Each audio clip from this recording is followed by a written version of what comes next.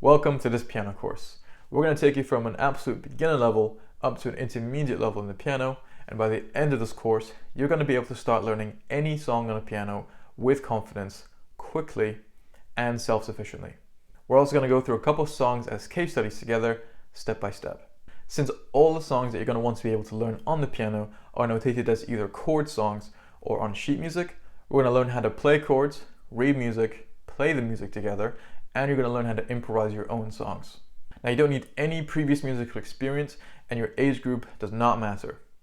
Now, if you like the idea of being able to learn a couple things once and then apply it across many other areas of your piano learning and songs that you'd like to learn, then you're going to like how this course is taught, rather than learning and memorizing hundreds of different things individually. So remember not to skip around unless you've already covered that part. And a pro tip is to watch in 1.5x speed so you can save yourself some time. And along the way, we're going to learn all of the major skills that you need to be able to be a confident, well-rounded piano player that can start to pick up any of your favorite songs and learn it quickly. All of the common mistakes that beginners make in their early days are covered here too. Now, you can find all of the separate sections of the course below on the timeline, and after each lesson, you're going to have a task that's going to help you solidify what you just learned so that you're never left wondering what to do next. And finally, if you have any questions along the way, or you want some more personalized feedback from me directly, you can join my free community in the description. You're also going to find the entire course there, along with some extra resources that you'll find quite helpful. I'm very active on there, everyone's questions will be answered, and there's also some extra sessions with me there too, all completely free. With that all being said, let's get into it and enjoy the course. Okay, welcome everybody to lesson 1.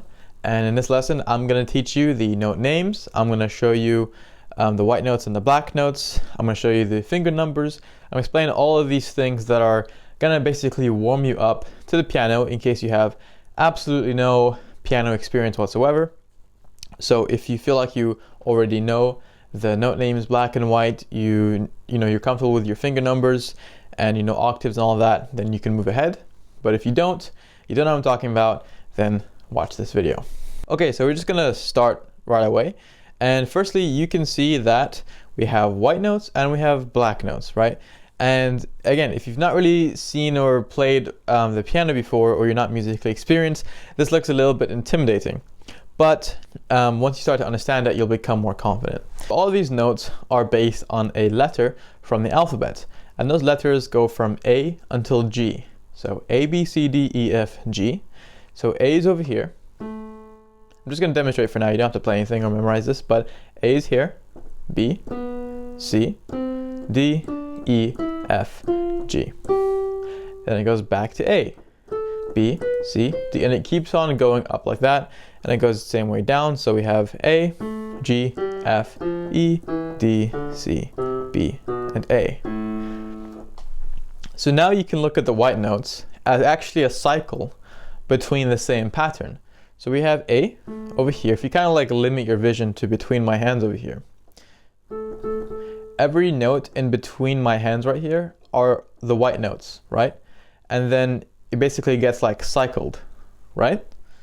So in that sense, really the only notes that the only section of the piano you have to be quite confident in is just this one little cycle here, because then it's just repeating. So the most important letter that you have to always know where it is called middle C. And the reason you have to know it is because it's a reference point for everything else. Now, when you're starting out, when you're a beginner, you're most likely going to be counting from C so that you can find the other notes, right? So how do we find C? So you can see we have the black notes, and you can see these black notes are grouped into either groups of 2 or groups of 3, okay? And that's it.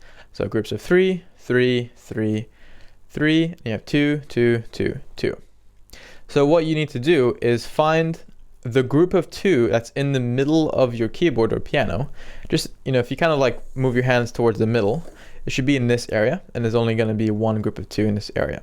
So you're going to go to this one, and you're going to count 1 to the left. Okay? That is how you find middle C. But you can also use this to find any C. So because we have these like cycles, right? This C will be repeated. So you have the C over here, C over there, there, here, and so on. So how am I able to find that quickly? Well, I'm just looking for the groups of 2, and I count down by 1. So groups of 2, count down by 1, 1. So that's how you can find any C quickly, but importantly, you must know that this particular C is called middle C, and it's in the middle of your keyboard. And it doesn't actually really matter if you're on a 61 key keyboard and 88. This is a full size keyboard. This is 88 keys, which is the same length as a actual piano. Now, if you're using smaller sizes, that's okay. It's still gonna be around in the middle of your keyboard. So if we know what C is, if we know where it is and how to find it, then now we can move on to finding the other notes. So for example, let's say that I asked you to find E, okay? You would find C, right? So you just look for the 2 black notes and you count 1 to the left.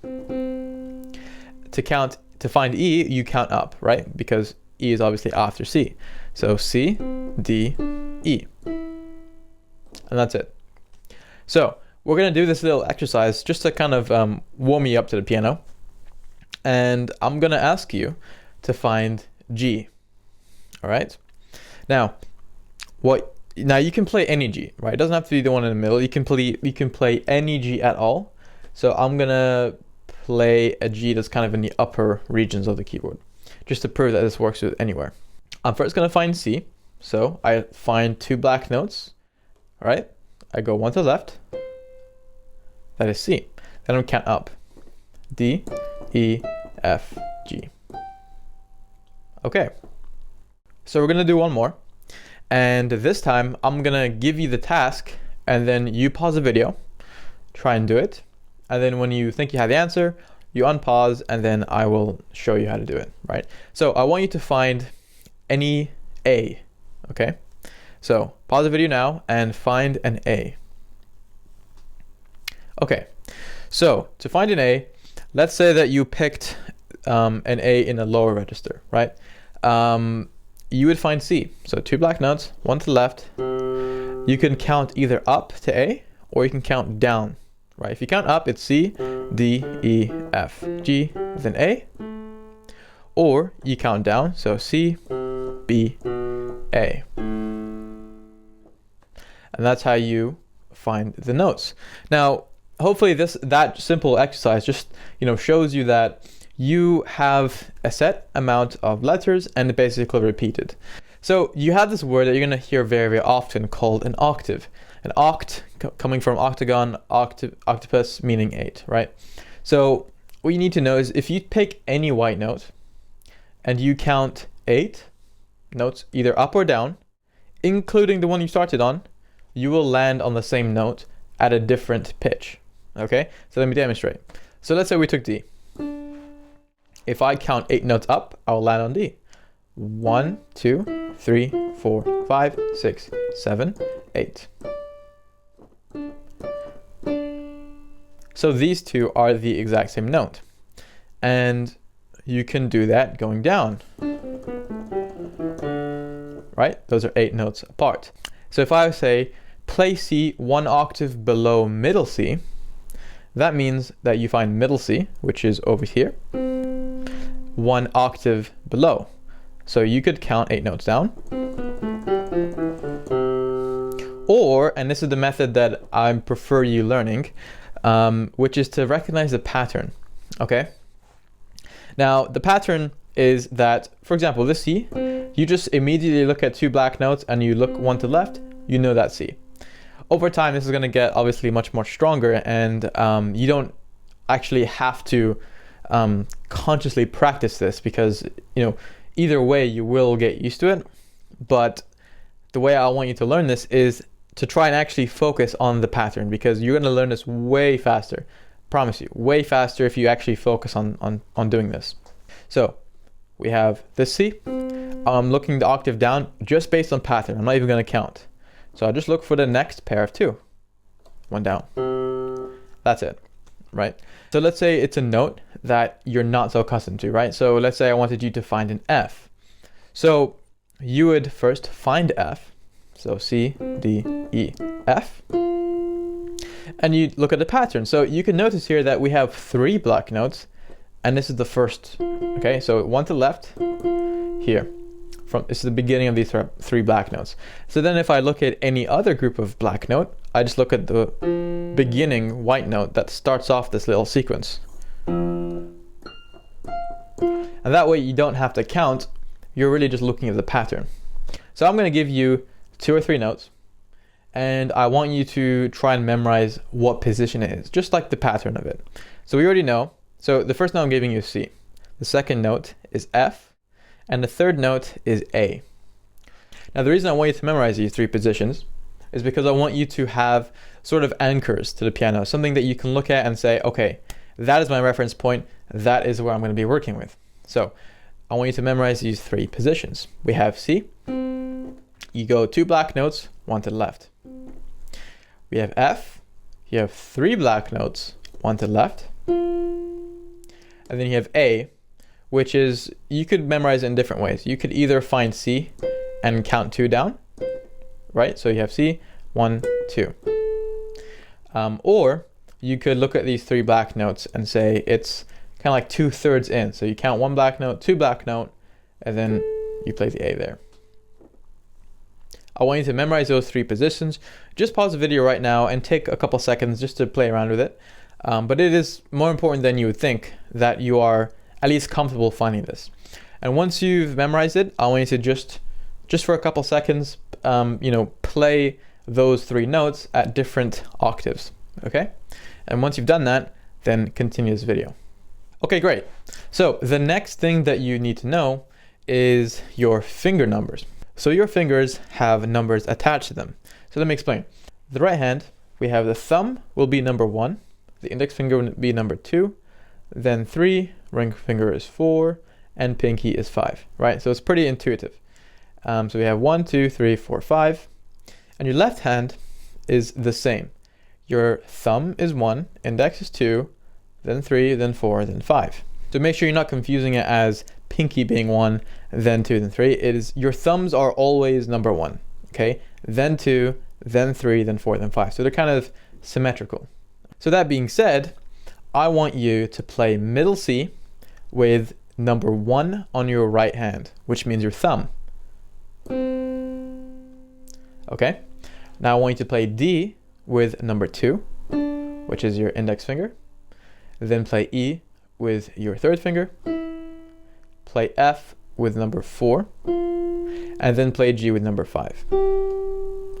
So have a go now, and just you're gonna fill out each finger per white note, right? So make sure that you're not kind of overlapping fingers. So you don't want to have 2 fingers on 1 note, and you don't want to have 1 finger in between 2 notes. So you don't want your thumb to be playing those 2, or your index finger to play those 3. You want,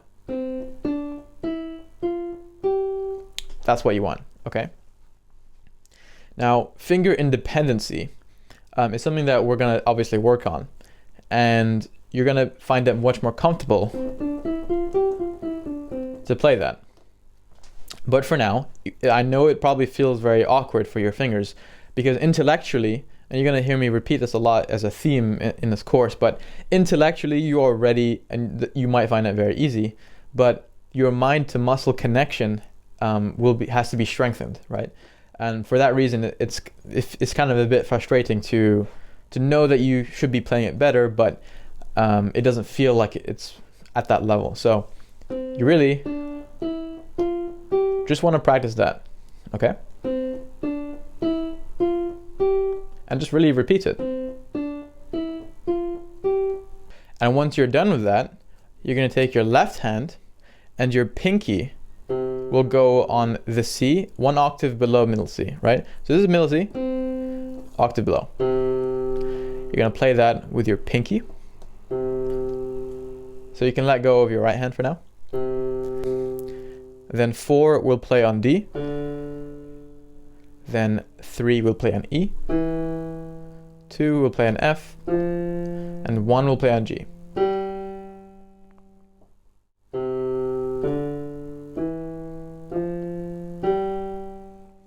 So have a go at practicing that just a couple times until you can do it kind of consistently, right? And you do want to avoid your fingers kind of flying up like this, because I see that very common thing when I'm teaching new people one-to-one. They tend to do this with their left hand and right hand. They go. It's a very common thing. But you want to try and keep them on the notes, right? Now that's to do with form, which I'm going to cover next lesson. But right now, I want you to just focus on playing that sequence. And that's that, okay? So now we know the white notes. I'm going to introduce to you now the black notes. So before I play them, there are two things that you need to remember. One is called a sharp, and the other is called a flat. So I'm going to go to the whiteboard now and explain this. So a sharp, I'm going to write it over here. And we have a flat. Now, there are symbols and meanings attached to these. The symbol for sharp is that. It is not a hashtag, it is a sharp, okay? Try not to get that confused, because it's always really funny when musicians, they talk to other pianists and say, oh yeah, play the hashtag, but it's a sharp, okay? It's a sharp. Now, this means +1, and I'll explain this in a second. And a flat, the symbol is this. And it's not really a lowercase b, but it does look like it. And the symbol for this would be -1. So now you know that sharps are +1 and flats are -1. But +1 and what? So I'm going to explain that now. You have things called tones and semitones. So, and keep in mind that when I'm saying all of this terminology, most of it is going to be in the British system, not the American system, because Americans don't call it tones and semitones, they call it steps and half steps. So a tone is comprised of two semitones. So if I play a semitone up from C, I'll be at C sharp. If I play another semitone, I'll be at D. Another semitone, I'll be at D sharp. Another, I'll be at E. So if I play every single note in only semitones, it would be, and so on. But if I play it only in tones, okay? So when I'm saying go up +1 and -1, it is a semitone, okay? Keep in mind that a semitone is actually essentially the next possible note you could possibly play, okay? That'll make things a lot more simple. A semitone is the next possible note you could play. So a semitone from this note would be here, and then another, and another, because nothing in between them, so that would be a semitone. Let me apply sharps and flats. If I go to D, and I say play a D sharp, well, the sharp is +1, so I would go up, and now I'm at +1. So this would be a D sharp. If I say play a D flat, you go to D, and you go -1, D flat. Now, if you want to remember sharps and flats, you know, which one is +1, which one's -1, what some of my students like doing is visualizing a meaning to it. Okay, so sharp, they might say, you know, the sharp mountain, right? And that's kind of going up. You go up a mountain, higher. And then they say flat, you know, like flattening the ground, or like flattening whatever, and it's kind of down. So you can associate meanings to it. You can pick whichever you like, but sharps and flats will come naturally to you. Now let's take another example. If I go to an A, so I'm going to pick this one, and I say A sharp, I go A sharp. If I say A flat, we have A flat. Now I'm playing two notes like this to demonstrate the process. But if somebody actually asked you play an E flat, you wouldn't play, you would just play the E flat. Okay, so anything sharp or flat would, you know, signify the black note. You don't actually play the white and then the black. I'm only doing it in this video to demonstrate, you know, the logic behind it. So quick exercise for you. I would like you to find F, which hopefully you have memorized the position of it. You go to 3 black notes and you go to the first one. So that is F. I want you to play an F sharp. So play that now, and that is what it sounds like. Okay, next one. I want you to play an A flat. All right, and you can pick any A flat. Let's say you picked one over here. I'm gonna find A, and I'm gonna do A flat. So flat -1, I'm going down by a semitone. I am gonna go more in depth into tones and semitones in the future. So if you feel like there's a lot of information here and you can't grasp it confidently yet, that's completely fine, because we are gonna go more in depth into it. So you have only 2 exceptions to this strategy, and that would be the letters E and B. So if I go to a B and I say B sharp, sometimes most people would say, okay, it's this one, but it's not. A B sharp is actually a C. Okay, it's a natural C, C natural. So B sharp, a B sharp is actually C. Then you might think, well, why on earth would people call a C a B sharp? Sometimes you find that in very, very complex pieces, but I just want you to know that a B sharp is not a black note. Because sharp, you're adding, because when I say sharp, it's +1 semitone, and a semitone is the next possible note. So if I go to B, the next possible note is C. Now what about E? The next possible note up, so an E sharp, would be an F, because sharp +1 semitone from E, this is the next possible note I could play, right? And the same thing, vice versa. If I go to F and I say F flat, flat is -1 semitone, the next possible note I could play is here, so that's actually E. Again, C flat is B. Those are the only 2 exceptions. So now you know every single note on the piano. You might not feel very, very confident, but intellectually you do know every single note. And let me prove that to you. So I want you to find a G sharp, okay? So first you can either find a C and then count up to G or down, or you can find F and count 1 up, or you can find A and count 1 down. Like, there's many ways we could do it, whatever you prefer, but first find the G. G sharp, so sharp is +1 semitone. That's a G sharp, also called an A flat. So for now, I'm gonna give you a note, I'm just gonna point at it, and then you're gonna identify it, you're gonna play it on your keyboard or piano. Then I'm gonna show you what the actual note is. It's kind of like a quiz. Okay, so I want you to find and identify this note. Okay, so think about what that note name is. So this is a C sharp or a D flat, because you have 2 black notes, C, then you're going to count up by 1 semitone, which would be a sharp, C sharp. Next one. Okay, that is a B. So you're going to count C, go down by 1, or if you picked A, you go up by 1, or if you picked F, and so on. I'll do one more with you, and then we're going to wrap up the lesson.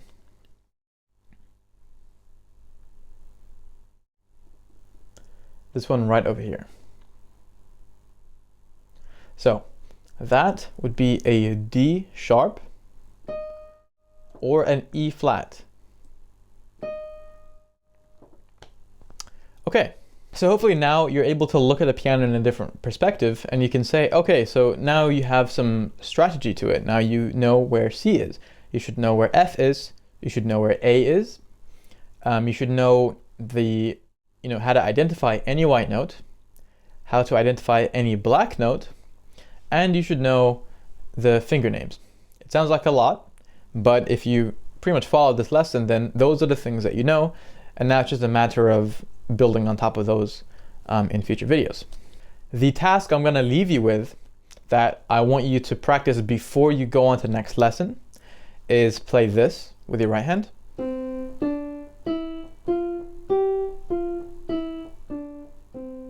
And this with your left hand.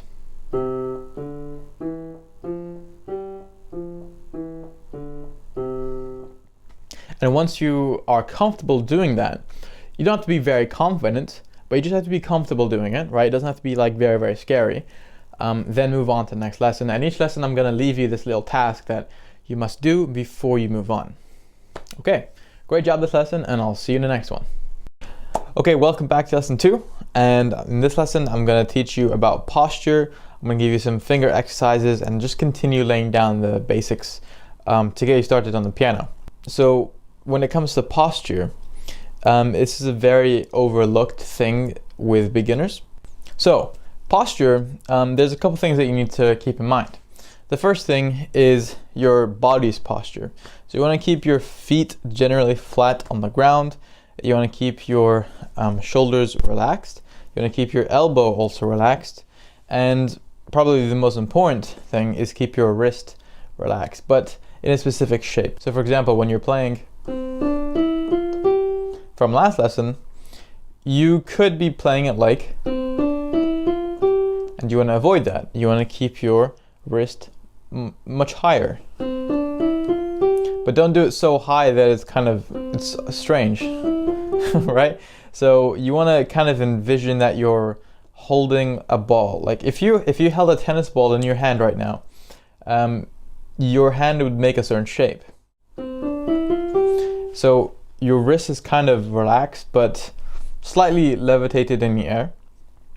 But the most important thing is that you're not doing this, because this, like almost every single person I've ever taught has come in and started playing like that, right? And it's very important that you correct the bad habits at the start, because bad habits are much harder and takes a lot longer to undo in the future. So make sure that you have this kind of shape, just like that.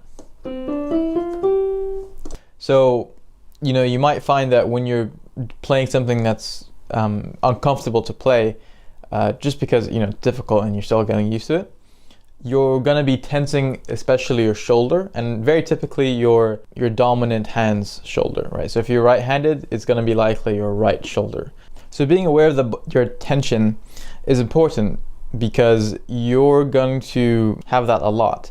Another thing is your fingers. Your fingers might be tense, because you're now asking your fingers to, you know, mechanically play something that you've not done before. It's probably going to be uncomfortable, and you might have this tension in your fingers. So you might be playing this like,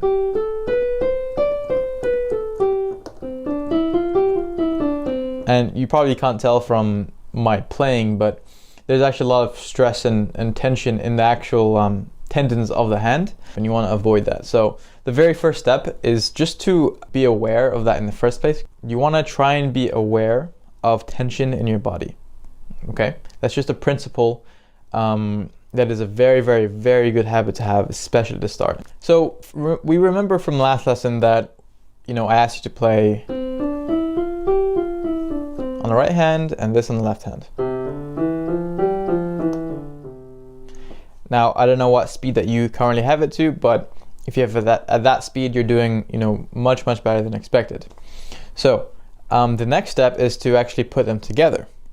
So you're gonna go on to, you know, the right places, and you're just gonna play one by one.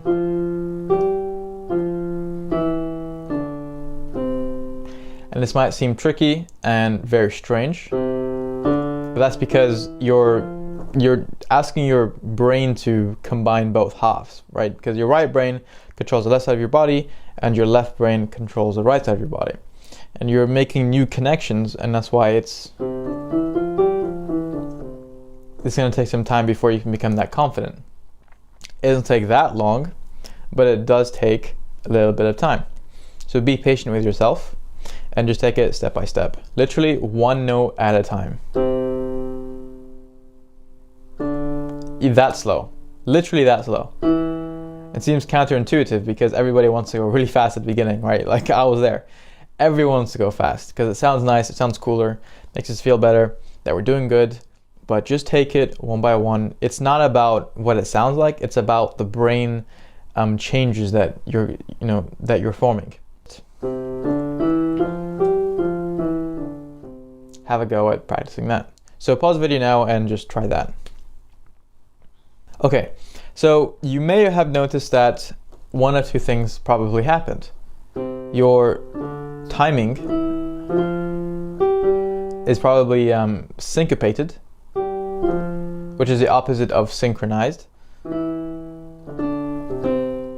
So if that is the case, just take it even slower than whatever you just did.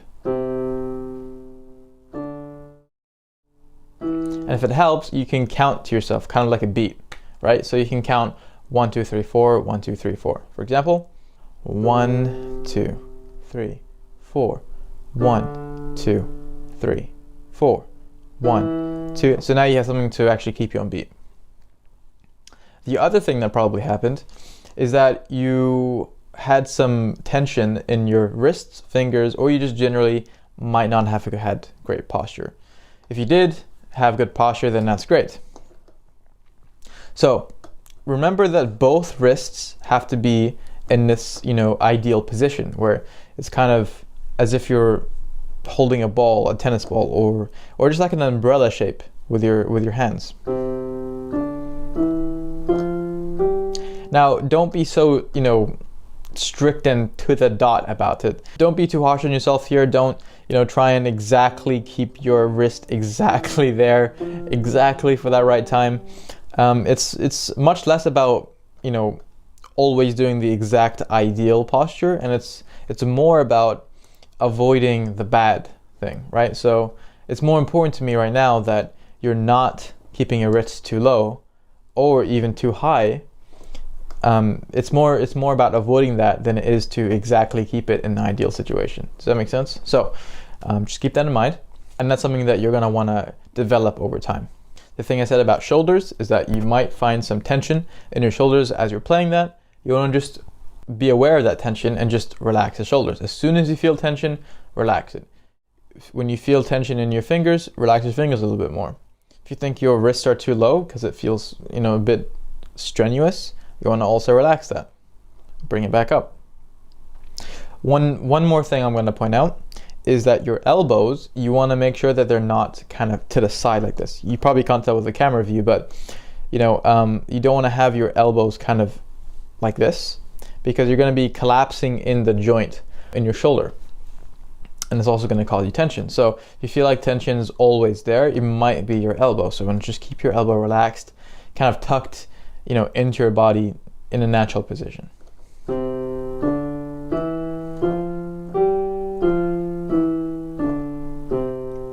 So that's what you're aiming for in a relaxed sense. Now, you might feel that everything I'm saying here about posture, relaxation, awareness, and all of these different things is a bit over the top for such a simple exercise. And that's intentional. It's intentional for the exercise to be so simple, and I want your attention to actually be on your posture. Now, bear in mind, when I say simple, I don't mean exactly easy, because for most people, playing with two hands with such coordination is going to be a step. It is a simple task, but it might not be easy. Okay, so just be mindful of that. So the purpose of this lesson, to remind you, is to build in these foundations that you can remember and apply to every single time that you're practicing. So the next thing I'm going to ask you to do is kind of jump between the octaves when you're doing that same pattern. So let me show you. Just to remind you, an octave is that 8-note distance. It's the same note, but different pitch. So we have this little 5-finger pattern of, if I move that an octave up and an octave down, so that's what I want you to do. But what I definitely can say that will help you is focus on what you're going to be doing next rather than what you're doing right now. So you might be focusing on each note that you're playing at that moment. But you actually want to be thinking ahead what you're going to do. So once I'm at this stage, about to hit the C, I'm thinking, okay, I'm looking over here. So I'm like, okay, I'm going to move over there.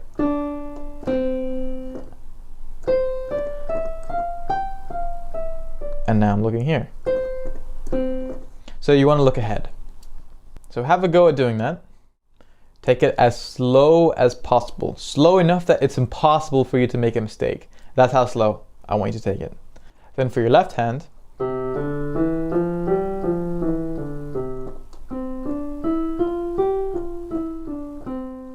that's going to be your task. And then you just go back down. Take it, one hand at a time. And then if you're really feeling confident, you can do both hands.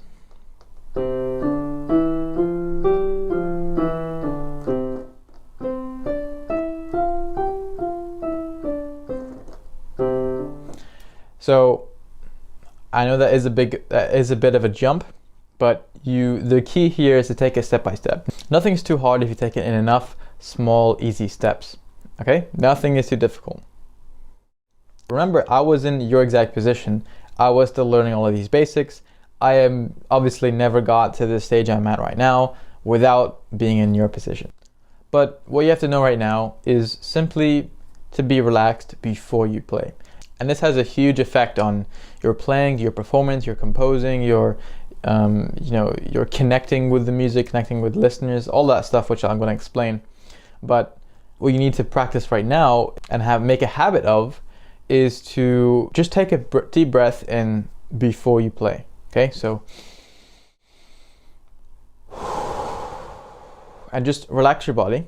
Sometimes we come on a piano and we're full of agitation, and our body's very stressed, and you really want to calm that down. So all you have to do really is take a deep breath in before you start practicing, and take a nice long controlled breath out. Okay, that being said, have a go at those tasks that I set you. Remember to keep the right posture, especially avoiding the wrong posture, being aware of tension in your body. And finally, before you practice, resolve to take a deep breath in and out every time before you play until it is an unconscious habit. Okay, good luck, and I'll see you in the next lesson. Okay, welcome everybody to lesson 3. And in this lesson, I'm going to teach you all about chords. And I'm going to teach you the basics about, what are chords, melodies, harmonies. I'm going to show you what chords are, and I'm going to give you a very, very special technique that's going to allow you to construct any chord, and that's really going to put you really in a different bracket of musician than just people who try and memorize positions and kind of play robotically. But I'm going to give you some ways and tools that you can use to apply so that you can start learning literally almost any song that has chords. And by the end of this, you're going to have a sense of confidence and direction in exactly what chords are and how you can, as I said, create any chord. So I'm first going to start off by showing you an example of a chord. So this is a C major chord. Now, I'm playing a bunch of notes at the same time. This is called a harmony. Now you also have melody. So, what's the difference? Well, a harmony sounds like this.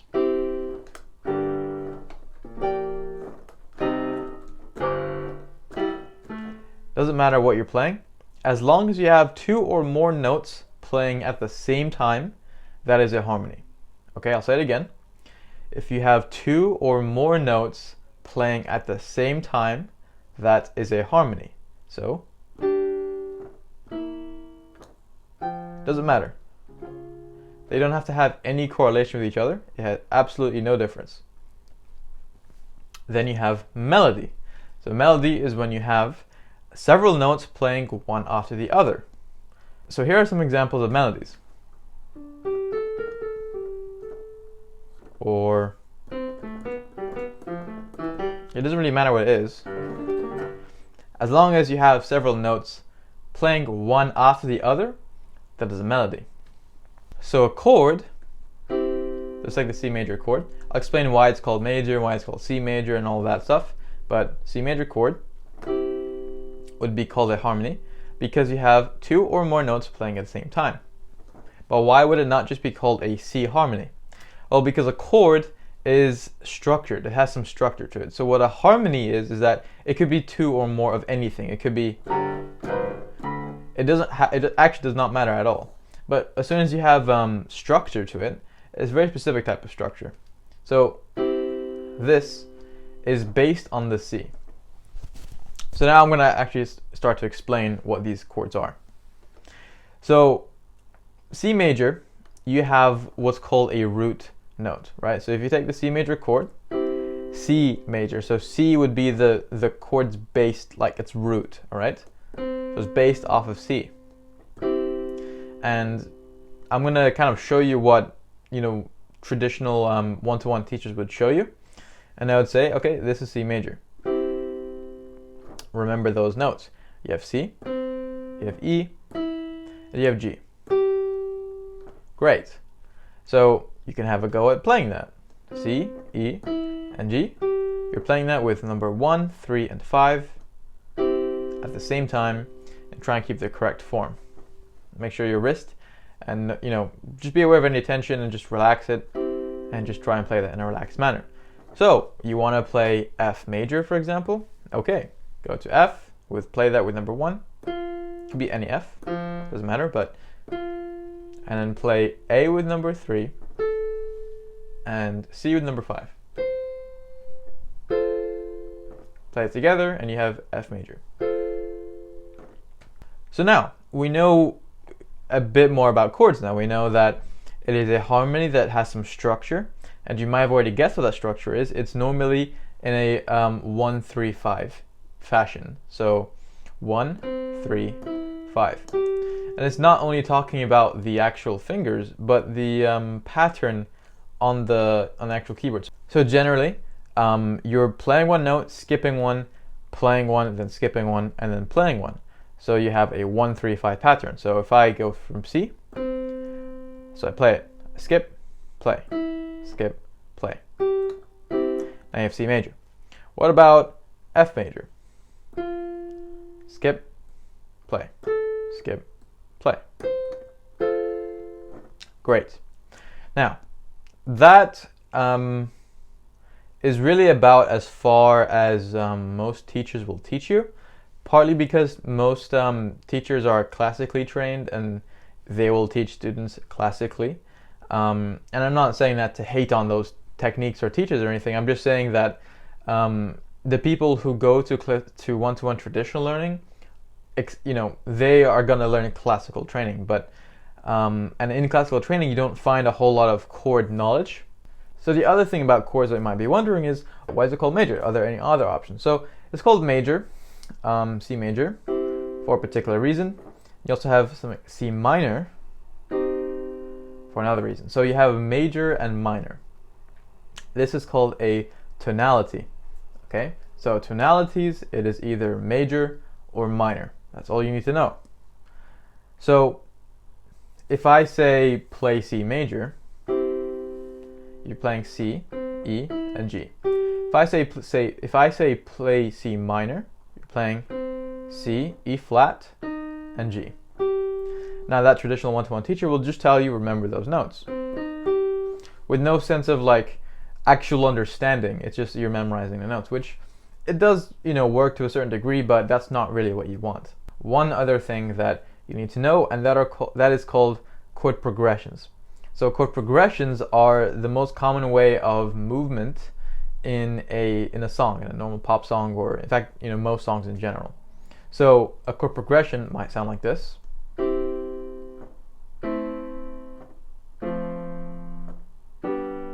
That would be one of the most common chord progressions ever, right? And you can have other chord progressions. So it could be, they are normally in groups of 4. So you can kind of bundle it up like that. And you also have a lot of songs which repeat this same group of 4, and then they just changed it. So you have, and then they repeat that. for how many other times, and then they get to like a new verse or something like that, and then they change it. And then maybe a different change. So you can see kind of how that works. So why am I telling you this? Well, there are a couple of reasons why chord progression knowledge is going to benefit you. So let's say that, for example, you wanted to go and learn the chords to one of your favorite songs, like right now. Like, for example, like Someone You Loved by Lewis Capaldi is very popular. So I don't know what the chords are, but I'm just going to give some random example. Let's say that it was A minor, F major, G major, and D major. So it might look like, what did you just play? But it is simply just, you know, the right notes to that chord. So A minor, I know that is A, C, and E. I know that F major is F, A, and C. And just like that. I know that because I've played it enough times and because I actually understand chords, which I'm going to show you in just 1 minute right now. So you go on Google and you find these chords and you look at their names and you're like, wow, okay, now let me go and find how do you actually play them. And then you spend a lot of time trying to play the right notes and getting used to it. And in reality, it shouldn't be like that. And I'm going to show you a great way how to overcome that.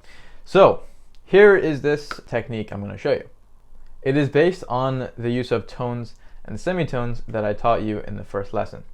So just to recap, a tone is made up of 2 semitones, and a semitone is the next possible step that you could take.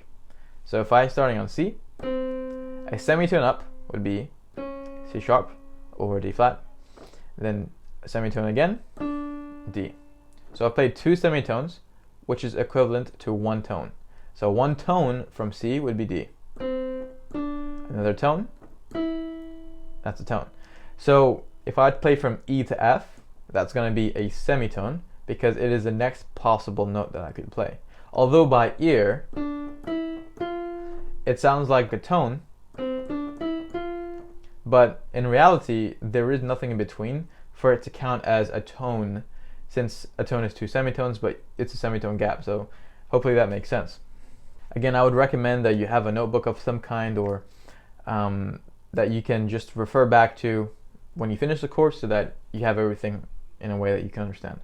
So, how to make any single chord ever. It's a very bold statement, but it's very simple and very easy to do. And the reason that people don't learn it, or they don't teach it, is because this is a part of music theory that that you can apply. But in reality, most teachers don't apply theory to the practicality. That's simply just because of the nature of classically trained teachers. They were trained in a classical way, and they teach their students in a classical way. So let's say you wanted to make a D minor chord. Okay, how do you do it? First, you take D, because D is your root note of the chord. Why? Because it's called D minor. If it was called F minor, you start on F. If it's called C minor, you start on C.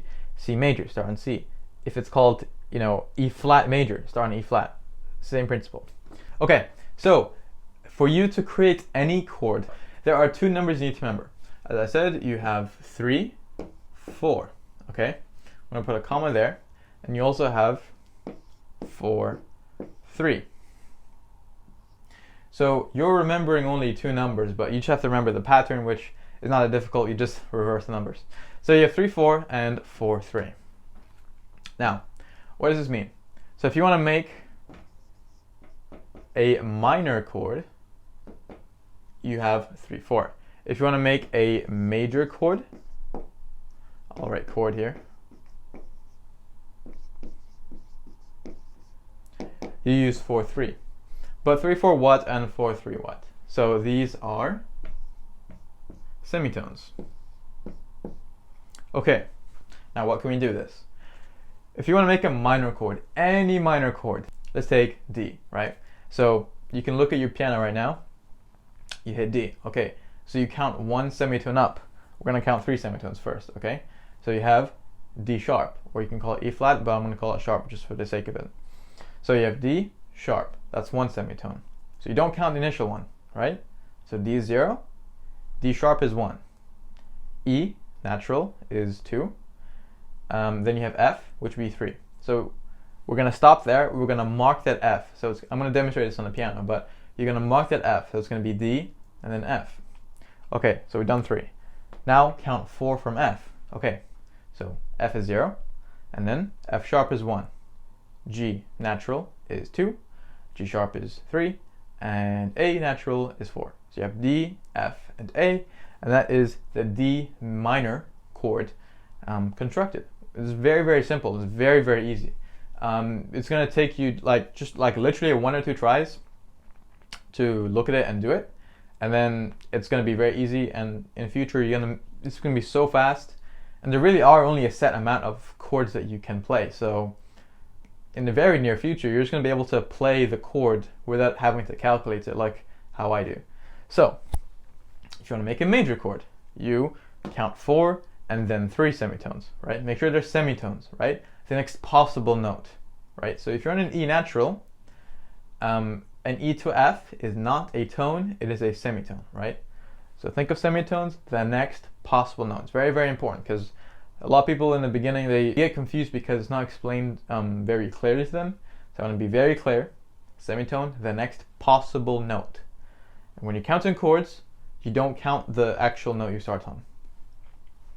Right, so I'm going to show you what this looks like on a piano, and we're going to do some application, and you're going to impress yourself. So I'll see you in a second. Okay, so hopefully that you have that written down somewhere that you can remember, and I urge you to write things down, because you're activating a different part of your brain. You're activating the prefrontal cortex, which essentially you have to actually process what you're writing. Now, if you want to remember this, even more easily, you want to add some meaning to it, right? So with the 3/4, that's how you make a minor chord, right? So minor, you're starting with the minor number, the smaller number, okay? Minor, smaller, kind of similar meaning. So 3/4, that is the minor formula. And if you want to make a major chord, you start with the major number, which is 4. Major, bigger, greater. So 4/3. Okay, so minor is 3/4, major is 4/3. So we said that D minor is D, F, and A. So let's use this technique and see if that's actually right. We got a D, so this is 0. We're going to count 3, because 3/4. 1, 2, 3. Okay, so now I've got D and F. Then I'm going to count 4. 1, 2, 3, 4. Okay, so it works. So we know for absolute certain it works with minor chords. Now, very important that you get used to playing chords with 1, 3, and 5. I see way too many people play it with 2, 3, and 5. And although it does feel more comfortable to do it, but that's only because your wrists are flat. And you're gonna very rarely actually play chords with that, with this form, unless you're doing some extra stuff like something like that. But for the sake of chords, and when you're going to play pop songs, that is how you do it. Make sure you're playing with 1, 3, and 5 with the correct form, wrist at a good level, just like that shape. And we're going to move on to a major chord. So we want to make F major. Okay, so we go to F. We count 4. 1, 2, 3, 4. Then count 3. 1, 2, 3. And there you go. So we have D minor, F major. There are your examples. Well, what about the black notes? Does it work on black notes? So let's check. So let's take, for example, a C sharp minor chord. It sounds intimidating, but don't let that get you. You are simply, applying the exact same formula to the note. There's absolutely no difference here. So C sharp minor, we go to C sharp. We're going to count 3. 1, 2, 3. 3 because it's minor. Then we count 4. 1, 2, 3, 4. That is C sharp minor. The only difference that I would note that is actually quite significant is that you're not playing the chord so far away from the black keys. Because you're playing on the white notes, you're over here, right? You're kind of like on this line-ish. But when you're playing black notes, you can't like do that because it's uncomfortable, and as you can see, your wrist contorts in a very bad place, and you don't want to do that. Make sure you're not, getting used to this. You want to push your fingers in, you want to slide it in so that you are able to maintain this curved shape. Make sure that arc is visible in your fingers and that you're not kind of flattening it out like this. You don't want to be doing that. You want to keep it arced. Okay, so now you're going to have a go. I want you to make a E major chord. All right, so first of all, you're going to go find E, and I'm going to leave the rest to you. Pause the video right now, construct that E major chord, make sure you're playing the right notes, make sure you're playing it with the right fingers and form, and then play back the video, and I'll show you what it looks like. Okay, so with E major, you go to E, and you can count 4, because 4 is for major, major, bigger, starting with a bigger number. So E0, 1, 2, 3, 4, 1, 2, 3. Playing that with 1, 3, 5. Because you're playing a black note here, you might want to tuck your fingers in a little bit, but don't do it so far in that you're like this, because you only go this deep when you're mostly black notes. Like with the C sharp minor, your pinky and your thumb are on the black notes, so it makes sense. But with E major, you can just play that normally. Whatever feels comfortable, but just don't compromise a good form with your, with your arc here. Okay, hopefully you got that right, and if you didn't, that's completely fine. It is just really down to practice, and if you got it right, then your next challenge is to do it maybe a bit faster, you can decide. But in the meantime, here's your next one. I want you to make an F sharp minor chord. Okay, so you're gonna go find F sharp, and then you're gonna make the chord. It does not matter what octave you use, you can do it. Okay, well, I'm not gonna play the chord, but for example, if you have C minor, you can do it here. Doesn't really matter. You can use your left hand or right hand. If you're using right hand, it's 1, 3, 5. If you're using your left hand, it's 5, 3, 1. Okay, so a C minor with your left hand, 5, 3, 1. G major, G minor, right? Any octave, whichever hand you prefer. So please make an F sharp minor chord and play back the video when you're done. Okay, F sharp minor, that's what it sounds like. Now, the only thing that's remaining here is for you to practice those chords, which I am going to give you tasks for. But the only, really the only other thing that I would suggest for you to, really the only other thing that I would like to explain that could further improve your understanding of this is the kind of difference between the major and the minor tonality, and at least as far as the chord structure is concerned. So if we wanted to play a C major, generally speaking, when you play any major chord, the only difference between the major and the minor, for most chords, not all, but most chords, if you want to go from major to minor, you take your middle finger, the 3, and you go down a semitone.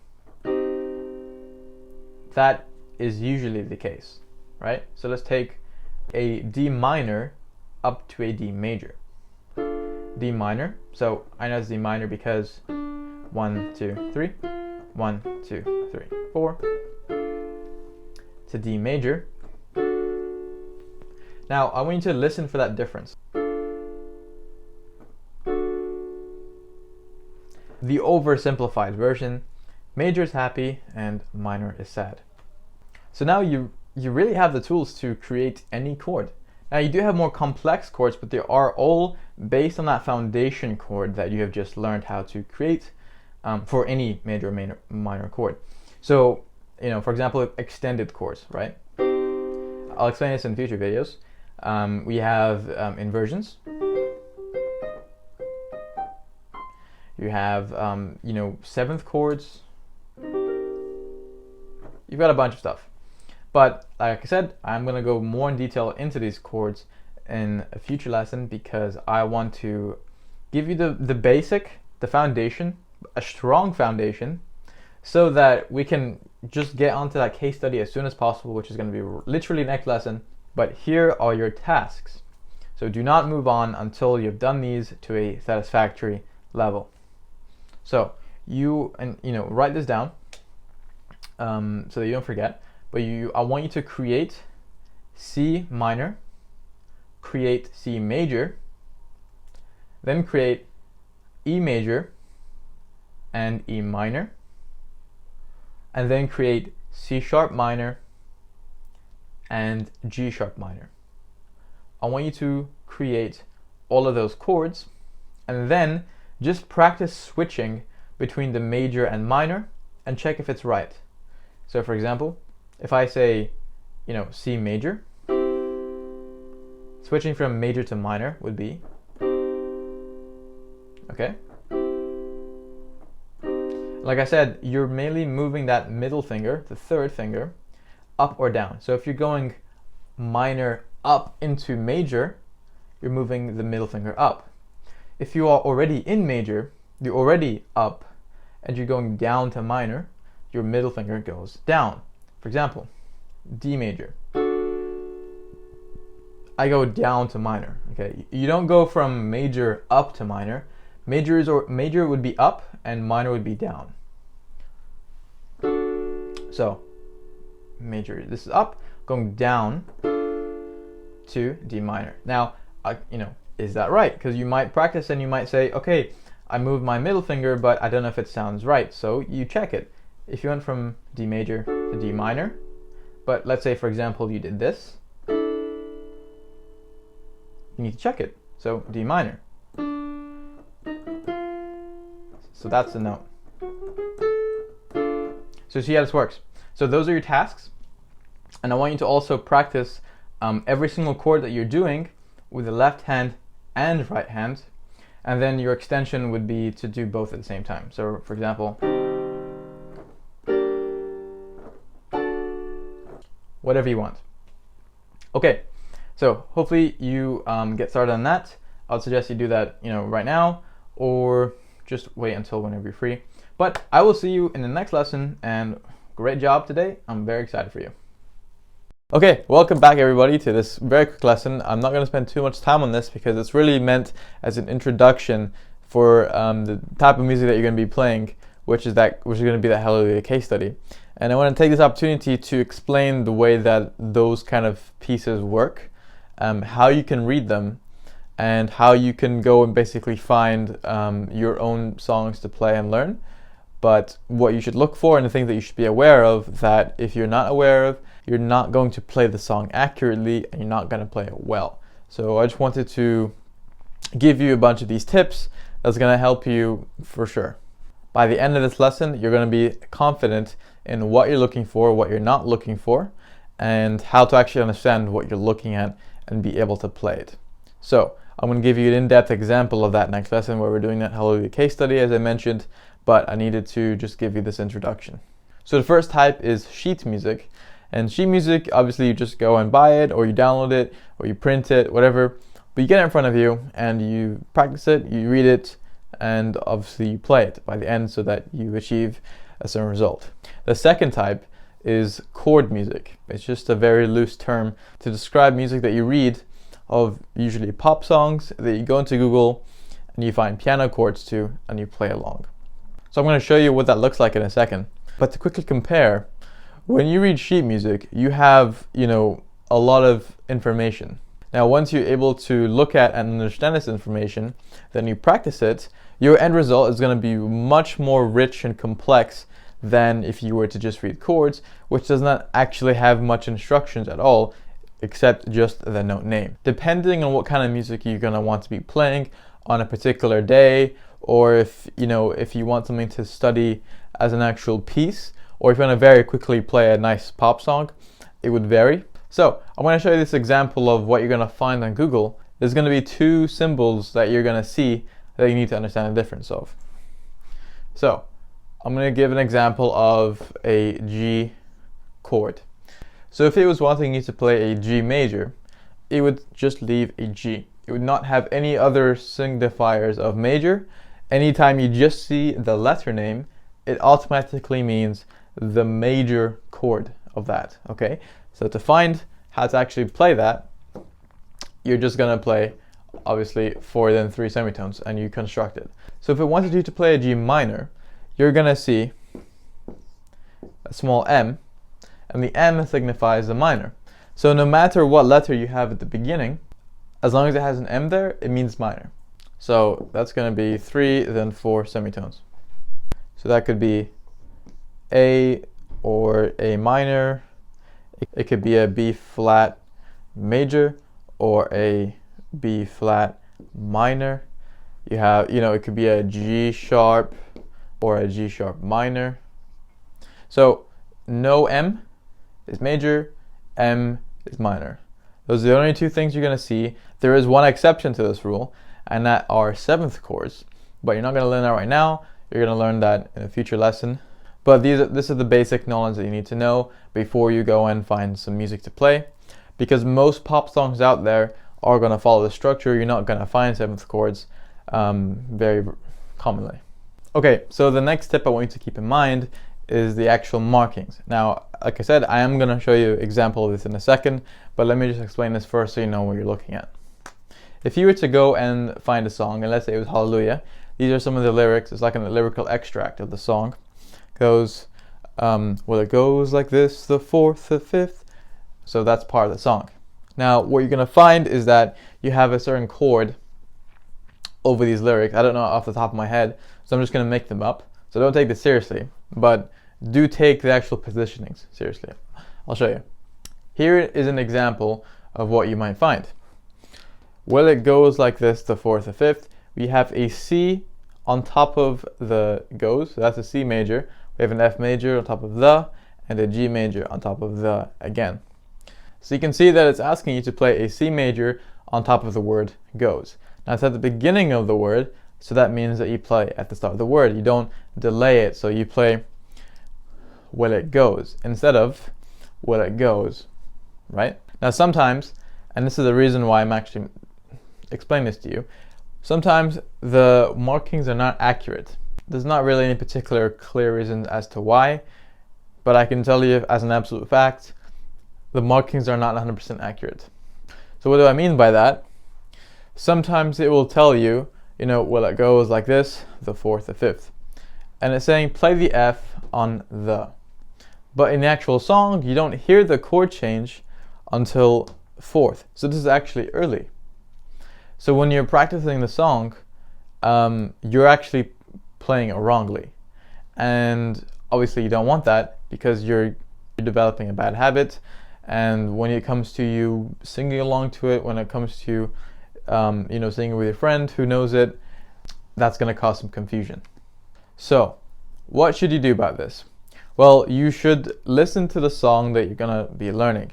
Don't just, throw yourself into, the deep end without knowing what it's supposed to sound like. Because one of the major flaws with, this system of reading music is that you don't get any type of melody. You don't get any type of, what to actually play, how often. Am I playing the C major once? Or am I repeating it several times? Am I playing both hands? Like, there's no information whatsoever. You only get the chord name. That's why you should listen to the song first, because you can hear it in the song that the C major goes, da, da, da, da, instead of just playing it once and then holding it. So what should you do when you find situations where the markings are wrong and you know that it's wrong? Well, don't follow the exactly as it says, just go with your knowledge of it. So if you know that the song is supposed to be, well, it goes like this, the fourth, the fifth, then move this F up to the fourth and move the G up to the fifth. Just look at it as a reference of what you're playing, but don't look at it as a reference for when you're playing it. So I'm going to show you online exactly what you should be looking for and how to gauge if the song that you're picking is actually within your means to play. Okay, so you can see here that I have typed in Hallelujah piano chords. Now I've got a bunch of links here. I have this one that pops out, or this little example of what the website will be, But I've got a link to go check it out. I've got some videos. I've got some other websites and links. Now, what I want to make you aware of is that sometimes when you type in Haluli piano chords, or if you don't even type in piano, you just put chords, you're going to commonly come up with piano or guitar, and you have to be aware of what you're actually reading. So, for example, here you can see it says Tabs Ultimate Guitar and the title of Haluli chords. But these chords are actually for the guitar, and obviously you can see that from here that's obviously not for piano. Although guitar chords and piano chords are similar, and you could definitely play this on the piano, you should generally go for the ones that are for piano. So I'm going to go back up here. I'm going to try this one out. So I'm looking here and I can see that we have all the lyrics and we have the chord name above them. So we have the C, the A minor, we got F major, G major, C major, G major, and so on. You got the only change from here is this E major. So it's a very simple song and definitely within your means to play because there's nothing very complex here. So you could definitely play this. Now this is an example of a more difficult song. This is I'm Still Standing by Elton John. And here there's a lot of new information. You can see we have, A minor, which is fine, but then you have these like stroke chords. You got two different chords at the same time, which doesn't really make sense when you first look at it, but I'm gonna explain this down the line. You also have seventh chords, which I mentioned. Again, I'll explain it down the line. And it's generally more complex chords than if you were to play a more simple song. So why am I showing you this? Well, by looking at what you're gonna be playing, you can quickly and very easily tell if this is something that you could play quickly or if this is something that you're gonna have to practice. Because let's say you're with your friends and family and somebody recommended you a song and you look at this and you still don't know how to play all this yet, then that's gonna be a different decision than if you were to try a different song. Now, by all means, I'm not saying don't attempt hard songs because that's obviously not what I'm trying to say, because attempting harder songs is how you improve. What I'm saying is, depending on the situation, you're going to make a different decision. And let's say that you weren't time constricted and you just wanted to be able to play a song. If you don't know what some of this stuff means, then you would just go to the relevant point in this course and practice it. So if I go back to the Hallelujah, we know that for sure we have this option because all these chords are very, very simple. Now, the version that I'm going to be using for you is this one here. And the reason is we also have some very simple chords. The structure is very easy to read, but also because we have this B7 chord, which does not come up very often, which gives me enough time for me to teach you what that looks like. Websites like these, you can literally click on it and it will show you how to play it, and you can just type in whatever song you want. So that's really it. The point was to introduce you to these concepts so that you can understand what you're doing from now on. But to summarize, when you're searching for chords for a song, make sure the chords are for piano, and the reason simply is that some websites will have variations of chords which you can only properly do on guitar. It's not impossible to do in piano, but when you're at beginner stage, you don't want to be doing complex piano chords, which are actually easy on guitar. Now the second thing is that when you're gonna go and check these websites for piano chords, check the actual chords to see if you can play them depending on the setting. So let's say, very common example that you're with your friends or family or some kind of get together and they ask you for a song, you go and check the chords. Let's say that most of the song are all black note major minor chords. You might not be comfortable playing that yet. So you might check a different website that is the same song, but it has different chords. You might be thinking, how does that even work? But it just means that whoever did that sheet has taken the entire song and just shifted it down or shifted it up so that the chords to play are easier. But it still sounds the same. And the last thing is that you should be aware that when you're looking at these chord sheets, they are not melody based. It is simply to accompany a singer or to accompany some kind of soloist or to accompany you if you're singing, to accompany something. Just be aware that the point is to accompany rather than to actually learn to play the song, because that's more of a sheet music thing. Okay, that's pretty much it. I just wanted to introduce this to you, and I will see you in the next lesson. Okay guys, welcome back to lesson 4, and this one's going to be a case study where we are doing Hallelujah. We're pretty much just going to be taking the chords and we're going to play along. I'll do my best to sing along, and so you can get an idea. You can sing along if you want as well. You just type in the song, piano chords, and then you can do it. But we're going to stick with this one, and we'll do that one together, and we'll go through it together, and it's going to really feel amazing because you're going to feel like this is a staple of your progress. This is literally, you know, it's results. So if you enjoy this song, then all the much better, and if you don't enjoy this song, then you can still take this exact same method and apply it to whatever song you'd like to do. So we'll get straight into it.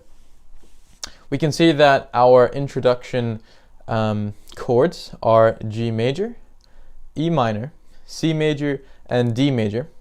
And remembering that they're all major except the E minor, because there's an M to symbolize the minor. So we're going to find G major. So we're going to find G. We know it's over here. So we're going to stick to the section just above middle C for the right hand. That's generally where you want to position your right hand. And you want to generally position your left hand below middle C, so in this area. So we have G. We're going to count 4 semitones up. 1, 2, 3, 4. Then we're going to count another 3. 1, 2, 3. So we're playing that with 1, 3, and 5 with the correct form. Now next we have E minor. So that's going to be over here. Now from G major, if we take G major, again, it's the same. You're keeping the same form in your hand. You're just moving your wrist down by 2 steps. That's going to be E minor. And just to verify that it actually is E minor and not a different chord, we're going to take E. We're going to count from 3 to 4 because 3 is a minor number. 1, 2, 3. 1, 2, 3, 4. So that is E minor. So from G major, keep the same form, just move your wrist. Make sure you're not moving your fingers. Now C major, you're moving it down by 2. And for D major, you're moving it up by 1. Except the middle finger is going to be playing F sharp. So for D major, it is from D, 1, 2, 3, 4. Then playing 3. 1, 2, 3. So this is the only one where you're going to be moving your finger very, very slightly. Just make sure not to break your actual form. So this is what you should not be doing.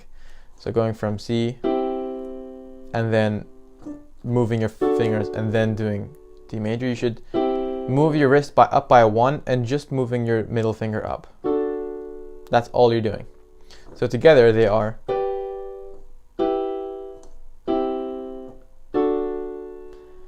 Those are your introductory chords, and those are the only chords you're going to be playing through the entire song except one exception, and that is a B7 chord. And I'll explain how that works in just a minute. But what you have to know now is that for the first verse, which I'm going to be playing for you, the progression is slightly different. So it goes from G to E minor, then G to E minor, and then C to D, back up G. So I'll play it for you to see what it sounds like. I'm going to add in the left hand just so that you can get a better idea of how it's going to sound by the end. But don't worry about that. We're just going to stick with the right hand when we play together. I've heard there was a secret chord that David played and it pleased the Lord. But you don't really care for music, do ya? And that's it.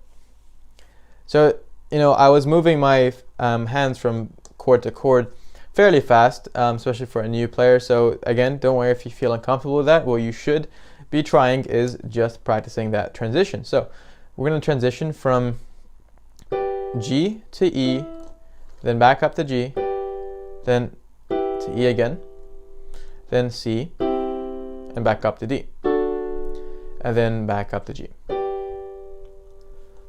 So we're going to play that, just that first half of that verse together, and I'm going to sing along to the lyrics so that you have a sense of time. I'm also going to snap my fingers.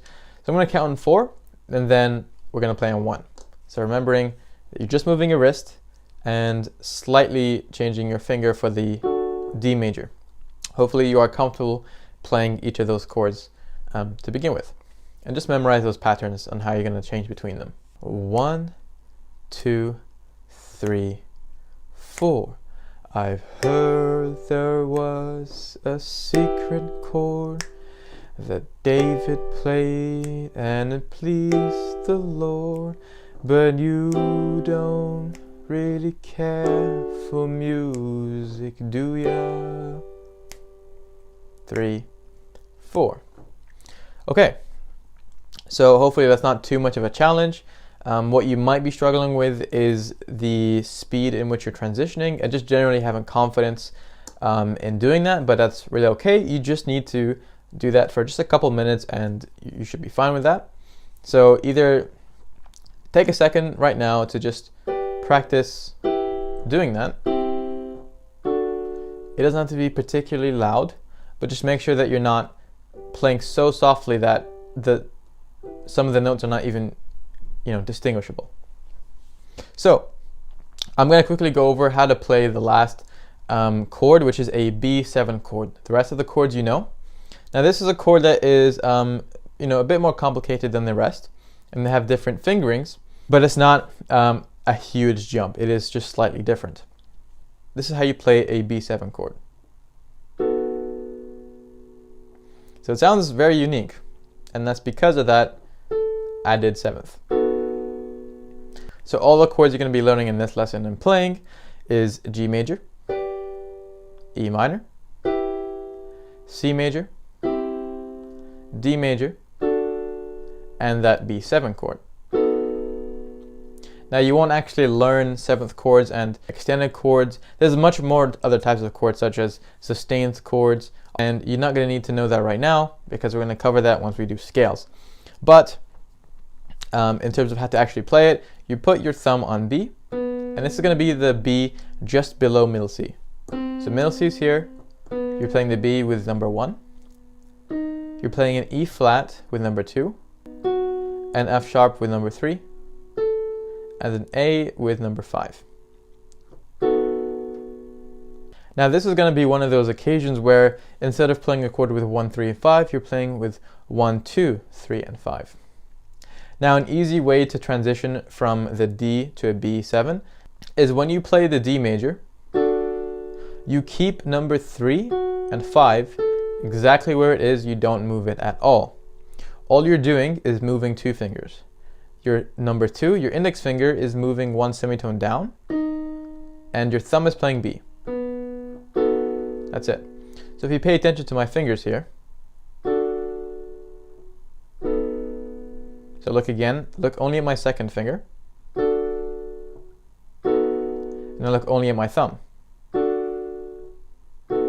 It's not that big of a difference. So have a go at playing that until you're okay with playing that chord.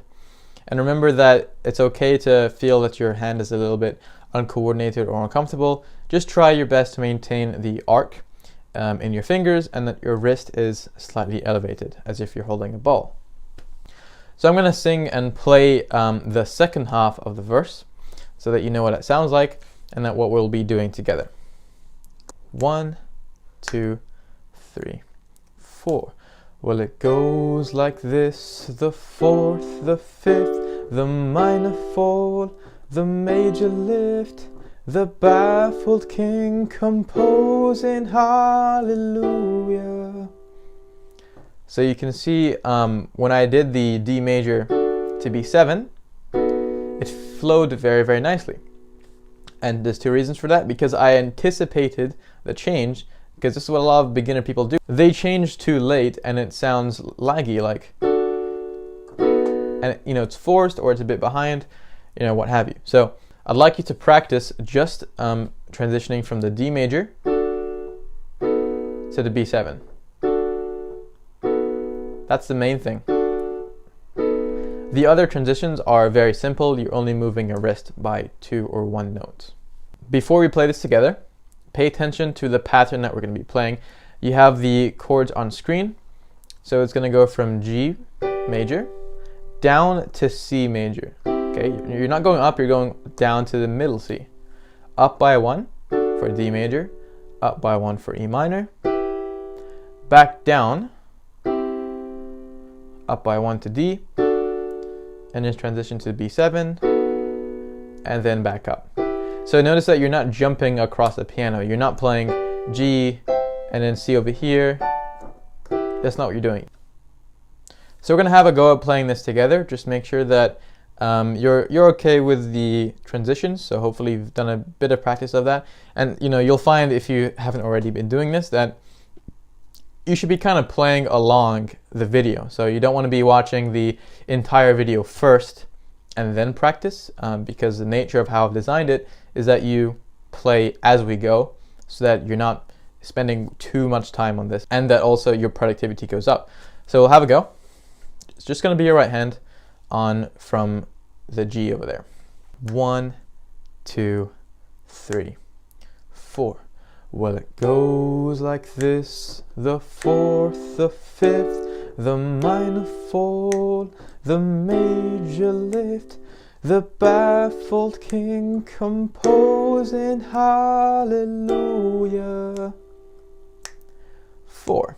Good. Make sure that you're holding that E at the end for the full 4 beats. So I'm going to play the entire verse for you.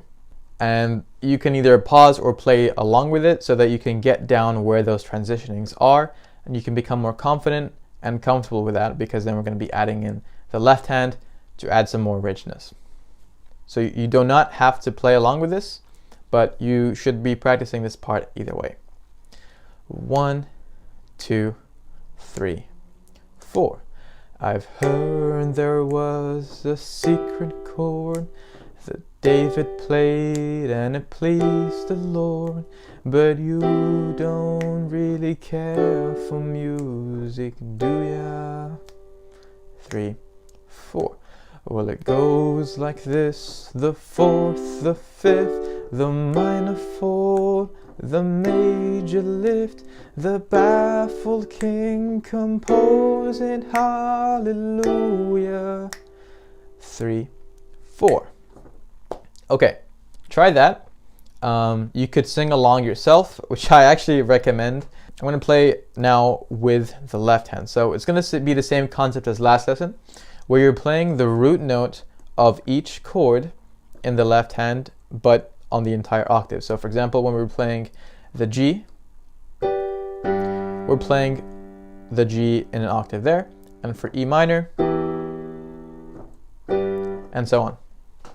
So I'm going to play that for you, and then you can have a go at that and try practicing that. It's really the exact same principles as last lesson and this lesson, so I'm not going to spend too much time explaining how to do that. You're just moving your wrist in the same direction at the same time, so you can play along with this one if you like, or listen to it first and then go back and play along. 1, 2, 3, 4.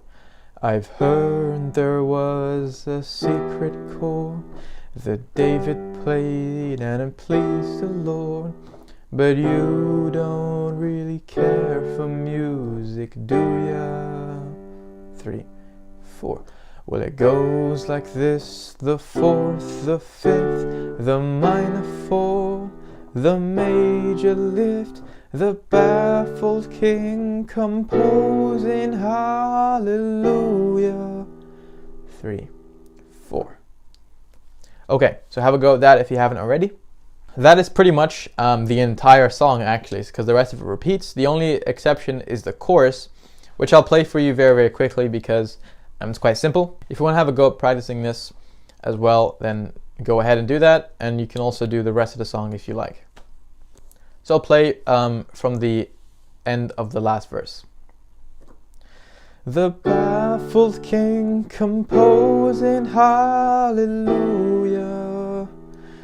hallelujah, hallelujah,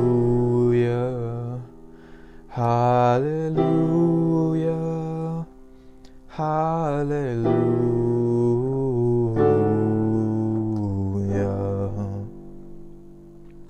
And that's how you do that. Alright, welcome back to this lesson, and in this one I'm going to be sharing with you something called inversions and how you can apply them and why they are important. So far we know, we've done just recently about chords. We know how to, we know what they are. We know how to make them, and hopefully you should already have some practice on actually, being more comfortable creating these chords. And in this lesson, I'm gonna show you what inversions are. So an inversion is, simply put, a variation of a chord. So for example, if I were to play C major, this is, the normal, natural version that we know. And if I were to make a first inversion, what I'm gonna do is I'm taking the lowest note of this chord, right? So we have C, E, and G. I'm taking the lowest one, which is the C, which is also the root note because it's C major. So C would be the root, since that's what the chord is named after. I'm taking the C and I'm putting it an octave higher, right? So I'm taking the C, putting it here. So I can play the other hand for now. And then I'm going to let go of that note I just moved. So you're not, adding, you're replacing it, or you're actually moving it up the next octave, right? So now you've left with these. Now if I just rearrange my fingers to make it actually playable, this would still be a C major chord, but it's a first inversion. Now you can actually tell it's got the same kind of tone to it. Now you can actually do another inversion here. So I'm going to take this E, I'm going to throw it up here, and move my fingers around so that I can actually play these. So this would be a C major second inversion. So we have the root position, the first inversion, and the second inversion. Now what if I try to do another one? Well, we're going to take the bottom note, throw it up, and rearrange. And we have the root position again. So why is that? We can only have a maximum of 2 inversions. Well, it's because you only have 3 notes that you're working with here. You can only swap it in that order so many times. Now this obviously works with any chord. Let's take E major. I'm going to do a first inversion, taking that, throwing up here. Definitely a more difficult chord to play than C major. So just remember that you're going to be moving your fingers inwards when you're playing chords with black notes. Now that's the first inversion. Second inversion, taking this, throwing up here. That's still an E major second inversion. And a third inversion would be back to root. Why you are learning this and how you can apply this is what I'm going to explain in a moment. But first, I want you to just get to grips with actually doing this process. So it's very, very simple. You make your original chord and you take the lowest note and move it up an octave, then rearrange your fingers in ideally 1, 3, and 5 so that you can play that chord. And then you can do that a total of 2 times. So, just to alleviate some confusion here, this is called root position, not first inversion. This is a very common misunderstanding with beginner people, but this is root position. Now you might hear it be called natural position or initial position, anything like that, but anything that kind of gives you the meaning of root position, this is it, right? You can tell it's root by the chord name and the bottom note. So root, this is C major, and my bottom note is C, therefore this is root position. If I were to play a different chord like this, and I asked you, what is this chord I'm playing? You might think, okay, well, you're starting in E, therefore it's probably an E major or E minor or something. But going by just the sound of it, you might say major. Well, you'd be wrong, and here's how you figure out the answer. All root position chords follow the technique that I showed you earlier about chord creation with the semitones. So let me re-say that again. All root position chords, major or minor, follow that process of 4-3 or 3-4. So if you have a chord that is not following that, it is not a root position. So let me show you. This sounds like a major, so let's check if it is. this is we're starting note, then we can count 4. 1, 2, 3, 4. We are already on the wrong note, so it can't be a major. Let's check if it's minor. 1, 2, 3, okay. 1, 2, 3, 4. Again, wrong note. If we were playing this one instead of that, we would be having an E minor.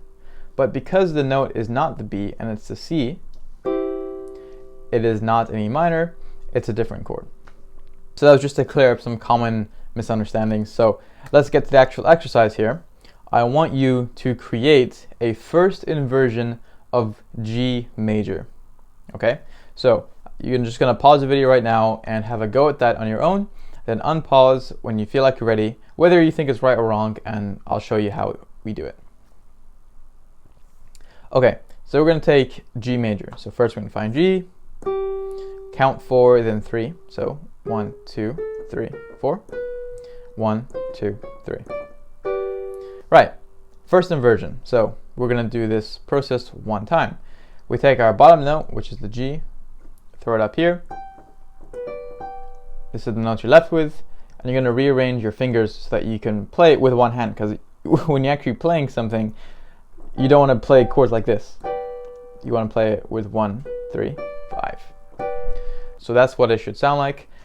This is not obviously specific to this octave. You can do it down here, or you can even do it with your left hand down there. Okay, next one. I want you to make an F minor second inversion. All right, so pause the video now and have a go at that. All right, so I don't expect you to just instantly play F minor just by your memory right now. So I'm assuming that you're gonna be counting. So let's do this. We're gonna go to F. We're gonna count 3, then 4. 1, 2, 3. 1, 2, 3, 4. F minor. All right, so second inversion. First we'll do the first inversion. Bottom F, throw it up here, play that. Kind of an awkward chord to play because it's quite stretched out, but as long as you're putting your fingers kind of into the black notes, it'll be easier to play, especially if you have the arc, nice form in your wrist. That's our first inversion. Now second inversion, we're gonna take this G sharp and we're gonna throw it up there. We're gonna rearrange. So we have 1, 3, 5. That would be an F minor second inversion. So why am I teaching you this? Well, let's say that online you went to go find some music to play, like chordal based, like we just did with Hallelujah. You're gonna find some things called stroke chords, which we're not gonna cover right now, but those do include using inversions. Now also when you play actual pieces from sheet music, you're also gonna find inversioned chords, and it's just good to have an understanding of what you're actually playing rather than robotically kind of going through note by note and playing. You instead want to have an actual understanding so that you can grow as a musician, not just a player. The other use for it is when you are composing or improvising, any kind of activity where you're just kind of freestyling on the piano, not reading from something. Use of inversions is very, very good.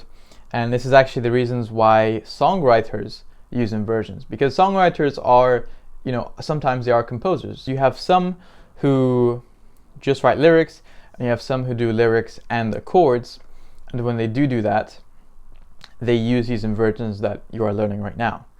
So their purpose is to give more richness, more variety, some kind of dynamic that is different to the very basic and quote unquote plain chord harmonies that you find normally. So let me kind of demonstrate this. Normally with songs you might find C major played like this. I'm adding the left hand here because that is what you're going to be aiming for soon. Then you go to A minor.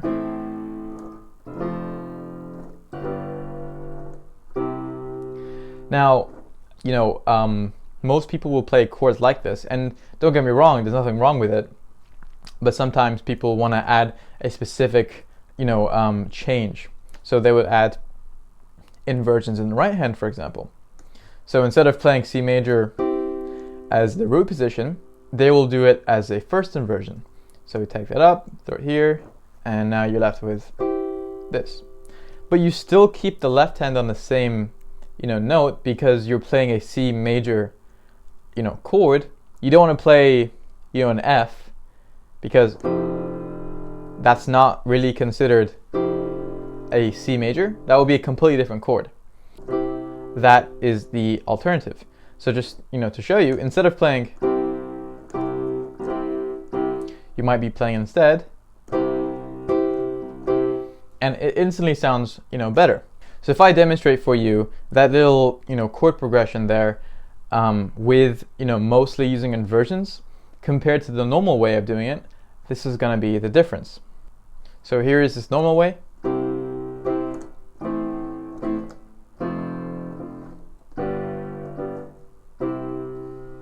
And here is the inversioned way.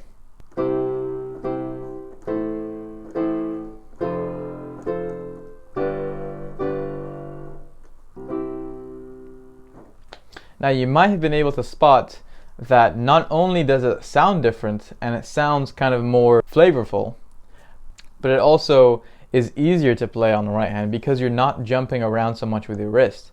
So let's say I play the root position C down to A minor,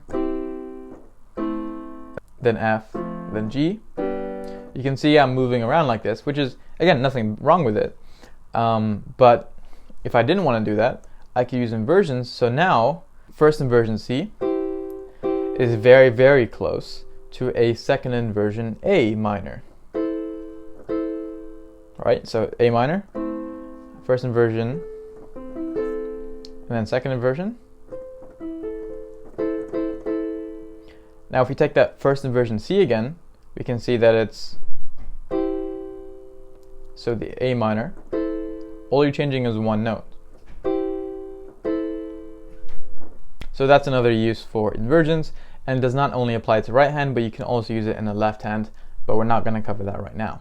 For this lesson, I just wanted to introduce you to inversions and give you some practical exercises to kind of develop your understanding and confidence with actually, playing this, because you are going to be finding some instances where you'll be playing them not only in this course, but once you are going to go out and learn your own songs.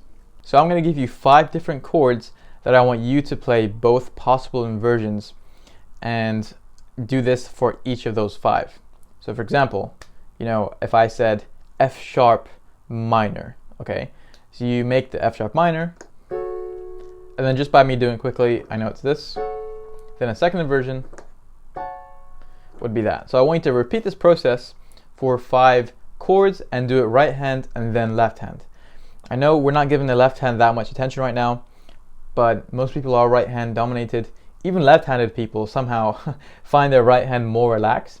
It might be because their left hand is more used, so they kind of stress it up a bit more. But either way, we are going to get to the left hand, quite soon. But remember to practice these things I'm giving you on both hands. And it is for your benefit, remember. Because I know, by strengthening these muscles and the brain connections, and you just being confident and seeing your progress, how much that's going to help you in the future things to come in this course and for what you want to learn. So trust me, just follow the stuff I give you, and I promise you're going to be very happy with your result. So here are the chords: C major, E minor, E flat minor, G sharp major, and A major. So you're going to do those inversions for both, hands and for each of those chords. And remember that in total you're going to have 3 positions: your root, first, and second inversion. So in a total you'll have 3 positions for each chord. That is your task. And if you want to do an extension task, which is optional, you can play the chord on your right hand, so root position, but your left hand is just going to be playing an octave on the root note of the chord. So here's an example of what it's going to look like for the extension task: C major root, C major first inversion, C major second inversion. You're going to repeat that for each of those chords. Okay, Good luck with that, and I will see you in the next lesson. All right, welcome back everybody to this lesson. And in this one, I'm going to be teaching you about arpeggios and why they are so important and how to play them. So before I explain what arpeggios are, arpeggios are like one of the most fundamental concepts in music.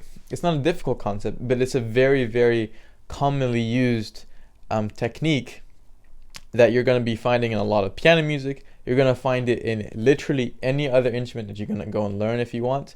When you listen to music, you're going to notice that arpeggios are used a lot in the melody. You're going to notice that they are used, in other instruments in the track. So they're very commonly used in all sorts of ways. And for you to develop as a musician, it's very important for you to know what they are, what they're used for, and how to play them. So an arpeggio is when you take a chord and you play each note separately. So for example, if I take C major, if I play each of these notes, the C, E, and G, separately, that would be an arpeggio. And this goes with any chord. If I were to play, F major, arpeggio. And this can go on for major or minor chords, it does not matter. An arpeggio is very simply playing each note of a chord one by one. There's really not much construction here. You don't need to know much to be able to play an arpeggio, because when you learned how to create a chord, you had to know the 4-3 and 3-4 technique. But with here, once you know the chord, you can instantly play the arpeggio. So if I asked you to play a G major arpeggio, you would create the G major chord. So a G, you count 4 and 3, 1, 2, 3, 4, 1, 2, 3. Now we have these notes, and you're going to play them one by one. There are many ways to play arpeggios, but for now the most basic one is simply 1, 3, and 5 on just one hand. So I want you to have a go at this. I'm going to give you one to play. So have a go at it. So go to C major and play that C major arpeggio, right? So go to C, and you're taking the C major chord, C, E, and G, and you play 1, 3, 5, and you play them one by one. You're going to notice that they have similar intervals. So the intervals are equal. It's not like you're playing one note for a bit longer and then the other note for shorter. You're not doing any of that. So make sure that your timing is kind of regular. Just keep it at that speed for now. Just practice that for a bit, just with your right hand to get comfortable with it. You want to make sure that your form is, allowing you to play this as easily as possible. Because if your fingers are like really flat and your wrist is down here and you're trying to play this, it is uncomfortable. This is very hard to play in. So just make it easy for yourself. Now we're going to do the same thing in the left hand. So go to C major on the left hand, and you're going to play 5, 3, 1.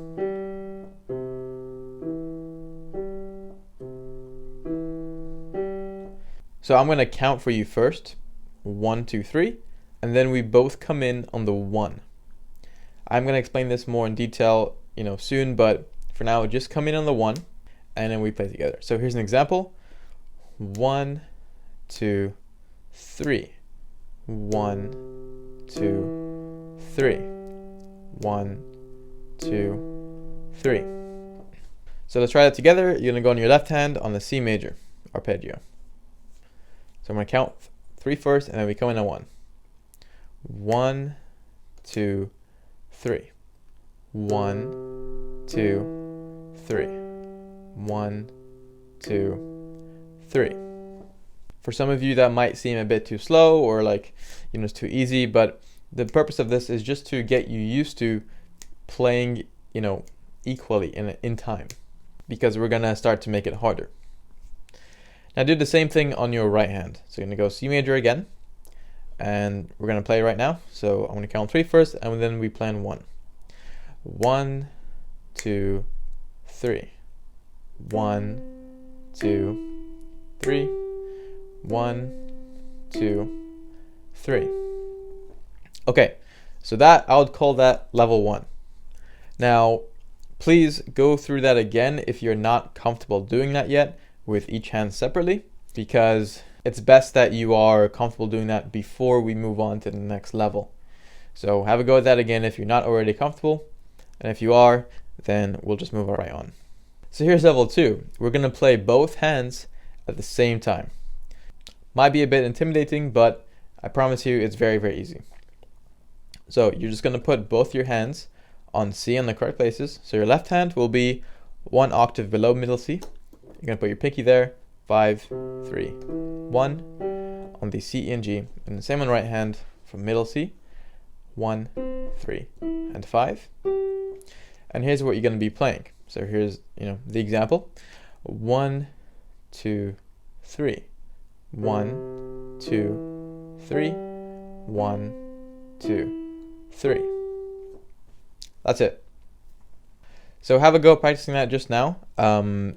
Before we play it together, you can pause the video right now if you want, and all you're doing is playing the arpeggio left to right, going upwards. You want to try and keep the intervals the same, and a very common beginner tendency is to play, very softly on some notes, and then suddenly play, very loudly, or come into, too suddenly. These are very normal things. If you're doing these, it's completely okay, like really, because you're gonna definitely improve that over time. So just try your best to keep everything in a medium level, not too soft and not too hard or fast. So just pause now and just practice that for a second, and then we're gonna do that together and just try and keep in time. Okay, so I'm going to count 3, and then we're going to play together on 1. All right? So get ready. 1, 2, 3.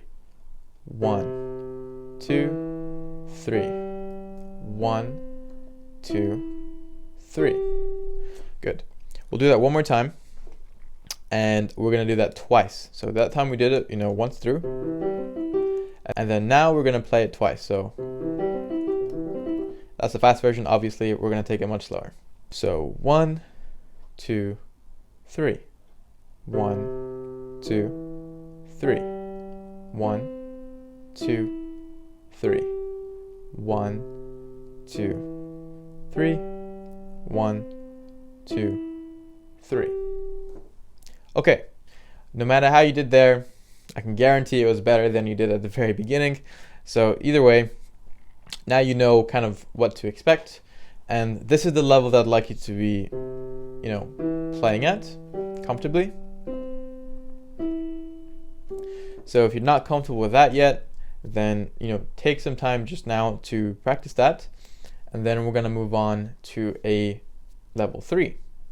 So in level 3, we're going to do the exact same thing as level 2, but we're going to up the speed a bit, and we're going to go up and down rather than just up. So here's an example. I'm also going to be counting it slightly differently. So see if you can spot the difference. 1, 2, 3. 1, 2, 3. 1, 2, 3. 1, 2, 3. 1, 2, 3. 1, 2, and then you go again.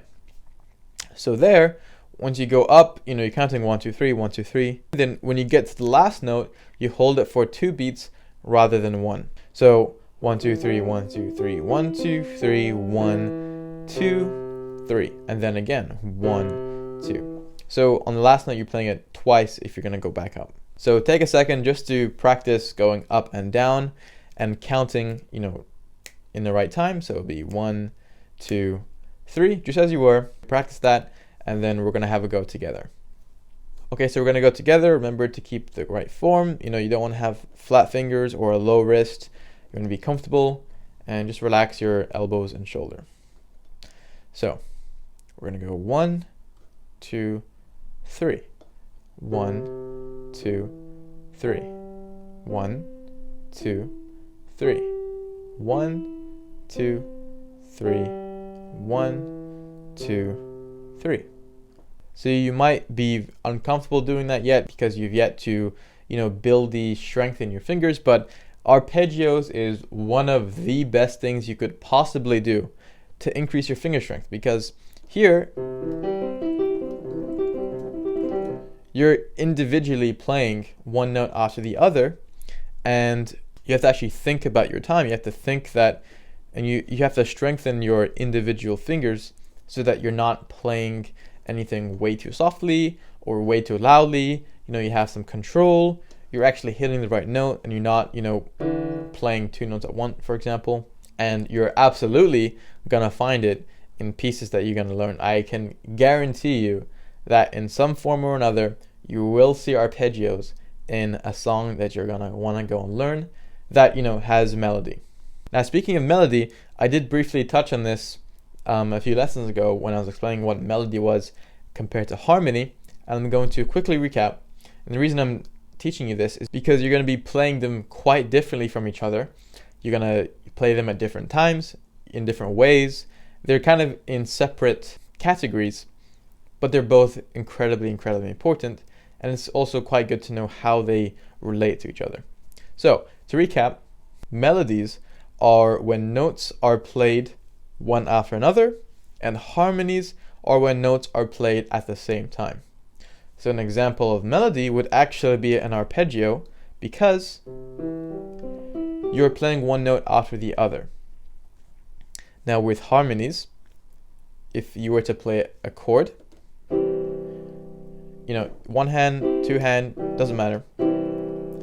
Chords are also harmonies. But again, it's not just chords that are harmonies. Anytime you have two or more notes playing at the same time, that's a harmony. So again, they could be completely unrelated, or they could be related.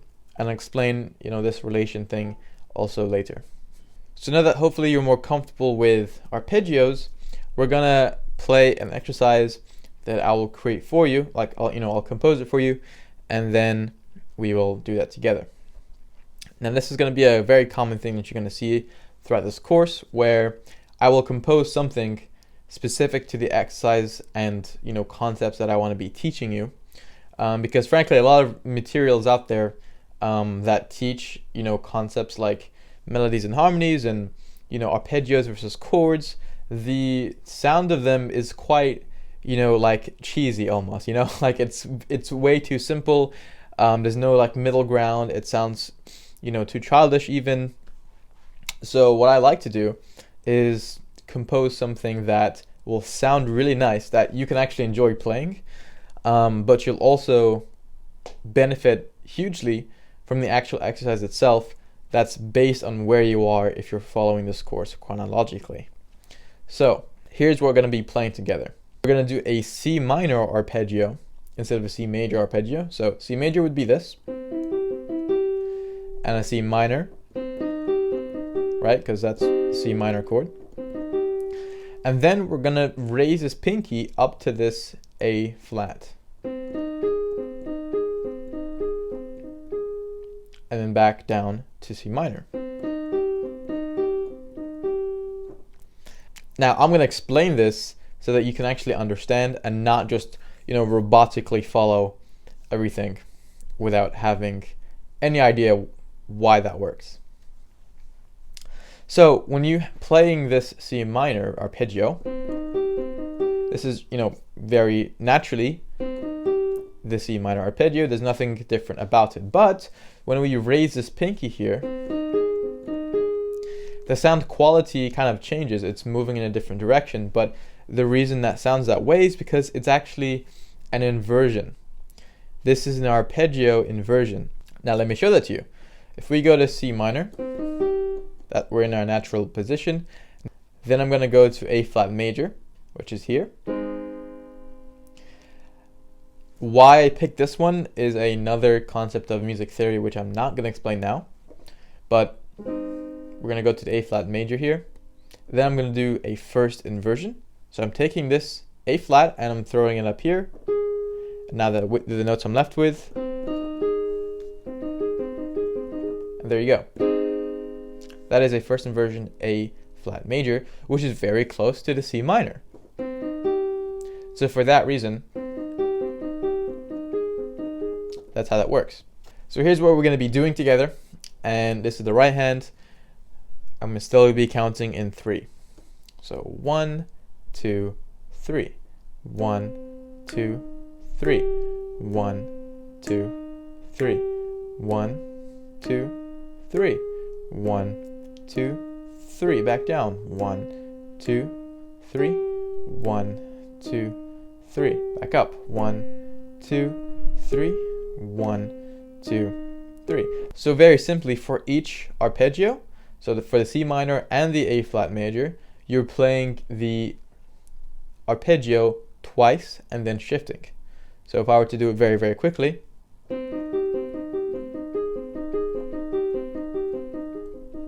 now that's not what you're aiming to do right now, but that's just to, prove my point.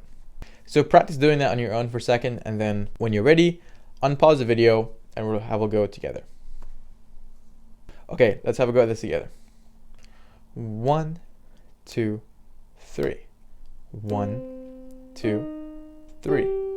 1, 2, 3. Move up. 1, 2, 3. 1, 2, 3. Back down. 1, 2, 3. 1, 2, 3. Back up. 1, 2, 3. 1, 2, 3. Okay. So hopefully that should be fine. So your left hand is going to be playing the root note at an octave for each chord. So let me explain. Because the arpeggios are based on the chords, it's very easy to know what the left hand is going to be doing, because it's going to be the actual root note for the chord. So in C minor, the root note is obviously going to be C, so your left hand is going to be playing C. Then, because we're in the A flat major arpeggio, A flat, the root note would be A flat. So we go to A flat over there. Even though the lowest note in that inversion is still C. If we were in the root position, we'd be playing this as the lowest note. But no matter the inversion, whatever the chord is called, that is the root note. And there's really no time where that's going to be not applicable. So here's what you're going to be doing in your left hand. 1, 2, 3. 1, 2, 3. 1, 2, 3. 1, 2, 3. 1, 2, 3. And then you repeat that in proportion to your right hand. So if you are not yet comfortable using a full octave on your left hand, or you have a smaller keyboard, then here's what you can do. You have two options. If you have a smaller keyboard, then you can move everything an octave up if the left hand if you don't have the space on the left hand. So you can do up here. But if you're simply just not comfortable doing the octave yet, so you can just use one hand, you can play the C on 1 and the A flat on 3. And you're going to switch like that. Okay, here's what it's going to sound like together. 1, 2, 3. 1, 2, 3. 1, 2, 3. 1, 2, 3. 1, 2, 3. 1, 2, and then you go again.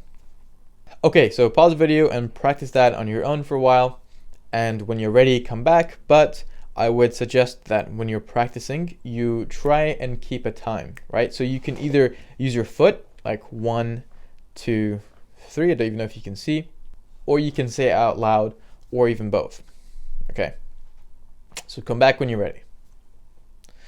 All right, so we'll have a go at this together. 1, 2, 3. 1, 2, 3. 1, 2, 3, and move. 1, 2, 3. 1, 2, 3, and move. 1, 2, 3. 1, 2, 3, and move. 1, 2, 3. 1, 2, 3. Okay, so good job. And you might have noticed that I was telling you to and move, significantly earlier before the actual 1 beat. So this is because you want to anticipate the movement you're going to make to make it much, much easier on your brain, because you don't want to have like too much things that you're thinking about at once, and there's like this pressure of the time always moving forwards. You want to kind of prepare yourself so that it's a very, very smooth transition. If you wait too late to decide when to move and actually have a plan on what you're going to do, then that's where a lot of mistakes come from. And this is actually a problem that a lot of musicians face. So anticipation is very, very important, and it's a skill that we're going to definitely be building on. So just before you next have your big move, decide, like look exactly what you're going to do and decide. So when you're playing the C minor arpeggio, now you can decide, okay, I'm going to just move my pinky up. Or on your left hand, you're going to go that to the A flat. And it makes it much, much easier if you plan ahead. So if you had trouble staying in time, do that again, but with the anticipation, you will see an improvement. Now, arpeggios combined with harmonies in left hand can go many, many different ways in many different complexities. Now, obviously what you just played is, quite a basic version. It can go much more in depth. For example,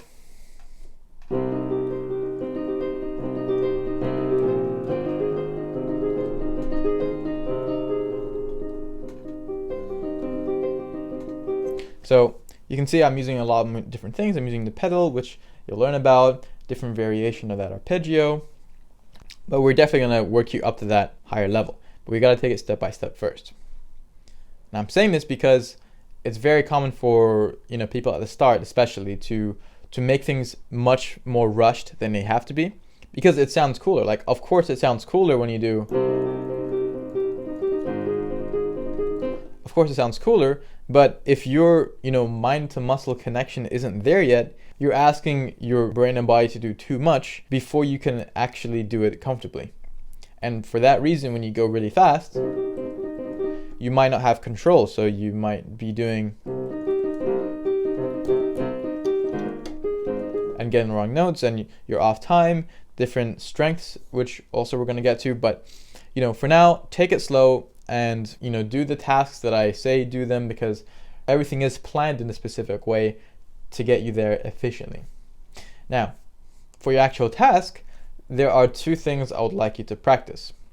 Your first thing is to do the both hand arpeggio up and down for C major. So this is what it looks like.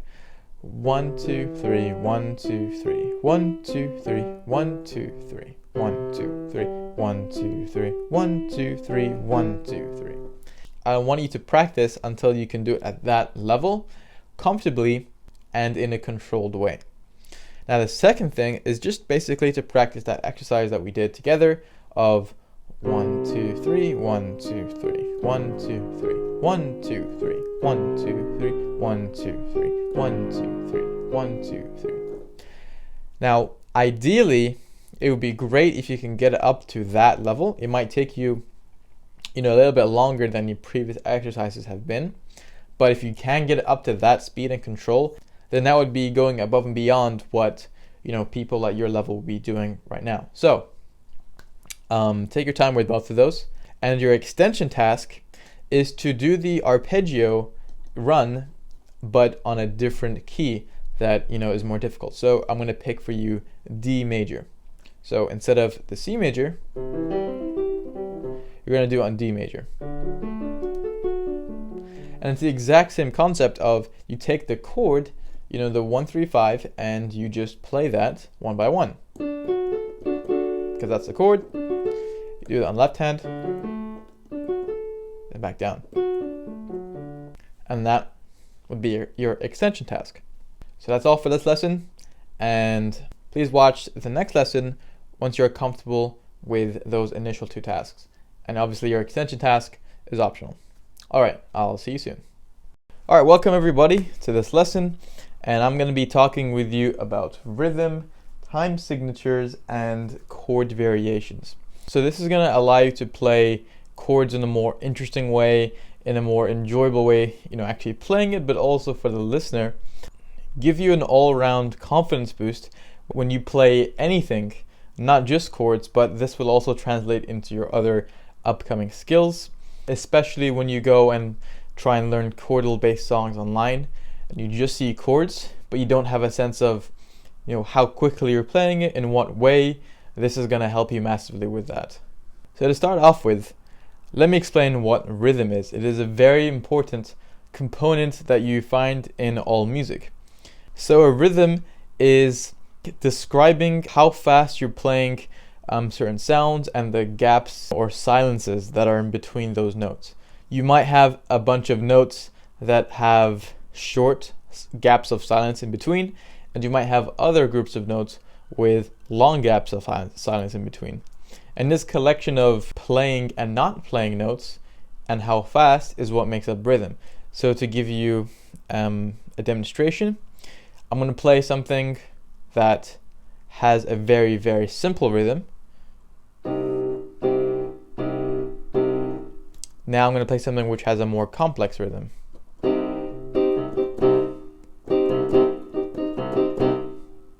So you can see there, the second one, I had more variation in how close those gaps are in between the notes, and then I elongated those gaps afterwards. So it's really, rhythm can be very, very simple, or it can be very, very complex.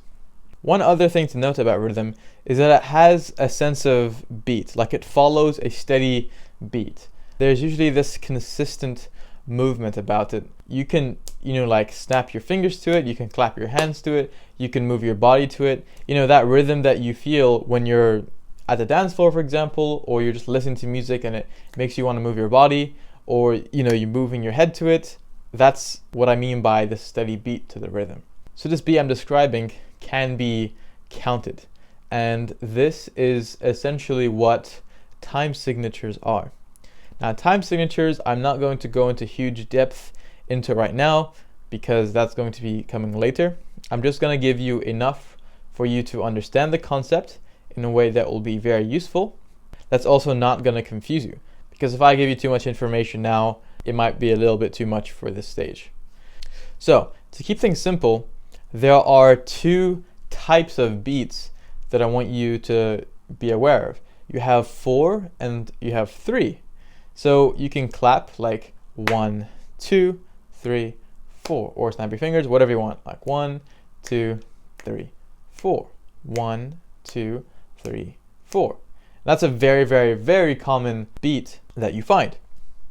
Now you have the other type of beat, which is in 3. So it would be 1, 2, 3, 1, 2, 3, or maybe a faster version, 1, 2, 3, 1, 2, 3, 1, 2, 3, 1, 2, 3.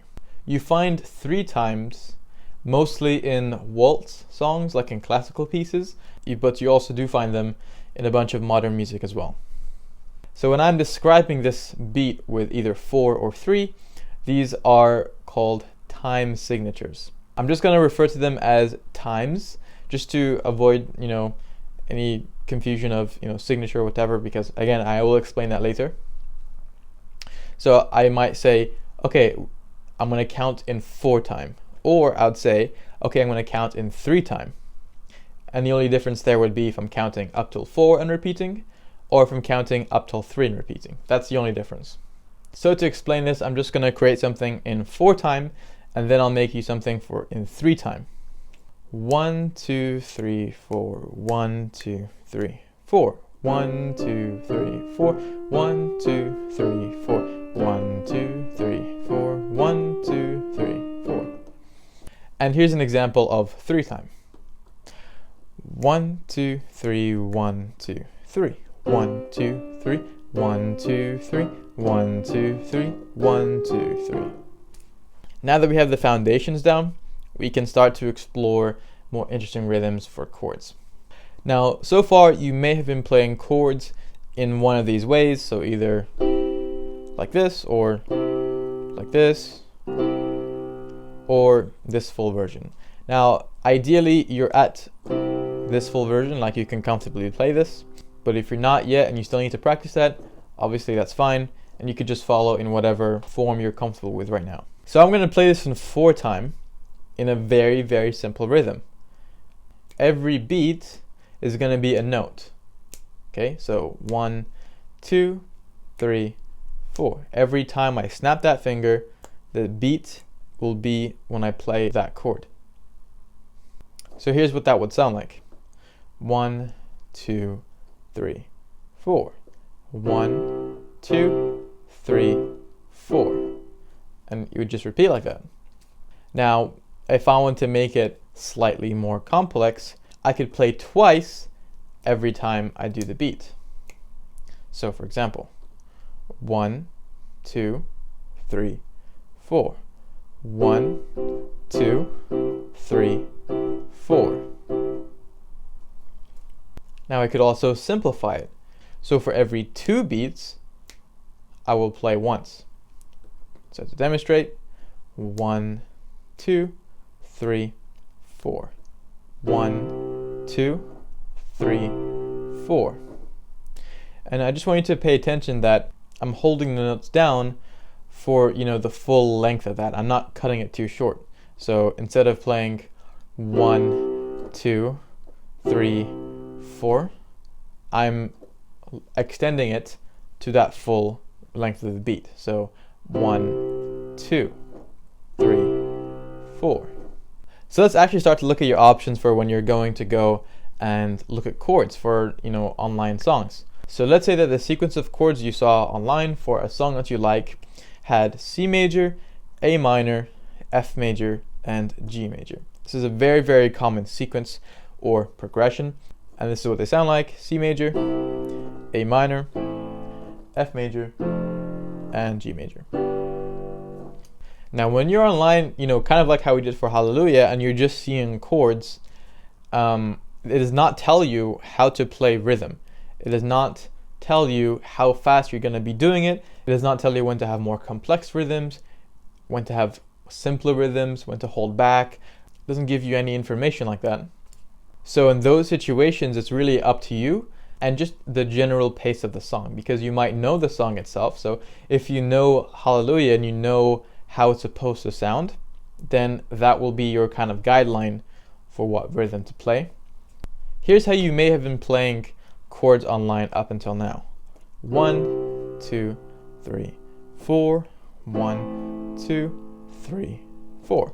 1, 2, 3, 4. 1, 2, 3, 4. 1, 2. So we're gonna slightly increase the complexity there, where we're gonna leave the left hand exactly as it was, but we're going to double the time we're playing on the right. So this is now what we're gonna sound like. 1, 2, 3, 4. 1, 2, 3, 4. 1, 2, 3, 4. 1, 2, 3, 4. That's also an option. Another option is to make the right hand very simple, but make the left hand a bit more complicated. So here's what that sounds like. 1, 2, 3, 4. 1, 2, 3, 4. 1, 2, 3, 4. 1, 2, 3, 4. 1, 2, 3, 4. Now, if you wanted to make it a lot more complicated and take a huge jump, this is also an option. 1, 2, 3, 4. 1, 2, 3, 4. 1, 2, 3, 4. 1, 2, 3, 4. 1, 2, 3, 4. 1. So now you have a sense of what your options are, how you can make more interesting rhythms when you're playing chords. You could try making your own, what's kind of comfortable. So here's what I would suggest. You start from where you are, which is playing 1, 2, 3, 4, as you were very simply, and upping it so that it's the next small step that is not too big of a jump. So here is the order of rhythms that I want you to practice separately. So here's the first level. 1, 2, 3, 4. 1, 2, 3, 4. 1, 2, 3, 4. 1, 2, 3, 4. 1, 2, 3, 4. 1. What you can do is take it right hand first and then left hand, and this is always a good process to have to separate your hands. So first you can go 1, 2, 3, 4. 1, 2, 3, 4. 1, 2, 3, 4. 1, 2, 3, 4. And just practice moving from chord to chord, maintaining the beat. This is the most important thing that you must always be aware of, and that's being on time. Not being too early and not being too late. Now, I don't mean being so robotically precise that you are exactly on the millisecond, but it means that you're not lagging far behind enough that it's disrupting the rest of the piece, and you're not early enough that it's also not disrupting the piece. Obviously, you're gonna make these mistakes, so don't hold it against yourself. I'm just saying be aware of keeping in the time. Now, a great tool to help you stay in time is called a metronome. Now, metronomes they come in various shapes and sizes. Some of them are built into a digital keyboard. So like this one, I've got a button that allows me to start a metronome, and then I've got buttons that decreases the tempo, which is basically speed. Other buttons that change the time from 4 time to 3 time. So those are, things that you can have on actual keyboards built in. But more commonly is that you would go onto Amazon or something and you can buy an electronic metronome. If you don't want to go and buy a metronome, or if you're on an acoustic piano that does not have built-in metronome, obviously that's completely fine. A great way is to just go online onto Google and just type in online free metronome, and you set your settings, and then you can use it that way. And this is something I highly recommend you get comfortable using, because being able to stay in time is without a doubt in the top 3 most important skills a musician must be able to do. Because if you're playing along to a singer, if you're playing along to a song, if you end up learning a different instrument and you go and play in an orchestra, if you play in a band, staying in time is very important. And if you're really adamant on not using metronome at the start, at the very least, I would count out loud. I would use your foot. I would do something to keep you in time. So once you're done with level 1, this is going to be level 2. You don't have to go through all of these right now, but this is going to be your task for the end of the lesson. So you can either do it now or after the lesson is done. 1, 2, 3, 4. 1, 2, 3, 4. 1, 2, 3, 4. 1, 2, 3, 4. 1, 2, 3, 4. Once you're comfortable with that, here is level 3. 1, 2, 3, 4. 1, 2, 3, 4. 1, 2, 3, 4. 1, 2, 3, 4. 1, 2, 3, 4. 1, 2, and you can go as long as you want. One thing I'd like to add is you might find yourself with a very firm wrist. This is something common I see, where they just play with their fingers alone rather than moving with their wrist. So you can see how my wrist is kind of dropping. I'm not like throwing it up and down, but I'm letting it play in a relaxed and natural way. Maintaining the arc and good form is also important. Now, level 4 is gonna, instead of using 4 time, we're gonna be using 3 time. Now this is going to be a little bit bigger of a jump than the previous levels, so be patient with yourself when you're practicing this. 1, 2, 3, 1, 2, 3, 1, 2, 3, 1, 2, 3, 1, 2, 3, 1, 2, 3. You can call out what number you're going to be playing on, so it's actually 1, 2, 3, 1, 2, 3, 1, 2, 3, 1, 2, 3, 1, 2, 3, 1. So you're only playing on a 3 and 1. Okay, so now that that is more solid in your head, it's just a matter of doing it. I would practice the left hand first and then just add in the right hand slowly. So 1, 2, 3, 1, 2, 3, 1, 2. Now you can go as slow as you want, as long as you have the steady beat. You can make that beat really, really slow if you wanted to. 1, 2, 3, 1, 2, 3, 1. It doesn't matter how slow you go, as long as that beat is moving equally and forwards, then that is completely fine. Go as slow as you need to, and then you can gradually move the speed up until you can be able to play something like 1, 2, 3, 1, 2, 3, 1, 2, 3, 1, 2, 3. Remember that for each of these levels, you're playing the entire sequence, not just on the C.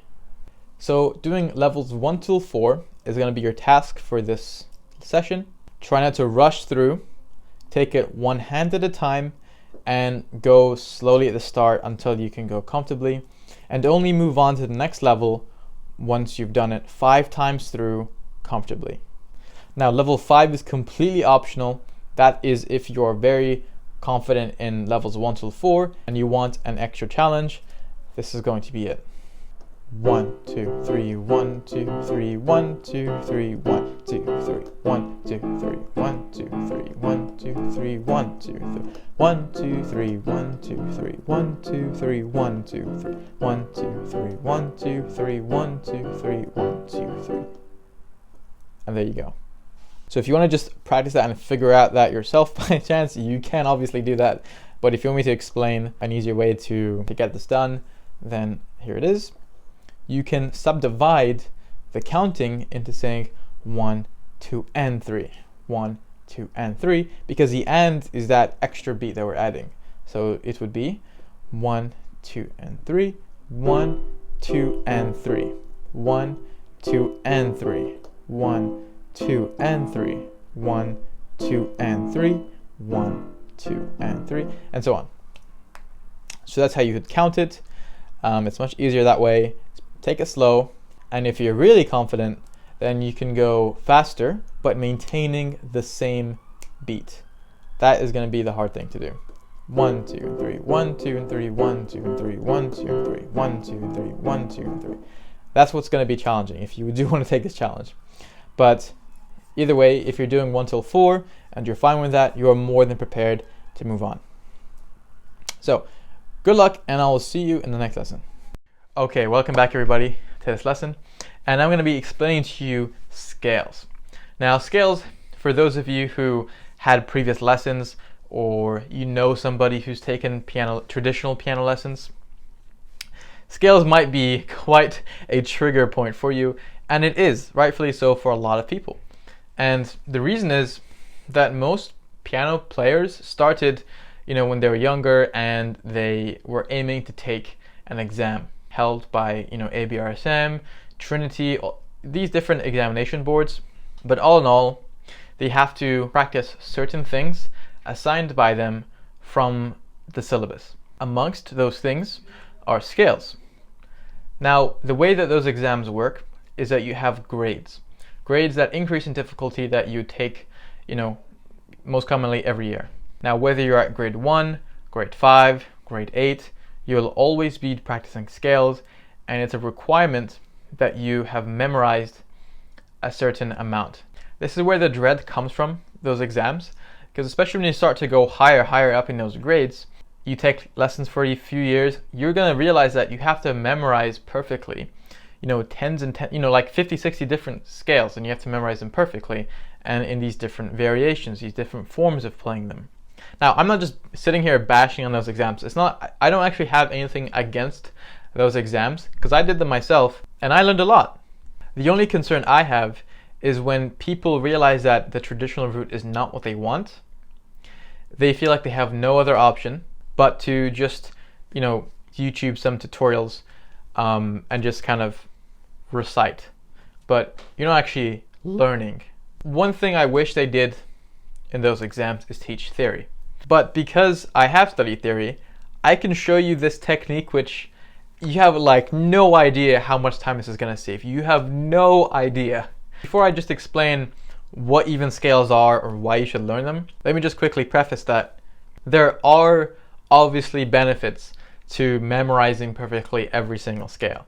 I'm not saying that's something that you should not do. Because of course, if you are able to do that, you're doing amazing. I'm saying that for you to be able to understand music better and to gain the benefits of scales, your only option is not to practice 50, 60 scales perfectly. So now that we have that out the way, let me explain what scales even are. It is simply a rule set that tells you what notes you can play and what notes you cannot play. So, for example, a C major scale is comprised of these notes.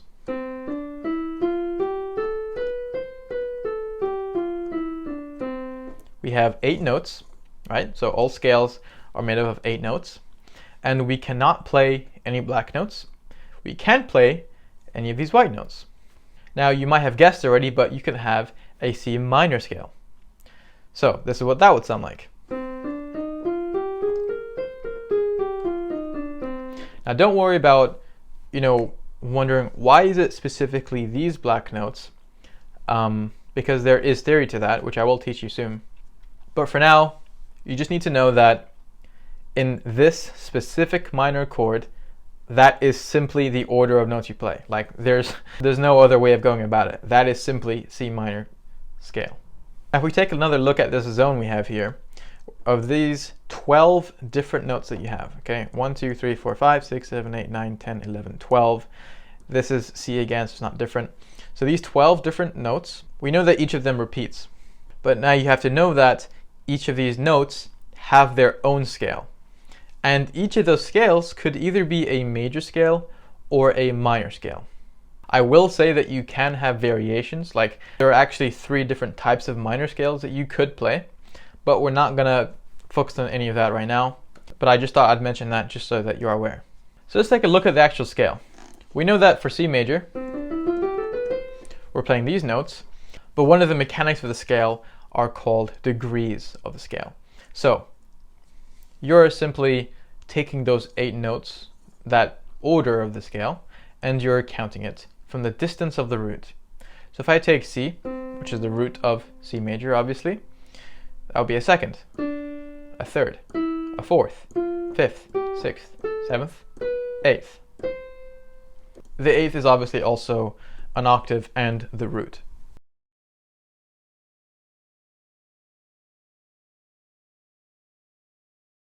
Chords come from the scale, okay?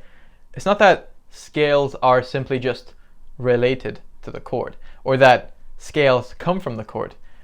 Chords originate from the scale. But because the scale is a rule set, chords are constructed from that rule set, which is why they have this sense of order about them. Like when you're counting 4 semitones and 3 semitones, it's consistent. Well, here's another way you could create those chords. You can count 1, 3, 5 of the degrees of the scale. Put them together and you have the chord.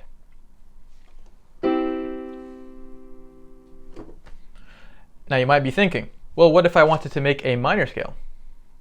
Well, here's where that differs from the 4-3 method. With this method, you are taking the scale itself. Now, if it's major, if it's minor, it does not matter. No matter the scale, you take 1, 3, and 5 and you have the chord. But the chord tonality, whether it's major or minor, is specific to the tonality of the scale. You cannot play a C minor chord from a C major scale because the C minor chord is outside of the rule set of C major. C major, that's the rule set. If you play anything outside of these notes, it is not in C major. Because the C minor chord has an E flat, it's outside of it. So you can't play that from within a C major scale. Now let's take a C minor scale. I take the 1, 3, and 5. That's a C minor chord. The actual principle is the same. It's still 1, 3, 5. But because I did it in a minor scale, I got the minor chord. If I do 1, 3, 5 in a major scale, I get the major chord. It's that simple. So that is an alternative way of creating chords. I would primarily use the 4-3 method because in most cases that's just more convenient. But in a lot of situations you also do find yourself, it's just more convenient to play it from the scale. Now, the very important question, why do I need to learn this? Why do I need to understand this? These are questions that are asked by people who are practicing scales. So in my personal experience and the experience of some people I know who took the same exams as me, we didn't really think about why. We just thought about doing it properly because we want to get good grades from the exam. The exams and lessons are not typically structured in a way that teaches you why, but if you have a great teacher, then obviously they just explain it. But when you understand scales, you're understanding the core foundation of 99% of music. When you understand the scale, what notes you should be playing and what notes you should not be playing, you instantly have more confidence. You instantly know this piece I'm playing is in C major scale, therefore I automatically know I'm avoiding black notes. You see what I mean? Now if you're in a different scale which has black notes, by you understanding which notes are played and which notes are not played within that scale, your fingers are magnetized towards the correct notes. Not only is there the physical benefit of that, you just have more consistent playing, more enjoyable playing because it's easier, you're focusing on less things, but your general understanding as a musician has gone up. So much music that you're gonna wanna learn have scale-like melodies in the right hand or left hand. And by you practicing these scales, you are not only more prepared to play them with more understanding, but you already have the muscle memory to play that more confidently. You can also simply not improvise without having knowledge of scales. You need to know how these rules interact with each other for you to improvise well. Because if you don't know this, of course, you're gonna hit all the wrong notes. And not only that, but your melodies will not be nice to listen to. Even chords, like I just mentioned, you can create much more complex chords from these scales, like, a C major 7 chord. Okay, so let's get to some actual playing. I'm going to teach you how to play C major scale in your right hand and in your left hand. I'm going to be counting in finger numbers, all right? So you go to C, which is the root, and you play 1, 2, 3. Then you move your thumb underneath, 2, 3, 4, 5. So again, you're playing 1, 2, 3, 1, 2, 3, 4, 5. Now you can go back down. 5, 4, 3, 2, 1, 3, 2, 1. Now, if you're a more visual learner, you might want to look at it in terms of blocks. So these 3 notes will only ever be played in your right hand by the 1, 2, 3. You will never find yourself playing this F with your 4th finger, right? You're never doing this. It is 1, 2, 3, 1, 2, 3, 4, 5. You're playing this with 1, 2, 3, and then 1, 2, 3, 4, 5. When you come back down, it's the exact same thing.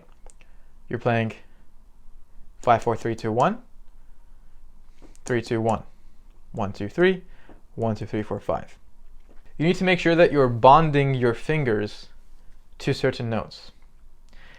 And that does come with some practice, but as an absolute baseline, 3 notes that you have to be careful of.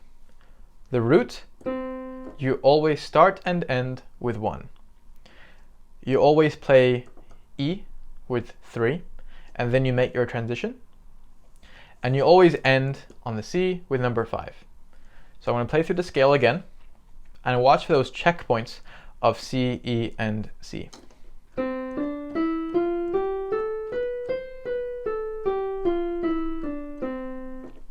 You may find yourself mixing up the finger numbers, which is very normal. It is a very natural thing to do. Almost every single student I have ever taught has done this mistake. The key here is to help yourself by preventing these mistakes from even emerging. And if they do emerge, you make sure you correct it. You must correct it, because if you don't, you're allowing your brain to accept that as an option. One quick tip that's definitely going to help you is to tuck your thumb underneath in advance, right? This concept of anticipation is going to come up time and time again, but you have to be prepared. You don't want to find yourself in a position of 1, 2, 3, oh, I forgot to move it, and then you do it again, because that takes away from the smoothness of it, the grace. So it's 1, 2. As soon as you're done with that, as soon as that lifts off, you start moving it to the F. Okay, so pay attention.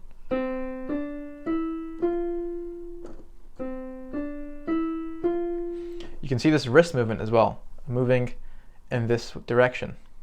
All right, so pause the video now and have a go at that a couple times until you can run through it up and down at an even pace. And then when you come back, we'll have a go at doing that together. So here's what I'm going to do. I'm going to say and 1, and we're going to come in on 1, right? So normally I would say 1, 2, 3, 4, 1, 2, but I'm not going to do that this time because I don't want to confuse you with me counting 1, 2, 3, 4, as in the same as 1, 2, 3, 4 on your fingers, because that tends to influence them to play that with 4, and that you definitely don't want to do that. So I'm going to say and 1, and I'm going to count the fingers. So and 1, 2, 3, 1, 2, 3, 4, 5, 4, 3, 2, 1, 3, 2, 1. Okay, so let's try this together. So get ready, relaxing your wrist and your shoulder. And 1, 2, 3, 1, 2, 3, 4, 5, 4, 3, 2, 1, 3, 2, 1. Okay, so no matter how you did there, good job for trying to keep in pace. This is obviously something that you're not going to get perfectly in the first time, so be a bit patient with yourself. Make sure you're going steady, slowly, in an even pace, right? The worst thing you could do here is just try and do it really fast, like, and you get the wrong notes and you're forgetting which fingerings you're using and you're developing those bad habits. And as I mentioned a lot, we're definitely trying to avoid those. Something that commonly happens when I'm teaching people one-to-one, because they don't have this finger independency control, this finger strength, they tend to play their scales like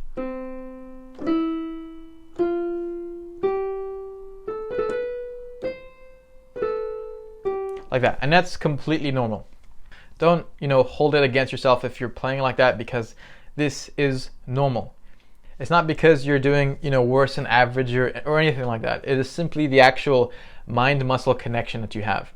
In our daily lives, we mainly use our fingers in this motion, right? You're opening a door, you're shaking someone's hand. This is the motion we usually use. But now that you're learning the piano, you're learning to control your fingers one by one, and you're not used to doing that yet. So creating this finger control takes some time to develop. So if you're seeing these kind of tremors, or that you suddenly play a note much louder than the rest, these are normal things. I'm not saying ignore them, I'm saying be aware of them and correct them when you can. So try to keep even pressure, not playing anything too loud or softly, out of nowhere, like that, and that will help you greatly. So now we know the basics of how to actually play a scale. we're going to do the same on the left hand, but it follows a slightly different pattern. Instead of playing the first 3 notes and then switching, you play the first 5 notes and then swap. So it's 5, 4, 3, 2, 1, 3, 2, 1. Then you go back down, 1, 2, 3, 1, 2, 3, 4, 5. Try and keep your wrists relaxed. Try and keep that good form, this arc shape, and relax your shoulder. As piano players, it's very common for our shoulders to tighten up.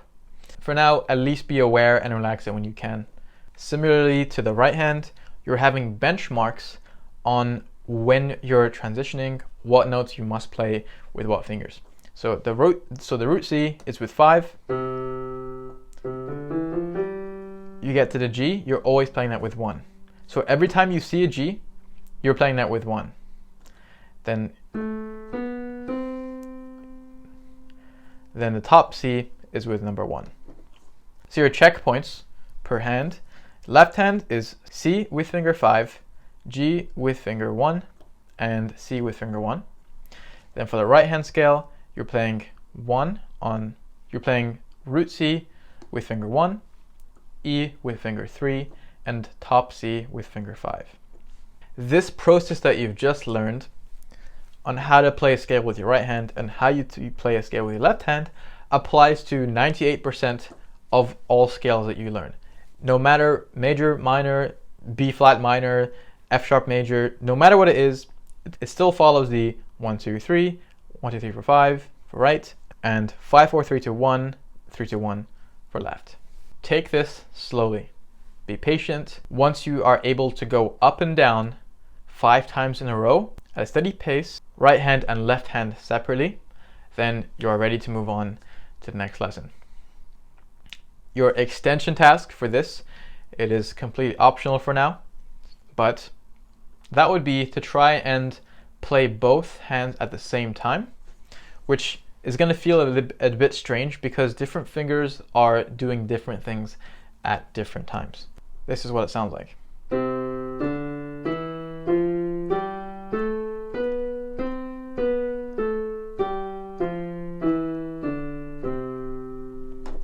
That's your extension task, again completely optional, and if you want to take that challenge, I would advise you to become very fluent with one hand separately, very fluent with the other, and then put them together note by note, incredibly slowly, so slow that you cannot make a mistake, like this slow. Literally that slowly, and then very incrementally get faster until you can do. Besides that, great job with this lesson, and I'll see you in the next one. All right, welcome back everybody to this lesson, and here I'm going to be teaching you a couple more scales and introducing you to key signatures. Now, key signatures is very, very important because this is going to come up time and time again when you're learning new songs, when you're improvising, when you're reading music, when you're playing with other people, with scales, with just being confident and relaxing on the piano. Key signatures is a huge part of that because it's one of these foundational concepts that when you get good at it, I promise you, like, there's a 50% jump in how easy it is to understand the piano, and then the second half of that comes from the actual technique that you're using. So when you employ the theory and the technique together, you get to where you want to go. Now, before I start explaining what key signatures are, I want to say and acknowledge that yes, scales and these basic foundational exercises and concepts may seem tedious to some people, and you can trust the process I'm using because everything is designed with your progress in mind, especially with the enjoyment of the journey. And this is coming from somebody who had a 10+ year journey and is still on that journey. So I know what the annoying parts are, I know what the amazing parts are, I know what's exciting, I know what's tedious. I can understand where you're coming from if you do feel like these things are a bit of a pain to practice. You really do just have to think about this as sharpening the axe. So a key signature is referring to the sharps or flats that you're playing in a certain scale. Remember that it's not just black notes that can be sharps or flats. White notes occasionally can also be sharps or flats. An F could be an E sharp, a B could be a C flat. It is very rare that you find this, but it is something that you should be aware of. So let's take C major.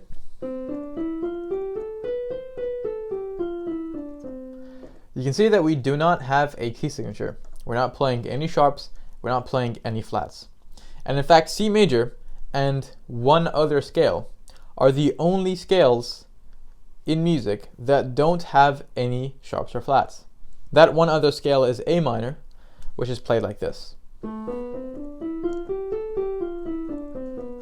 So really, if you can play C major comfortably, you're in a very good position to play A minor, because it's literally the exact same scale, but you're starting and ending on a different place. No black notes. Every other scale, however, follows a particular rule, which I'm definitely not going to go into much detail in this lesson, but I'm just going to introduce you to this. All scales are either sharp scales or flat scales. What I mean by that is that when you look at the key signature of these scales, there won't be some sharps and some flats. They're either all sharps or all flats. So with C major and A minor, there is no key signature. But let's say with C minor, which I did briefly show you, but I don't expect you to be able to play instantly. I've got this one, and that one. Now, for C minor, we call this an E flat. This will be an A flat, and this will be a B flat. The key part here is that you're not calling it a D sharp. You're not calling this a G sharp, and you're not calling this an A sharp. Because C minor falls into the flats category. And anytime you have a scale in the flats category, you never call the key signature by its opposite name. Let's say D major. The key signature for D major is F sharp and C sharp, meaning anytime you would normally play an F or C, we're making those sharps. You're replacing them. You're not adding them to the scale, because remember, a scale can only be 8 notes. So this is what's going to sound like. I go from D,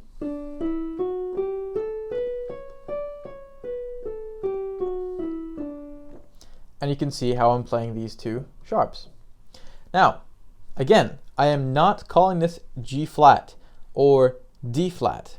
This is F sharp and C sharp, because D major falls into the category of sharp scales.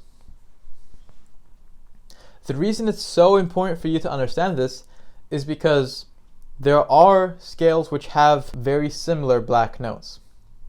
And if you call them by the opposite name, you could be confusing it for a different scale, or the scale that you're playing is just straight up wrong. When you're talking to other musicians who are familiar with scales, you might not understand what they mean, or they don't understand what you mean. So you can see it can cause a lot of confusion. So just be aware that you're calling the sharps or flats by the correct name, not the opposite one.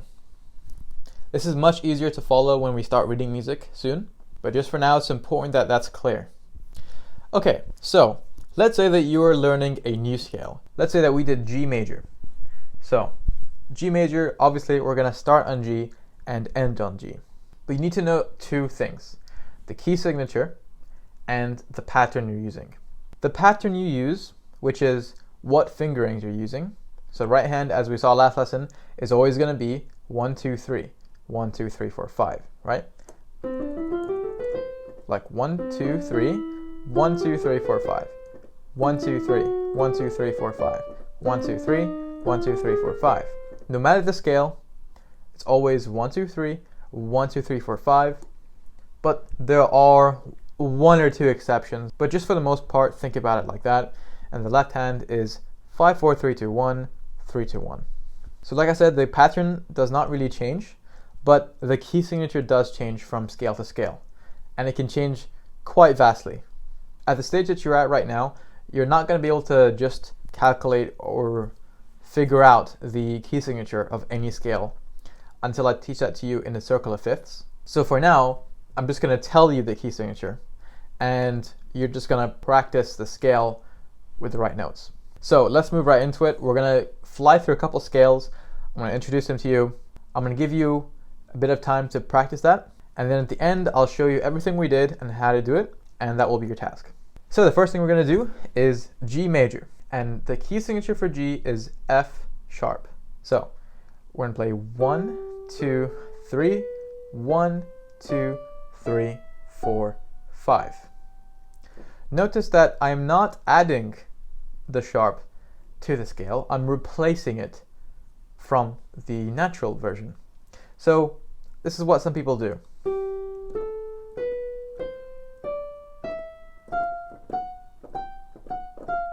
Like, obviously that sounds wrong, and it is wrong. A, because you're adding the sharp instead of replacing it, and B, because now you're transgressing the 8-note scale. Remember that one of the rules of scales is that they always have 8 notes. So by adding that extra note, you now have 9, and you shouldn't have that in a scale.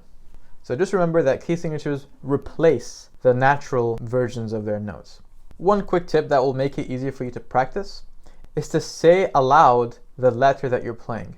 And just pay attention that you're not playing F, it's F sharp. So example, G, A, B, C, D, E. I know what's coming next is F in the alphabet, but because this is G major and the key signature is F sharp, I'm not playing F, I'm playing F sharp.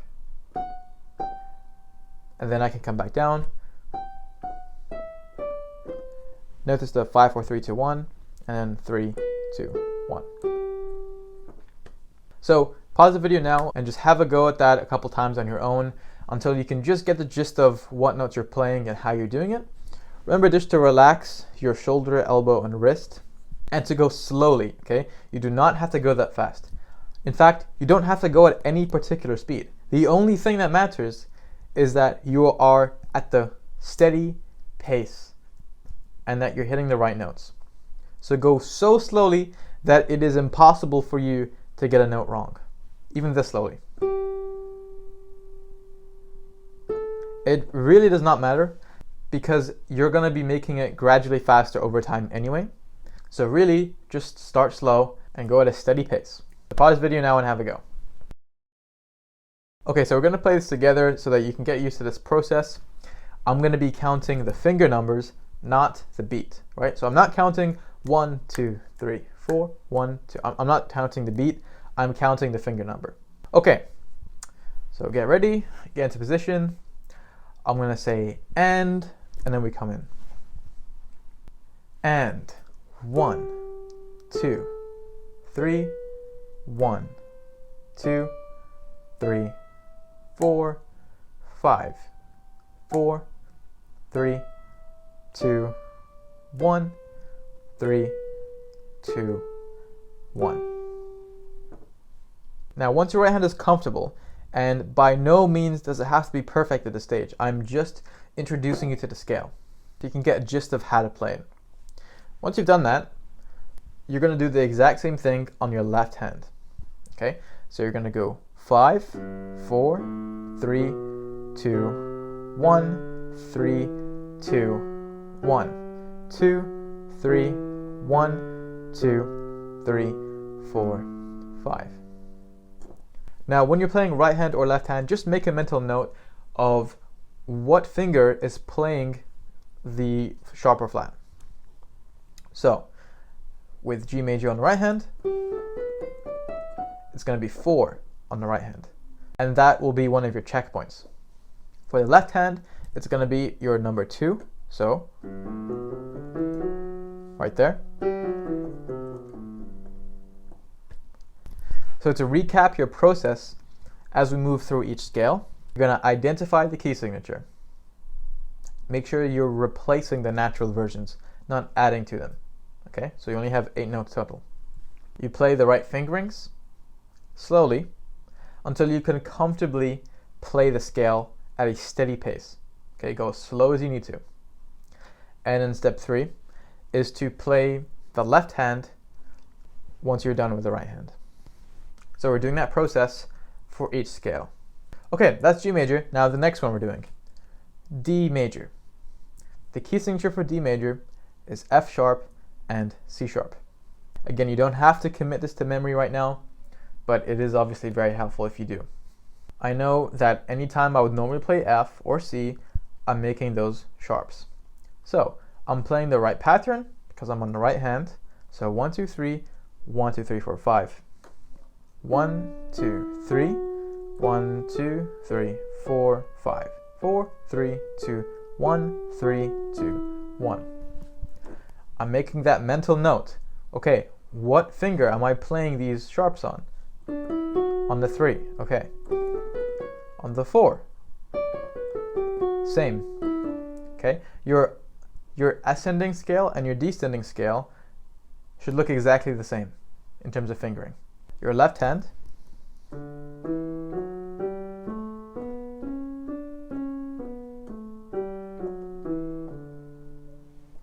that's what that looks like. Now, it's very natural for your left hand to be weaker than your right.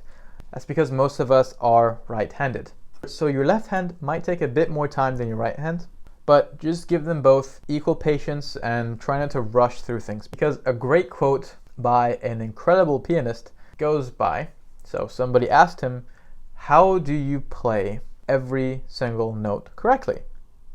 And he answered with, because I only practiced the right notes. Now it sounds obviously like, okay, yeah, sure, it's obvious that just don't mess up.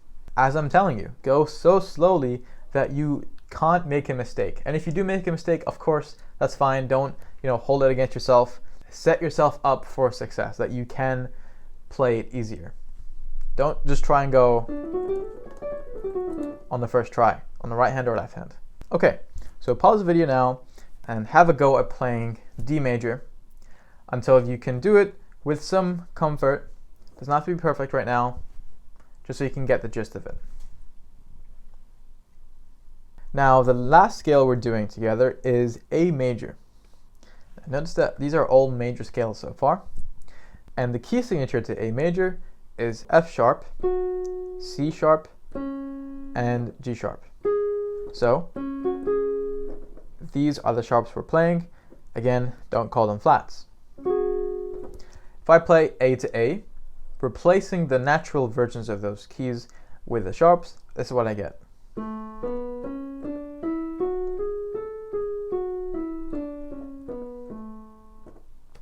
I'm using the same pattern of 1, 2, 3, 1, 2, 3, 4, 5, and I'm making that mental note of what finger I'm playing these sharps with. 3, 3, 4, 4, 3, 3. So again, you're not changing any of the fingering when you're going up versus down. The exact same thing, just the other way. Left hand.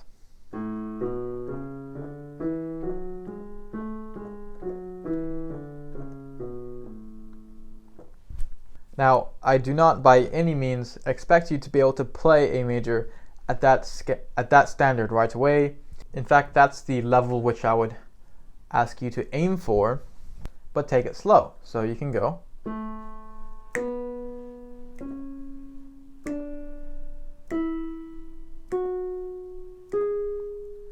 And then back down. Now see there, I'm keeping that steady pace. It's very, very important. Pace, this pulse, this beat that you're playing to. It's so important that you are able to stick to it as a musician. So if you can play all the notes correctly at a good pace while still, relaxing your shoulder, relaxing your elbow and your wrist with good form, that is more than a pass and you're doing great. Because naturally, even unconsciously, you're going to be playing these things faster now that you have the mind-muscle connection. Your fingers are improving. I want to give you a couple tips that's going to help, because now that I'm giving you a couple more things to practice, it is easier to feel frustrated when you're making mistakes. It's easier to just say, no, I can't do this, I quit, that's it. It is easy to say those things. And everybody is going to have these thoughts at some point, no matter what you're doing. Scales, pieces, anything, like not even just music, any other thing. You're gonna sometimes experience that thought from time to time. The thing is that you want to set yourself up in a way that you're not experiencing that all the time. Because if you just off the bat just start playing with two hands really fast, like, and you expect yourself to actually play it properly, of course it's not going to work. So take it step by step. Go right hand first. Go very slowly. Even at the beginning, you don't have to go to any beat. At the beginning, just focus on getting the right notes. Focus on playing it with the right finger. Go so slowly. Truly. Like, take your time with this. And before you know it, you're playing something like, two-handed A major scale, one octave up and down, really smoothly, to a pace. It's all great. You have no idea how much that's going to help you in literally everything that's coming down the line. For me, who knows everything that you're going to be learning, everything that you're going to even want to learn, the things that you don't even know are options. Trust me when I say that if you just spend a little time getting good at these things I'm giving you, it's going to help you out so much in the long run. So that's your task, to play all of these new scales along with your C major for both hands separately. So to quickly run through them all with you, this is what they all sound like with their key signature. So C major, no key signature.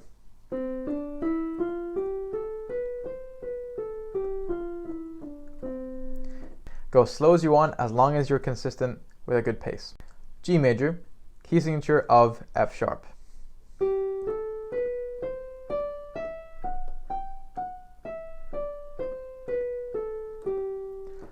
Remember, when you're playing, try not to lift your fingers up in the air too much. Like that. Keep it relaxed. So G major has 1 sharp. D major has F sharp and C sharp, so 2 sharps.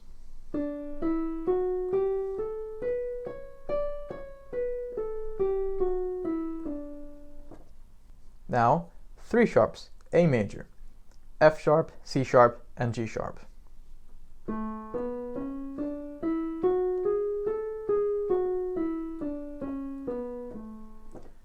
You don't have to play it at this octave, you can go up here, doesn't matter. Give your left hand equal amount of time as well.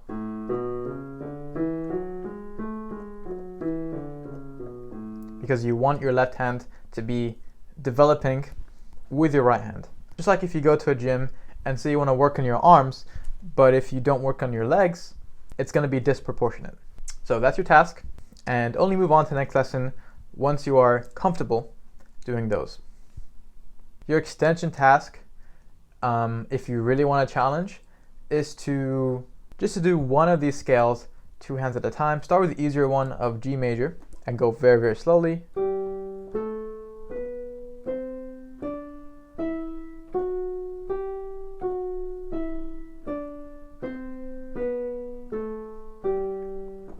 Because you have to get used to the different patterns that you're using. Only do this if you are very confident with the previous task though. Don't just jump to this. Okay, great job this lesson, and I'll see you soon. Alright, welcome back everybody. In this lesson, I'm going to be showing you how to play a really nice melody and harmony. Just this little exercise that I've composed for you that will match the level that you're at. It sounds really nice, it's very fun to play, and it's going to be a bit of a challenge because it's going to let you grow. It's going to apply some of the things that you've been learning, rhythms, scales, arpeggios, all that stuff. I'm very soon going to be giving you the formula that's going to allow you to create any scale. And that formula is going to be hugely, hugely useful for you. Even more than the formula for all chords. But I know I've been giving you a lot of information and you've been learning a lot. So a bit of a break here of explaining, and we're going to be doing more playing together. And like I said, this one's going to be applying a lot of information. So I'm just going to demo it for you, what it's going to look like by the end. So.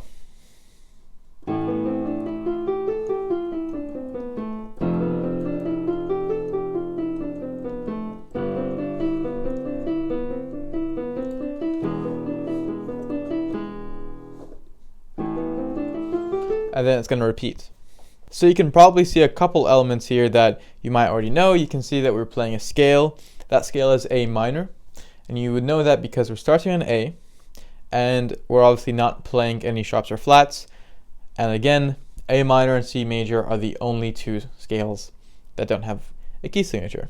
You might have also noticed that we're doing a chord progression, which I touched on a bit when we did our Hallelujah case study. And that is simply repeating 4 chords that go in a certain order. So in this case, it's now,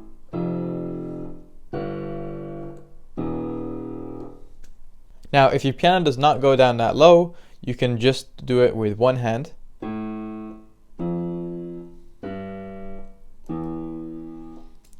Or you can move it up an octave. Whatever works for you. You're playing that with 1, 3, 2, and 4, leaving your hand in the same position. That's if you're going to play with one hand. Now, if your piano does go down this low, then use the octave version. You may have noticed that I said chords, but I'm not actually playing those 3-fingered chords. I'm playing an octave chord. Well, here's the difference. A chord can have multiple variations, as we saw with inversions, but in terms of the terminology, a triad is when you're playing the 1-3-5 structure, or 5-3-1 depending on the hand. So if you're playing left hand, 5-3-1, this would be called a triad. And you can remember this as tri from triangle because there's 3 notes. You can see we're playing them at equal intervals. So it's play note, skip 1, play note, skip 1, play note. But what we're going to be playing is just that octave version. So with the 5 and the 1. So this is what your left hand is going to be doing. 1, 2, 3, 4. 1, 2, 3, 4. 1, 2, 3, 4. 1, 2, 3, 4. And that's it. So you can memorize it by the pattern. So you're going from A down by 2, up by 1, down by 2 again. You should obviously be aware of what note you're actually playing. So A, F, G, and E. That's the chord progression we're going with today. Now, your right hand is playing the A minor scale.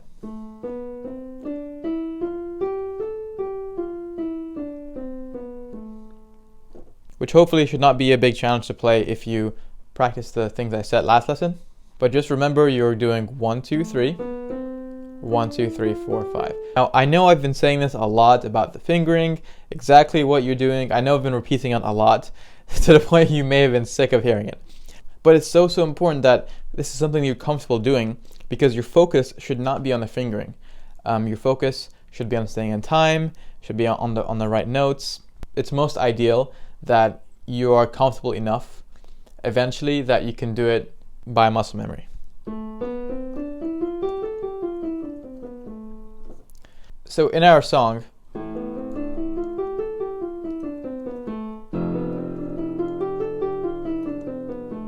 we're playing that twice. So we're playing the scale up and down once, and then we move to F, and then you play a second time. Now, obviously, don't go this fast. I'm just demonstrating. Now, the second part of the song, you're playing 2, 3, 4, 5, 2, 3, 4, 5, right? So you're just going up. You're not going back down, you're just going up. So, like that. None of this. Because that's going to throw your counting off, which I'm going to explain. So that's with the G.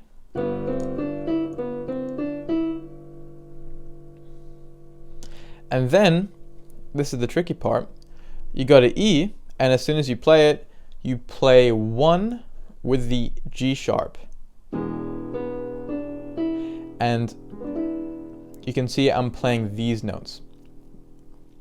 The G sharp or A flat, the B, the D, and the E. Now if you're more visual, you might look at it like this. You look at the notes what you're playing, so the B, C, D, E, with the G. Now you don't move anything, you're just no longer playing the C. You're replacing it with that A flat. And you're going to tuck your fingers in slightly to be able to play it comfortably. And that would go with the E. And then we go back to A. So, the last thing you need to be aware of before we start practicing this step by step is how you're going to be counting. we're no longer counting in 1, 2, 3, 4. We're actually going to do a variation of it, which is 1 and 2 and 3 and 4 and 1 and 2 and 3 and 4 and. So you're saying and after each beat that passes. Remember to add an and after the 4 as well, because sometimes people say 1 and 2 and 3 and 4, 1 and, but that will be wrong because we're basically splitting the beat in half, and the last beat is still a beat, so you also have to remember to split that in half.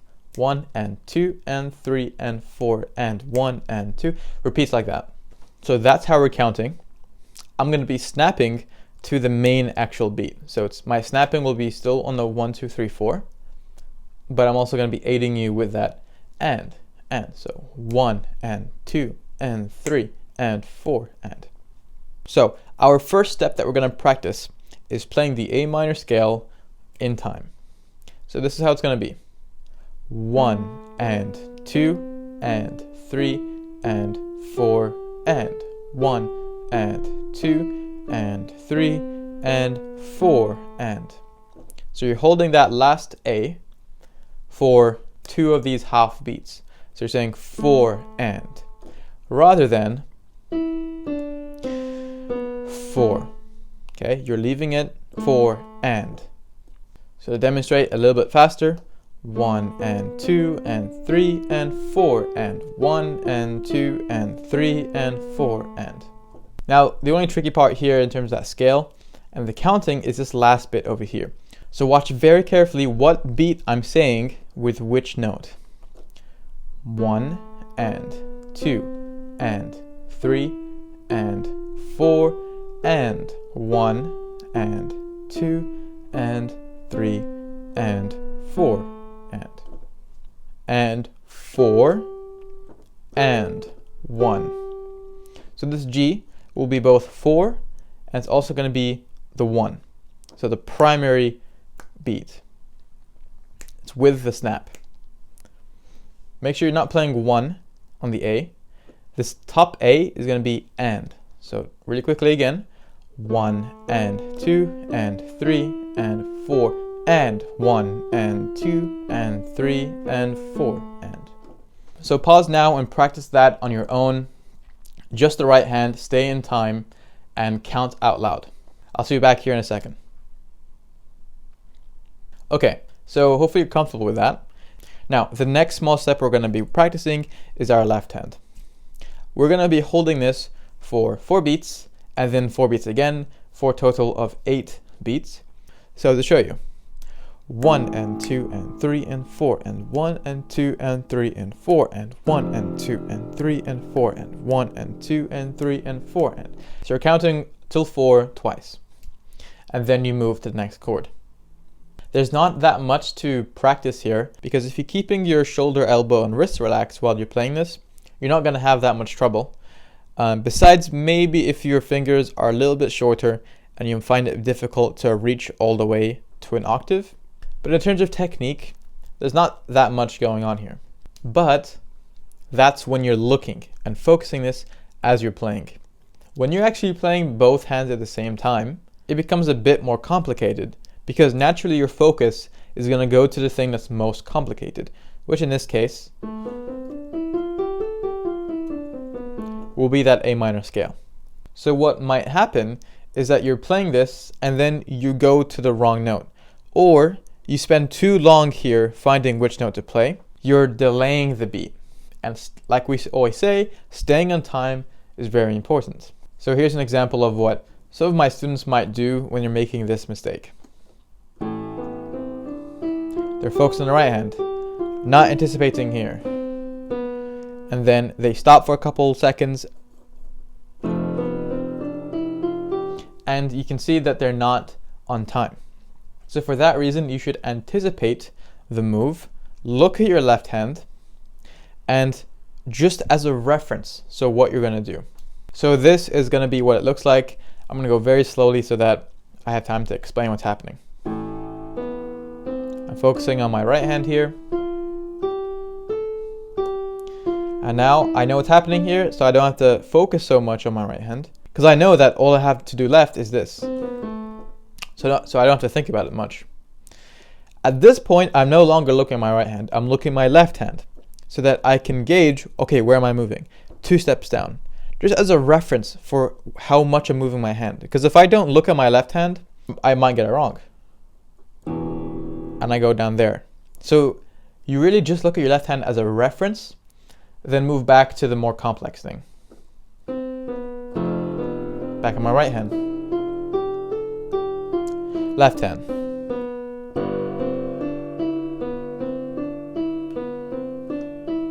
And left hand. Back to right hand.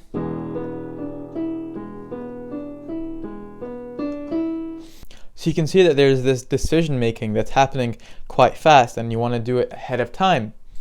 So for that reason I created this exercise so that you can develop these anticipation skills, being able to stay on time, putting together melodies and harmonies, scales, arpeggios. So our next small step here is to do a transition from this section to this section. Because if you can do that, the whole song is going to go a lot more smoothly. So you're playing this 4 times, and then I anticipate, move my fingers in to make it easier to play. Also play that 4 times. Then from here back to the A minor. So to recap,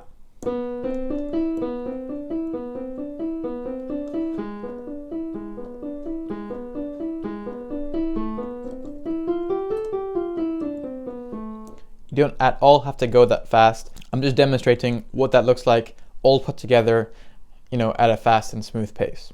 So pause the video now and practice those elements so that you can become more comfortable playing them. I'll see you back here in a sec. Alright, so now we're going to be putting them together. Now we're going to go very slowly here because you should not be rushing at this stage. You're still forming those connections in your brain. So we're going to be building step by step. So we're just going to play the first half of the song.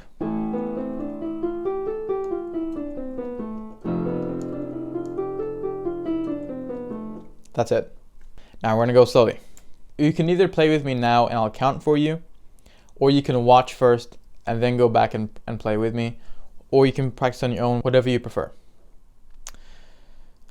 1 and 2 and 3 and 4 and 1 and 2 and 3 and 4 and 1 and 2 and 3 and 4 and 1 and 2 and 3 and 4 and 1 and 2 and 3 and 4 and. So that's the first half that we're just practicing. Definitely don't move on to the next half until that first half is comfortable. You don't at all need to go fast, you just have to go steady at a pace that's not too difficult. When you're practicing this on your own, count out loud. That's going to help you a lot. So for the second half, I'm going to go as slowly as you should be practicing. Remember, you're not performing, you are practicing. 1 and 2 and 3 and 4 and 1 and 2 and 3 and 4 and 1 and 2 and 3 and 4 and 1 and 2 and 3 and 4 and then to the A, 1 and 2 and 3 and 4. So you can see there. So practice slowly and work your way up gradually until you can go at around this pace.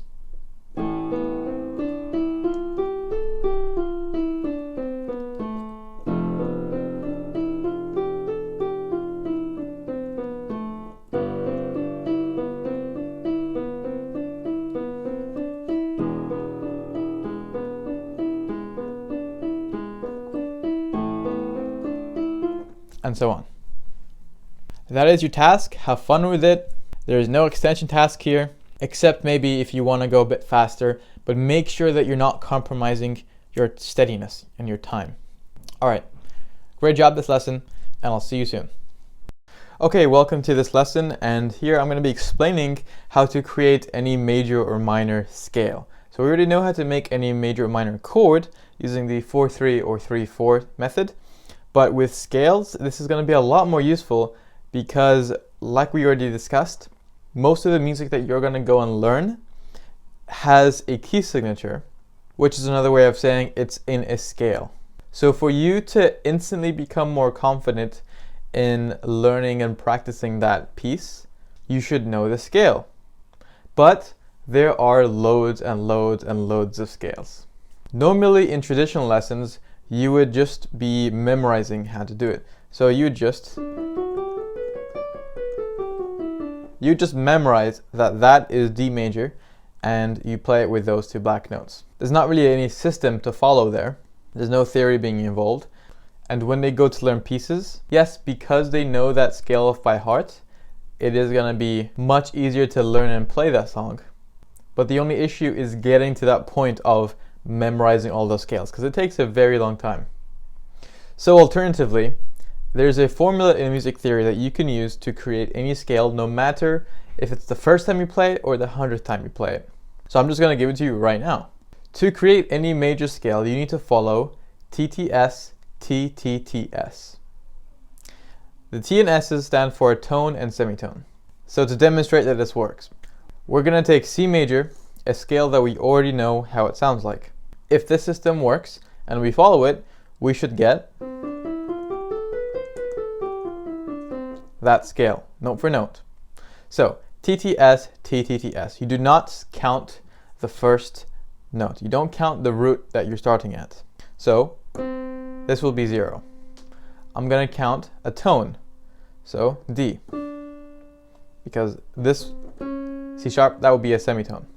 So C, tone, tone, semitone, tone, tone, tone, semitone. So a bit faster, I'll go to my root note, whatever the name of the scale is that I'm trying to make. C. Okay. T, T, S, T, T, T, S. So you can see that works. We'll do one more very quickly. We'll do A major. I'm going to A, and let's figure out how you play it. T, T, S, T, T, T, S. So all together, you don't even have to play it with the fingering. If you're just trying to figure out the notes, then you can just play it like that.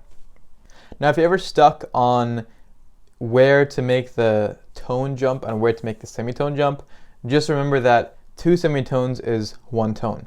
So for example, we want to make the A major scale, start on A. That's 0. Tone. Why is this a tone? Because this is 1 semitone, that's another semitone. So far we made 2 semitone jumps, which means 1 tone. So from A to B is tone. So T, T, so from B, this is 1 semitone, another semitone. So that's a tone. A, T, T, S, T, T, because there's 2 semitones here, T, 2 semitones here, S. So now we know that this strategy actually works. There is a system to this. Now let's introduce the minor formula. It's T, STT, STT. So I should have it on screen for you now, and let's check this through. So let's take A minor, which we already know how it's supposed to sound. We're not playing any sharps or flats here, and we know that's our goal, so let's apply this and double check that it works. So it's T, STT, STT. We go to A. T, S, T, T, S, T, T. Let's take a much more complex sounding scale. Let's go for C sharp minor. Okay, start on C sharp. Exactly the same principle. T, S, T, T, S, T, T. So all together, .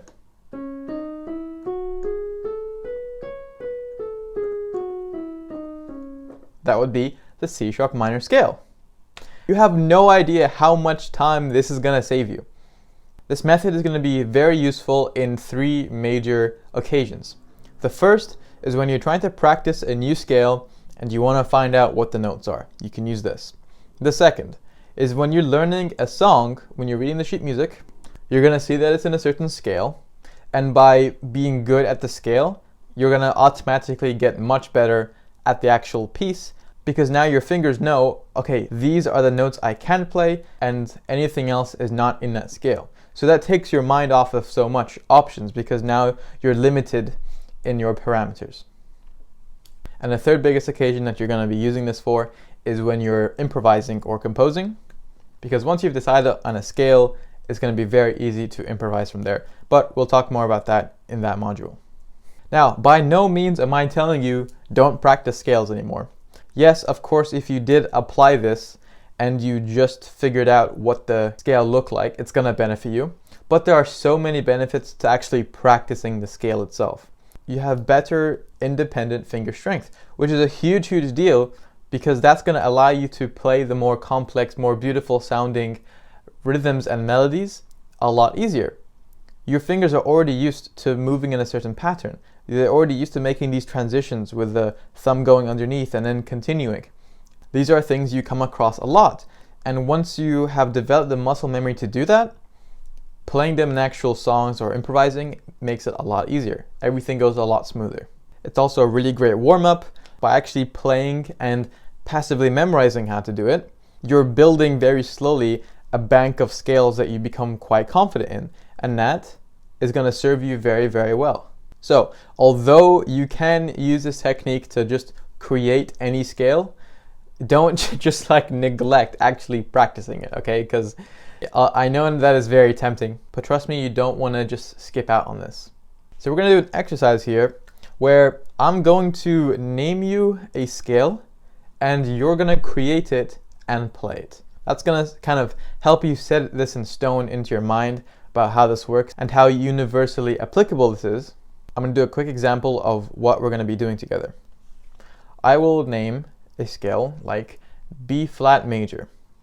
So what you're going to do is go to B flat and you're going to apply the correct formula to make the right tonality of the scale. So I'm not asking for B flat minor, I'm asking for B flat major.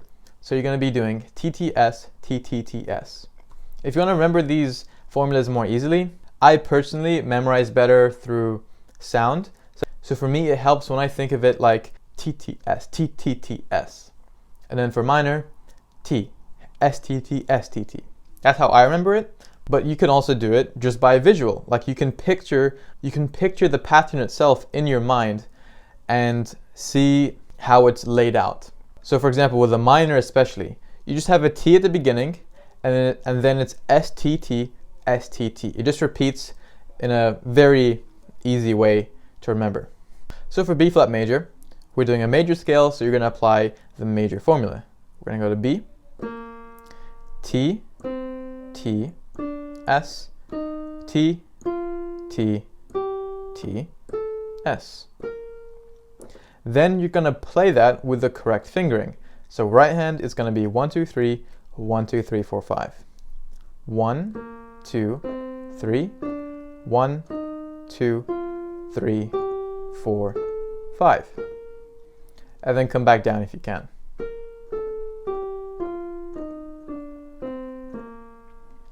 So I want you to try constructing and playing E major scale. Pause the video now, have a go, and then unpause when you're ready. Okay, so E major, we'll go to E. We're using TTS, TTTS. T, T, S, T, T, T, S.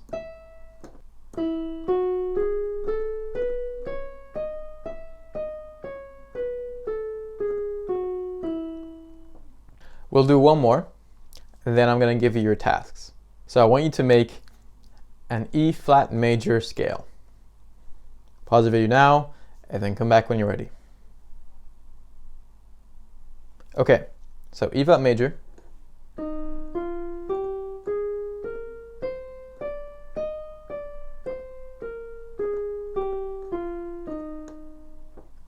That's what that sounds like. So hopefully you got some of that right, and if you didn't, that's fine. It just comes down to practicing this process more. But just in case it was a small mistake that led to everything else being wrong, remember that the first note you start on, you do not count it, so that you can count that as 0. So if you're making a B flat major scale, B flat, call that 0. Then T, that would be the T. And the other thing, remember that 2 semitones is 1 tone, and make sure you're counting carefully. All right, so hopefully that makes sense. Your tasks are basically a list of some scales I'm going to give you, specifically ones that you haven't practiced that much from the other lesson. And you're just going to be constructing and playing them with your right hand and your left hand separately. Your extension, and this is going to be really an extension, I would avoid practicing this unless you're very, very confident with the right hand and left hand separately. But I'm going to give you the following compulsory scales to play right hand and left hand separately. So you're doing G minor, E minor, C sharp major, and B major. I'm not going to play them because I want you to actually construct them. I don't want you to just copy from what I'm doing. So if you follow that formula, and obviously making sure you have actually 8 notes in the scale, then you should be fine. Practice it slowly, one hand at a time, and your extension is to do that both hands at a time. Now this is going to be a huge step for like 99% of people, because some of these are going to be more complex scales, and playing them two-handedly takes a bit more time than the easier scales that we started off with. So don't feel like you have to do that. Make sure you're not moving on to the next lesson until your primary tasks are done. Okay, good luck, and I'll see you soon. Okay, welcome everybody to this lesson. I'm just going to be explaining how to use the metronome and how you can practice using this. So a metronome is a tool that will help you stay in time by doing the counting for you, so that you can focus on what you're actually playing rather than trying to count it out loud. To practice going at an even pace, and you can actually set it to go slower or faster depending on your needs. So I've literally just typed into Google here metronome, and you can see this pops up. You can do this yourself. So here we have our BPM, and this is basically how fast we're doing it. So you can see it's just going to be this beat that repeats at the certain BPM that you've set. Now if you go higher, of course it's going to go higher, and the same with slower. Now you have this entire range to work with, and this is a very, very simple metronome. You don't have much controls, and when you're just starting out, this is more than enough. All you need really is something to keep you in time. But let's say that we went to this website, and we can see that we've still got our similar BPM range, but here we also have some Italian words which describe roughly how fast you're going. And this is there because when you start to read sheet music, you will have these instead of your BPMs when you're learning classical stuff. When you're reading sheet music of more modern songs, usually the composer or whoever actually wrote the sheet music will have the BPM set rather than simply the Italian. The reason the Italian is here is because back then they did not measure things in BPM because that didn't really exist, so they measured it based on these words. You don't have to pay attention to them so much because we're going to learn this later, but you can see how they change depending on the BPM. So it is obviously nice to get a rough idea of what words mean what. So we're at 90 BPM right now, and there's a couple things that I want you to pay attention to. The first is that we have these two circles, and you can see that the beat is going through these and repeating. Now the other thing is that this control here will increase how many of these circles you have before it goes back to the beginning. Now we're going to set it to 4. This would be the equivalent of 4 time. So when we normally count in 1, 2, 3, 4, this is how a metronome displays it.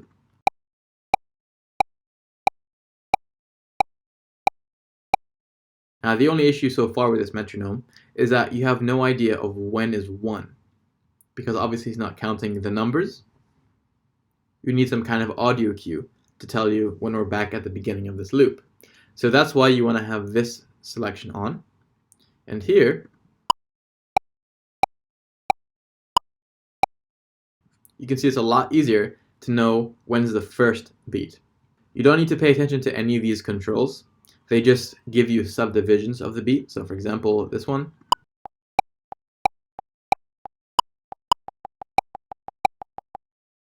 They give you these smaller beats underneath the main beat. But again, don't worry about these symbols or what they mean, or even actually selecting these controls. You want to stick with this one. You want to have this first beat on, and you usually set it to 4, because most of the songs you're playing are going to be in 4 time. But if you're practicing something in 3 time, you want to put it to 3.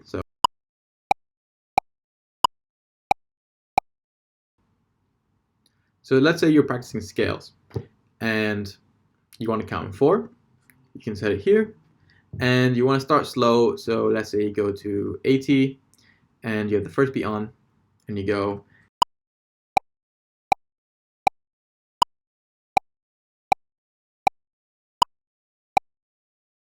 Once you're comfortable playing it at that pace, then you can increase the speed to maybe 86 or eventually 97, or you can go higher and higher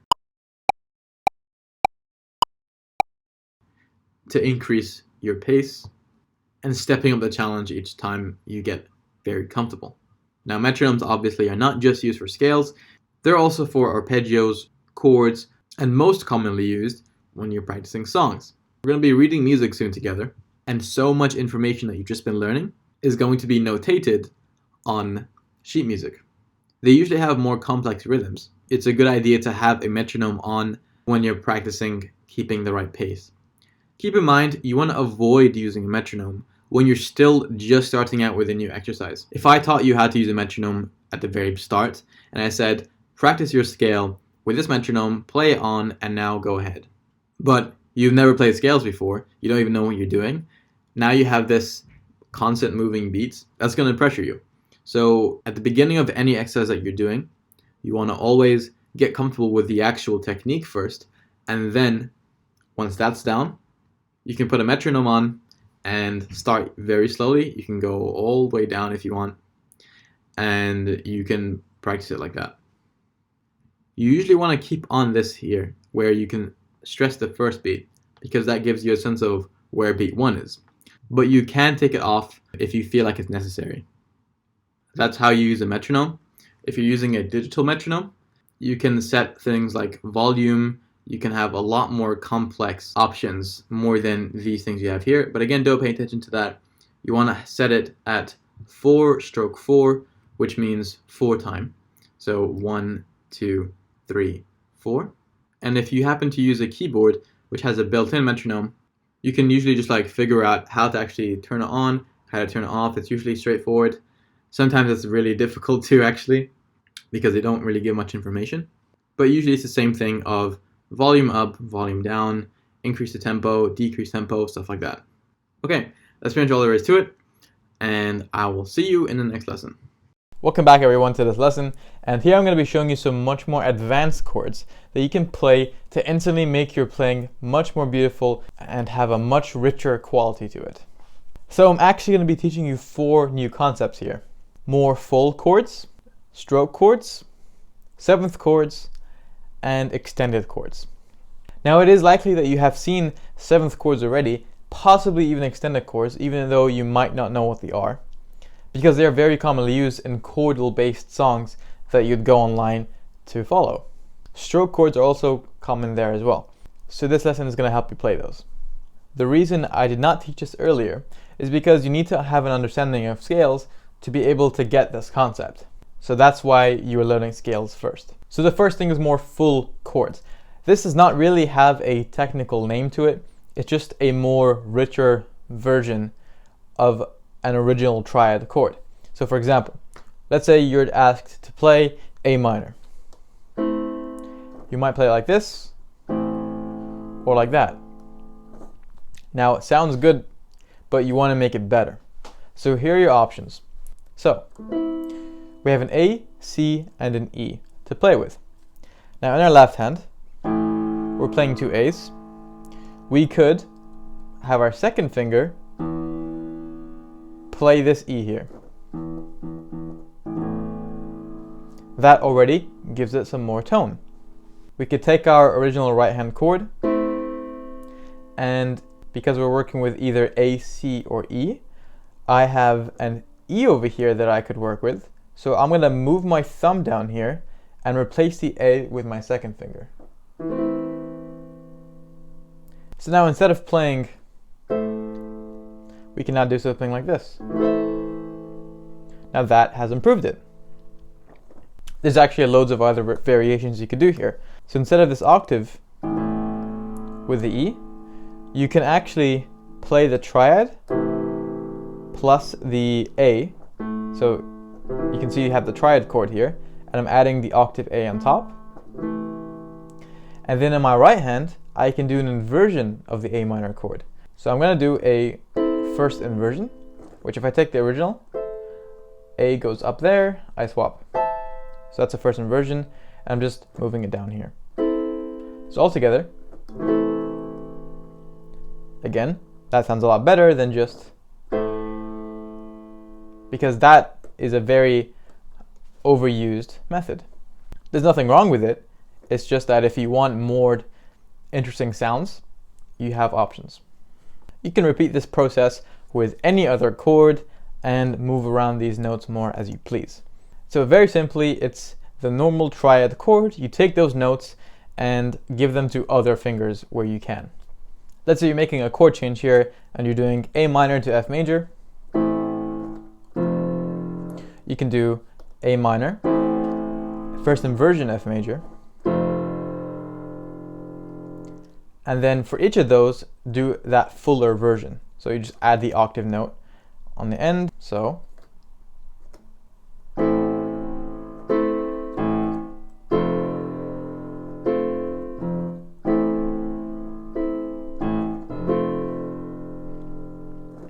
There's an example. Now stroke chords. Now when you see stroke chords, you see the main chord, so for example D major, and then stroke F sharp. So what that means is that you take that first chord name, D major, play that in your right hand, and then in your left hand, you play the F sharp. Now this counts as a D major stroke F sharp because I'm literally just playing an F sharp. But what's most ideal is that you just play it with the octave. That's going to be the most common way of doing it. Obviously, that is not just for just the D major and F sharp. You can see that with many other chords. But in terms of the formula for how to actually play it, you take the first chord, you play it in your right hand, then you take the second chord, and you just do an octave in your left. So that would be a D major stroke F sharp. Now seventh chords. Seventh chords are a bit more complicated, but they sound absolutely amazing. So for example, we're going to take an F major 7th chord. To create an F major 7th chord, we need to first know what the scale is for F major. So it's a major scale. We're going to take TTS, TTTS. So we go to F, count that as 0, and we have T, T, S, T, T, T, S. If you want to play the scale, this is one of the very rare ones where instead of 1, 2, 3, 1, 2, 3, 4, 5, you do 1, 2, 3, 4, 1, 2, 3, 4. Again, this applies to a very small minority of scales, which F major is one of them. So basically what you do is that you take the 7th note of that scale and you add that to the triad, or the 1, 3, and 5. So we know that this is 1, that's 2, 3, 4, 5, 6, 7, 8. So I'm taking 1, 3, and 5. Then I'm going to add the 7. So altogether, it sounds very nice, especially when you kind of roll the notes. Instead of just playing it all at once, like that, you can actually roll them, like that. This would be an F major 7 chord. Now, there's actually another type of 7th chord, where it's just F7. It doesn't say F major 7 or F minor 7 or anything like that. It just says F7. What you do there is that you take that 7th note and you flatten it. So you go down by 1 semitone, whatever that note is. So that's going to be this E flat. And that counts as an F7 chord. So here's the exercise. I want you to create a D major 7 chord. What you're going to do is figure out what notes are in the D major scale, so TTS, TTTS, unless you already have the scale memorized. Play the 1st, 3rd, and 5th note of the scale to make the chord, then add the 7th note. Pause the video now, play that, and then come back, and I'll show you what it's supposed to sound like. Alright, to make the D major 7, we have the 1, 3, and 5 of the scale, and I'm playing the 7th. Because D major scale goes, so that's the 7th note. Now if you find a D7 instead of D major 7, you take the 7th note and you flatten it, which means you go down by 1 semitone. That's your D7 chord. I'm going to give you one more so that you can practice how to do this combination. I want you to make a G major 7 chord, and then make a G7 chord. And while you're playing these chords, play the octave for G. And then it's going to sound real nice. So come back when you've done that. So hopefully this is what you have for the G major 7 chord, then the G7 chord, and that's that.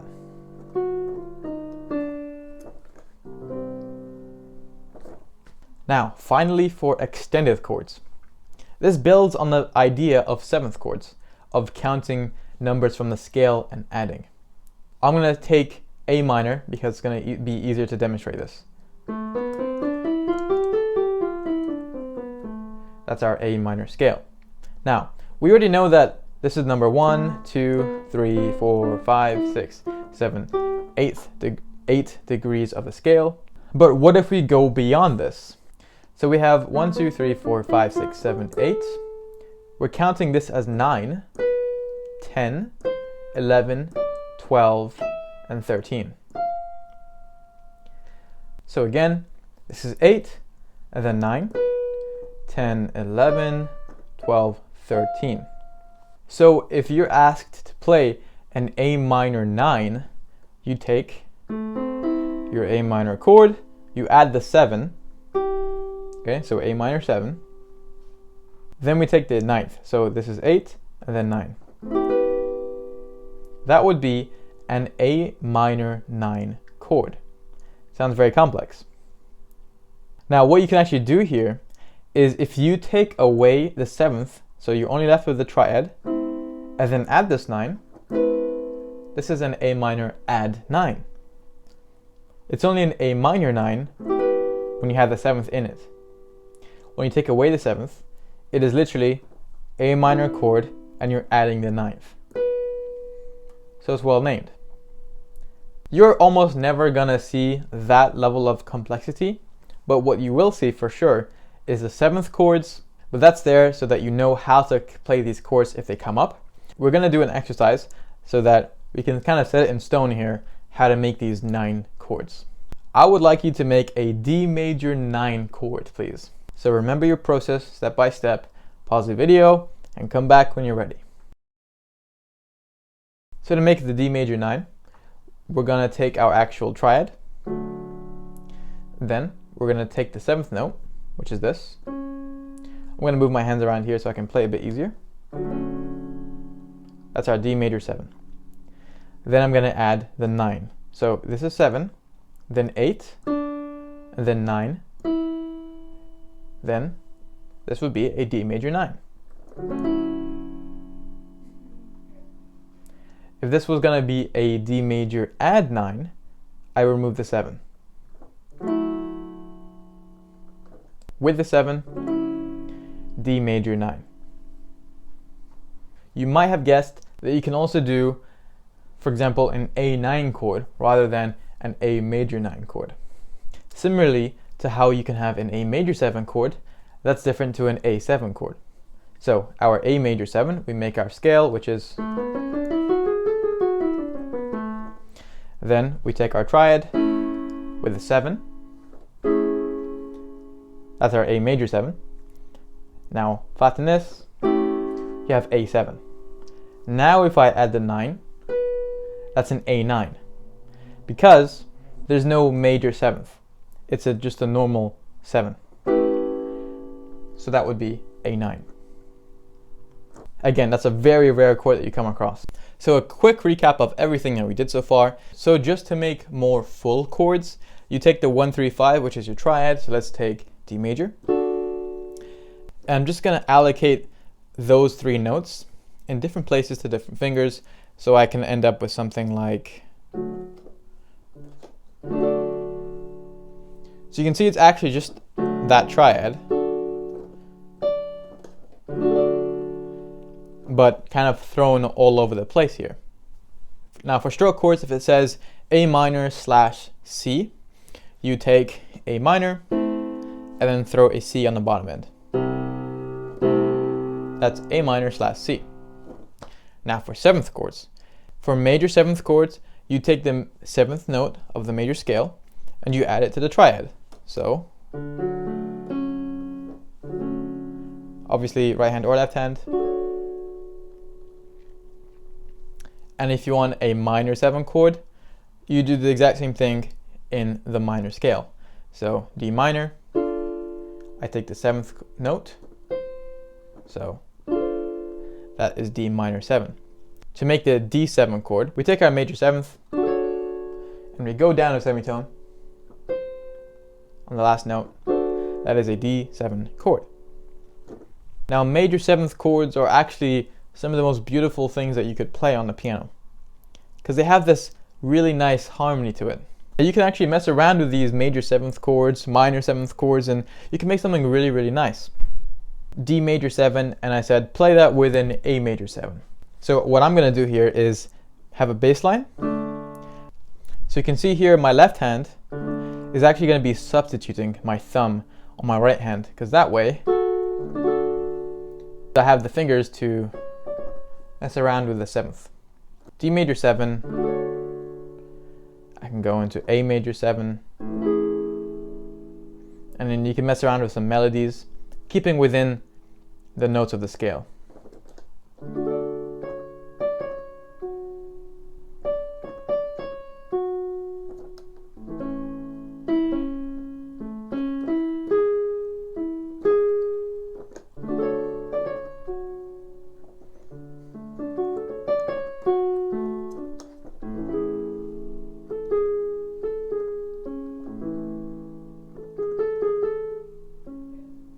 And I can go on and on. My point being is that you can actually mess around with these chords rather than just playing it, once, waiting, and then coming to the A major 7. So don't worry about mistakes. We're gonna go through this process more in the improvisation section, but have fun with it. All right, that's everything for this lesson. I hope you found this very helpful. Your task is just very simply to mess around with these 7th chords, maybe even 9th chords, on some other starting notes. So instead of A major 7, you can even try an F sharp major 7. So F sharp major, F sharp major 7. You can do a lot of things. So have a go with just different combinations and see maybe what kind of chords are your favorite. That's all for today. I'll see you soon. All right, welcome back everyone to this lesson. And here I'm going to be teaching you how to use the pedal and how much of an improvement it makes to your playing and how nice it is to listen to. This is a very simple thing, but it does take some time to get good with it. So when I say pedal, I'm referring specifically to a sustain pedal. Now, if you're on an acoustic piano, you will either have 2 or 3 pedals, more commonly 3 pedals. The sustain pedal is the one on the furthest right, and that's no matter if you have 2 or 3 pedals. Now, if you have a portable keyboard like this one, in the back of the keyboard, you'll find a large jack plug that will take in a pedal, and the label will be pedal or sustain. Sometimes you're given the pedal with the keyboard, and sometimes you have to buy it separately. Now, if you have a digital piano, then you will likely have a pedal built in, which will look similar to an acoustic pedal. In all cases, you press the sustain pedal down and it's gonna sustain those notes so that you don't have to keep your fingers on them. So for example, if I play this without the pedal, obviously that does that. Now with the pedal, my fingers don't have to be on the piano for them to be sustained. It's as if my fingers are actually still there, holding the notes. So I don't need to keep my fingers there. So you can see how it adds this sense of presence to your playing, because your notes are being held on for longer. If I play that exact same thing without the pedal,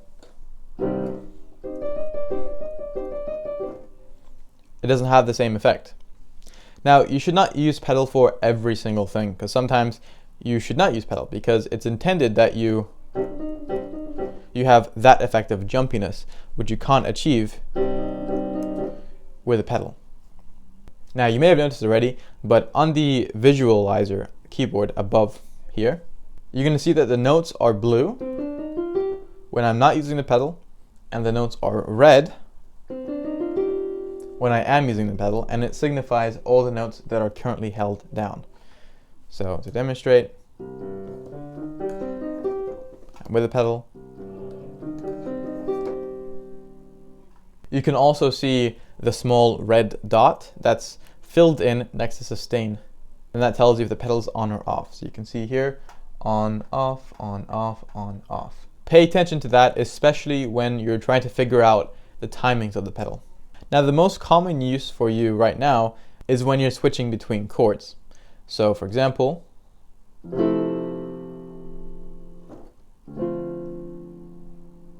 I'm going from an F major 7, which is this, and I'm just extending it out, and then to a D minor 7. So you can see the D minor with the 7.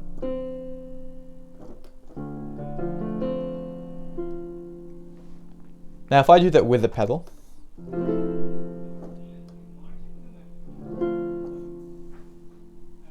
when I'm not using the pedal, 2, 3, 4. I have less time. With the pedal, 2, 3, 4. Now, your use of the pedal depends largely on what you're playing. When you're playing chord progressions, you almost always want to take off the pedal and put it back on in between each chord. So for example, if I'm playing this chord progression, 1, 2, 3, 4, 1, 2, 3, 4, 1, 2, 3, 4, 1, 2, 3, 4. Then with the pedal, watch carefully how I use it, and even pay attention to that small red circle that tells you when the pedal is on and when it's off.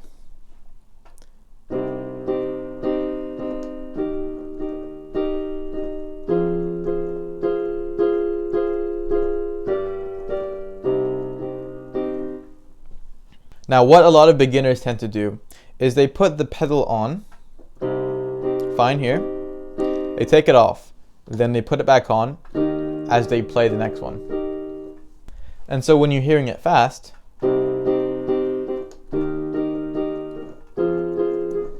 the notes seem disconnected.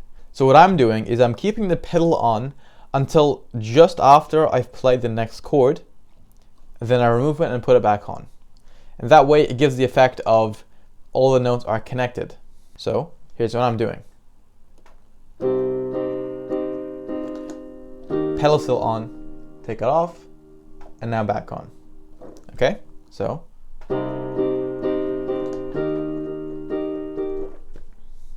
And that's instead of. Before I give you the exercise so that you can try this on your own, I want you to be aware of how you're actually putting your foot on the pedal.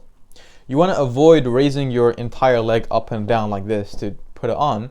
You want to actually keep your heel in the same place and use that as like a pivot point so that your front of their foot can go up and down rather than your whole foot coming up and down. This way you have a lot more control over that pedal. So what I'm going to give you is to play F major with the octave, and then G major. So just up by 1, A minor, up by 1, then up by 2 to C major, back down to F. So all together, 1, 2, 3, 4, 1, 2, 3, 4, 1, 2, 3, 4, 1, 2, 3, 4, 1, 2. And it's going to repeat those same chords. If you're using the pedal correctly, this is what it should sound like. 1, 2, 3, 4, 1, 2, 3, 4, 1, 2, 3, 4, 1, 2, 3, 4, 1, 2. Now just start off with no complex rhythms at all and just do that. Hold it down for 4 beats each and then move up. Try to avoid that disconnection between those notes. You're going to avoid those gaps. So you're trying to close those gaps together. By applying this method of pedal work, connect those gaps.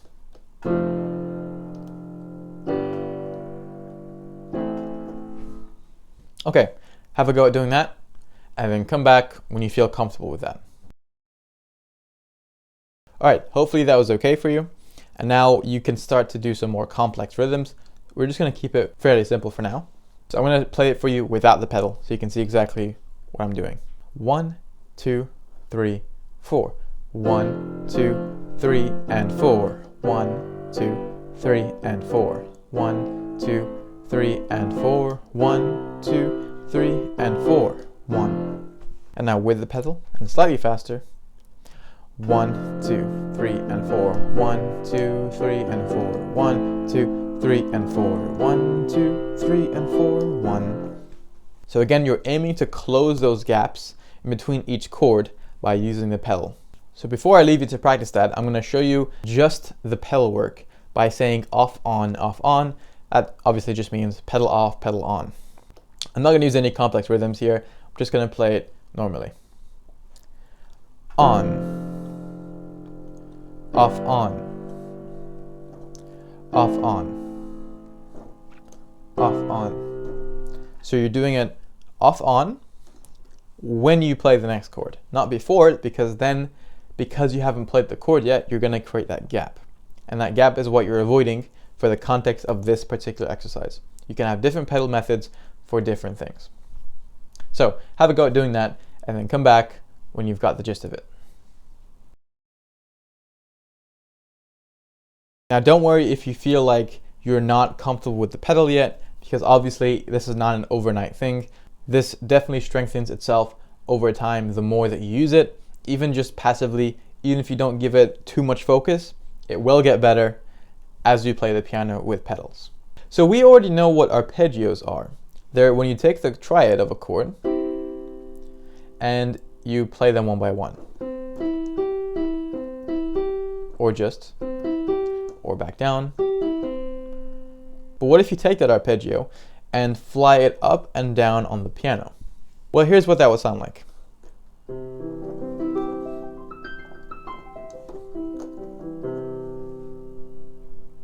That is literally the C major arpeggio going up several octaves and down several octaves. So here's the fingering for it so that you can try playing this. You're going to take the 5, 3, and 1 in your left hand. Then your right hand is going to go the octave above that and play that with 1, 2, and 3. The reason is you want to keep your pinky free to play the top C when you get over there. Right over there. Now, how do you do that transition? Because once you've played, change over here. So you take your left hand in the 5, 3, 1 and you go over your arm, 5, 3, 1. And right about when you're done playing that, your right hand comes underneath, 1, 2, 3, 5. So all together a bit faster.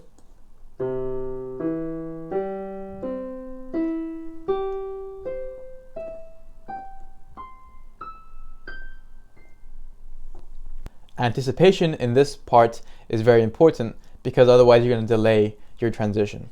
So watch carefully about when I'm moving my wrists across. It's as soon as I'm done with that hand, I'm not waiting and then doing it. As soon as I'm done with this hand, I'm already moving it. Same with the right hand. So I want you to have a go at practicing that at a steady pace. You can count to yourself 1, 2, 3, 1, 2, 3, or you can use a metronome and set the BPM very slow. So here's what you're doing. 1, 2, 3. 1, 2, 3. 1, 2, 3. 1, 2, 3, 1. Pause the video now, have a go at that, and come back when you're ready. So hopefully you should be comfortable with what notes you're actually playing and getting a bit used to moving your wrists over in that sense.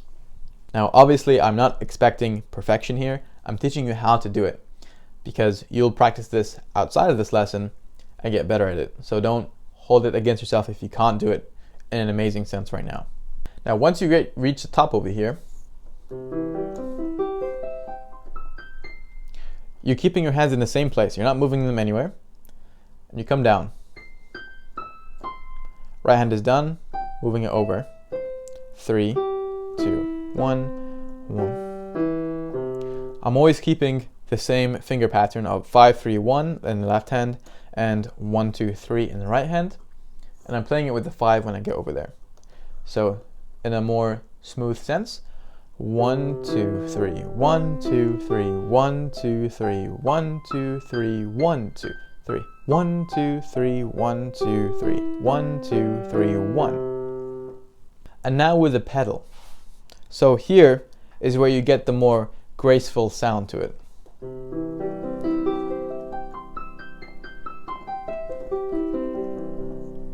And it sounds nice because all of those notes that are in harmony with each other, they work with each other, are all sustained in the air. All of those frequencies are harmonizing together and it sounds really nice. For this particular method, you just keep your pedal on the entire time. Now, do not rush the pedal. Only do this when you're comfortable with the technique, until you're quite comfortable actually. Because the reason I delayed teaching you the pedal for so long is for two main reasons. A lot of people jump to it because it instantly makes your music sound better, and they start neglecting the technique and practice you have to do for the actual movements of your fingers. So they get more notes wrong and they develop bad habits. And the second reason is because now their timing and rhythm is probably off when they're doing chords or arpeggios and they're doing. They may get used to playing the pedal and they just let go completely and they don't hold it for the value that it should have. So only practice with the pedal, this arpeggio, when you're comfortable. You don't have to go that fast, but be at a comfortable pace that you can consistently get the notes right at that good pace. Now you can repeat this in different keys. Obviously we are in C major right now. If we move down to A minor, same finger pattern, 5, 3, 1, 1, 2, 3, 5, 3, 1, 1, 2, 3, and then 5 on the end. So with the pedal,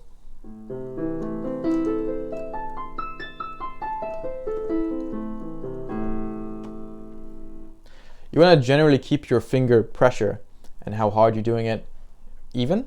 So your task is to choose between C major or A minor, or you can make another one completely from yourself. So let's say you wanted to do D major. Same thing, G minor. Whatever you want. But to pick one of these and get very good at it, and then add the pedal and be consistent. Your extension is to be more wary of the pressure and hardness that you're putting into those notes. So if you want this nice gradual swelling to your notes, you can start fairly soft, maybe even a little bit slower, and then gradually get faster and a bit louder, then come down slightly slower and slightly softer. So for example, I'm going to do A minor.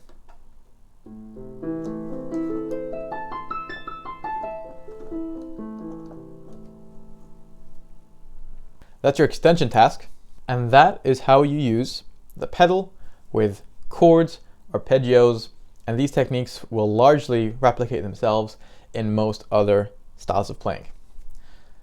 So good luck, great job, and I'll see you in the next lesson. Welcome everyone to this lesson, and before we move on to the next module, I wanted to show you a realistic way of how I would go and play chordal-based songs online. So today's example, we're doing Someone Like You by Adele. So we know how these kind of songs work, we know how to actually read them. But what about when it comes to an actual playing session? Do we have some structure? Are we changing any patterns? What are we doing? So I'm going to show you in this lesson a nice, good general approach to it. Once you have a song in mind, whether you've chosen this yourself or you have a friend who wants to sing with you, for example, knows the song and you don't, and you're just playing up the chords, you should check the chords and see if these chords are things that you need to practice playing, because you might have, for example, a B flat major 7. Because B flat major 7 is not a very common chord, so you'd have to practice how you actually play that. So make the notes. That'll be B flat major 7. So we don't actually have any 7th chords here. These are actually very basic chords and very commonly seen in most pop songs, which is why when you're able to get good at this way of playing, you can play 90% of all pop songs. So once you check the chords and just practice actually playing them. So here we have an A major, C sharp minor, F sharp minor, and a D in the intro. I'm going to quickly just kind of scroll through and check if there's any other chords. We have an E major. So I'm going to practice those chords. The A major, F sharp minor, D major, and we'll do an E major as well. So now we know we can play all the chords comfortably.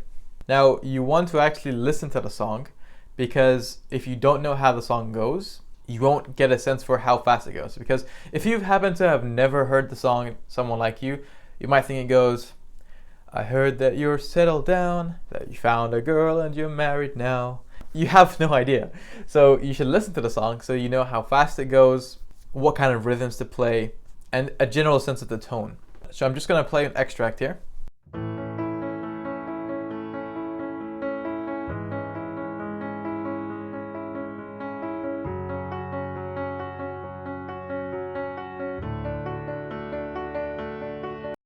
So now we know that the chords are actually going to be arpeggiated, and we have a sense of how fast the song will go because we know how quickly we're doing these chord changes. And we also get a sense of the tone of the song. There's not a crazy amount of instruments, it's actually very, very minimal. So we want to maintain that minimal tone as much as we can by not, doing anything too crazy. Just remember to keep in mind that this method of quote-unquote reading music is designed to serve as an accompaniment, meaning that you play as a backing track to somebody who plays the main lead melody. You can try and play the melody yourself by following by ear, since it's not notated for you here, but I'm going to explain that later. I can hear in the song that these are arpeggios, so I'm just going to do an arpeggio of A major, since that's our first chord.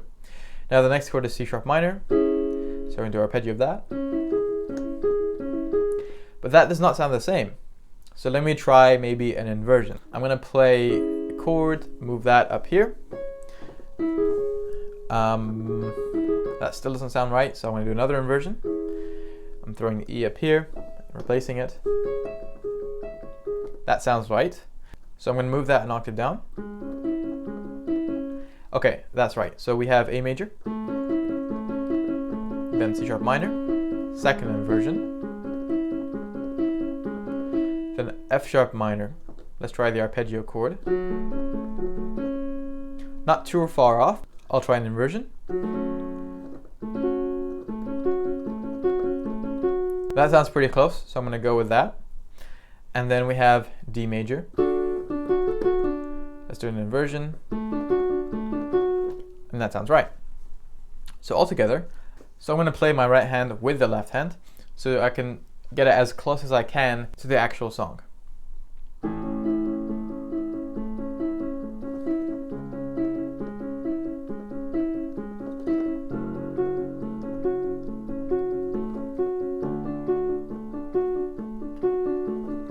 You can either do that method, or you can just play the chords outright as they are.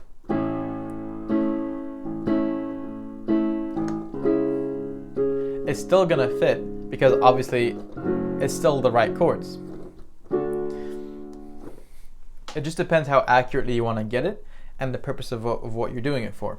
If you're trying to get it as accurate as possible, then of course listening out to what kind of melodies they're using, in this case an arpeggio, is useful. But if you're just trying to play along to something, you can just do the chords as they are, and that's much easier. So I'm gonna play with the pedal and I'm gonna sing so you get an idea of where I am. But more importantly, I want you to pay attention to the rhythms I'm using, you know, how loud or quiet I'm doing, and my general technique. Now, this is not the correct way to do it, this is just how I do it. Everyone's gonna have their own style. You'll definitely make your own style when you do this, but you'll get the idea when I do it. I heard that you settled down, that you found a girl and you're married now. I heard that your dreams came true. Guess she gave me things I didn't give to you. So that's an example of how I would do it. You can see I'm not incredibly consistent with the rhythms I'm playing, with the technique. Sometimes you may have seen me do or just, or even. And anytime I'm doing something out of the ordinary, you know, 4-beat octave notes, I'm always remaining in the same 1, 3, 5 notes of the triad. So when I'm doing this, C sharp is in that chord. Now when you're online looking at this kind of chord sheet, like we discussed, it doesn't give you an idea of rhythm, pace, speed, how hard you're doing it, how soft you're doing it, tone. It doesn't give you any information, which fine, because it's not designed to. Which means it's up to you to do that on your own. You can really do whatever you want. You can stay in this octave, you can go up here, you can jump around, you can do different melodies, you can use different techniques, any kind of rhythm you want. It's really up to you. And the more that you practice these songs, the more your intuition for what would fit will improve.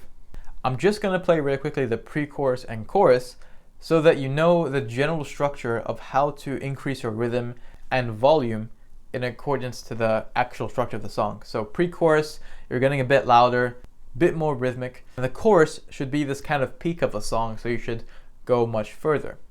So here's how I personally do it.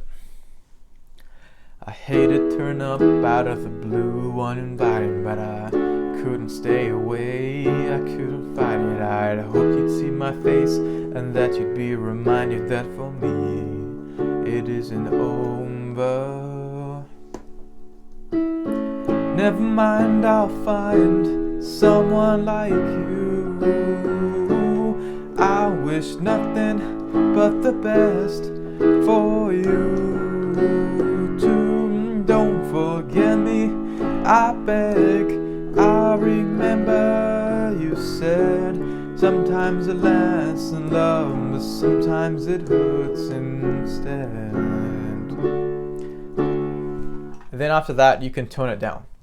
You generally want to avoid having the exact same feel in the whole song, because then there's no variety. And you might have noticed that I actually kept the pedal on for 2 chords and let them merge together, rather than having the pedal on for each chord separately. Now there's actually 2 conditions you want to keep in mind if you're going to do this. The first is that you don't have too many notes together in the left hand, because if you're doing and then you do a second chord, you can see that they don't fit together and there's too much going on there. The second instance where you can merge 2 chords together with a pedal is when the 2 chords are very related, they are very similar. So F sharp minor to D major, they actually share similar notes. D major has an F sharp in it, and the F sharp chord is also its own thing. They also both share an A in the chord, and they share a C sharp in the scale. So in that instance, you can see it doesn't clash together as much as other chords would. For most songs, you want to close down in a much softer and more simple way. So in the very last line of the song, it would be, sometimes it lasts in love, but sometimes it hurts instead.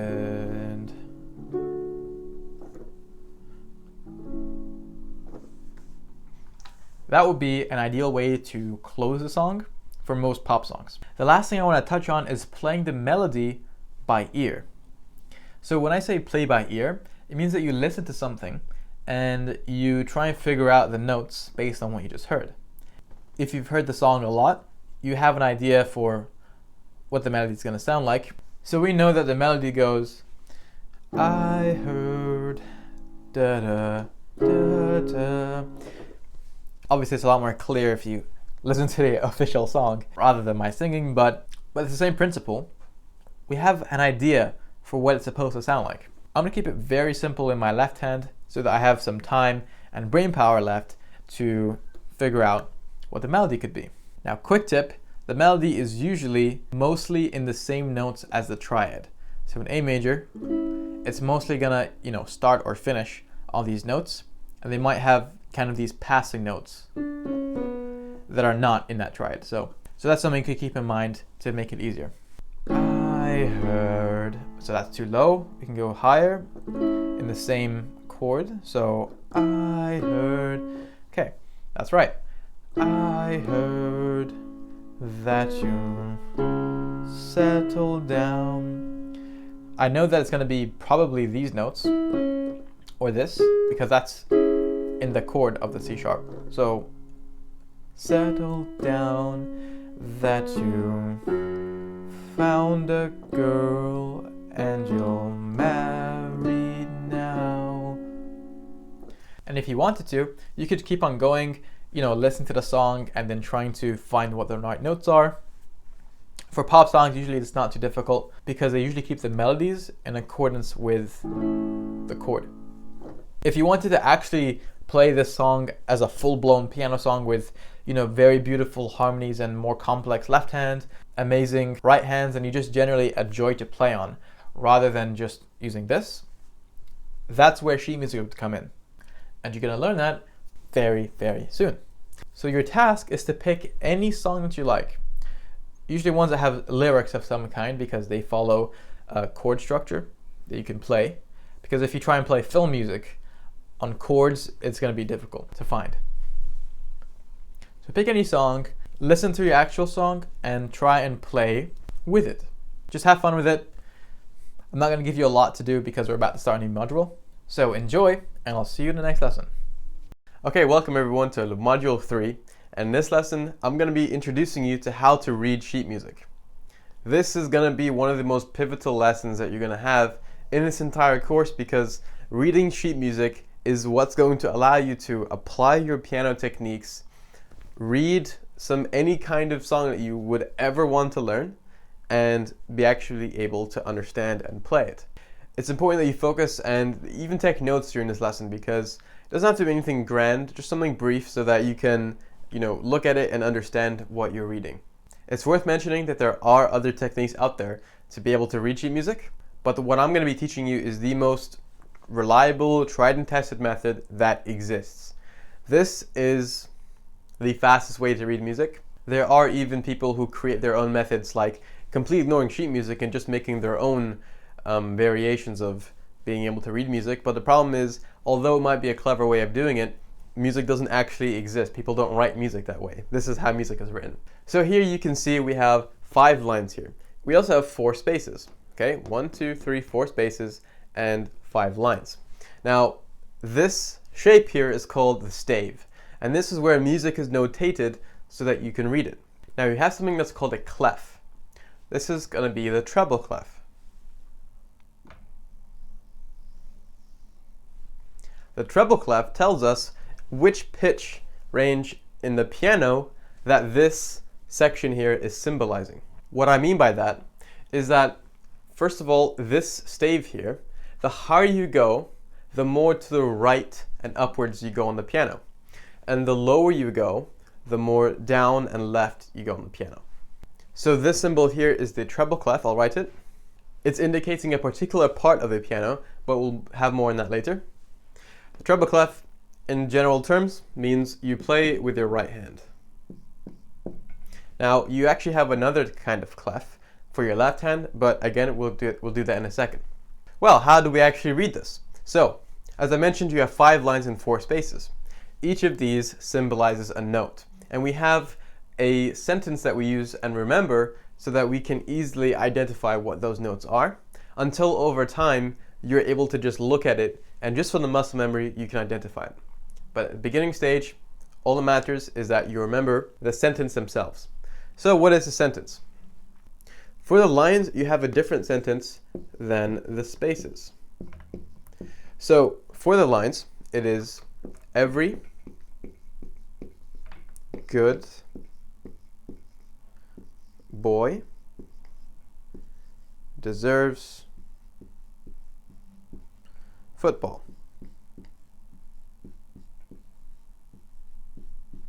Now, if you've taken lessons in the past, this might ring a bell. If this is new to you, then don't worry. So what you're doing here is that you're taking the first letter of every word and you're mapping it out here. So this is the first word, so every, E. I'm going to put the E right there. Every. Then we have G. And this is on the lines, remember?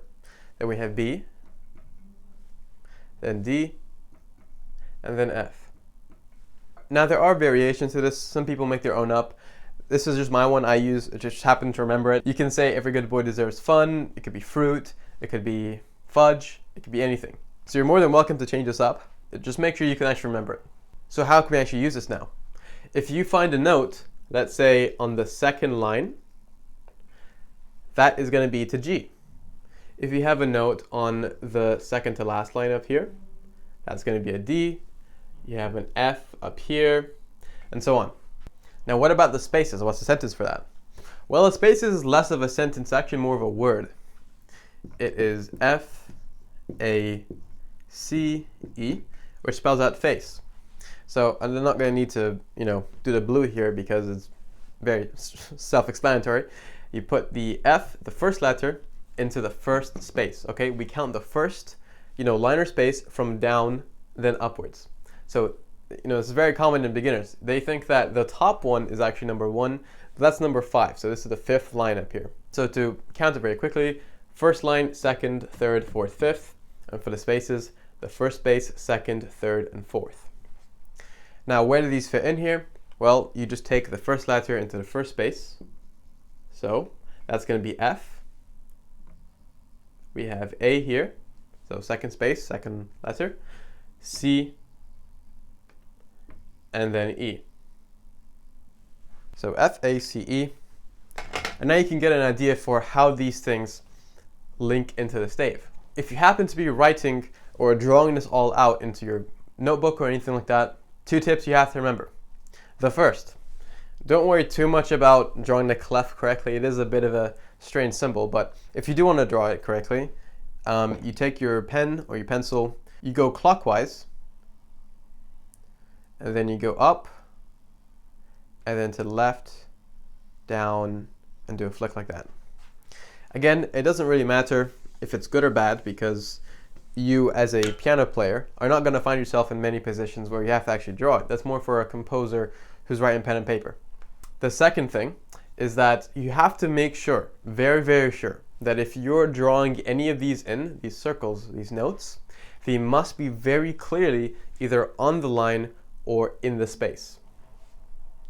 You want to avoid having something like this, where it's not exactly in the line and it's not exactly in the space. Thankfully, you're never going to see something like this in actual music because everything's printed out, in very much absolutes.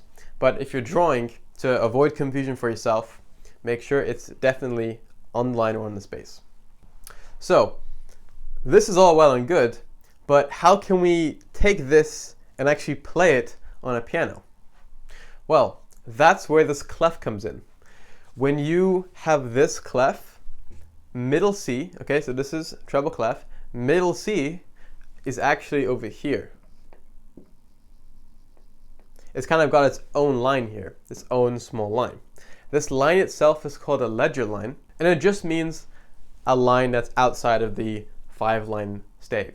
When you're reading music, they want to play a particular note that's outside of this 5-line stave, so they would just make a small line here to indicate is it on a line or a space, because if this is the middle C, this would actually be the letter D.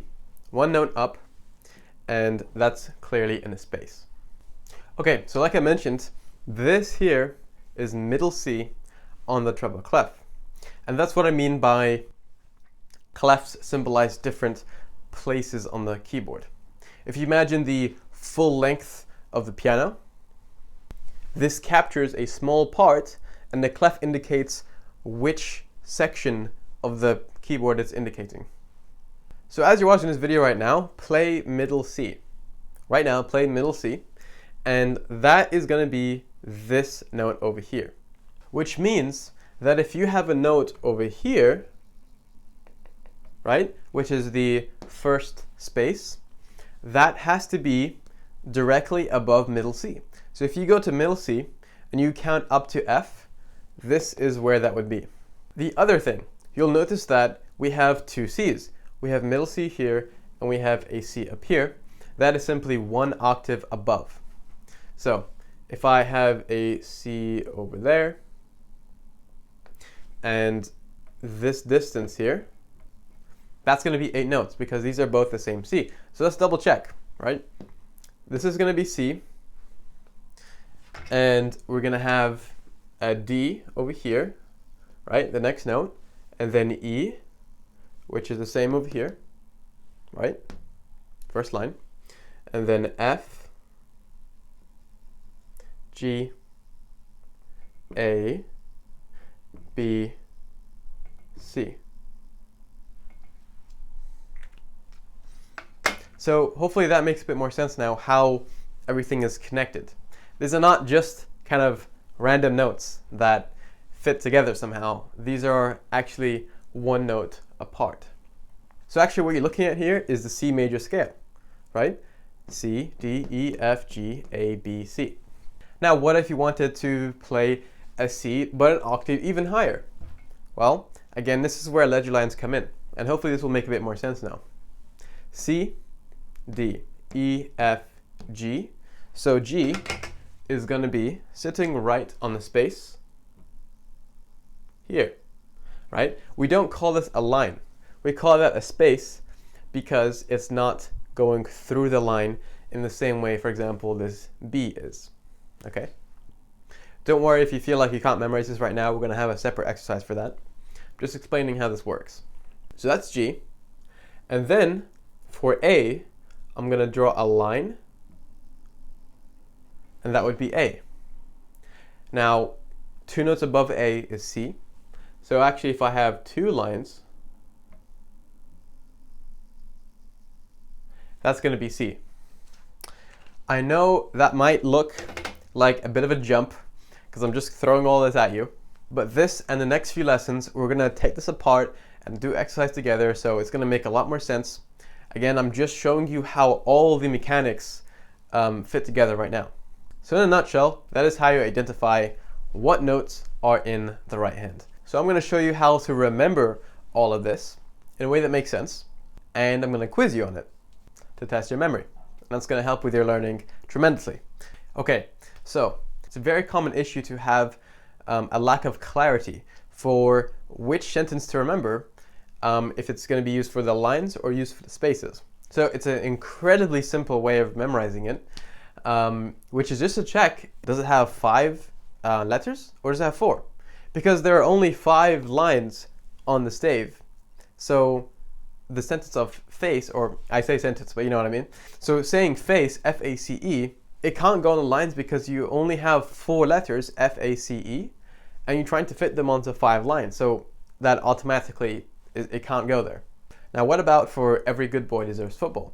That, again, very simply, just goes up this way and it fits onto the lines. Now you just have to commit every good boy deserves football, or fun, fudge, fruit, whatever you want. Commit that to memory, okay? Make sure that you remember it and that you're not making mistakes about it. It would take you not even 30 seconds if you just wrote it down in your book, any scrap piece of paper, and wrote it all down, memorized it, turned it away, check yourself. It's a very simple thing. It's not like a 100-digit long number. So what I'm going to do now is I'm going to give you some time now. So pause the video and make sure that you're comfortable with what I just taught, because now I'm going to give you a quiz where I'm just going to draw in a note you're not only going to identify it, right? So saying it in your head, but you're also going to play the note on the piano. And that is going to strongly solidify what we're doing here. Now, if you're not yet generally comfortable with what I just taught, then either go back and watch it or take the quiz now and, it'll make more sense. So the first thing I'm going to give you is a nice and easy one, the first space. Okay, I'll give you a clue there. It is the first space. So your methodology here is to identify, is the note on a line or a space? Okay, so it's on a space. Automatically, we're not going to use Every Good Boy Deserves Football. We're going to use the other one, right? So if you don't already know what that is right now, it is F, because the letters, the sentence we remember is F-A-C-E. Welcome everyone to this lesson, and in this video you're going to learn how to read the bass clef, which in other words, how to read the left hand. The reason we're learning them in different videos is because you read the bass and treble clef in different ways than each other. This would not be E, right? In the treble clef, if I drew a treble clef here in right hand, this would be E for Every Good Boy Deserves Football. But you actually have different sentences for the lines and spaces that are exclusive to the bass clef. So before we begin, I'm going to show you what this bass clef looks like. And remember, this generally means playing your left hand. So this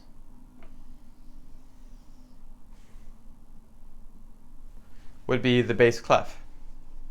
Now, the most important part about a clef is where middle C is. On the treble, we know that middle C is on the ledger line here, but in the bass, it's actually over here. Now, what this means is that you have a sense of pitch. You know that if middle C is here, then treble clef has to be way up there, and now bass clef is down here, hence the name bass. So since we already know the basics, let's just jump right into it. I'm going to give you the sentence that we remember for the lines and spaces. So for the lines, here is your sentence. We have green buses drive fast always. Now, as with the treble, we're just going to take the first letter of each of these words, and we're going to map it out over here. So I'm going to put the letters on the lines over here and the space here, just to save space. No pun intended. So green is going to be here. Green buses drive fast always. So simple enough so far. Same concept as the treble clef, exactly. Now, unlike the treble clef, we have to actually remember a sentence this time, not a word, for the spaces. Now, that sentence is, all cows eat grass. So you can see a pattern here. We're going to take the first letter of each word, and we're going to put it, all cows eat grass. Now let's double check. Since we know that this stave has an actual system to it, it's not a random sentences thrown onto it, we can check. So we have A, B, C, D, E, F, G, A, and then continue. B, and then C, which is going to be middle C. So for most people, understanding how the concept of a stave works in terms of where the notes goes is not a complicated thing. It's actually pretty easy to understand. So me at the start, and including pretty much all my students at the very beginning, their main focus is actually making sure the sentence they're using to remember, what note is the correct one. Because now you have access to 4 separate sentences, and you have to be able to tell which one is treble and which one is bass. Because if you start reading the treble notes in the bass clef, I guarantee you all of your notes will be wrong immediately. Because it doesn't work in the same way as the treble clef, right? In the treble clef, the third line here, Every Good Boy, would be B.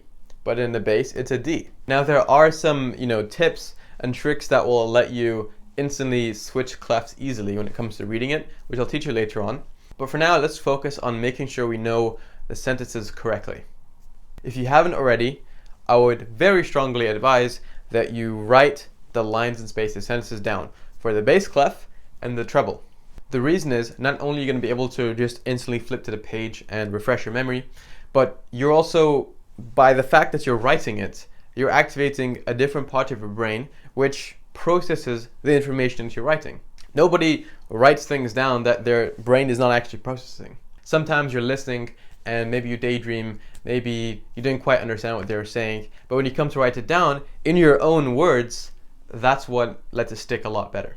So what I tend to advise my students on memorizing, these sentences, not only this, but in fact anything that they intend to memorize, is to actually map it based on what your representational system is.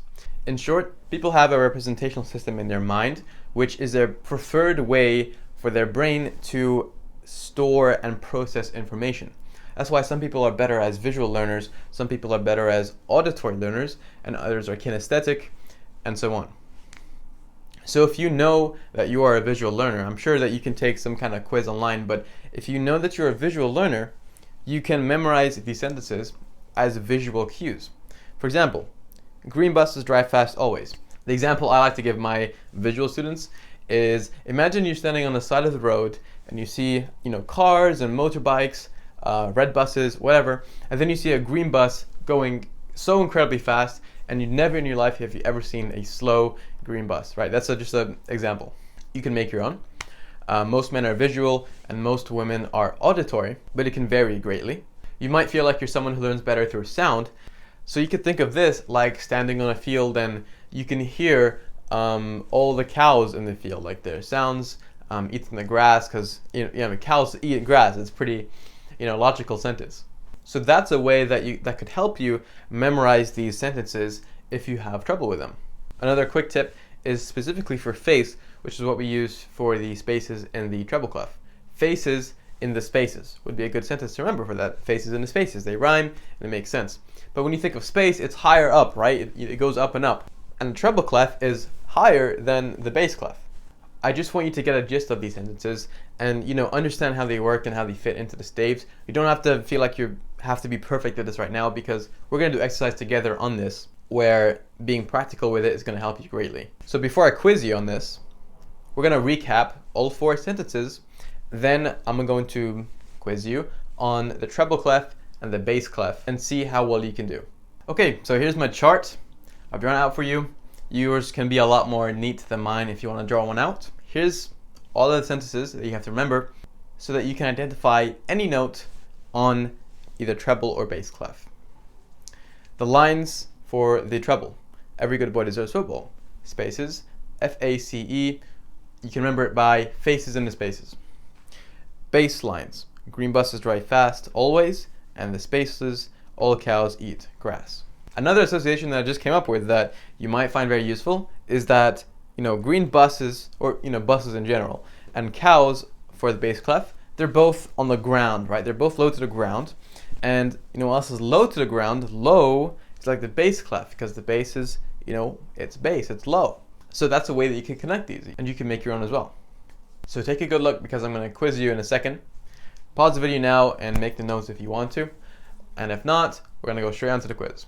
Okay, so this is going to be a very new sight for you, because now we have the treble and bass clef together. We've got a bunch of notes here, all of these flats and ledger lines and all this stuff. We've got this symbol over here too. Now, so over on the left side here, you can see that we've got this symbol over there. This signifies that the treble clef and the bass clef, aka the right hand and left hand, are connected so that you're playing them both at the same time going across. You're taking these two and you're going that way, rather than what most people think, which is you read the treble clef, then once you finish that, you come to the bass clef. But that's not the case, because in the piano, this is what you're going to actually be seeing when you're sitting down reading music. Whether the music is incredibly simple, like more simple than anything we've done so far in this course, or it's incredibly difficult like some Rachmaninoff concerto, okay? The stave here that you're looking at, the grand stave, is something that you're going to get used to as you start learning piano music, which is why I'm going to be testing you on all the sentences that we've worked on so far by giving you a bunch of notes and showing you how they connect with each other. I'm going to give you one note to start off with, and that's going to be this note here, which is middle C. The middle C here is directly in between the treble clef and the bass clef, and that allows you to get a sense of pitch. You know that if the middle C is here And the higher up you go on the stave, the more up, or to the right of the piano you go. And the lower down you go on the stave, the lower or to the left you go on the piano. Then now you can think, okay, if middle C is here, my right hand would be here and my left hand would be here. So what you're going to do is that I'm going to point to your note and you're going to identify and play it on the piano in front of you. If you don't have a piano in front of you, then obviously don't, just identify the note. But if you do, actually play it, don't ignore the step because it's important for what we're going to be doing next. We're starting off easy with this note over here. Your thinking should be, is it on a line or is it on a space? That way you can eliminate what sentences you're going to be using. It's on a space. Therefore, we're either using F-A-C-E, okay, 4 letters in that word, or all cows eat grass, also 4 letters in the word. And that's another tip to remember what sentence goes for what. 4 letter sentences are spaces. 5 are lines. So treble is going to be for F-A-C-E. And you can think of it like faces in the spaces. Space is like really way up in the sky, and so is the treble compared to the bass. That's going to be A. We're going to move a bit faster now. What is this note here? It is on the 3rd line on the bass clef. So we're not using F-A-C-E or all cows eat grass. We're either using every good boy deserves football, or we're going to use green buses drive fast always. So we're going to be using green buses. So that goes here, green buses drive fast always. So that's going to be a D. Now it is very important here that you get the pitch correct, because I've chosen these notes specifically so that there's a jump that you'd have to actually consider this. If middle C is here and we know that this is D, which D are you going to be using? Well, in this case, you're just going to count down until you find a D. And how can I say that with such confidence? Or how can you say that with such confidence? And it's because a D is going to be after a C. So you're not going to encounter a D before the C until you get to the one that you're going for. But in the case of, for example, an E flat, which is up here, you have to consider there's actually an E in between middle C and this E, which is over here for every good boy deserves football. Every. If you skip this note and you just set yourself, oh, I'm going to go from middle C, I'm going to count up until I find an E or E flat, this is going to be the first one that you encounter. Make sure to consider if you're skipping any notes out. This sense of muscle memory with instantly identifying a note when you look at it at the right pitch will come with time and with practice that we are going to do together next lesson. So, what would this note over here be? We're on the 3rd space in the treble clef, and we're going to move a bit faster now. So, in treble clef, we're going to be using F-A-C-E, so it's F-A-C, that's going to be C. Which C? Well, if middle C is here, and there's no C in between those two, then this will be 1 octave above middle C. So you can either count 1 by 1, or you can just jump straight an octave with your thumb to pinky, whatever you want to do. Now what about this note over here? This is in a space. So we're going to be using F-A-C-E, or we're going to be using all cows eat grass. We're going to use all cows eat grass, so all cows eat grass. This is going to be A. Which A are we going to use? Well, let's count. C, B, A. Okay, immediately we know there's an A directly underneath, in fact, 2 notes underneath middle C here, which is obviously what you find on the piano. Now I'm asking for an A way down here, so that's going to be an octave down. Just double check. We're going to count 1, 2, 3, 4, 5, 6, 7, 8, and that's definitely an A 1 octave below. So the last question here is I'd like you to play this note over here with the sharp symbol. So it's on a line, so we're going to be using either green buses drive fast always or every good boy deserves football. We're going to use every good boy deserves football, which is every good boy deserves, so that's going to be a D sharp. But D sharp is also the same thing as an E flat, which is marked over here. So even though physically on the piano it is the same note, but you just call it different names in your head, on the stave, that's not the case. You have different positions and different symbols to indicate the same note. This would be a D, sharp. Remember, sharp is +1, semitone, and the E flat, flattening, so going down by semitone. These are both pointing at the same note. They're both the exact same note. It's just different ways of notating it. As for which note that is, I would like you to go and make sure you're playing it at the correct pitch. So actually pause the video now and play that note at the right pitch. Okay, so your final task here is just to play every single E flat that is notated here. I've drawn this out so that they're each 1 octave apart. So now you have an even stronger sense of pitch. And you start to bind, the gap distance here on the stave, on the grand stave actually, compared to the piano itself. So you've got an E flat way up here, and then you're going to go down to the E flat just above middle C, because it's over here. The only thing in between middle C and this E flat is a D, right? A D which would go on the space over here. Then we have an E flat 1 octave below, and another E flat an octave below that. So actually, if you counted every step, you'd find that there's 8 notes in between each of these. So just to make it visual for you, I've drawn these blue lines which signify an octave gap in between each of these. So I can just put here 8 VE, which is something that you'll find eventually, which signifies octave. So in terms of notation and identifying what note sits where, there is really not that much else to learn more than this. Now obviously this is not all there is to sheet music in general, because you do find key signatures, you find dynamics, articulation symbols, you find values and rhythms, you find time signatures. So this simply here is the baseline foundation so that okay, it's saying play this note. Then we can start to build on those other attributes of sheet music in order for you to play more complex and beautiful music. So the only task I'm going to set you off here is to be very confident in what notes, or what sentences, sorry, are going to fit with what clef. So be very confident. FACE, every good boy deserves football, treble clef. All cows eat grass, and green buses drive fast always, bass clef. You can use whatever techniques that you want. You can even rename the sentences if you like, as long as you keep the same first letter. You can take your time with it, you can write it out, use flashcards, anything at your disposal that you want to use. But you must be confident. You don't have to be absolutely perfect, just be confident. In next lesson and in lessons to come, I'm not going to be sparing that much time to explain, okay, we're using this sentence here because of this clef and spaces, etc. I'm just going to say this is an F because we're using FACE. And for that reason, it's important here that you do this so that you can follow very easily. So besides that, great job, and I'll see you next lesson. All right, welcome back everybody to this lesson.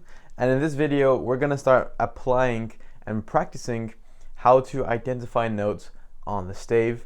We're going to do the treble clef separately, the bass clef separately, and then we're going to do the grand stave, which is the treble and bass. Now these notes that we're going to be playing are not something difficult. They're not something that you're not used to already.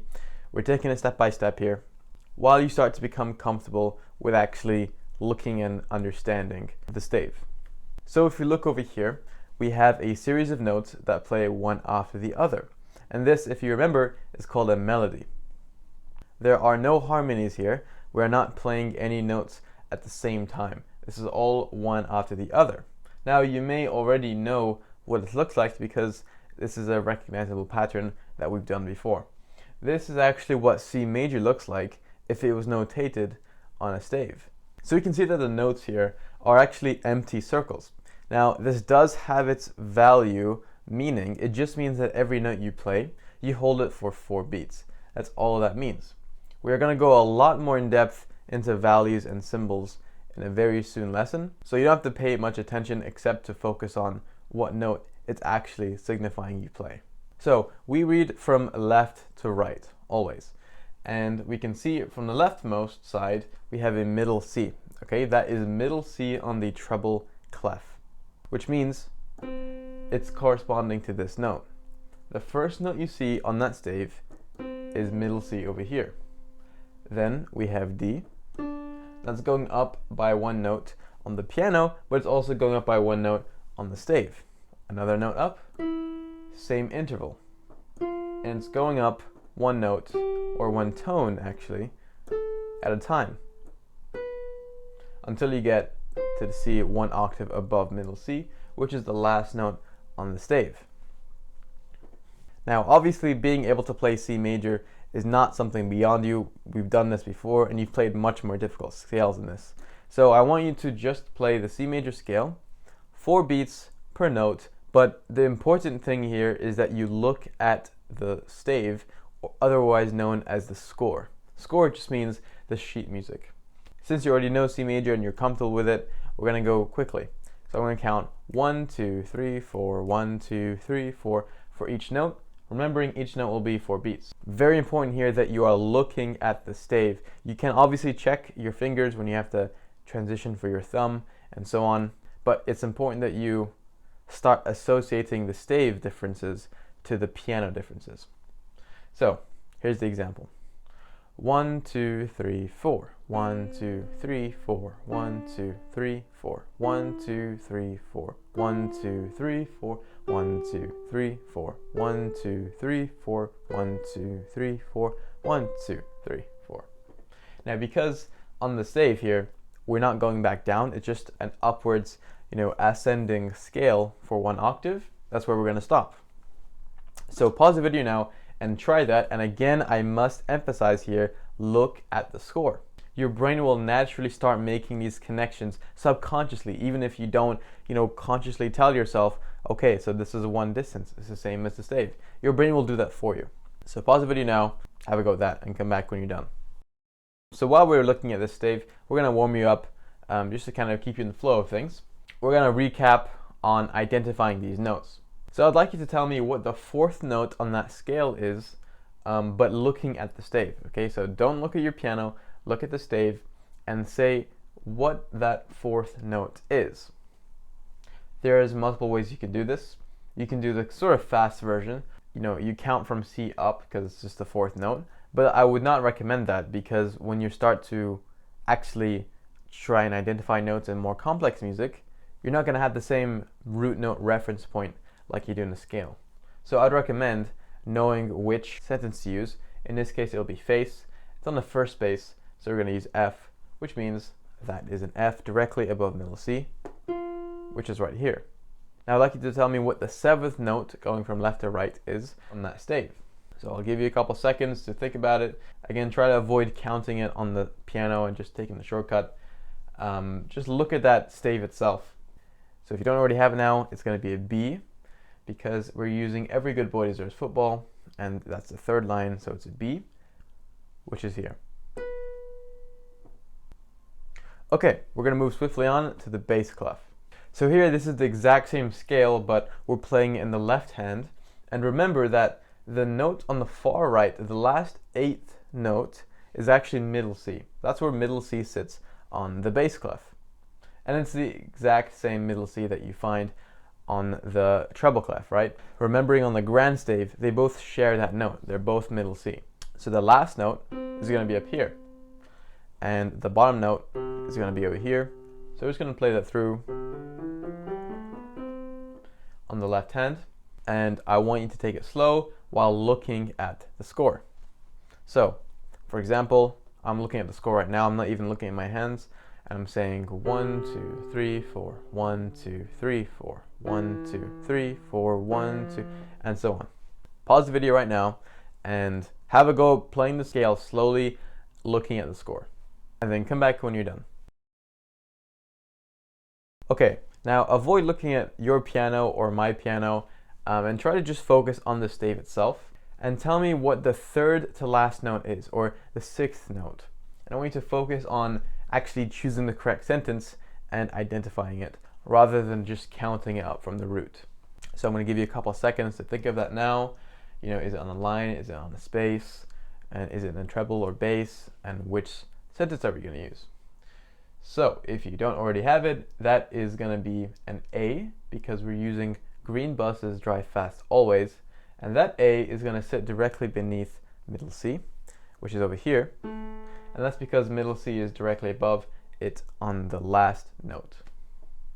So now we're going to move on to the main task of this lesson, which is to read and play a very short piece of music that I composed, fairly quickly. It's just something so that, we can play something nice and enjoyable while also practicing how to read these notes.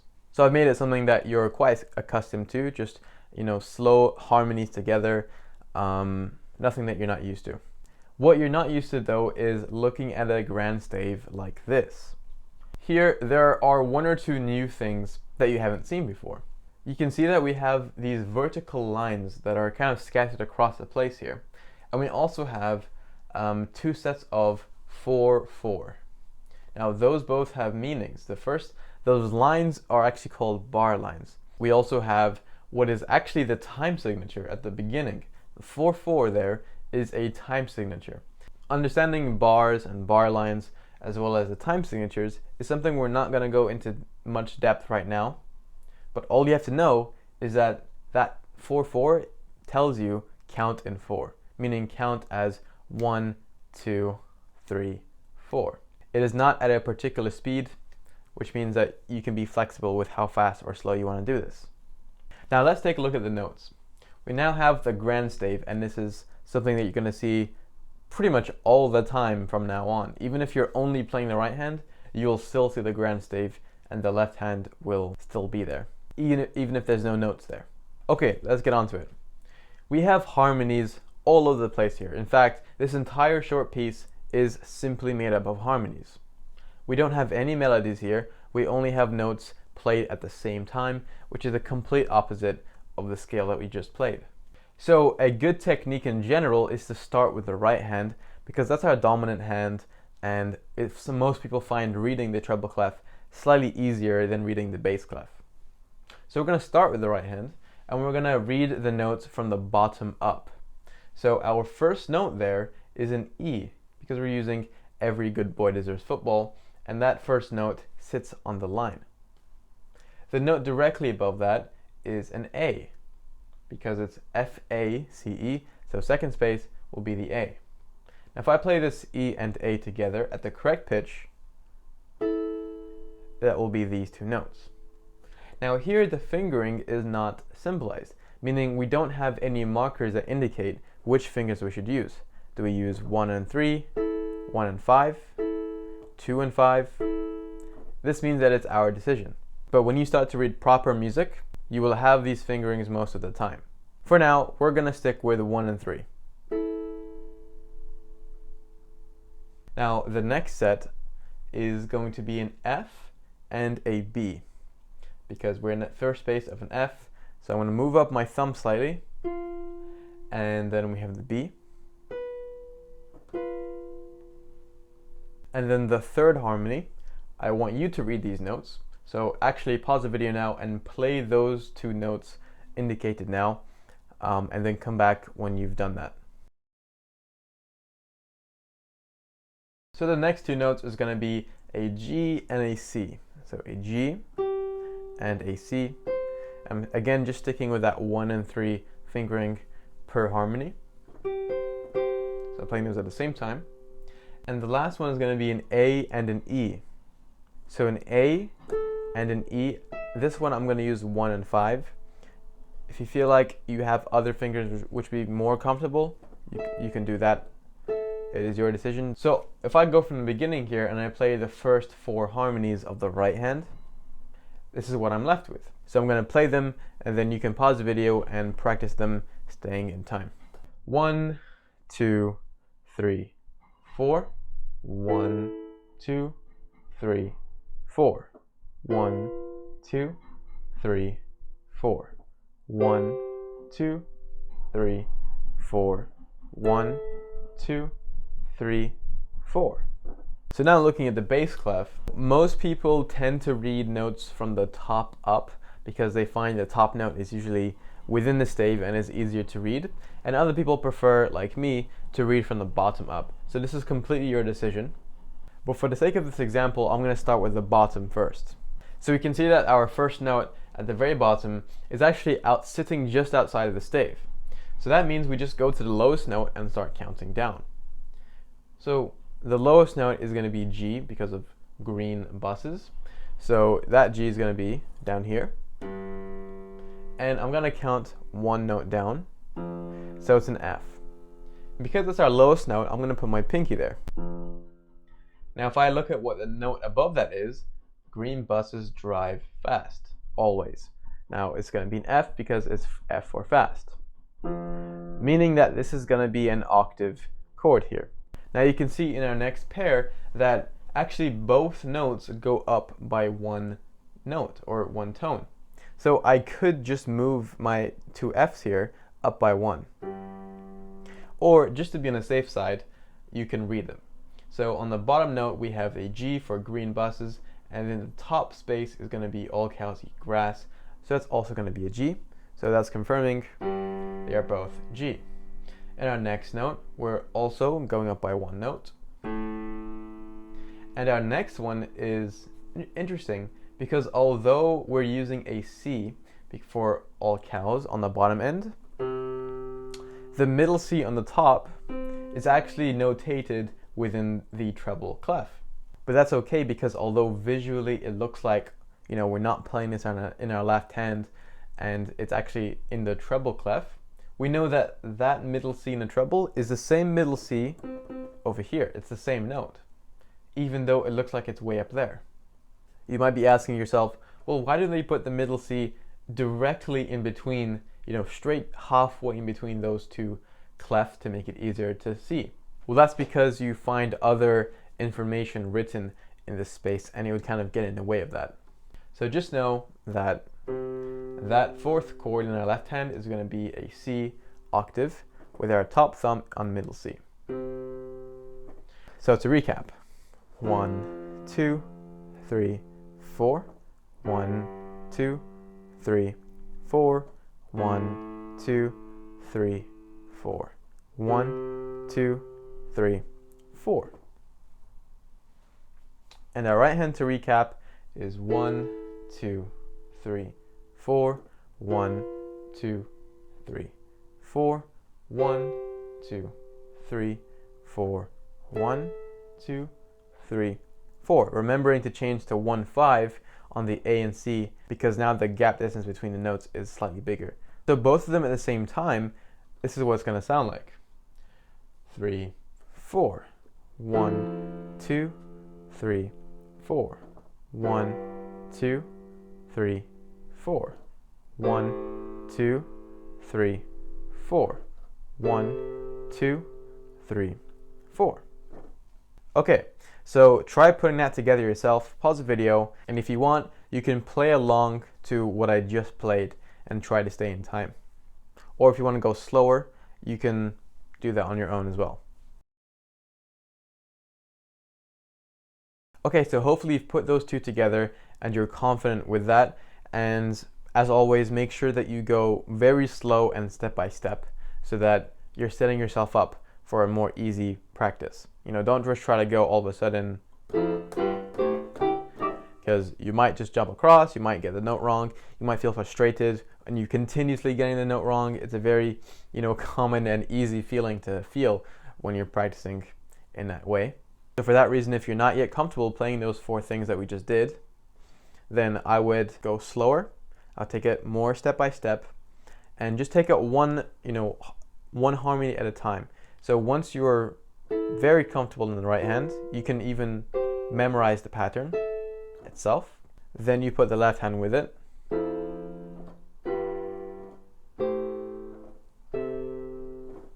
And even further, you can look at the score while you're playing it. You don't have to, glue your eyes to it, but you can mostly look at the score and just check your hands just for positioning. So we've done 4 of these harmonies, and we have another 4 to do, and that's actually going to be your task. Since you now know the formula for identifying these notes, I'm going to have a go at doing it. And I've intentionally not played these so far so that you don't have any clue to what it's going to sound like. I want you to genuinely actually read this and practice it to test yourself. I would not just skip out on this and then wait until I just show you. I would actually have a go at this because we're just going to go further and further to the next level from now. So really just try. If you don't get it right, that's fine. As long as you've tried, you're still making progress. So pause the video now and then come back when you've done those last 4 harmonies. All right, so hopefully you've had a go at that and you have something ready. So I'm going to play it slowly, each hand first. So the first harmony, the first new harmony, which is the fifth one, is the same as the first one. So it's going to be an E and then an A. Now I'm using 1 and 3 here, but you can use whatever you feel like is most comfortable. Then it goes to a G and a B. So I can use actually a 3 and 5 here, because it leads kind of nicely from the 1 and 3, which actually I can change to a 1 and 4, because then it fits very nicely with the next chord. And then the second to last one is an E and G, and the final one is a D and F sharp.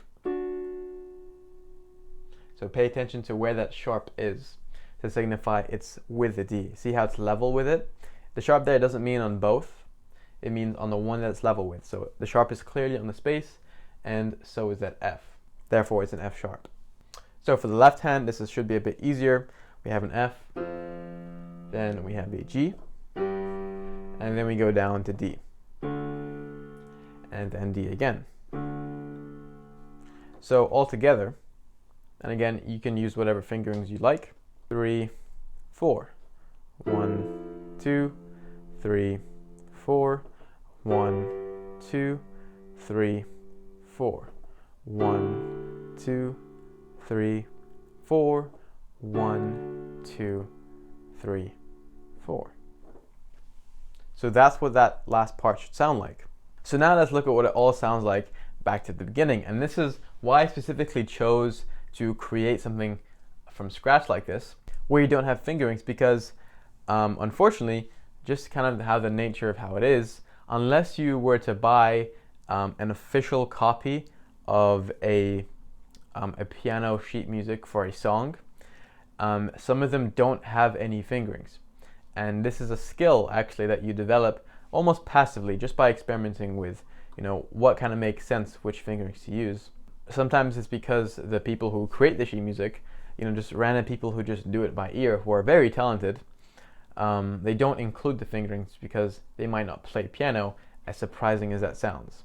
And others do include fingerings. But I want to give you the tools to be able to take those harder sheet musics where you don't have fingerings and how to get around them. Because we actually changed. We moved from initially doing 1 and 3 and going up like this, to then going to 1 and 4, because then it makes more sense to enter this for the next chord.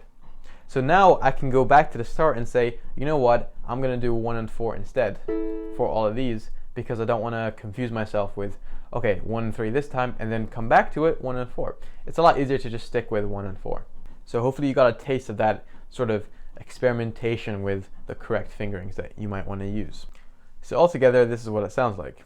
1, 2, 3, 4. 1, 2, 3, 4. 1, 2, 3, 4. 1, 2, 3, 4. 1, 2, 3, 4. 1, 2, 3, 4. 1, 2, 3, 4. 1, 2, 3, 4. So your only task for this lesson is just to practice that little short piece we did, but maybe going a bit faster once you're more comfortable, and even adding in the pedal, and even being a bit more aware of the pressure that you're putting in compared to how it would be nice for it to sound. So if you're currently playing it like this, really loud and kind of sharp, this kind of tone for the piece, it kind of makes you want to play it a bit more softly, a bit more, smoothly and elegantly. So you might want to do, and so on. So this is what you might have if you go with the pedal and a little bit faster.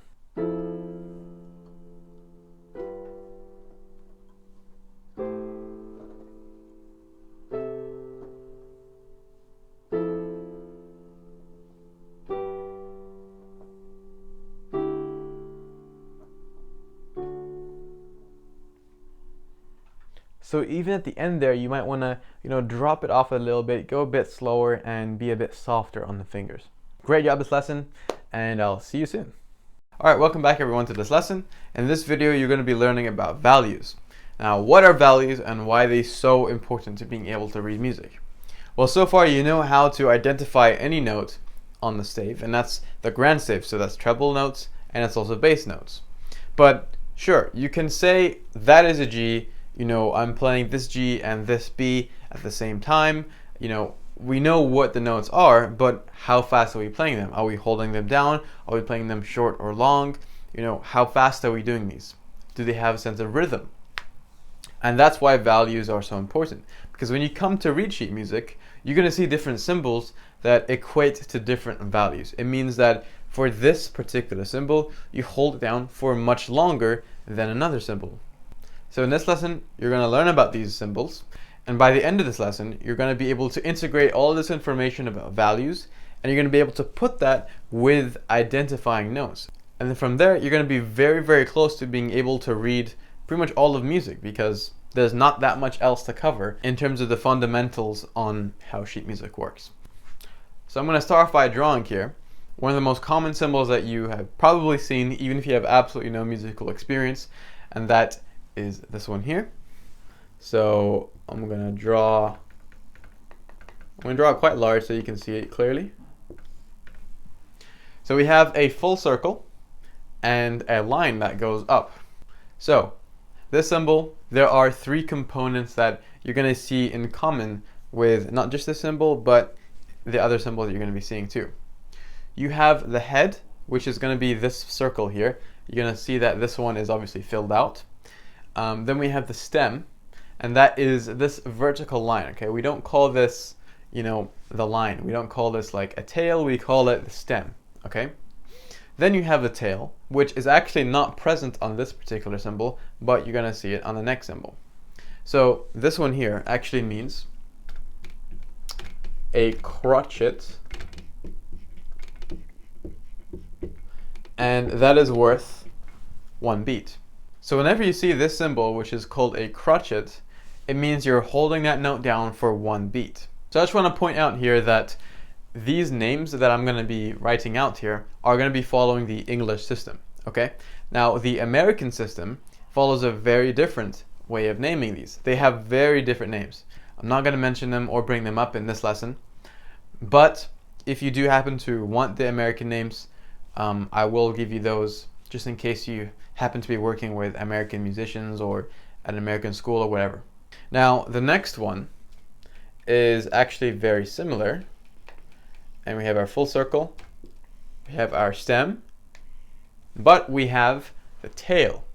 Okay, so we have the head, which is also filled out here, we have the stem and the tail. The little flick in the end is the tail. Again, not to be confused for the stem. Now this is called a quaver, and it is worth a half beat. Okay, which means it would take 2 quavers to match up to the value of 1 crotchet, because if a quaver is half, obviously you need 2 halves to make up a whole, which is the 1. So far we have crotchet and we have quaver, very similar, except that we've got this tail which separates them. Now we next have quite a different symbol, where it's actually an empty circle with a stem. So the shape is quite similar to the crotchet, but it's an empty circle. Now this has a very different meaning, and it's called a minim, and that's worth 2 beats, right? So every time you see a minim, you're holding that note down for 2 beats. So to quickly integrate this into what we know so far, let's say that we're counting in 4, okay? So I'm saying 1, 2, 3, 4. If every note I'm playing is going to be a crotchet, I'm going to be playing 1, 2, 3, 4. 1, 2, 3, 4. And so far we've mostly been playing in crotchets. You're going to see more about this when we do sight reading, but let's say that we were in quavers. It takes 2 of quavers to match up to 1 beat. So if 1 beat is equivalent to a crotchet, then it would take 1, 2, 3, 4. I'm snapping my fingers twice. So let's say I'm playing it. I'm playing the note twice per beat, right? And that's if the beat is, one crotchet. Now, what about minim? Well, that would be 1, 2, 3, 4. 1, 2, 3, 4. Now, another symbol that you'll see is actually an empty circle. So very different to any of these so far, except maybe the closest to a minim, because it does not have the stem. Now this has a very different meaning, a semibreve, and that is worth 4 beats. So when you see a semibreve, an empty circle, that is 4 beats. You're never gonna see really like variations of this. It's either that symbol or it's not, or it's another symbol. You won't see, for example, a quaver with an empty circle. You're not gonna see a semibreve that's filled in. But can you see a minim that's filled in? Yes, but you wouldn't call that a minim. You'd call that a crotchet. That's just a difference in the shape. Now, these 4 values here are the most basic values that there are. There are actually a bit more complex ones, but to start off with, these are the most important. Now, I want you to just commit this to memory first, okay? Especially the names, the quaver, the minim, the semibreve. I'm going to test you on it, and then I'm going to give you the more advanced ones that you're actually not going to see immediately, but knowing these more advanced symbols will absolutely help you, because if I don't show you this, of course, when you go to read music eventually and you have these advanced symbols, you want to know what they mean, right? So now if you see a minim, you know that's 2 beats, so you hold that note for 2 beats. So make sure you commit these to memory. There's not really much of a fancy way to actually remember them. It's really just, looking at it and say, all right, this is a crotchet, it's worth 1. This is a minim, it's worth 2. This is what they look like. This is what it's called. This is how you say it. Make sure that you can identify each one of them separately. So if I say, what symbol has 4 beats? You'd say semibreve. And what does it look like? This one, this one, this one, or this one? And you pick the right one. So we're going to do something similar to that in the quiz very, very shortly. So pause the video now and remember these if you haven't already. Okay, so this is the quiz part. I'm going to give you a piece of information. All right, so I'm going to give you one of these 3, either the symbol, the name, or the value, and you're going to fill out the other 2. Right? Just say them out in your head. You don't have to write it unless you want to, but you have to be comfortable with this. To start off with, I'm going to write in minim. So, what does a minim look like? And how many beats does it have? How many beats is a minim worth? So take a second and try to avoid looking at your notes if you can help it, and think about what that minim could be. You can pause the video if you want more time, but I'll just start filling out now. A minim is worth 2 beats, and the symbol is an empty circle with a stem. Hopefully that was okay. The next one, I would like you to tell me what is worth 4 beats, what it looks like, and what it's called. So I'll give you a few seconds now, thinking back to our symbols, remembering what the difference are. Is it in their shape, filled in circles, do they have a stem, is there a tail, etc. So I'll start filling it now. The symbol is an empty circle, and it is called a semibreve. The next one is this symbol here, where you have a filled in circle, a stem, and a tail, right? So how many beats is this worth, and what is the name of it? I'll give you a few seconds. You can even use process of elimination, since you know what the minim is, you know what the semibreve is, you know what this one's worth and that one's worth, and we have 2 other ones that we haven't used yet. So hopefully you can remember the first one that we did, and this one is called a quaver, and it's worth 1/2. Which leaves the last one with being a crotchet, and that looks like this. It's a filled in circle with a stem, and that's going to be worth 1 beat. Hopefully that made sense. It's really not something massively complicated. It's just a bunch of symbols. some names, and what they each represent in value. So I'm just going to quickly go through, the beat counting for these. So if we're in 4 and we're counting minims, so we're going to be doing 1, 2, 3, 4. If we have a semi-brief, it's just 1, 2, 3, 4. If we have quaver, 1, 2, 3, 4. Okay, half, there's 2 quavers per beat. Then you have the crotchet, which is just 1, 2, 3, 4, the most basic of them all. So like I said, these are the simple, most basic values that you will see, which you will definitely see. And now I'm going to show you the more advanced symbols that you will also definitely see. Now, don't be put off by this name, advanced symbols, because it's the exact same concept as you've just done over here, just with slightly different symbols and slightly different names. Okay, so the first symbol we're doing is actually one that you've seen very recently. It's similar to a quaver, but it's just sort of a variation of it. So we're going to have our filled in circle, we have our stem, we have our tail, but I'm going to add a second tail. Okay, so that is going to be called a semi-quaver,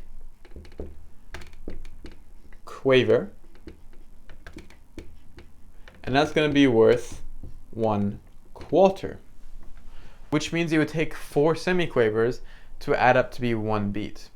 I'm not even sure if I can snap my fingers as quickly, but 4 semi-quavers, if we're counting in 4, would be 1, 2, 3, 4. 1, 2, 3, 4. When we start playing this on the piano, it's going to be a lot easier to digest. That's what a semi-quaver is. Quaver has 1 tail, a semi-quaver has 2. You might be thinking, well, if you can have more than 1 tail, have 2 tails, can you have more than 2 tails? The answer is yes. You can have 3 tails, 4 tails. It doesn't actually happen that often. Seeing semi-quavers is actually pretty common, but seeing what's called demi-semi-quavers, which has 3 tails, is very, very rare. Like, I would be very surprised if you ever encountered a demi-semi-quaver, but that would just be 1/8. So if you haven't caught on already, each tail you add on would half the value of the previous tail. So 1 quaver, which is a tail, would be half. Semi-quaver, add a tail, 1/4. Next would be 1/8. Next would be 1/16. But don't worry about that at all. Semi-quavers is really the fastest that you're going to realistically see. The next one is actually interesting because it's not tied to a particular shape. So for this example, I'm going to draw in our full note, our stem. So that is our crotchet. Now, I'm actually going to draw a little dot on the side. Okay? This is called a dotted note. All right? Dotted note. Now, explanation here is going to be a bit lengthy, but essentially a dotted note means you take the original value of the note it's tied to. In this case, it's a crotchet worth 1 beat. You half it, and then you add to the original. Okay? So, dotted note. It's a dotted crotchet here, right? Crotchet is worth 1 beat. Half of 1 beat is a half. So this would be 1.5 because I'm adding half of the beats. Well, what if I had a semi-brief with a dot? Well, you take 4, you half it, so you have 2, and you add that to the original value. So 4 plus 2 would be 6. So that would be worth 6 beats. Very rare that you'll find this, but this is a lot more common. You can technically add this dot to any form of note. You can even add it to a semiquaver, where you half it and you add it to the original. So I'm going to add that definition here.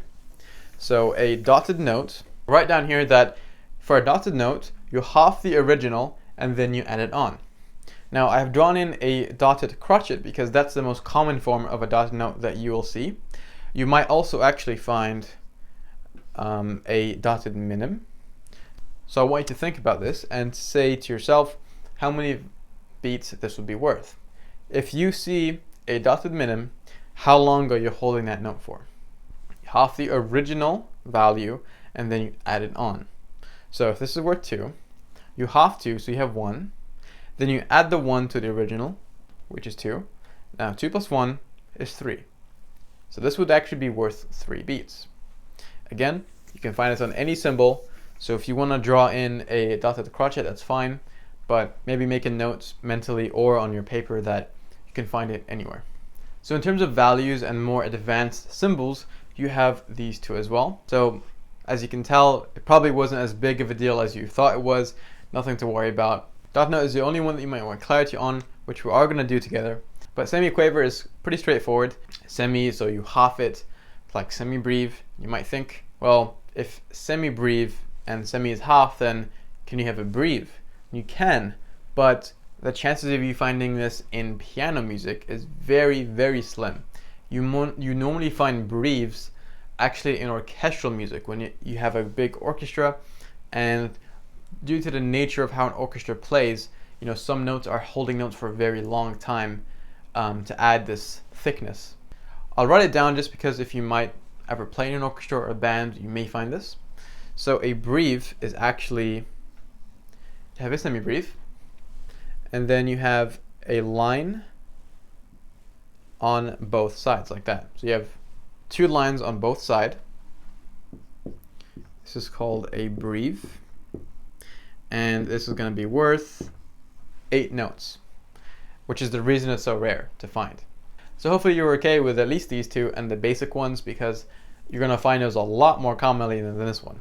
So next lesson, we're going to be diving into time signatures and bars, and how all of these symbols that you just learned for rhythm and values are going to fit into the grand stave, so that you're able to identify what note you're playing, but also how long you're playing them for.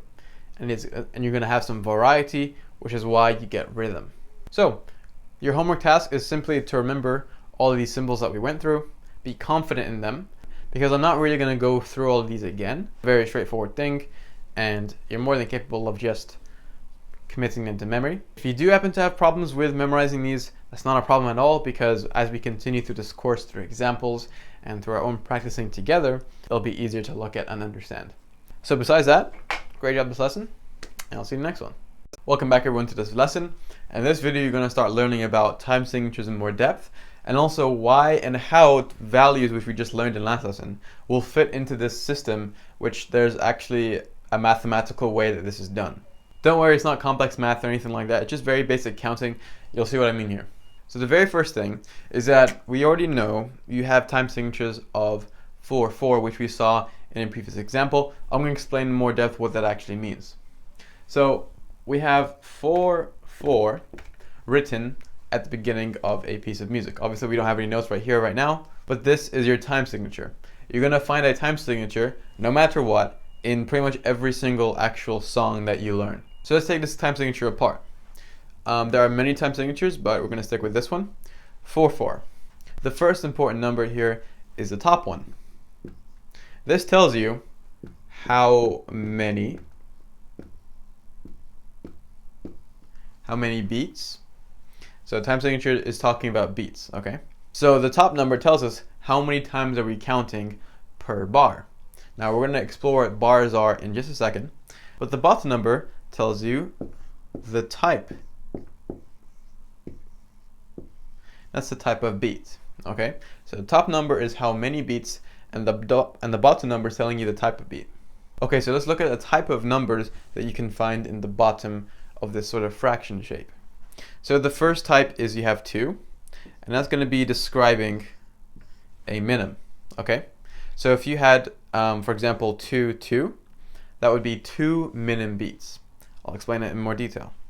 Then you have 4, which is what we see over here, and that is corresponding to a crotchet beat, all right?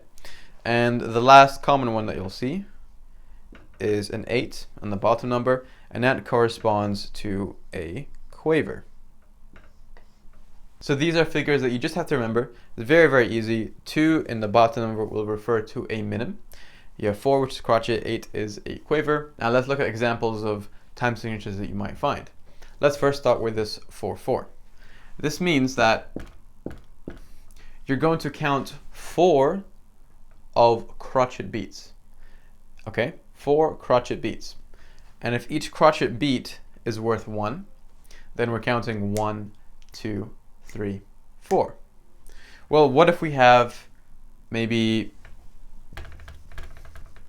a 2 over 4? All right, that's also something that you can find. Well, that would be 1, 2, 1, 2. Each beat I'm counting is a crotchet beat. Remember this, right? Well, what if we had 2 over 2? The actual way you'd name them is 2, 2, or 4, 4, etc. So 2 minim beats, that would be 1, 2, 3, 4. Okay, so each beat I am counting is worth a minim, and I'm counting that twice. So 1, 2, 3, 4. They're 2 separate beats. Now you can also find, quite rarely, but it is something you might encounter, 1, 2, and that's 1, 2, 1, 2. 2 more examples is pretty common as well. You have 3, 4, and that's 1, 2, 3, 1, 2, 3, and so on. And the other common one that you can see is 8, 8. So 8 quaver beats, which is actually 1, 2, 3, 4, 5, 6, 7, 8. 1, 2, 3, 4, 5, 6, 7, 8. Now let's explore what this is actually referring to, because now we can say, all right, we have 4 crotchet beats, but what does that have anything to do with the music itself besides how to count it? This is where bars come in. So I'm going to draw what's called a bar line, and here we have a space. This is called the bar. Now if I have another bar here, this is also a bar. So far we have 2 bars, down space to continue there, but we have 2 bars here. When your time signature is 4, 4, it's telling you that you cannot exceed 4 beats per bar, okay? Now here's where your values information comes in. If we had a semi-brief, okay, in a bar, and that's on an A, it's telling you here, playing A for 4 beats. This would be musically legal, okay? There's nothing wrong with this. This is perfectly fine. Let's go into our second bar, and let's say we had a minim, so far we have 2 beats. Now, a rule of time signature is not only that you have to not exceed 4 beats, but you also can't be any lower than 4 beats. Okay, you must stick to this time signature. Now, can you have empty spaces where you're not playing a note? Of course, those are called rests, which I'll teach you later on. But for now, let's say we have 2 minims. Each minim is worth 2 beats. This means this is correct, okay? But what if this minim was actually a crotchet? We have 1, 2, 3 beats in total in this bar. That would be transgressing this time signature rule, which means there has to be another beat somewhere, which is why you cannot ever find this. If I added, for example, another crotchet there, that would be fine, because it's 1, 2, 3, 4. Well, what if I added a third crotchet? This would be wrong, because you're exceeding the 4 beats. We have 1, 2, 3, 4, 5. So you can't have that. Well, that means this crotchet would either have to be removed, or the bar line would have to shift over. So if I actually remove this bar line here, and I can draw in here, and just continue these on, that would be fine, because now this is in the following bar, and maybe I can have a dotted minim. A dotted minim in this case would be fine, because we have 1, 2, 3, 4.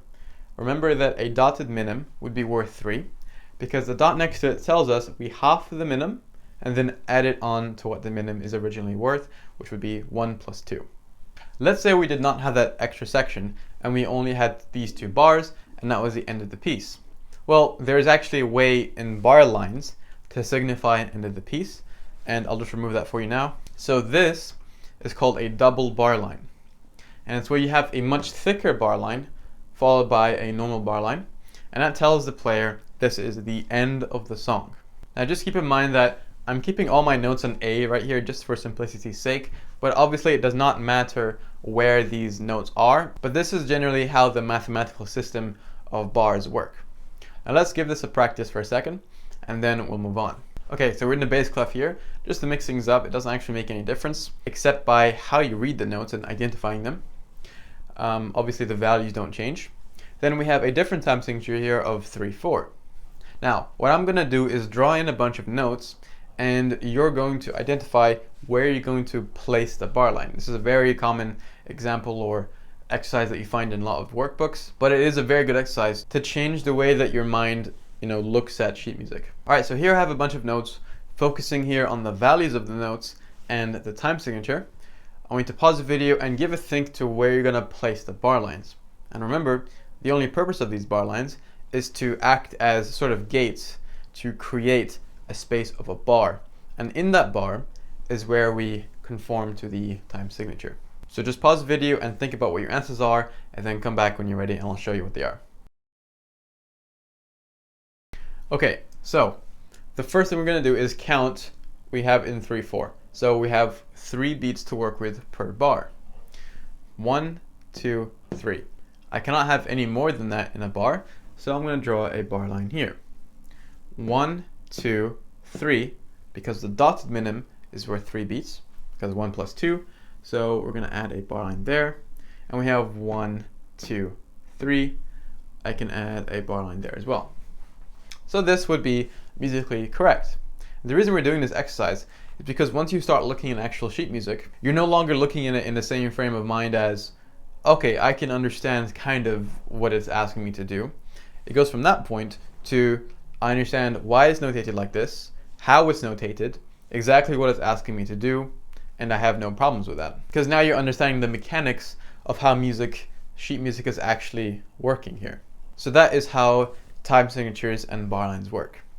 Now, when it comes to notation, you're gonna find some differences in how things appear. There's not actually any difference in how you play it, it's simply how they appear, and it's a very common misconception that beginners have. The first thing, bar lines in no way do they change how you play the music. It is simply there for a visual cue so that you can follow the music more easily and that there's a mathematical system it follows. It doesn't mean that you stop here, it doesn't mean that you slow down, it doesn't mean you speed up or anything like that. It is just to keep things more organized. So make sure that when we start to play things together with bar lines, that you're not getting confused like that. I've intentionally kept my notes beneath this middle line because you find the change when you go over it. So when you have a note that has a stem, if you go over this middle line, the stem goes down. So I'll show you what that looks like. So this crotchet and this minim both have stems, and because we're past this middle line, we're gonna put those stems down. The reason is that if we, for example, put our note over here and we put the stem downwards, that's gonna go towards the bass clef, and our information that we're gonna eventually have in this middle section is going to be interrupted by the stem. So just for organization, we keep the stem on the right side when they are below this middle line. So just to clarify, you can see that when the stem is going up, it's on the right side, and when it's going down, it is on the left side. There, in no instance is the stem going straight up through the middle. This is also irrespective of the clef that you're in. Treble clef or bass clef, it doesn't matter what this line is called, the fact that it's the middle line is what separates these two changes. Now remember that these are affected by things that have clefs, which is almost every note except the semibreve. Because the semibreve does not have a clef, it does not matter where you place it, it will always stay the same. But if this is, for example, a minim, that's going to be down and that would go up. Okay, so number 3, the reason I did not show you any quavers is because they're actually grouped differently. I taught you so far that one singular quaver is worth half a beat, which is obviously true. But if you have more than one quaver together, they're grouped in this way. So if you have 2 quavers next to each other, they're not individual like this. They will always be grouped. Now, if you have 4, they will also all be grouped. Or they might even find it that you have 2 sets of, pairs. Importantly, if you find something in between these 2 groups, they are not going to be joined across. Like, you're not going to find a line that goes like this. You will see them separate. Now, I'm not saying you will never find a quaver, on its own, because that is possible and not as rare as you would think. It depends really on the time signature and how much beats left you have in the bar. But the point is that you will find these groups. It does not change in any way how you play them. It's just a visual guide. We're going to go through some playing techniques when we go through this on the piano.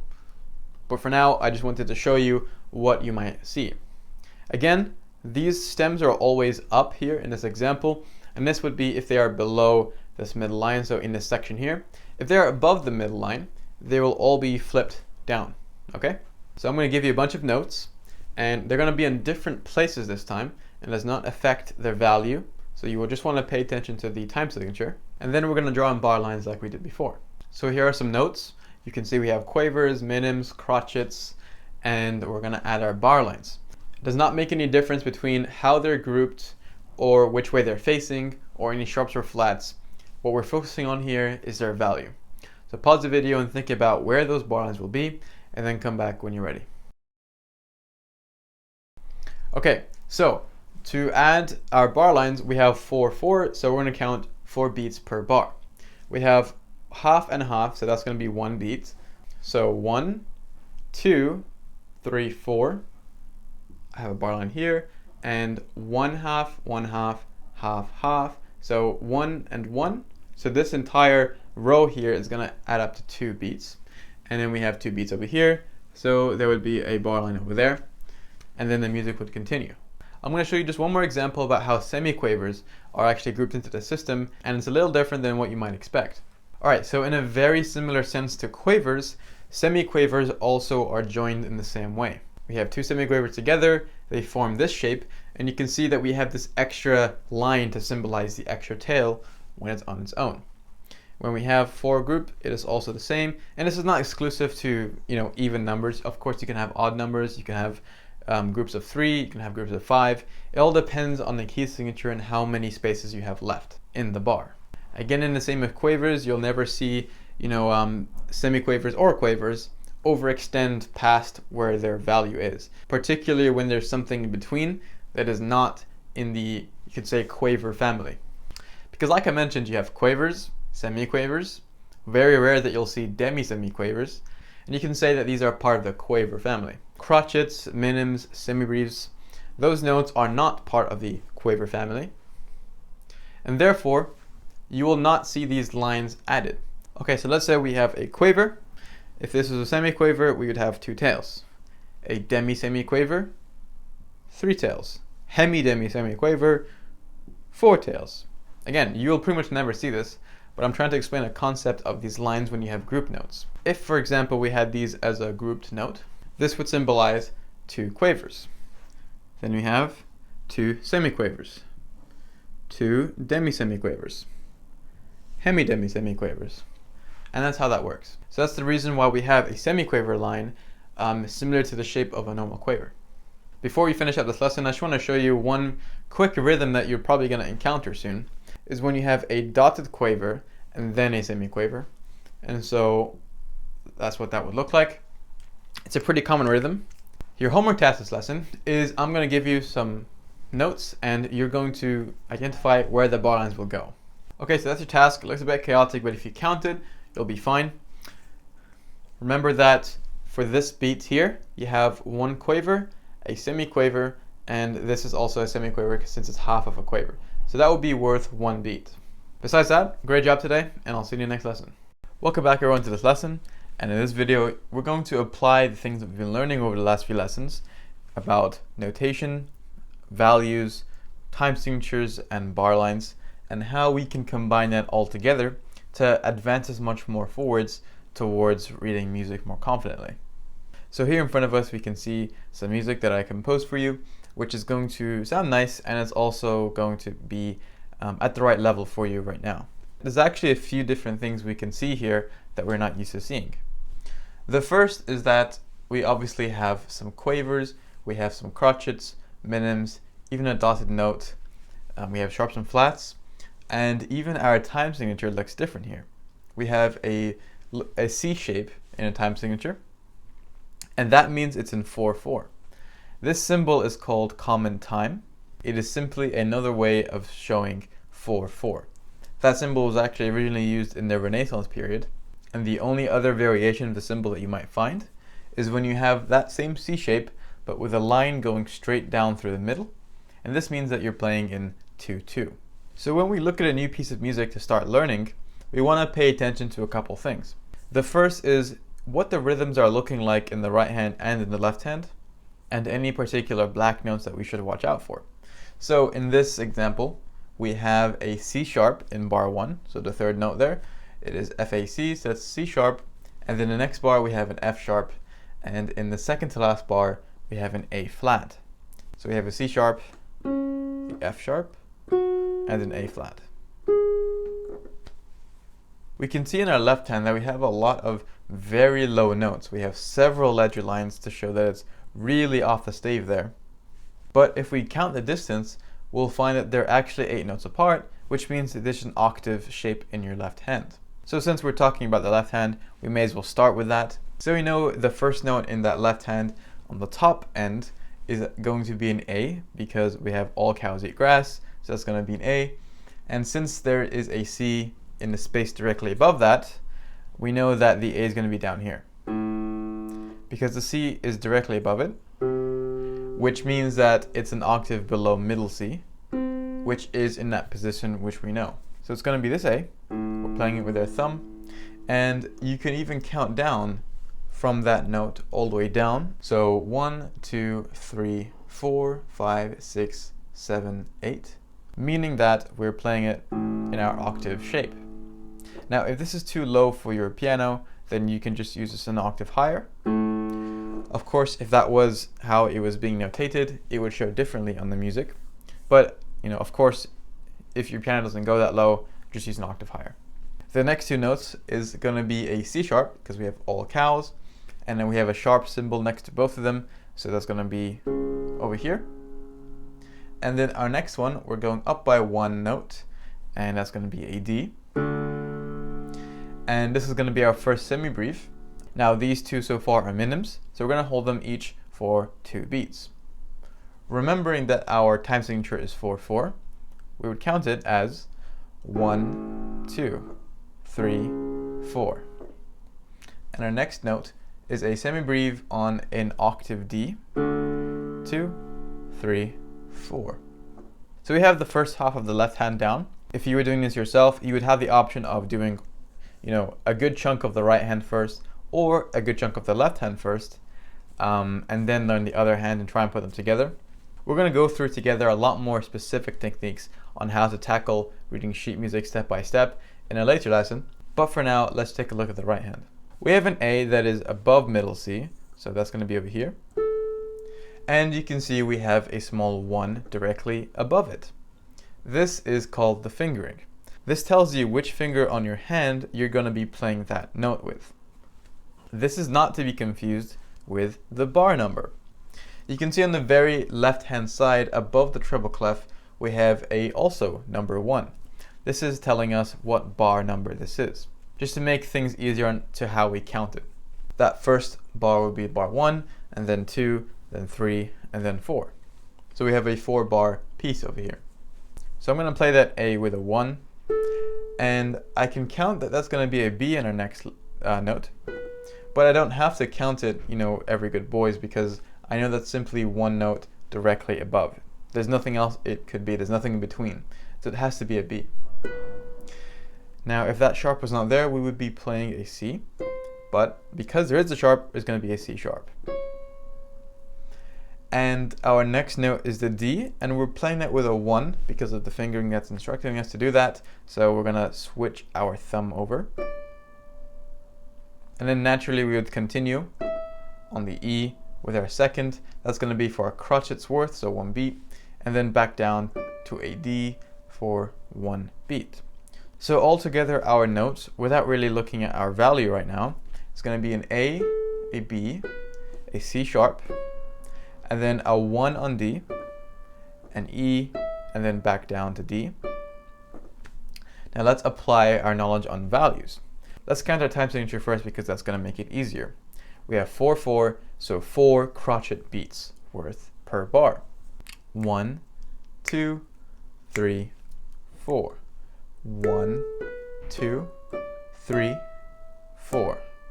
So you can see that in those beamed quavers, each note is going to be half of a beat, so 2 quavers per beat. 1, 2, 3, 4. And then on those crotchets, we're obviously playing them once per beat. So have a go at playing just that right hand section of 1, 2, 3, 4.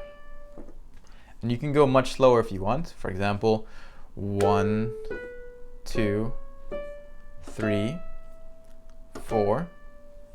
But just pay attention that you're not cutting any of your notes too short or overextending them. For example, if I count 1, 2, 3, 4, 1, 2, 3, 4, that would be example of cutting it too short. You also don't want to hold it for longer than it's specified. A crotchet is worth 1 beat, so you're not going to hold that down for 2 beats or 4 beats, for example. So one more time, this is what it's going to sound like. 1, 2, 3, 4. 1, 2, 3, 4. So pause the video now and have a go at that, and then come back when you're ready. So the next bar in our right hand is actually a little bit tricky than what we're used to when it comes to reading music, so let's do that together. We have an F sharp, which at this stage will be played with our 3rd finger, because once we finish the first bar, it makes sense to play that with the 3rd finger. These are decisions that you will get used to making on your own. Fingerings show you what finger to play the note with if it makes a significant difference to how you play it. Because we're finishing on that D in our first bar, it's very natural to play it with the F sharp, and that's the reason you're not going to have the fingering for that. So we have an F sharp, and then up by 1 note, which is a G, we have an F sharp again, and then an E. Now the reason I say this is an F sharp again is because we have a sharp symbol in the same bar and we're playing the same note again. So let me repeat that. If you have a sharp or flat symbol on a particular note in a bar, if that same note repeats, it's automatically that same sharp or flat. It does not have to give you the same symbol again. So normally people would look at that and think, okay, F sharp, then we go to a G, and then it's an F natural. That would be incorrect because we have a sharp symbol in the same bar. If that F sharp was in the bar before and we have an F in the following bar, it's going to be an F natural. But because we have an F sharp in the same bar and we are repeating an F in the same bar, it's an F sharp. So hopefully that makes sense. Let's go through our notes again. From bar 1 we have, and then bar 2. Now let's take a look at that rhythm more closely. We know that a dotted note, which is our first note on the bar here, is going to be adding half of its value. So if a crotchet is originally worth 1, we're adding half of that, so this crotchet is going to be worth 1.5. At the beginning stages, when you're still getting used to simple and even until you get to more advanced rhythms, you should count these rhythms out loud, particularly with a time signature. Now, to make it easier for yourself, you can subdivide the time signature. So for example, 1 and 2 and 3 and 4 and 1 and 2, and it'll keep on going like that. And you're adding the and in between each beat to signify sort of half of that beat. So since we're in crotchet beats, each and is worth a quaver, because now you've doubled how many beats you're counting. Each beat is now essentially sort of like a quaver beat. The reason we're going to be dividing our time signature into these quaver beats is because our dotted crotchet is adding a quaver beat's length onto that crotchet. Because half a crotchet is worth of a quaver, you're essentially holding that note down for 1 crotchet and 1 quaver. So if we're counting in quaver beats, it's easier to be more exact with how long we're holding it down for and when we come back in. So that second bar would actually be 1 and 2 and 3 and 4 and.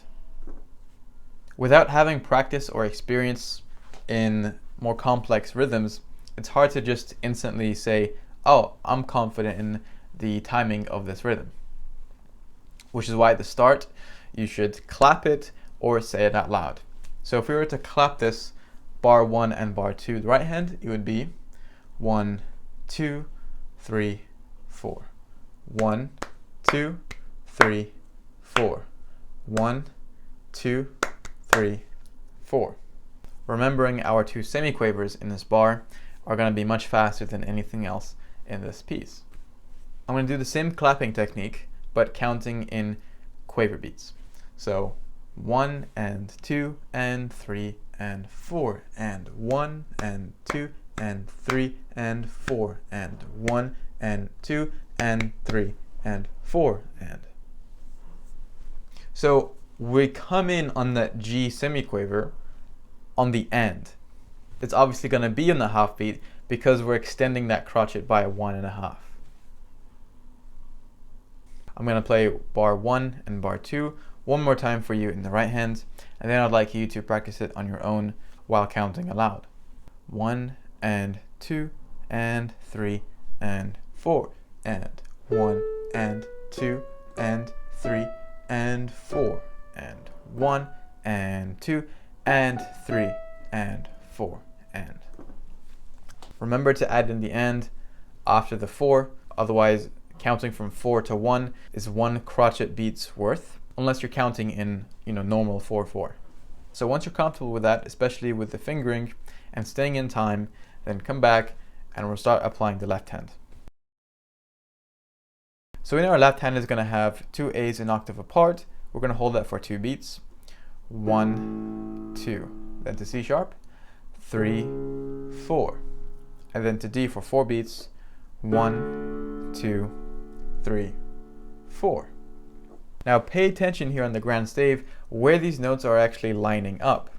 You'll find that the left hand and the right hand are lined up quite accurately to where they're going to be playing at the same time. So in the right hand, our first note, the A, is going to be played at the same time as those 2 A's in your left hand. So you start like that. Now we can see that the second pair of notes in our left hand, those 2 C sharps, are going to be played at the same time as our E in the right hand, so the second to last note. So playing these 2 hands together, you can see and hear this difference.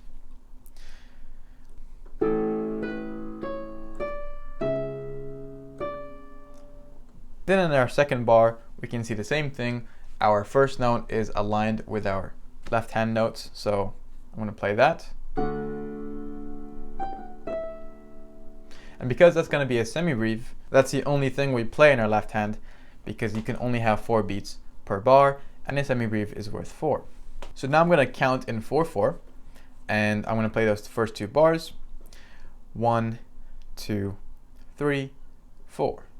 1, 2, 3, 4. 1, 2, 3, 4.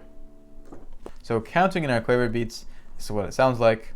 1 and 2 and 3 and 4 and 1 and 2 and 3 and 4 and 1 and 2 and 3 and 4 and.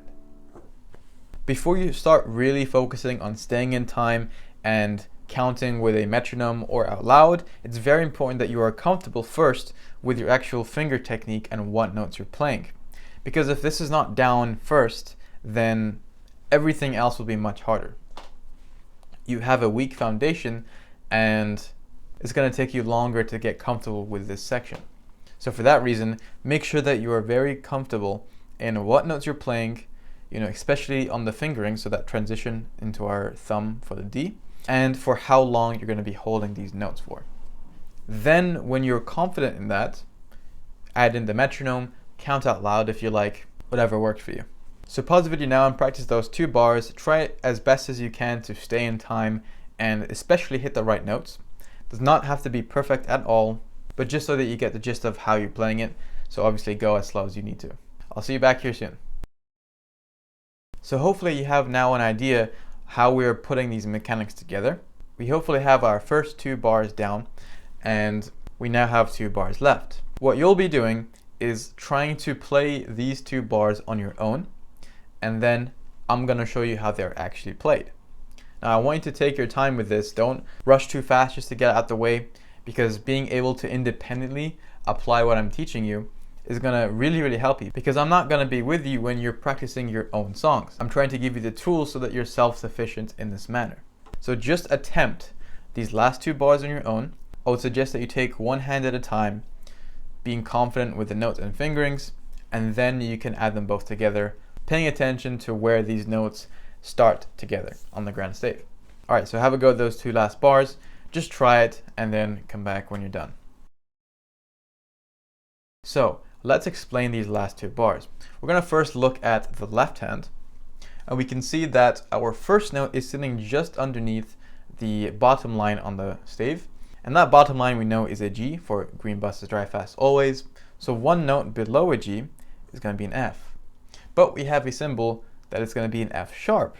So I'm going to go to an F sharp, and I know that's also going to be an F sharp in the low side, but you can count that yourself if you like. So that will be held for 2 beats because we have a minim. And then our next pair of notes is going to be an A flat, also for 2, because all cows eat grass. And then the last semi-breve notes will be on the A natural. Now the reason this is an A natural and not an A flat is because the flat sign is before the bar where the semi-breve is. So if you actually had another A natural notated on the same bar as the A flat was previously, that A would automatically be an A flat. But because our A is outside of that bar, and it's in a new bar on its own, and there's no indication if it's a flat or sharp, it is going to be a natural. So that will be an A natural. So combining those 2 bars in the left hand, we have 1, 2, 3, 4, 1, 2, 3, 4. In our right hand, we can take this melody apart one note by note. So we have an A. We're going to naturally start with our thumb unless we find any need to change, if it's more comfortable any other way. Then we have a B. I'm just counting up by 1 note. Then we have a C sharp, similar to our first bar. Then a D. Now I would consider playing this D with a 1 if the notes were going to continue higher up and it would make sense to switch to that 1. But because our notes are going back down and we have the room for it on our fingers, we do not need to swap on that D. You'd also likely find a fingering number to indicate an important change in your technique. So far, we have an A, B, C sharp, D with number 4. Then we're going back down to B, then A with our number 1, and then an A flat with number 2. So I'm going to put my finger over there. And then the last bar will be an A natural, because it's outside of that bar with the flat. So altogether a bit quickly, counting in 4/4, we have 1, 2, 3, 4. 1, 2, 3, 4. Now adding in our left hand, paying attention to where the left hand comes in conjunction with our right hand notes, we have 1, 2, 3, 4. 1, 2, 3, 4. I could do the exact same thing, but counting in our quaver beats, which is actually a variation of 8/8, because it's technically 1, 2, 3, 4, 5, 6, 7, 8, and each beat is a quaver beat. But because the song is in 4/4, we're counting it sort of as a variation of 4/4, although it doesn't make that much of a difference. So that will be 1 and 2 and 3 and 4 and 1 and 2 and 3 and 4 and. So I'm going to play this for you from beginning to end, counting in 4/4, And that's going to be your homework task to get up to near that standard before you move on to the next lesson. So we have 1, 2, 3, 4. 1, 2, 3, 4. 1, 2, 3, 4. 1, 2, 3, 4. 1, 2, 3, 4. So you don't have to worry too much about your finger pressure or your volume, as long as you're not being extreme with it, that you're not smashing in your keys or you're not so quietly soft that you can't hear it. Somewhere in the middle ground. The important thing here is that everything made sense and you can actually understand what's happening and why. Even if you don't feel incredibly 110% confident in doing it, because that will come with practice. Again, the important thing is that you understand what you're looking at. So remember, don't move on to the next lesson until you are comfortable with that. So your extension task is to play that, but with a metronome on. Now you can set this metronome to 4/4 or to 8/8, depending on if you want to count in 1, 2, 3, 4, or in 1, 2, 3, 4, 5, 6, 7, 8, which is the equivalent of 1 and 2 and 3 and 4 and. So you can pick, and that's going to be the extension task. So don't move on until you've at least done the normal task. And besides that, great job this lesson, and I'll see you in the next one. Alright, welcome back everyone to this lesson. And in this video, you're going to learn about rests. Now rests are very important because so far, according to what you know, you can never stop playing. You know that you have note values, and each of these symbols mean that you hold the note down for different lengths of time, or beats, and how that conforms to the time signature and the bar. We know that if you have a time signature of, let's say, 4/4, you cannot exceed 4 crotchet beats per bar, and you can also not have any less than 4 crotchet beats per bar. When you're not playing a note, a rest will be symbolized to tell you for how long you're resting for, to make up the missing beats in the bar to add up to the time signature. So in short, rests are symbols that tell you for how long you are not playing anything. You're resting. So rests are actually very well connected to the note values which we learned earlier. We know that we have crotchet, minims, quavers, etc. So essentially, for each of those note values, you have a rest symbol version of it. And this includes dotted notes. So the first one I'm going to draw out here is the crotchet rest, and this is going to be, one of the most common rests that you'll see. For those of you who would like to draw this, you are essentially having a slanted Z shape and then a C shape. Now that would be 1 beat, and this corresponds directly to a crotchet note. So every time you see this symbol, it's saying you do not play anything for 1 beat. This is definitely one of the most unique shaped symbols, so it's very easy to identify it as a crotchet rest because nothing else really looked like it. For the next 2 symbols I'm going to draw out for you, I need to draw a small stave, and you're going to see why in a second. So here we have 2 very similar looking rests. We have, for the minim rest, on the 3rd line a small black rectangular shape that is sort of facing upwards. And then for the semibreve rest, we have the same rectangular shape pointing downwards. Now obviously when you see the minim rest, exactly the same worth as a minim, you're resting for 2 beats. The same goes for the semibreve, exactly correlated to the actual note value itself. When you see this symbol, you're resting for 4 beats. The reason I drew these 2 together is because I want you to look at them both side by side. In beginners, these 2 symbols are very commonly confused because they can't really remember which one is going to be a minim and which one's going to be a semibreve. Now the most common way for teachers to teach their students on how to remember these is to picture a right side up hat for the minim rest and an upside down hat for the semibreve rest. And you can kind of see it. But I personally don't like using this or teaching this to any of my students because there's no really correlational link between that analogy given and the symbol itself. How can you know if an upside down hat is going to be worth 4 or 2? I'm sure it's very possible to make a link, but for me it's kind of overcomplicating it, and I've actually made a much easier way, which I'm sure somebody else has also thought of. So for this method, you have to actually pay attention to the line which the rest is on.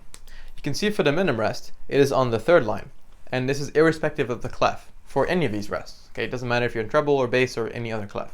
Whereas the semibreve rest is on the 4th line, so it's on the higher line. So here that correlational link could be, when you're on the lower line, when the rest is connected to the lower line, it has lower value, okay? So 2 beats. When the rest is on the higher line, it has higher value, so 4 beats. For me, that's the simplest way that I could think of and will not cause you any confusion. Very easy to remember. Now, quaver rests work in a very similar fashion to actual quaver notes. We talked about the quaver family and how when you have a quaver, if you want to make a semi-quaver, you add another tail. So if I do that here, you have a semi-quaver. So if I wanted to make a semi-quaver rest, I'm going to add essentially another line, which is sort of correlational to the other tail. If for some reason you were to ever find a demi-semi-quaver rest, exact same concept, you add another line and another line here, and that would be 1/8. However, don't worry, because quaver rests are a lot more common than semi-quaver rests. So the last thing I want to mention is the appearance of dotted rests. These work in the exact same way as dotted notes do.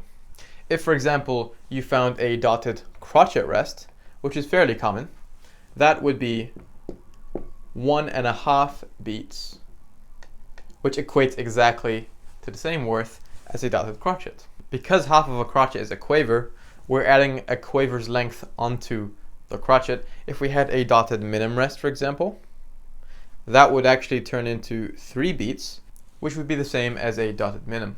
Because half of a minim is a crotchet, that's why it's going to turn into 3. If these symbols are easy for you to remember, then we're going to move straight on to a very quick quiz. Or if you feel like you'd want to spend a bit more time remembering these, I would highly advise you that you draw them out. It'll take you about 30 seconds to just flip it over and check yourself. So if you're fairly comfortable with these, we're going to go straight onto a quiz. Okay, so the first question is, what would this rest be symbolizing? So we can see that we have our rectangular shape on the 4th line. So thinking about that analogy that I gave you earlier, that's going to help you distinguish our 2 main differences here. So if you don't already have it, this is going to be worth 4 beats because it's symbolizing a semibreve. The reason is we are on the higher line, so the 4th line, and it's going to be symbolizing a higher value, whereas this one is on the lower line and symbolizing a lower value. So this one is going to be worth 2 beats. So this is going to be corresponding to a minim note. So for the crotchet beat over here, think about what it's going to be worth and what the symbol is going to be looking like. You don't have to perfectly draw out the symbol, but just when you see it, you can recognize it. So the crotchet is going to be worth 1 beat, and the symbol looks like a slanted Z with a C shape underneath, all in 1 stroke, so that would be a crotchet rest. Now, we have a value of 1/4. So what note is going to be worth 1/4? 4 of something will add up to 1 crotchet beat. So the answer is a semiquaver. So there we have our semiquaver, and for the semiquaver rest, I can draw a little dot here, a little 7 shape, and so far this is just a quaver rest. But to make it a semiquaver rest, I'm going to add another line here in the same way that we add another tail. So hopefully that made sense, and these are symbols that you can recognize easily.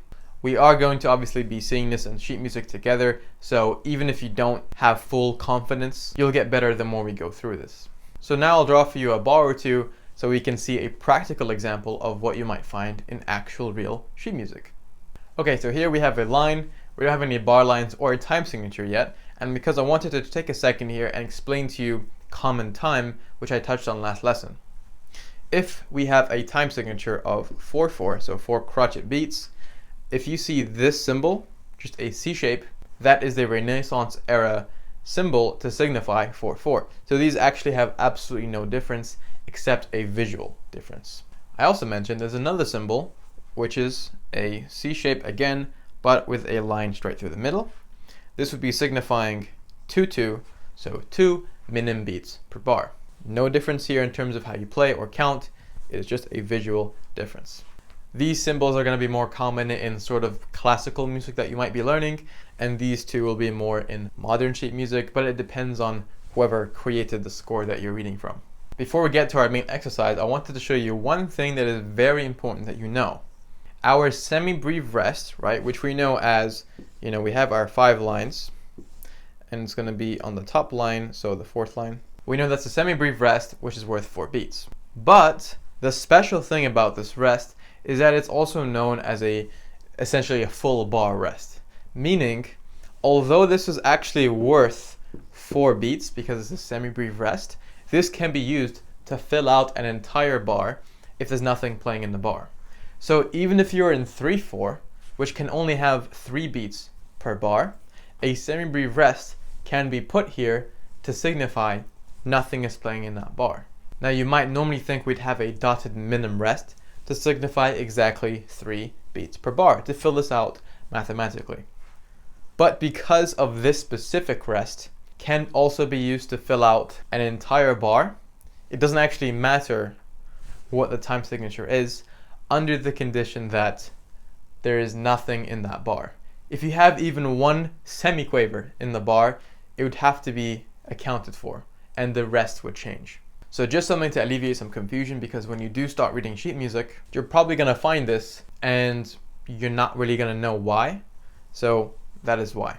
So in our first bar we have a G in the left hand, so bass clef, all cows eat grass, and we have a minim. So to help you visualize the time signature in the bar, we're going to draw out the time signature essentially. So we have 3 crotchet beats per bar. So I can really just draw 3 crotchets, and that would be all the beats that you can use in this bar, and that would repeat again for the second bar and every other bar after that.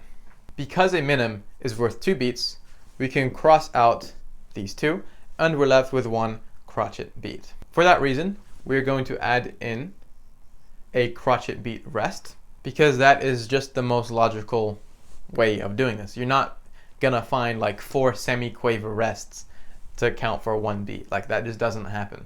Okay, so in our second bar, we have a quaver and we have 2 crotchets. Now, in a time signature of 3/4, 3 crotchet beats, these 2 are immediately canceling out these 2, so very simple.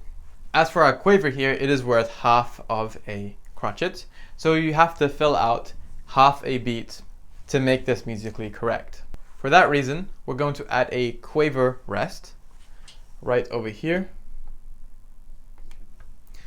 to signify half a beat of rest. So half a beat plus half a beat would cancel all of that out. The goal is to take the time signature and make sure that everything in the bar cancels out the time signature so that everything is even and musically correct. Now when you're reading sheet music and you want to be more clear in your head how the rhythm goes, we should clap the line or the bar. This means we're going to make a lot less mistakes when we come to play it, because the rhythm is now clear. If you're getting the rhythm wrong on even 1 bar, that's probably because of a small error, like you're playing a quaver for too long, and every time you see a quaver after that, it's going to be too long, and generally the whole rhythm of the entire piece is not going to be really on point. We're going to do these clapping exercises together later, but just to give you a little preview, for this example, we would have 1, 2, 3. 1, 2, 3. Obviously with clapping, it's a bit hard to listen and be clear on exactly how long you're holding a note for, but of course you'd be holding a quaver down for half as much as you'd be holding a full crotchet for. Like I said, we'll be doing these kind of things together soon, but that's the gist of it. If you followed and understood what I explained in this video, when you find rests in sheet music that you're going to read, you will be able to understand them. But what I'm about to explain to you now is a bit more advanced. It's more to do with theory and exactly why rests are grouped differently. For example, why would we not use 2 quaver rests? In other bars, you might find a minim rest and then a crotchet, but why wouldn't you just use a dotted minim rest? I'm going to be answering those questions right now in the following explanation. But again, just to remind you, this is not required for you to be able to read and understand what it's asking you to do. This is more for the deeper understanding of why it's happening.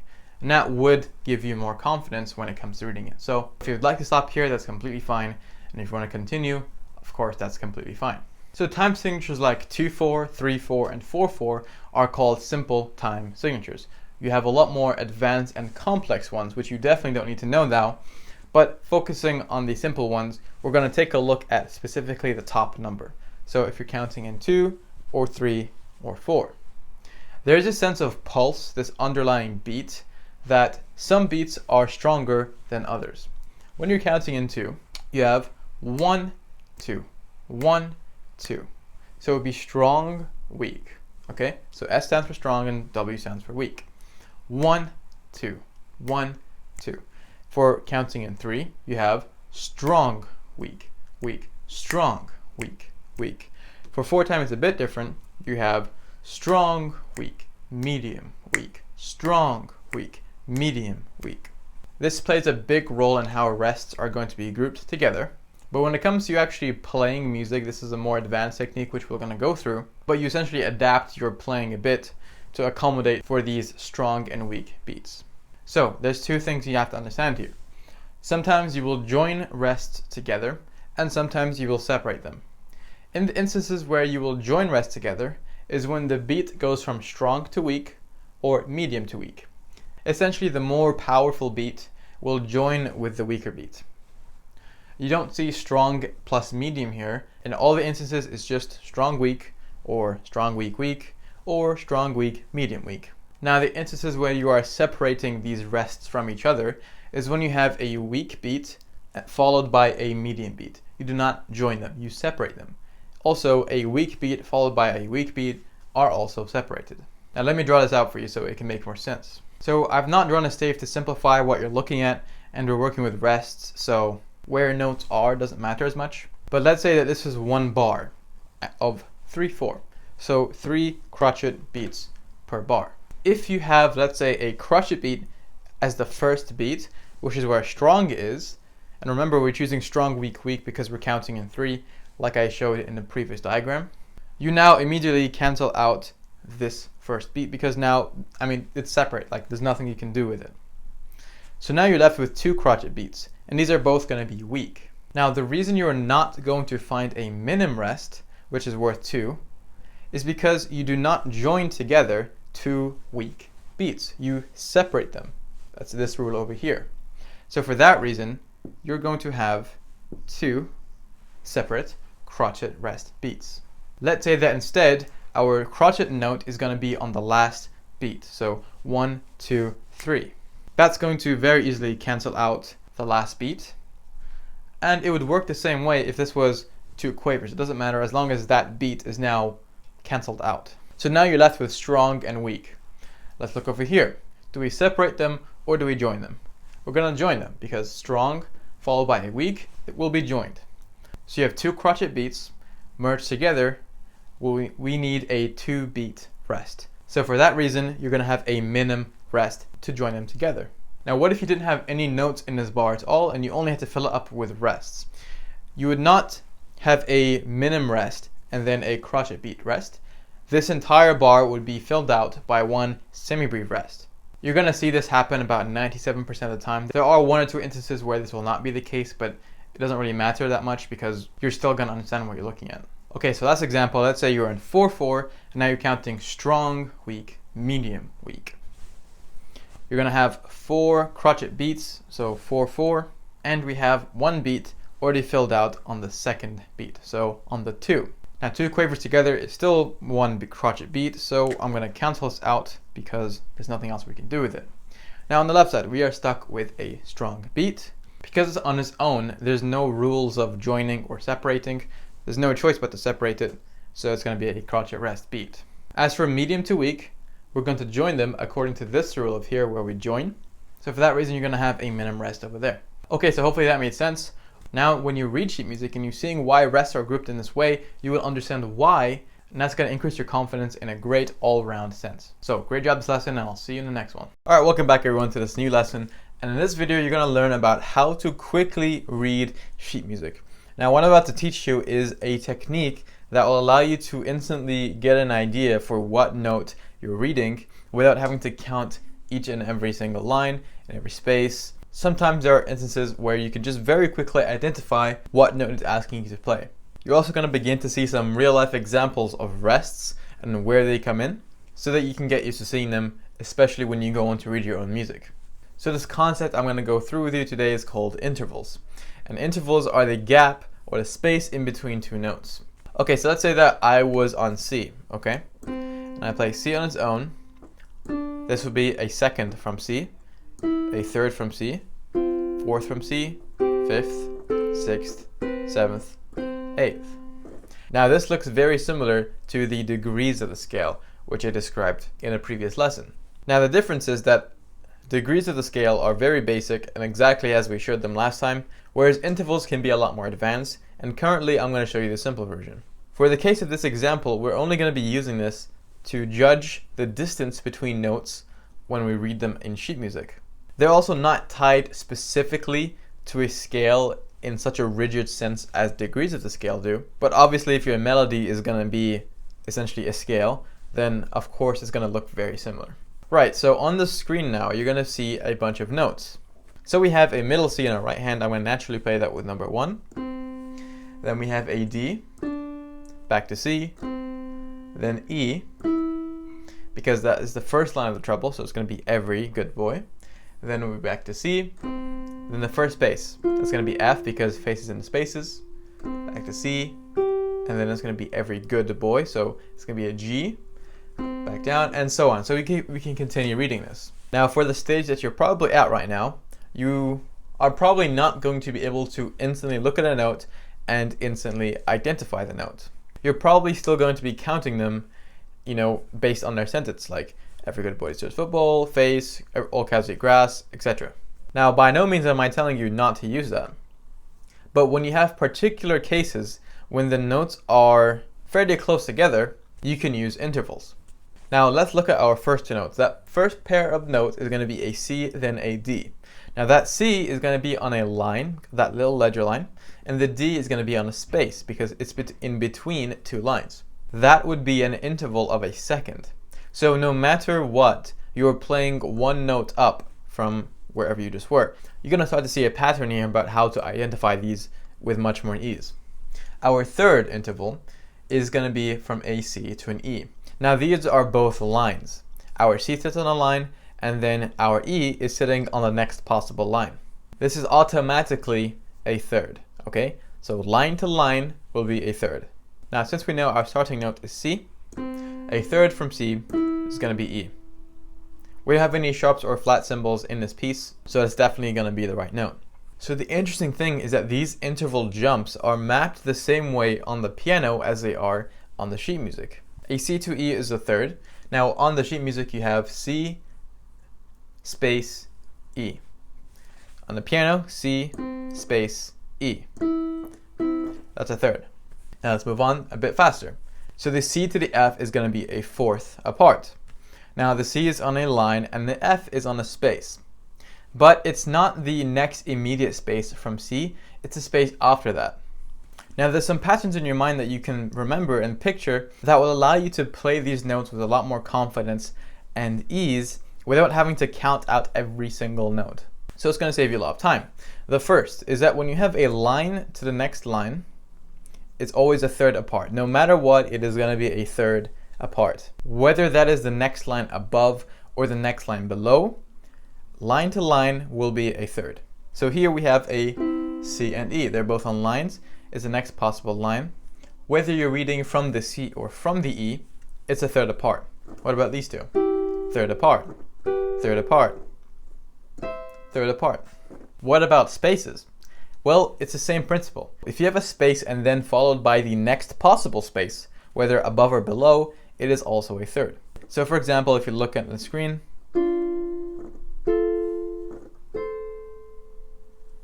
these are all the next possible matching type, if you will. So say that you have these two types of notes, either aligned notes or space notes. If you have two matching types, it will be a 3 or 5. So we have two lined notes, they're matching, okay? It's not like we're mismatching. It's not like we have a line and a space. There are two lines. So that's going to be a third apart, because this would be a fifth apart. Or even if I do it here, this is going to be a fifth apart. Third apart, fifth apart, it's very easy to tell the difference. You can't really mistake that for a third apart, because you can see obviously you have several notes in between those two. Whereas the G and B only have one note missing in between them. Same thing with spaces. When you have two matching spaces, it's either going to be a third or a fifth. Let's take F and A. We have two spaces there. Definitely not going to be a fifth. That has to be a third apart.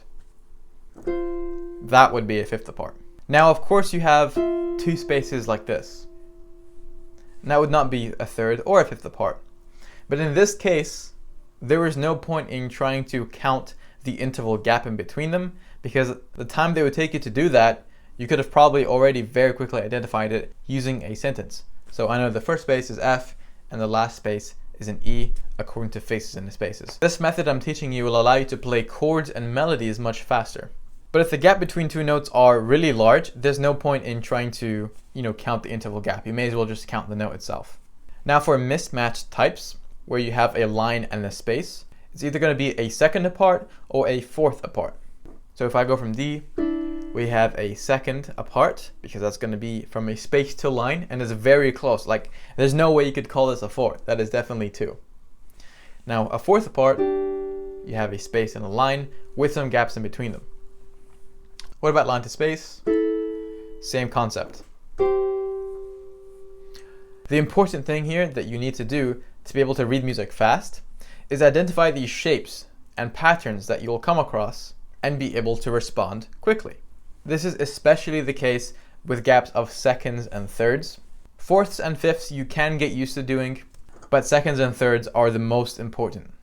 Now here we can see pretty much the same thing, but just to show you that this works in any note value. Of course, it is not restricted to just, crotchets. This can happen with quavers, semiquavers, semibreves, minims, any kinds of values. Now you can see at the very end there we have a chord that starts on C. It's easier to read things from the bottom because you're usually playing it with number 1, and now you have fingers to fill out whatever you're reading next. But in this case, you can see we have 3 notes and they are each a third apart. What does that tell you? This is going to be a triad. And what's our root note? It's a C. So our bottom note there is a C, third apart, that's it. Hold it down for 1 beat. Now here is the task of this lesson.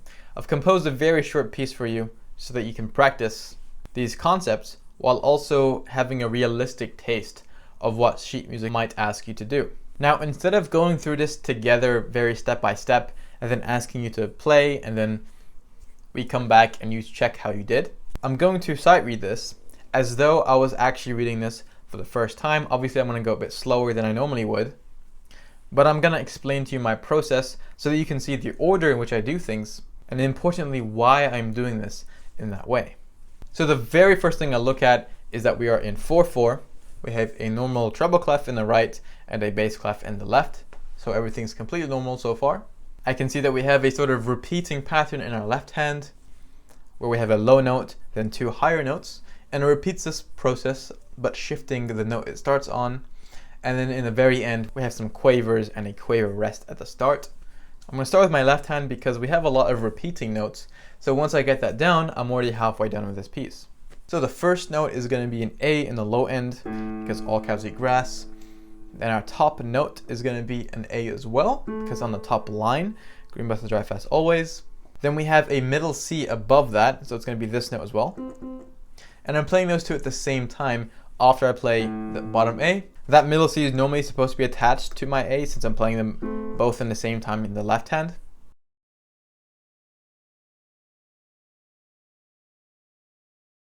But sometimes you do find them in the right hand.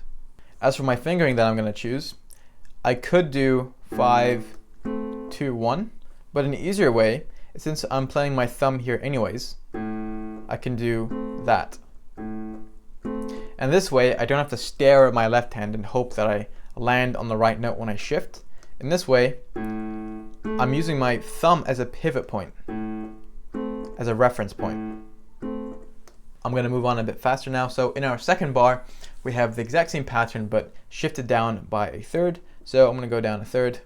I'm going to repeat that twice, going up by 1. Now to clarify, I'm able to play these notes with confidence because I'm seeing that this shift down a third between bar 1 and 2 is mirrored not only in the bass note, but in the top 2 notes. So while our bass note goes down from the A to an F, so we're third down, so does our 2 notes in the top, and I can see that just visually by the pattern of them. Then from bar 2 to 3, we see the same thing happening. Our bass note is going up by 1 note, so by a second, and that shift is exactly the same in the top 2 notes in our left hand. So for the last bar, I'm just focused on getting the correct notes. I'm not going to worry too much about rhythm for now and exact timing of when I come in, because I'll do that later. I just need to know what those notes are so I can get used to playing them. I can see that these first 3 notes are going up in thirds each. So if I just get the bottom note down, I'll be able to easily play the next 2. So counting from the bottom line is a G for green buses.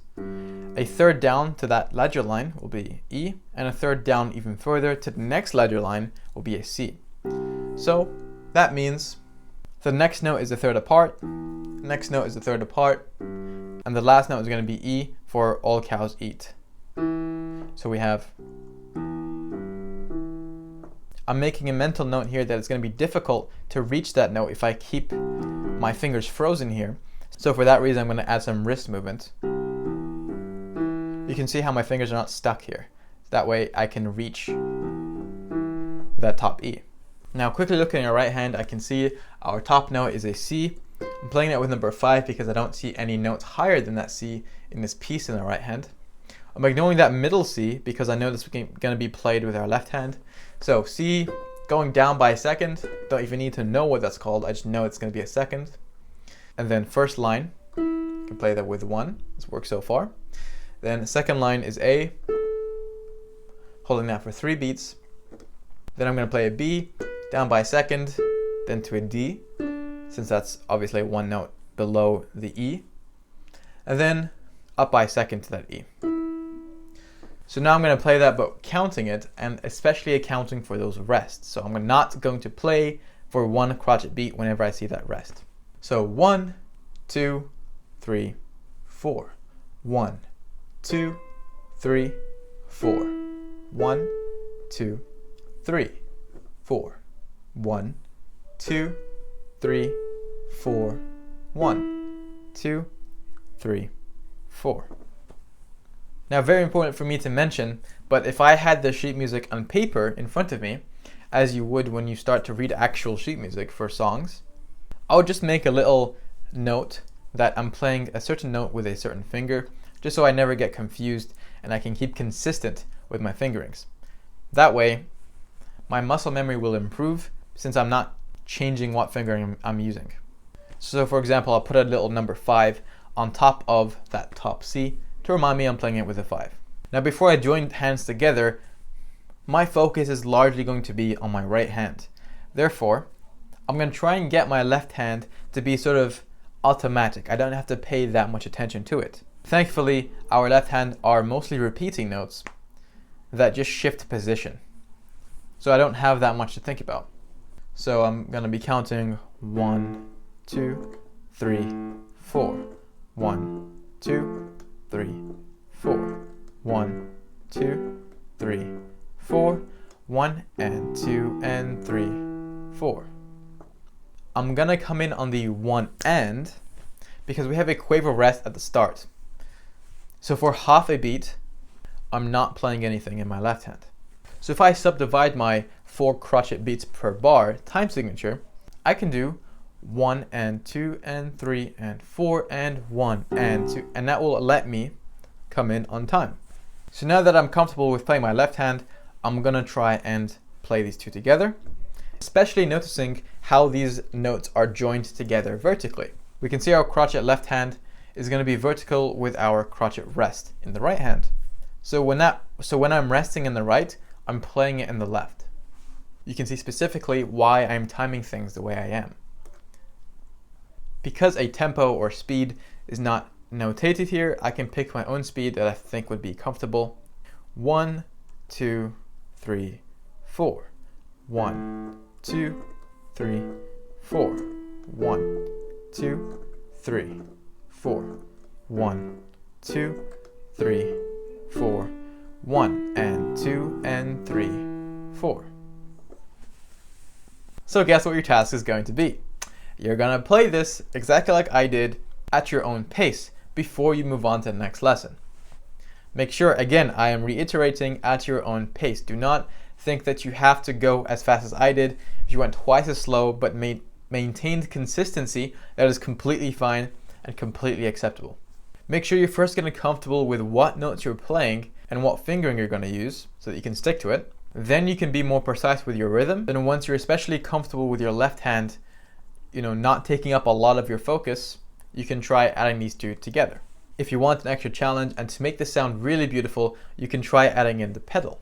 That's going to be your extension task, and it's nothing complicated. You just put your pedal on at the beginning of a bar, remove it at the end of the bar. Put it back on, beginning of a new bar, remove it at the end. So for example,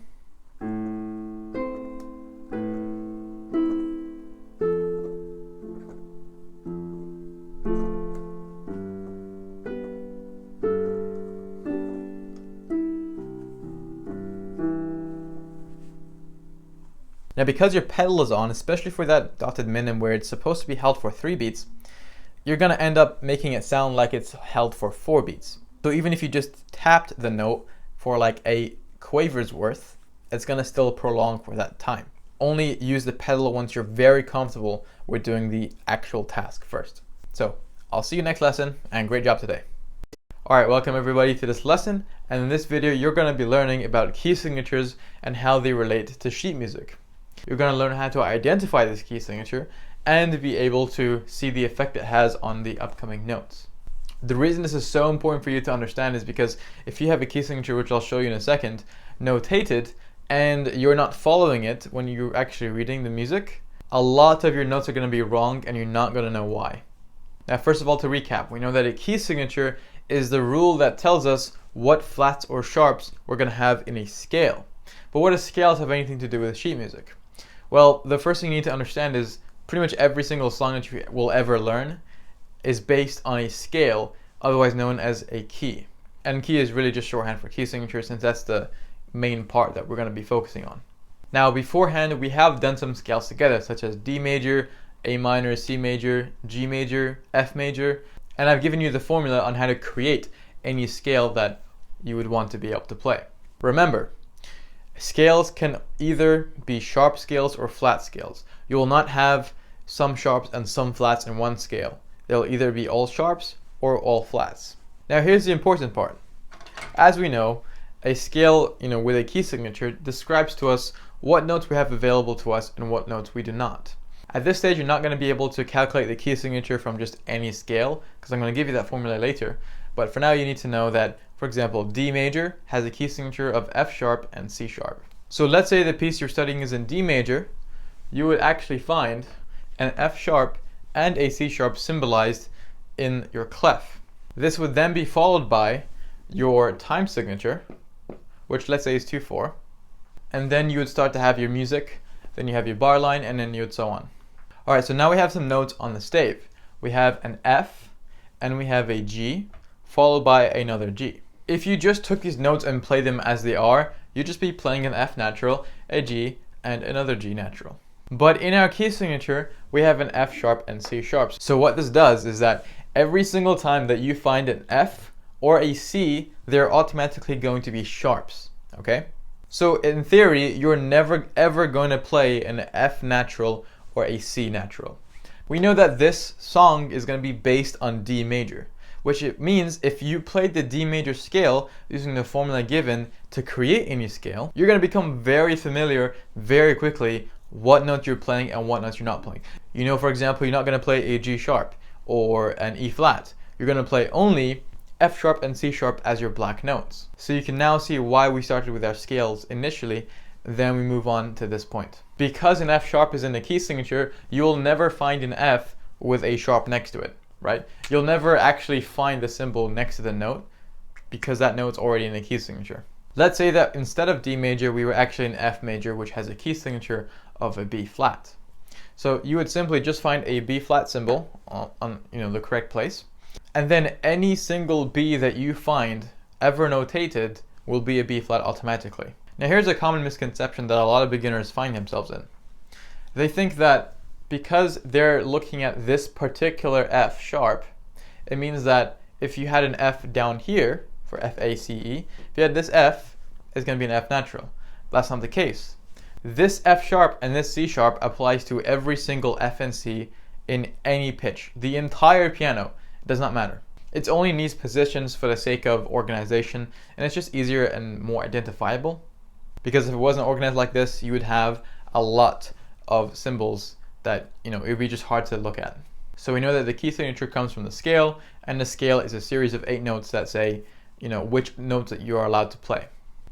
However, there are some exceptions. You are going to find sometimes where your notes indicated are actually outside of the scale of this sort of rule. If you think about it from the composer's perspective, it's going to make a lot more sense. If you're the composer creating a piece of music, right, and you're doing it by ear, you're just playing around on some notes, and you're thinking, yeah, I really want to play this note, but wait, it's not in my key signature. I can't play, it's not in D major, I want to play this G sharp, right, which is not indicated in the key. What can you do? You're stuck, right? Well, this is where accidentals come in. Accidentals are essentially symbols that you find next to specific notes that tell the player this note is outside of the key signature. These symbols can be flats, sharps, or naturals. Now, let me give you an example. We have a G over here, right? It's not a G flat, it's not a G sharp, it's just a G natural because it's not part of the key signature. Well, let's say the composer wanted this to be a G sharp. Well, you would basically find the sharp symbol right next to that note. However, this comes with a huge caveat that you must be aware of, so please pay attention to this. The accidentals that you find are specific to the bar that they are in, okay? So this is going to be a G sharp, but this is still a G natural, okay? It is specific to the bar that it was set in. If the composer wanted this to be also a G sharp, you would find another sharp next to it. But because this bar line is separating these two bars from each other, that would actually be a G natural. So that's an example with a sharp. You can also find this with flats and naturals. So a natural symbol is basically that shape, and it says this note that I'm connected to is a natural note. It is not a sharp, it's not a flat, it's a natural. It's going to be a white note. So natural signs essentially cancel out any sort of sharpening or flattening of a note, so it's definitely going to be a natural version. If you found this next to the F over here, which is normally going to be an F sharp considering the key signature, if this note appeared over there, that should be more in the line, but if that note appeared there, it's going to be an F natural. It's going to be the white note. And again, this applies only to the bar. If in the following bar you had an F on any pitch, it's going to be an F sharp because it reverts back to the default, which is the key. Okay, so let's move on.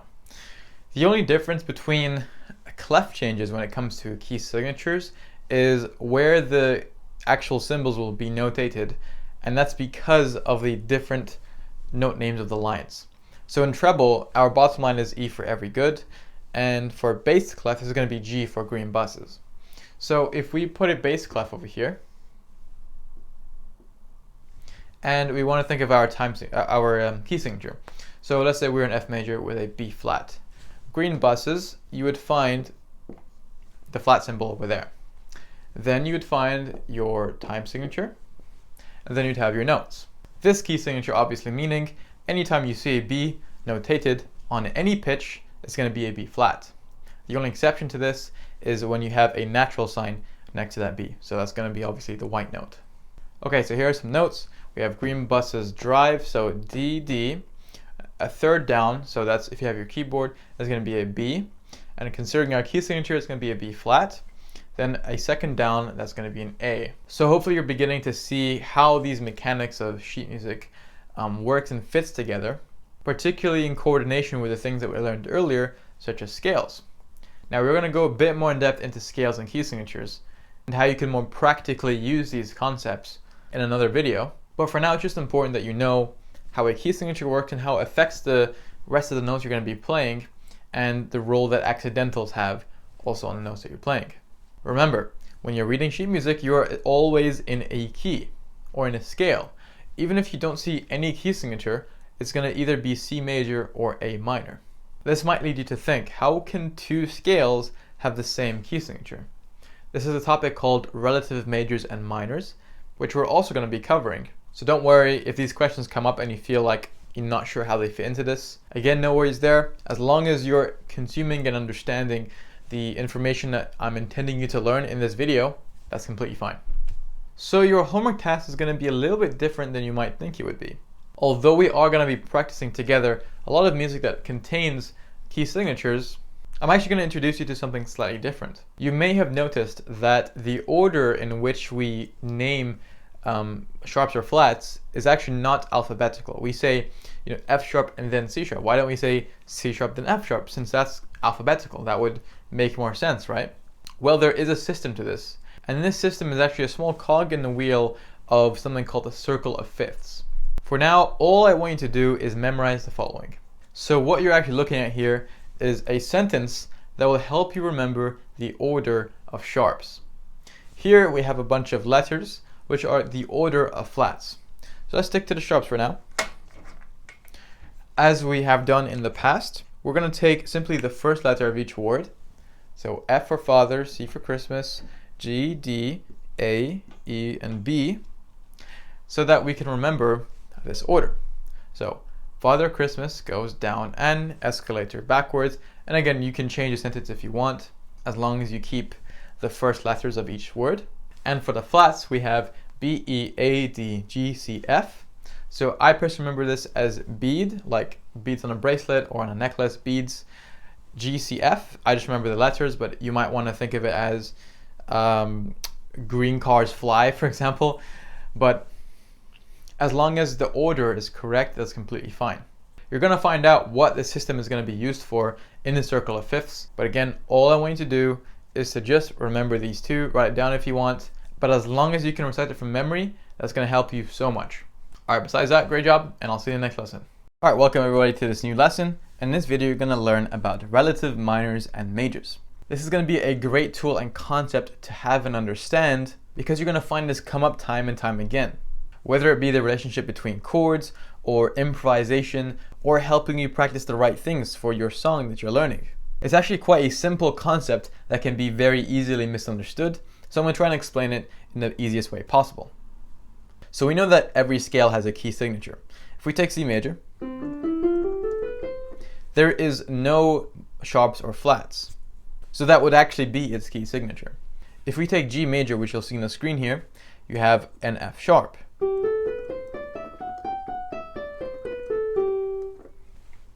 So that's a concept that we can understand. But for each key signature, so if we take just the F sharp as the key signature to work with right now, there are two scales that can share that key signature. One is a major scale and one is a minor scale. And we call these scales relative majors and relative minors because they are related using that key signature.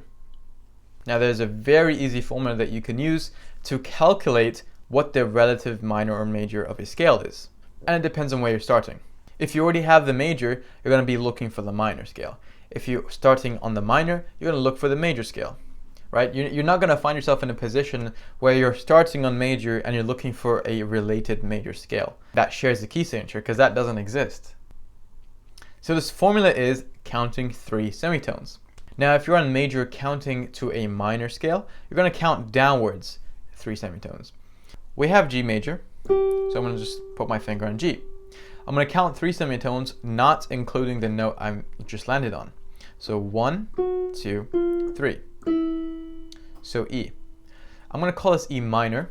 I'm going to call that E minor because we went from a major looking to a minor, so it's going to automatically be E minor. So now we know E minor is going to share the key signature of G major, which is F sharp. So if I just play E to E with an F sharp,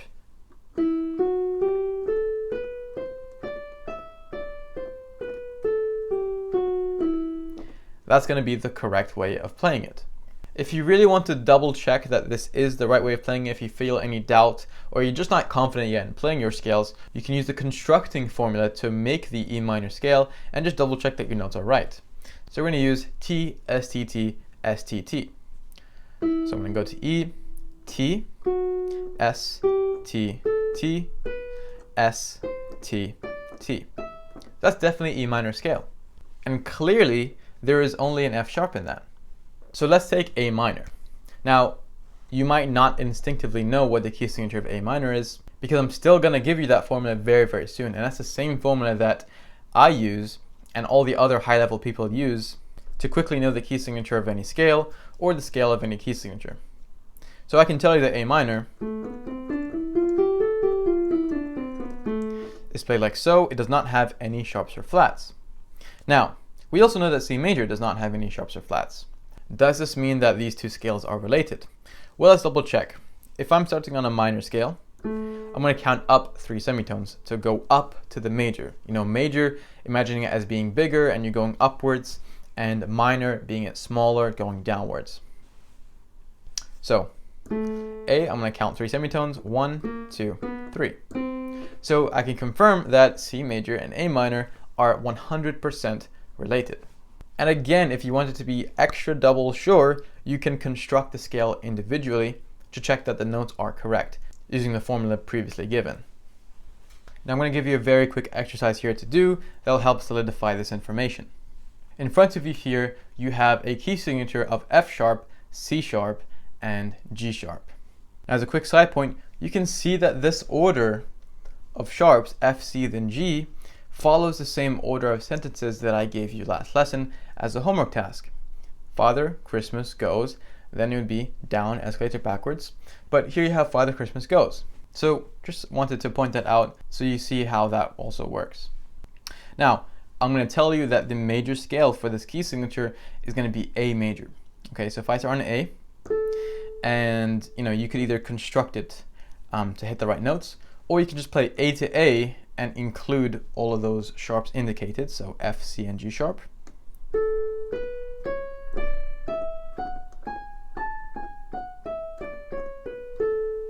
Your task is going to be to find the relative minor scale and play it. Try to use the correct fingering if you can.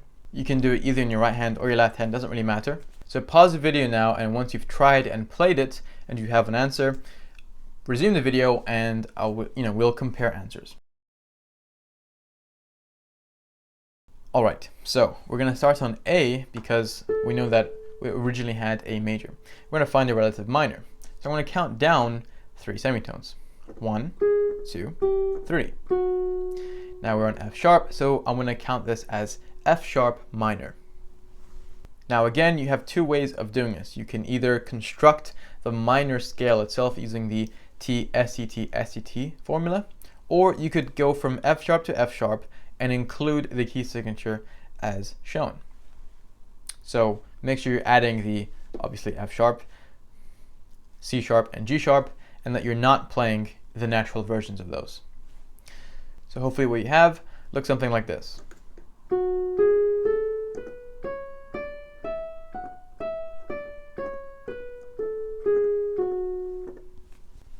An interesting way to look at these relative majors and minors together is that they're actually the same exact notes, but they're starting from a different place. Let's take a simple version. Let's take D major. Okay, so just remember these notes. So I'll actually play them all for you so you can sort of see them on the screen. Now, these are all the notes of the D major scale. Now, if I go to the relative minor, which is B minor, you can see that they are the exact same notes, but just shifted down. So it starts and ends on this different place. And obviously, if you started on the minor scale, you can take those order of notes, those exact notes, and just sort of shift them up so you start over here. Now this is sort of delving into a territory called modes, which I'm definitely not going to be covering in this lesson, but that perspective is something that you can be aware of. Trust me, although it might not seem like it right now, there are many times you are going to find yourself in a position that knowing the relative minor or relative major of a scale is going to save you so much time, and it's going to give you that sense of knowledge, that sense of, I understand how and why this is working, and I can take the right action for whatever problem I'm facing here. You'll see some examples of this in future lessons. So your task for this lesson is to take the following key signature. I'm going to give you the major scale for it, which is B flat major scale, and you're going to play the B flat major scale, with either hand. Then you're going to find the relative minor and then play that scale. One quick tip for the B flat major scale is because you're going to be playing a bunch of black notes, remember to put your fingers slightly forwards and into the keys rather than hovering them back, because that's going to sort of contort your wrist. So you want to put them in and then play them like that. So if you can do that task correctly, then you're completely prepared to move on. So great job this lesson, and I'll see you in the next one. All right, welcome everybody to this lesson, and in this video you're going to learn about the circle of fifths. So what is a circle of fifths and how can you use it as a piano player? Well, the circle of fifths is actually a diagram that is one of the most central, core, most useful things in all of music theory that actually can be used for three main different things. You can use it to see the positions of notes and sort of how they relate to each other. You can use it to see different chords and how they compare to each other. And you can use them to see different keys or scales and see how they compare to each other. Now this third use where they contain the scales is what we're going to be focusing on because it has the most practical use out of it. And it's a diagram which will show you what scale has what key signature, and it's going to be a system for you to just have in your head, and you're going to be able to instantly know the key signature of any scale, major or minor, and will also allow you to look at a key signature and identify the scale.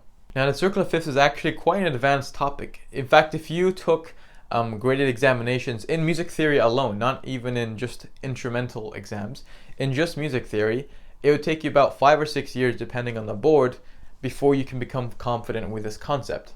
But once you do understand this, not only will it have so many uses for you and save you so much time you don't even know yet, but you're also going to be in a completely different bracket of musician because most other people don't actually know and understand how to use this.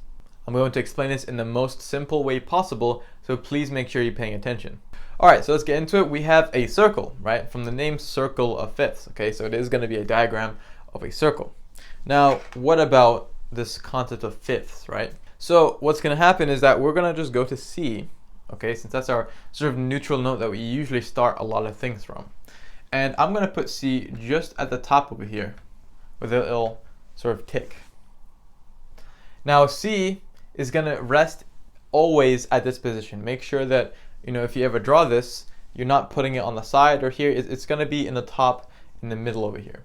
Now, if we count an interval of a fifth from C up, you're going to get to G. Okay, so C to D will be a second, C to E will be a third and fourth and fifth until you get to G, which will be a fifth. So I'm just going to put a G over there. Now, a fifth up from G is going to be a D. A fifth up from D is going to be an A fifth up from A is going to be an E, and a fifth up from E is going to be a B. Now you could continue on here, but you're going to see why I'm actually going to go backwards from C. So instead of counting upwards a fifth, I'm going to count downwards a fifth from C. A fifth down from C is going to be an F. A fifth down from there will be a B. Then you have an E, and then A, and then D, then G. So I've just redrawn it so we have a bit more space. Now, you can see we have a bunch of repetitions, okay? We've got a B up here and a B there, an E here, an E there, an A here, there, and you can see these repetitions. Now, what we have right now is actually an incorrect circle of fifths. It's not actually correct. This would actually supposed to be going to be a B flat. This will be an E flat, an A flat, and D flat. But why? If you actually count a fifth down from F to B, it's a B. It's not a B flat. And that's where we start to get a bit more technical here. If you want to count it more accurately, you're actually counting 7 semitones. And because you're counting in semitones, you're not including the note that you start on. So if you're counting from C to F, you don't start on C and call it 1. You go to B, that'll be 1. Then B flat, 2 semitones. Then A, 3 semitones, and so on until you get to F. But if you count 7 semitones from F you're gonna get to B flat. But I'm gonna take the long way about doing this so that you can understand why it is notated in this way, especially when we get to key signatures. So these are all representing major scales. That's a C major, G major, D, A, E, B major, and so on. Now, I mentioned that you have sharp scales and you have flat scales. You'll never have them mixed together. A scale's key signature will either contain all sharps or contain all flats. Now, when you go from C, which is neutral, okay, we know that C major has no flats or sharps. It'll always be natural. Make sure you get that perfectly clear in your mind. Now, the more to the right you go, you're going to actually add a sharp to the key signature. I previously gave you the task of memorizing two sentences. Father Christmas goes down an escalator backwards for the sharps, and for the flats, it's B-E-A-D or bead, G-C-F. Now, let me just write that down here so that you can see it. Okay, so here you go. Father Christmas goes down an escalator backwards, and B-E-A-D or bead, G-C-F, unless you actually memorized it by Green Cars Fly, it's your choice. So the way that this is going to be integrated into the circle here is that, like I said, the more to the right you go, the more sharps you add. So since C is always going to be natural, right, no sharps or flats, this is going to contain one sharp. But which sharp? Well, we're going to add the first one because this is the order of sharps, okay? So we're going to add the first one. So I'm just going to put here F sharp. Okay. So this tells us that the key signature of G major is F sharp, okay? So if I play the G major scale, the key signature will have an F sharp. Now what about D major? Okay, this is 2 ticks away from neutral, so we're going to add 2 sharps. So F, C, Father Christmas. So you can see over here, Father Christmas, the key signature of D major is going to be F sharp and C sharp. Now we're going to continue this up until the B over here. So 3 ticks from neutral, so 3 ticks will be 3 sharps, okay? Like 3 degrees away to the right. We're going to do Father Christmas goes. So the next one, E major. What's going to be the key signature of E major? Think about it for a second. Should only take you a few seconds to think of an answer. So if you don't already have it by now, it's going to be F sharp, C sharp, G sharp, and D sharp. This is why it's key to remember that sentence. Father Christmas goes down an escalator backwards. So this is going to be 4 sharps. And now what about B major? That's going to have 5 sharps. So Father Christmas goes down an F, C, G, D, A. F sharp, C sharp, G sharp, D sharp, A sharp. I'm just going to put a symbol for 5 sharps because I'm not going to have space to write every single one, but you know exactly what I mean.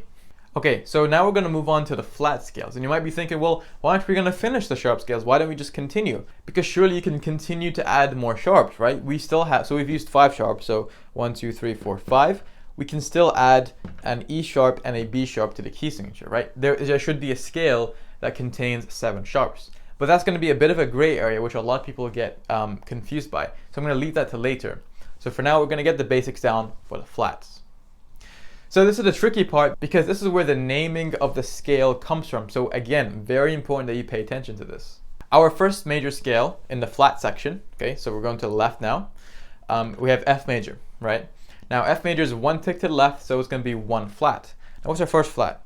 It's going to be B flat, okay? B, E, A, D, G, C, F. That's our order of flats. So the first one there is going to be a B flat. Okay. Now what about this here? Well, this is going to be 2 ticks away from neutral, so it's going to have 2 flats. So I'm going to put B flat and E flat. Now, the reason that this is not called B major and instead actually called B flat major is because you have a B flat in the key signature. If you actually called this a B major, there are 2 things wrong with it. The first is that there's already another scale called B major, which has 5 sharps. And the second is you have a B flat in the key signature. So it's saying anytime you come across a B, you're going to modify it. Instead of being a B, you're going to flatten it to a B flat, okay? But if you're calling it B major, so you're starting on B natural, B major, it's contradicting itself. Are you going to play a B natural, or is it going to be a B flat? It can't be both, okay? So for that reason, it is called B flat major. I'm going to do the same thing for the rest of the scales, and I'll give you a great example to help clear this up. So the next scale, our key signature is B, E, A, because it's 3 ticks away from neutral. So it's going to be B flat, E flat, and A flat. So that's going to have 3. Now we have an E flat in the key signature. Therefore, this is not going to be called E major. It's going to be E flat major, right? Because you can't have a flat and a natural version of the same note in the scale.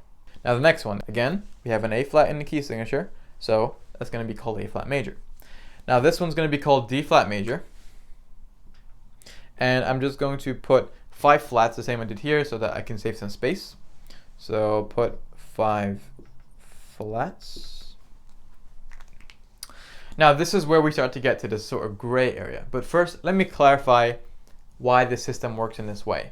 I think I've mentioned this before, but to clarify, when you play notes on a piano, by ear, it's the same note, whether it's going to be, for example, a D sharp or an E flat. They're both pointing to the same note. It's got 2 different names, but to your ear, it's just the same note. It doesn't matter.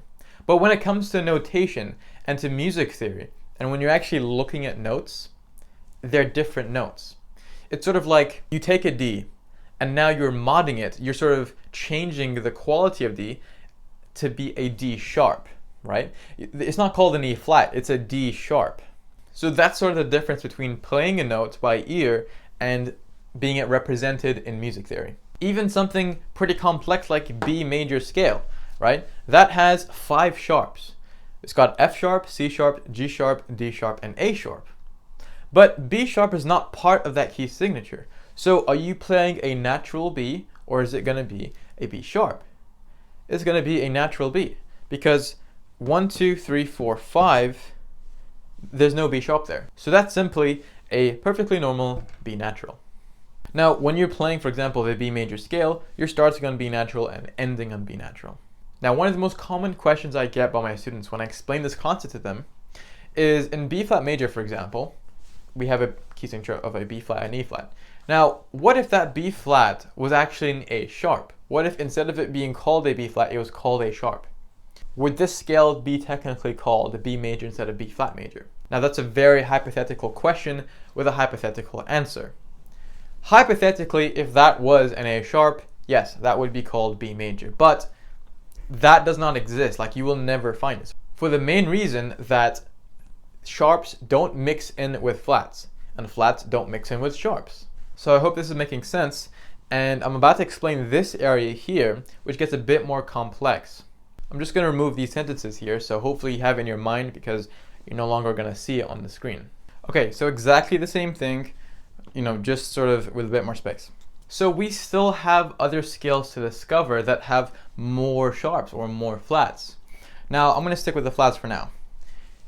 B flat major has 2 flats, E flat major has 3, A flat has 4, D flat major has 5 flats, and this would actually be called G flat major, and it's going to have 6 flats. So this is going to be G flat major, and this will have 6 flats. Now, what are those 6 flats? I'm just going to write them all down here. So there are all the 6 flats, B, E, A, D, G, C flat. You can see that G flat there, which is why this is called G flat major. And I've done the same for D flat and for B major with those 5 sharps. So it's very, very clear. Now, if you remember back to that order of flats, we actually have 7 total that we can use, okay? B, E, A, D, G, C, and we have F. So what scale is going to have 7 flats? Well, it doesn't seem like we have space for it. But what actually happens is that we call this C flat major. I'm just going to add a little stroke there to separate them. And C flat major is going to have 7 flats, okay? And we know what those 7 flats are going to be. So I'm just going to write them down all here. And you can see that's actually going to go all the way down to F flat. So this is going to be the most complex major flat scale. And your limit is 7 because you can't have 8, sharps or flats in a scale. So that's as far as it goes. But what about the sharps? Well, what happens is the same concept. I'm just going to draw a slash here, and this is going to be called F sharp major. and that's going to have also 6 sharps. Now what you can notice is that you're actually calling this by its opposite name, right? So a B is also technically the same thing as a C flat. An F sharp is the same as a G flat. Now a D flat is going to be the same as a C sharp major. So that's going to have 7 sharps. And then you would have it all written out here. So I've just done it a bit more clearly here so that you can make a bit more sense. Now, although this part looks incredibly complex and, chaotic and it's hard to understand, if you can understand this part, up to like 4 sharps, then this becomes very easy because it follows the same principle. Now, it's going to be incredibly rare for you to actually come across music that is going to contain, 5 sharps or 5 flats or more. Then that's completely fine. If you at least have, everything above my hand here solid and you can understand how it works, you're good, especially with, how the more ticks you add, the more sharps or flats you add. And there's actually one more very simple thing I want to add that's going to make this even more useful. And that's going to be relative minors. So we know that for every key signature, you have a major scale and a minor scale. So how does that fit in here? Well, we know that C major, which has 0 sharps and 0 flats, has the relative minor of A. Now I'm going to do this in lowercase so that you can very clearly tell it's the minor scale. If you want a quick refresher on how to calculate the relative minor, you're going to take, the starting note of your major scale, and not including that note, you're going to count down 3 semitones. And that note you land on will be the relative minor. So 3 semitones down from G is going to be E minor, because we're going to land on E. Now 3 semitones down from D, you're going to find yourself at B. So B minor would have F sharp and C sharp. 3 semitones down from A major, you're going to find yourself at F sharp minor. Okay, so if you go to A, then 1 semitone down, A flat, another one down, G natural, and then another one down, F sharp. Now the reason you're going to call this F sharp minor and not G flat minor is because you're on the sharp side, remember? So you can't call the sharp scale by its flat, other variation, because G flat minor is a completely different thing.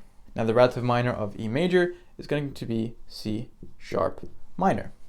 Again, it's not going to be D flat minor because D flat would suggest it has a D flat in it, but you're on the sharp side, so it's going to be C sharp. Now hopefully you get the idea of how this works, so I'm just going to fill this in quickly. So there you go. Relative minor of F major is going to be D minor, so D minor will play B flat. And we'll just cut to maybe F minor. F minor will actually have 4 flats, which you can see how different that is from F major, which is here, which has 1 B flat. So obviously make sure when you're referring to a scale, you're calling it by the right name. Now it would be the same principle over here.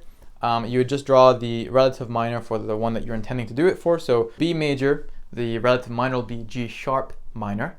And again, obviously because it's on the sharp side, you're going to use the sharp version. So that's going to have 5 sharps. So now that hopefully you are understanding the concept of how this circle of fifths work, how can we actually use this? How can we put such a pivotal, great diagram, how can we actually use it practically? Well, there are actually many, many different ways, and having this in your toolbox to understand will come in so useful that you don't even know how much frustration you're going to skip. But one of the most common ways that you're going to be using this is when you're taking a look at a new piece of music and you see, let's say, 4 sharps. You can immediately look at that piece and say, okay, so I'm going to be playing in E major. Now there are ways to tell if a piece is in the major or the minor version, which we're going to touch on later, but let's say, it's definitely actually an E major song. That means that you, as your warm-up, could practice the E major scale because your hands are going to be magnetizing to the correct notes, right? In the E major scale, you have F sharp, C sharp, G sharp, and D sharp. So if in your mind you completely get rid of all other notes that you could play, unless again specifically asked to by maybe an accidental, then you have less things that you're focusing on.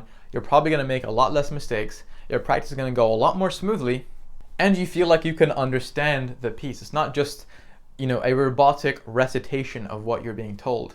Now this will apply for literally every song, since every song will be in a key. Although I am going to give you a way to remember this circle of fifths in your mind so that you don't have to, quickly go on Google and look at it. You can actually remember. And that's the reason I could tell you easily that D flat major has 5 flats and F major has 1 flat. And I can tell you which flats they are. And if you ask me, what's the key signature of A major? F sharp, C sharp, G sharp. I can play you the A major scale.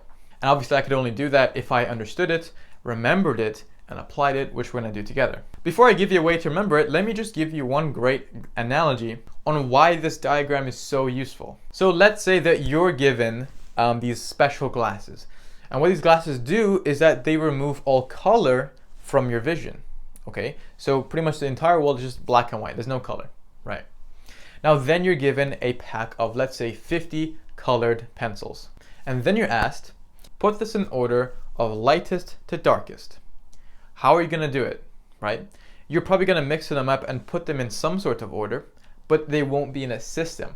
That's the key. You're not putting them in a system. And for that example, a system of lightest to darkest. So the same concept goes here. Imagine that each of these scales represent a sort of a colored pencil. If you learned the piano through traditional means, and you took, let's say, your piano exams without studying theory, 99% of the time, you're going to be trying so hard to remember each and every one of these scales. And you're not putting it in a system. It's like blindly putting color pencils in an order, but there's no system. It doesn't follow any sort of rule. Now imagine trying to memorize the key signature of every single scale here without the circle of fifths. The only way you could do it is put them each into memory, like practice it enough times that it becomes unquestionable in your mind that D major has F sharp and C sharp. Now, although there are many benefits to doing that and to going through each and every scale and practicing them until you have the key signature in your mind, it takes a long time to get to that level. And this would take you not even an hour to understand. It's funny, sometimes I talk with piano players and, I can see them that they're reading sheet music. And you see the key signature at the beginning and they're playing and I see that they're playing a lot of wrong notes. And I'm saying, hey, what key are you in? And they're like, I don't know. I don't know what key I'm in. And they're just like missing out on so much understanding that would make literally every other part of music playing so much easier. So let's get to how to remember this. Now, the way I'm going to teach it to you is sort of a high risk, high reward way. It's the way that I personally remember it. The high risk is if you misunderstand it or do it wrong, the rest of it is going to probably be completely wrong. But the high reward is that you'll remember it so quickly and be able to just draw it in your head or on a piece of paper at any given moment. Until you've done it enough times in your head that you could just recite the key signature of D flat major. So, this method, you may have noticed that the order of sharps and flats is actually very similar to the order of these scales. So for example, for the order of sharps, we have Father Christmas goes down and escalator backwards. And you can see here that it also goes Father Christmas goes down and escalator backwards. And for the flats, you have B, E, A, D, bead. So I would actually advise you to stop at G, because in the sharps, you probably already went up to B, okay? Because the C part of G, C, F in bead, this is the C that they're referring to, so it's the same one. So that will, so make sure that you're not doing 2 separate strokes for that. They're referring to the same thing. So when you're doing this, just remember as bead G. So you can use this as a reference to build out your circle of fifths without having to count a fifth in your mind or on a piano. So the problem occurs when you think of Father Christmas goes down escalator backwards, and you think of Father F as your neutral, as your starting position. Not only is it in the wrong position, but it has a flat in it. So the rest of it will just be calculated completely wrong. So what I'm gonna do here is just do a quick brain dump. I'm gonna show you exactly what I picture in my head, step by step, really quick, so you can see how I think about this. I'm gonna do this quite quickly. So obviously, first thing I do is I picture a circle. Now, the first thing I do, and it's very important that you do this first, okay? C must be at the center. C must absolutely be neutral. It does not have flats or sharps. Now from that, then I can do the Father Christmas goes down always, because I know Father is going to be on the left of it, okay? Make sure that F is not your neutral scale, because that has to be C major. Then Father Christmas goes down an escalator backwards. Then I do B, E, A, D. And obviously we have our G, bit tight on space there, but it's fine. Now obviously this will be B flat, this is going to be E flat, A flat, D flat, and G flat. You know, this is how you do it normally, but I took the long way around so that you can see why they are called B flat, E flat, A flat. And then since I know that this is neutral and this is the sharp side, I'm going to start with my order of sharps, which is the same order which I just did here. So 1 sharp, Father, Father Christmas, Father Christmas goes down, Father Christmas goes down always. And then we have the flat side, so C is neutral, F has 1 flat of B, BE, BEA, BEAD, BEADG, and I actually normally stick up to 5 because it's rare that you find things with more than 5 flats or sharps. But if you wanted to, this G flat, so let me just do it here, that G flat would also be an F sharp, and so the F sharp would have 6 sharps and the G flat would have 6 flats. So that's literally all I do. Now if I wanted to find the minor relative to any of these, I don't usually remember them as part of a mnemonic. I just literally count down 3 semitones in my head. I just picture the piano. So for example, if somebody said, hey, what minor scale has 4 flats? So 4 flats, I literally picked, like this is what you're looking at in my head, okay? So I'll just do it real time. So I go C, that's gonna be neutral. Then I go F, because it has 1 flat. Then B, then E, then A, that has 4 flats. So A flat major I know has 4 flats. So what is the minor 3 semitones down from A flat major? That's gonna be F. So F minor has 4 flats. Now the more you do this, you're gonna be able to just recite it just like that. It's just gonna be integrated as part of your knowledge. Now that's literally everything there is to this use of the circle of fifths. Now in this example we did it to look at scales and represent the key signatures, and that's the most useful practical way you can use it. Like I mentioned, you can use it to look at notes or chords, which we're going to look at in a future lesson, but they're built out in the same way. It's still like it looks exactly like this. You just don't see key signatures because you're no longer using it as scales. But they still, you know, they still have the same notes in the same places. Now your task here is going to be to memorize essentially the circle of fifths very confidently up until 5 sharps or flats. The best way to do this is just take a scrap piece of paper, draw a circle, and do it. And then once you're done, look back, you look at this or look at some online version on Google Images and check it. If you're wrong, do it again, and obviously check what you did wrong and improve on it. The extension task is to remember the entire thing. So if you really want a challenge and you really want an in-depth understanding of how this works so that you're best equipped to take on any single challenge that would require this, you're going to be well prepared. So again, that's going to be the extension task, to memorize everything, including, you know, all the 7 flats and 7 sharps. So I hope that made sense. Great job today, and I'll see you in the next lesson. All right, welcome back to another lesson, and in this video you're going to learn about dynamics. This is going to be knowledge that is going to allow you to play with more dynamic range, which is the full spectrum of volume from very quiet to very loud. Now when you come to read sheet music, you're going to find this information. Now these symbols are not going to be in English, they're going to be in Italian. And sometimes these words aren't actually full-on words, sometimes they are symbols. Some are quite self-explanatory, and others you're going to need guidance to know what they are. Now if you did not know dynamics and you had no idea what they were even asking you to do, when you come to play a song, even if you're very comfortable with what notes you're playing and how to play them and your technique is great, when you come to play the song as even a performance, your volume is probably not going to change. It's going to stay sort of stagnant and monotone. Maybe you will find some variation in this dynamic range, but it's probably not going to be intentional. It's probably you're coming up to a more difficult bit and trying to focus, and maybe you have some tension and you're naturally going to play a bit louder. So of course we want to avoid that, but the general concept is applying dynamics to a piece makes it sound like 100 times more beautiful, more flowy, more dramatic maybe, depending on the song. It just gives it so much more depth. So let's just go right into it. There are 2 symbols that you need to know.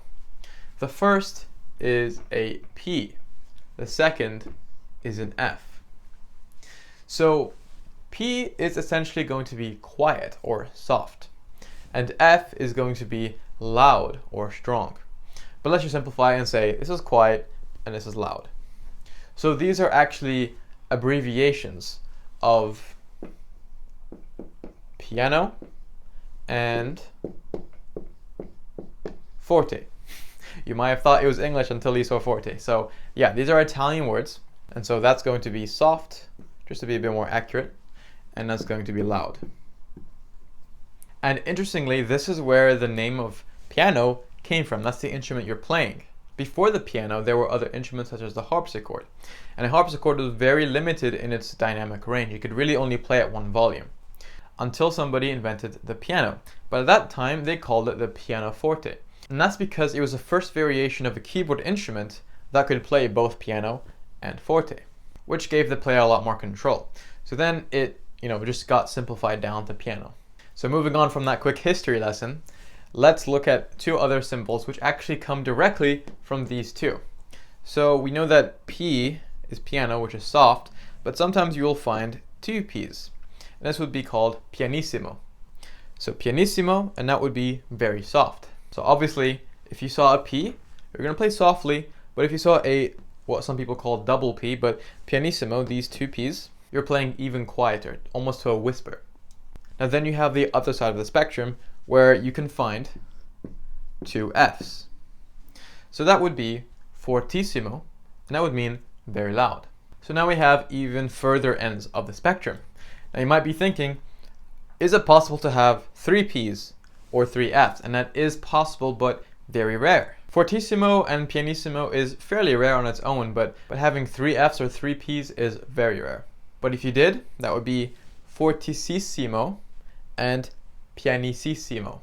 Now each sort of is sound is Italian for very. So that would be very, very soft and very, very loud. There's no actual rule that says you can only have this many F's or this many P's, but you're not really going to find much past two F's or two P's. So now that we know what's on the extreme sides of the spectrum, let's explore what's in the middle. And this is where you're going to find a lot of information that you're probably going to see quite commonly.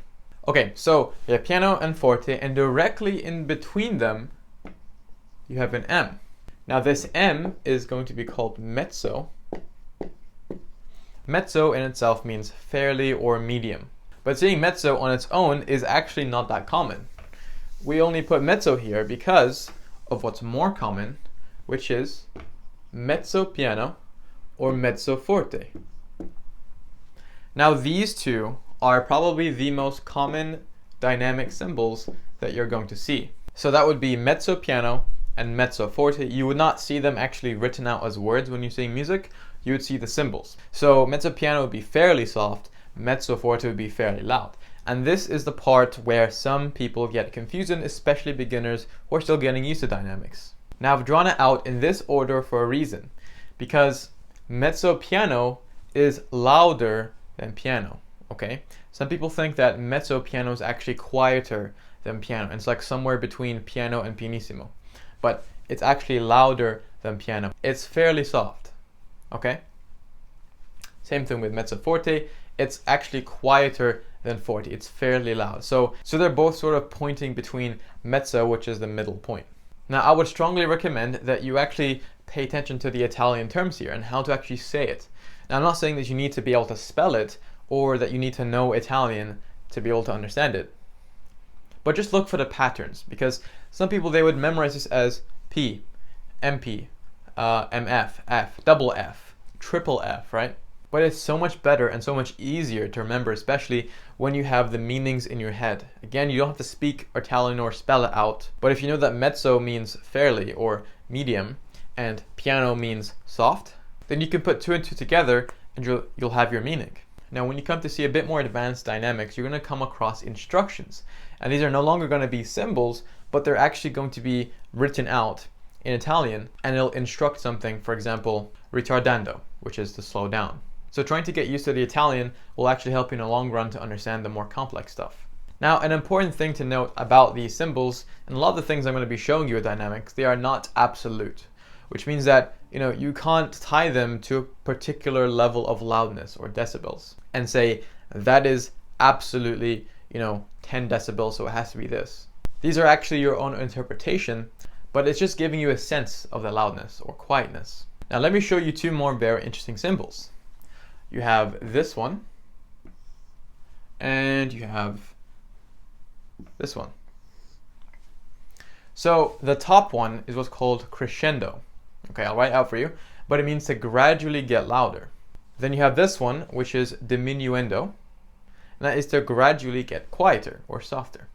Okay, so simple enough. Now, the interesting thing about these two symbols is that they are variable, okay? So you can see that sort of the angle which it opens at, the, I guess you could say intensity, will actually represent the intensity of this gradual loudness or gradual quietness. So let me give you an example. If you saw a crescendo, which actually shows you this, okay, you're gonna get gradually louder very quickly, right? You're not gonna take your sweet time and gradually get louder, you know, to sort of make things very, very slow and smooth.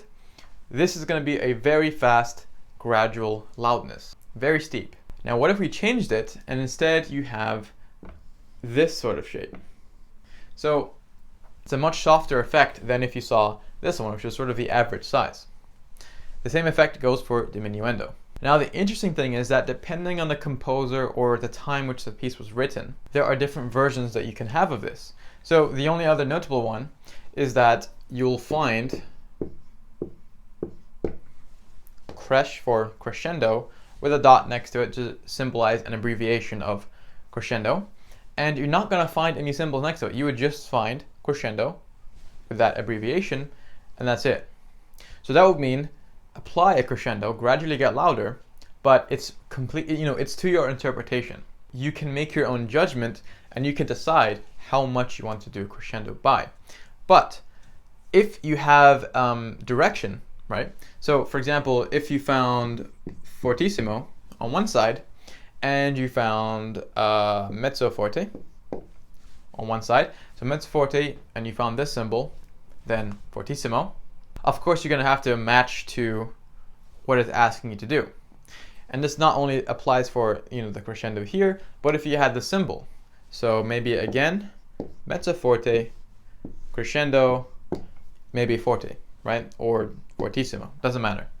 When you have specific direction, like symbols that tell you to what loudness you're going to, you normally have the symbol. But when you find just the abbreviation there, just with crescendo, it's actually less common to have these symbols. Now this works exactly in the same way for a diminuendo. You would just find dim with a dot to say diminuendo, that's the abbreviation of it, and that would mean gradually get quieter. And let me just brush over a few things that are the most common mistakes that beginners use when they are learning dynamics. The first is their level, their volume, how loud they are at a particular point, especially when it's followed by more dynamics. So, you know, for example, let's say that you have to start at pianissimo. And by the way, I will show you what these look like in the sheet music soon. Just explain the concept here. Let's say you start at pianissimo. And then it says, go to piano. Then it says, go to mezzo forte. And then fortissimo. Okay? That pretty much doesn't happen, by the way. But let me explain the principle. Let's say that this is the range of your volume, okay? So the top line here is as loud as it's humanly possible for you to play. And this part is as low as possible for you to play. Now I'm going to draw one in the middle to say that's the middle point for mezzo. So say that you need to start at pianissimo, which is just a whisper. You should barely hear the piano. Okay, that's how quiet this is. But you start too high. You start sort of near the mezzo area. And then you have to go to piano, right? Now you're already playing at forte levels. Then you have to go to mezzo forte, and you're already at fortissimo levels. Then you have to go to fortissimo, and you have nowhere to go. Like you're already at your max. So what you need to do is make sure that you're aware of the level that you're playing at. Now this sensitivity for sure comes with time and just practice experience, but you have to make sure that you're actually playing at pianissimo, okay? Maybe leave a bit of room for pianissimo, which again you're pretty much never gonna see, but there you go, pianissimo. Then you can come up to piano, slight increase. Then mezzo forte, you wanna come up here. Then fortissimo, and you go up there. So that would be a pretty good way of adjusting your levels. Now we saw how you might be starting too loudly, but you can also be too quiet. This is also a common mistake. So it's asking you to play at mezzo forte, which is directly between mezzo, which I've symbolized here, and forte, which will be around there. So you're gonna be in the middle, right? So mezzo forte, this is where you should be, right? But instead, you're actually playing over here, which is the mezzo piano area. Then when you come to do your crescendo, and you're supposed to be at forte, you end up actually being hovering around mezzo forte. So what you should do is start at mezzo forte, go through your crescendo, so you can end at forte. I'm going to show you on the piano what each volume or dynamic level would sound like, so you can get an idea for where your benchmarks are. Hopefully you're beginning to understand and get the gist of the symbols and sort of how dynamics work. And if you do, I'm going to go straight to a quiz. I'm just going to test your memory and help things stick in better. So just before we start the quiz, if you're not ready and you feel like you just completely lost with what each symbol means and how the dynamics work, especially with crescendo symbols, diminuendo symbols, I would urge you to rewatch that part and just make a note of it. Again, when you write things in your own words, it's going to help you remember it. So we're going to take things step by step here. We're going to start with this symbol, right? So you can either pause the video, or I'll just give you a few seconds now to think of your answer if you know it. If you don't know it, then I'll show it to you right now. So this M is going to be short for mezzo, and the F is going to be short for forte. So mezzo forte, which is medium loud, or you could say fairly loud. Now the next one I'm going to do is this here. So we have two P symbols, and that is going to mean you're playing at a certain dynamic range. So if you don't have it already, 1P is short for piano, and piano means soft, okay? So you have two P's, it should be called pianissimo, right? And that means very quiet or very soft. Remember that the ISS, the EC part of the word, means very. So I'm actually gonna write the Italian words also for this one here.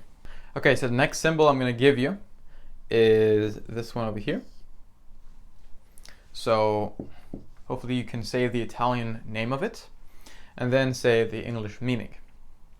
So you can pay attention to the symbol. Remember that music is always read from left to right. It's pretty self-explanatory here. You're going to be decreasing your volume, right? Because it's sort of going in this direction always. So this is going to be called diminuendo. So that means that the inverse way of this direction, so if you started with the small side and then got louder, that would be crescendo, which is gradually louder. Now the next one I'm going to give you should be very simple, just an F symbol, and that's going to be short for forte. So forte, which means loud. So that's pretty much the basics down.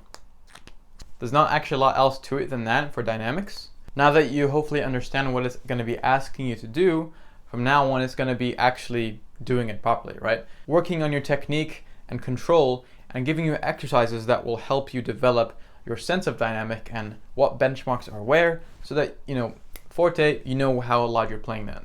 So a great quick tip is to remember that mezzo forte is about the same volume as when you're just speaking to a small room, right? Or when you're playing on the piano and you just sort of play at a normal volume, it's probably going to be mezzo forte. You're not trying to be loud and you're not trying to be quiet. That's where most people sit. But we're going to go through it together anyways. So your homework task for this lesson is very simple. You're just going to put this in order of loudest on the top and quietest on the bottom. Super easy, and if you can do this correctly, then you can be confident in your knowledge of what it's asking you to do. So then we just work on your technique. So, great job this lesson, and I'll see you in the next one.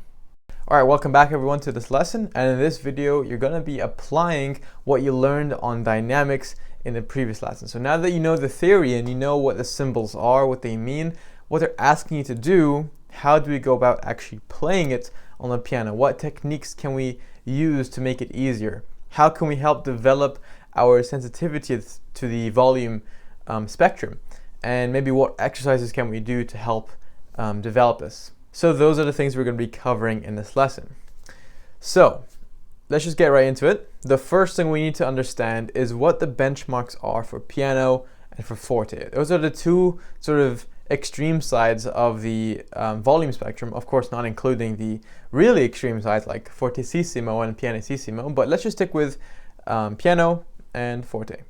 If you can get a pretty good technique in actually playing in these two opposite volumes, then everything between and everything outside of that actually becomes a lot easier to digest. Okay, so now let me demonstrate for you what piano might sound like on the piano. So I'm just going to play some random melody.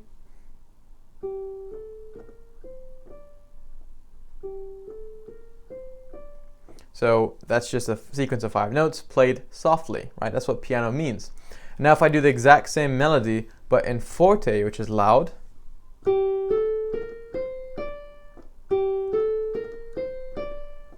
so just to reiterate here, although, of course those two are very different volumes and you can obviously tell them apart, there aren't actual absolutes. I'm just going to reiterate this from last lesson. There are no absolutes. You must understand this because students at the beginning especially try way too hard to try and get their volume exactly where they're trying to match it to. So it is actually more about your technique and your sense of volume and judgment than it is that you play something and measure it and see the exact decibels. Like that's not what it is. So in fact, have a go at playing that melody, just G, A, B flat, C, D, as if we're almost going to play the G minor scale. But we're going to obviously just stick to these 5 notes. And have a go at playing it at piano and then at forte. Now, if you want to get a bit more clarity on what counts as piano and you're not sure if you're playing, pianissimo or something, so what you can actually do here is play that melody and do it as soft as possible. Do it so quiet, but remain consistent, right? Try to keep it the same volume and make sure that you're not slowing your notes down. Because a lot of people, they find it sort of natural to slow down when they're going quietly and speed up when you're playing loudly, but that's not the case. But that's something that will come with time. Now, when you're playing this as softly as possible, consider that pianissimo, okay? Not pianissimo, because that actually takes, development of control to get to. But, let's say call that pianissimo. So let's go with, that would be my pianissimo. Now, if I did the same thing in piano, I just raise it slightly. I'm playing softly, but it's not, to the extreme quietness which I did earlier. So in fact, pause the video now and just have a go playing that melody a couple times through until you can play it softly and consistently. Okay, make sure you're not, decreasing your speed or, you're suddenly jumping in volume at some point. They're all at the same pace, and you can choose your pace. One quick thing to mention is try not to, try and be so exact with volume to what I'm playing, because obviously that's going to depend on, what volume your phone is at or your computer is at and what volume my keyboard is at. So just, take it as a general guideline. And if anything, you can look at my technique and how I'm using my fingers, right? My wrist. So use that in correlation with the earlier technique of, finding pianissimo, then go up to piano. So I'll see you back in a second. Okay, so hopefully you got a gist for how to play softly. And I want you to actually do that with the left hand as well. So you can just do that, in any octave range that you want. And make sure to do the exercises with both hands from now on. Now, what about forte? If we want to play at forte, how do we know that we're actually playing forte and not, mezzo forte or mezzo piano or fortissimo? Well, again, relying on just the volume of, your speakers or, whatever is not really going to be that accurate. So what I like to teach is, just like we did before, play as loud as you can and consider that fortissimo, all right? And then you're going to dial it back a bit, and that will be forte. Make sure that you're not playing quicker or suddenly decreasing in volume on particular notes, like none of this. Just keep it consistent. So if you're going to try and play as loud as you can on that note, you might do,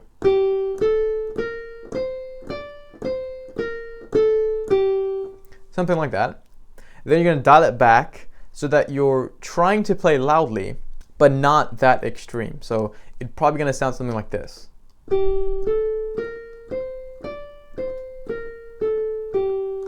And that would be forte. So have a go at doing that in your right hand and in your left hand. And remember to go slowly, okay? Just because I'm going this fast to sort of move the lesson on a bit quicker doesn't mean that you have to play at the exact speed as me. So obviously take it at your own pace, whatever is most comfortable for you to start with, because we're gonna take things faster anyways. So you might even go this slow. Completely fine, just as long as you're consistent with your actual technique and your sound. So I'll see you back in a second. So hopefully that went okay, and you're starting to get the idea and the concept of how to play at different volumes, and that you know sort of where forte rests and where piano rests. Now previously I did mention that mezzo piano and mezzo forte are the most common dynamic ranges you're going to be playing in. And that's completely true. So how do we play at mezzo piano and how do we play at mezzo forte? Now this one's going to be a bit easier than the previous ones because you're not really starting from scratch. You have your piano and you have your forte. Well, mezzo forte is actually usually the volume that we normally play at. So when we're not trying to be loud or not trying to be quiet, and probably up until this point, you probably have been playing mostly at mezzo forte. So if I play the C major scale really quick,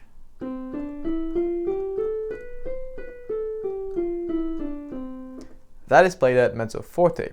Now if you want obviously more guidance on that, just go to forte and decrease it slightly until it sounds a bit more natural. You're not really trying to be loud or trying to be quiet. So if forte was, then mezzo forte might be. It is quite a subtle difference, and it might not even come across that clearly over the speakers, but I promise you that the more that you practice and play in different dynamics, especially when you learn songs, you're definitely gonna sort of develop your own sense of, you know what, I think this should be a bit quieter because when I get to fortissimo, I don't have enough room. So, this process of refinement will come naturally. Now for mezzo piano, you're gonna take your piano volume and you're gonna increase it slightly, right? It's not a big change, but it is audible, okay? So if this is piano, you might barely hear that. This could be mezzo piano. Again, nothing grand, it is a slight difference, but just like with mezzo forte, don't worry about too much because it will sort of come naturally. You don't have to actually think about it as much as you think you would be. So what I'm gonna do here is play the C major scale at pianissimo, then at piano, mezzo forte, forte, fortissimo. So you can kind of tell the general gist of where each dynamic fits in. So let's start.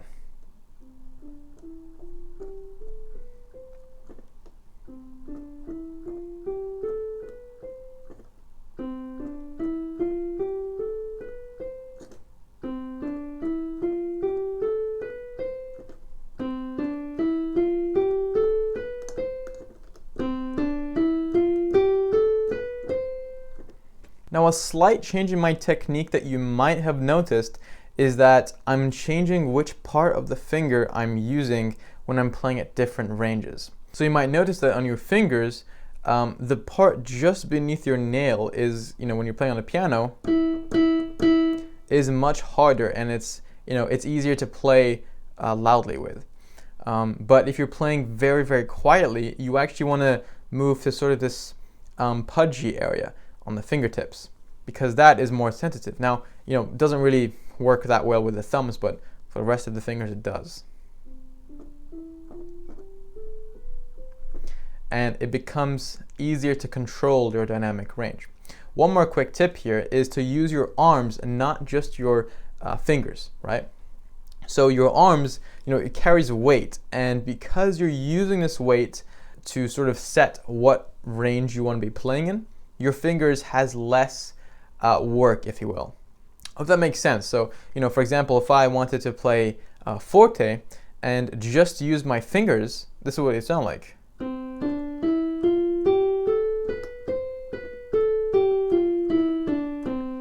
Now, it is a lot of work with my fingers, but if I actually use my wrist and my arm and I'm sort of leaning into it, if you will, it sounds like this.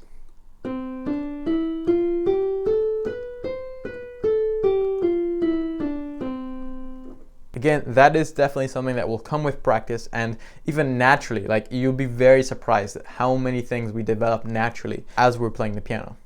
Now, crescendos and diminuendos. This is a gradual increase in volume and the gradual decrease in volume. Now, before I actually get onto that, let me address something that occurs a lot of the time when I teach people one-to-one and they're completely fresh, no musical experience beforehand, they've not played a piano or any instrument before they start learning. And what tends to happen is that they realize that they've really only been using their hands in this fashion, right? With their thumb like this and fingers like that. So, of course, they don't have independent finger control, but what that has to do with dynamics is people tend to be a bit more heavy-handed with their playing, or they tend to be a little bit light-handed. Let's say that somebody is trying to play, the A minor scale, and I ask them to play at mezzo forte, okay? So the heavy-handed person would naturally lean towards playing more loudly, right? So they might actually be playing at forte, and they're not doing that intentionally. And this might even be before they know what forte is, right? And then the other person who's trying to play at mezzo forte, who's sort of more light-handed, is going to probably naturally be playing at mezzo piano.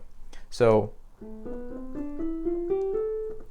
and the reason that I'm bringing this up is because if you know that you tend to be more heavy-handed, you're a bit more weighted with your fingers and your wrists, and this could be for a number of reasons. It might just be a natural thing, or because of your lifestyle. Like if you are somebody who does, a martial art, boxing, manual labor, these heavy-handed, even tense things.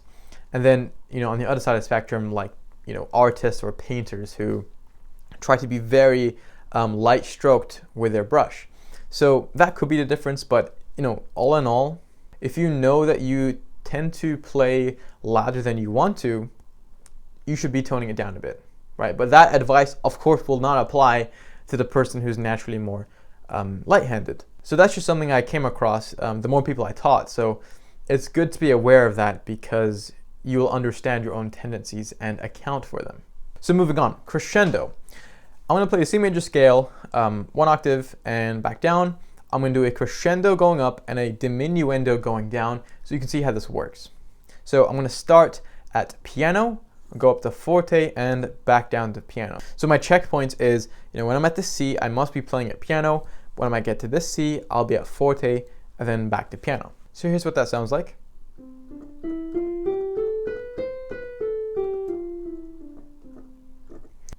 Now you want to try and keep your volume gradually going up and down in a sort of straight line. Now what I mean by that is, let's say that you're trying to play the C major scale,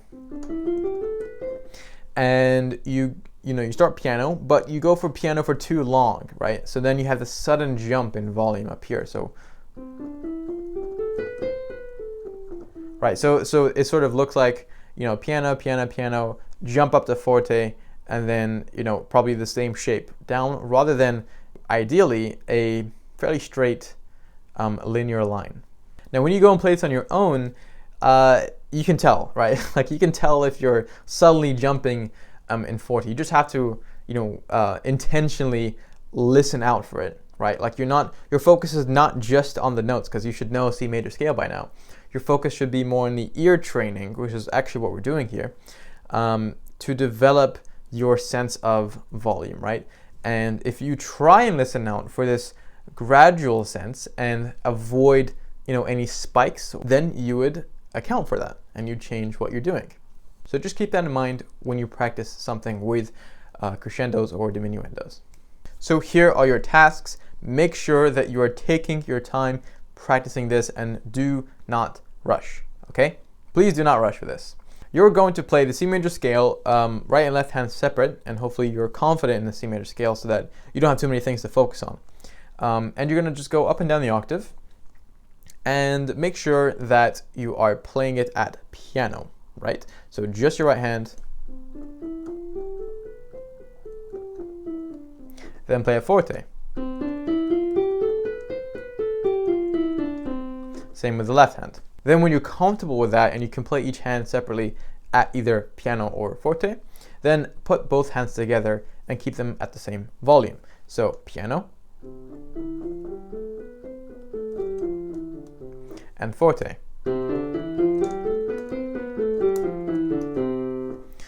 And then finally, your third task is going to be playing, again separately, doing crescendo and diminuendo. So crescendo going up, diminuendo going back, two hands separate.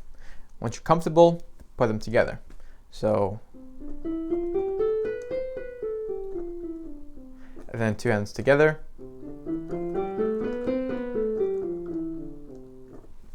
And it should sound something like that. For those who are craving for an extension task and a challenge here, this is definitely going to be a challenge because it's quite a step up from what you've been doing. You're going to play the C major scale in one hand in forte and the other will be in piano. And this is definitely going to take some time for you to, actually do properly. But if you take your time doing it, then you're definitely going to get there. Like, there's nothing you can't do if you take it in small enough steps. So, piano one hand, forte in the other, and then together.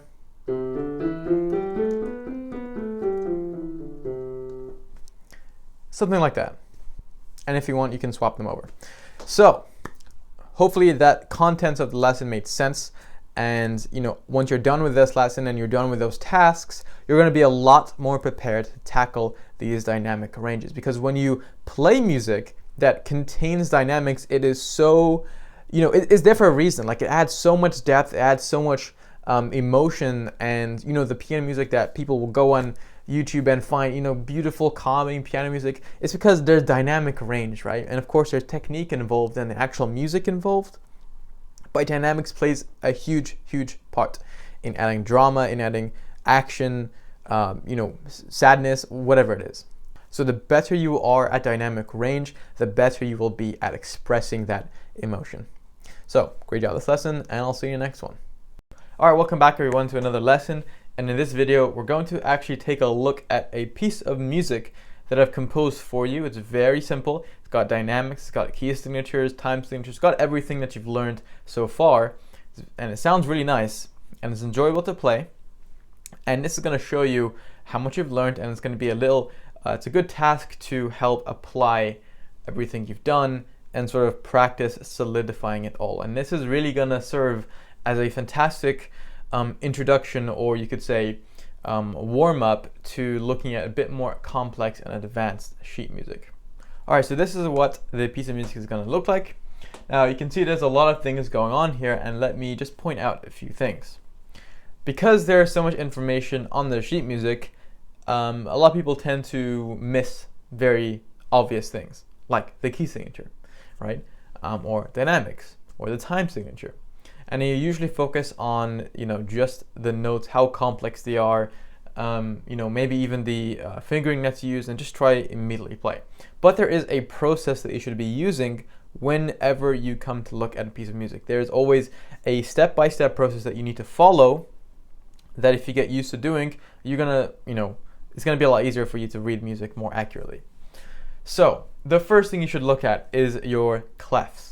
Okay, so you have the treble clef in its normal position and you have the bass clef in its normal position. Now the reason I'm pointing this out is because sometimes you can have different clefs than you would normally think you should have. So in the top, obviously we have treble clef, but that could be a bass clef, right? You can actually have a bass clef in that top stave.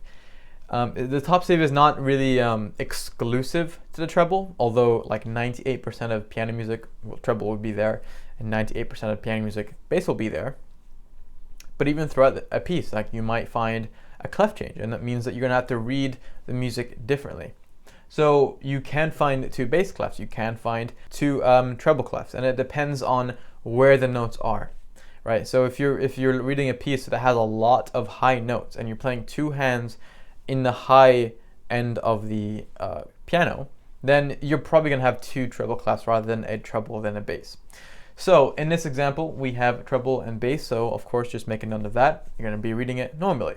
The second thing you're gonna pay attention to is the key signature. This is very, very, very important that you look at this first before you even touch the piano, okay? You must look at the key signature. So we have 3 sharps in our key signature: F sharp, C sharp, and G sharp.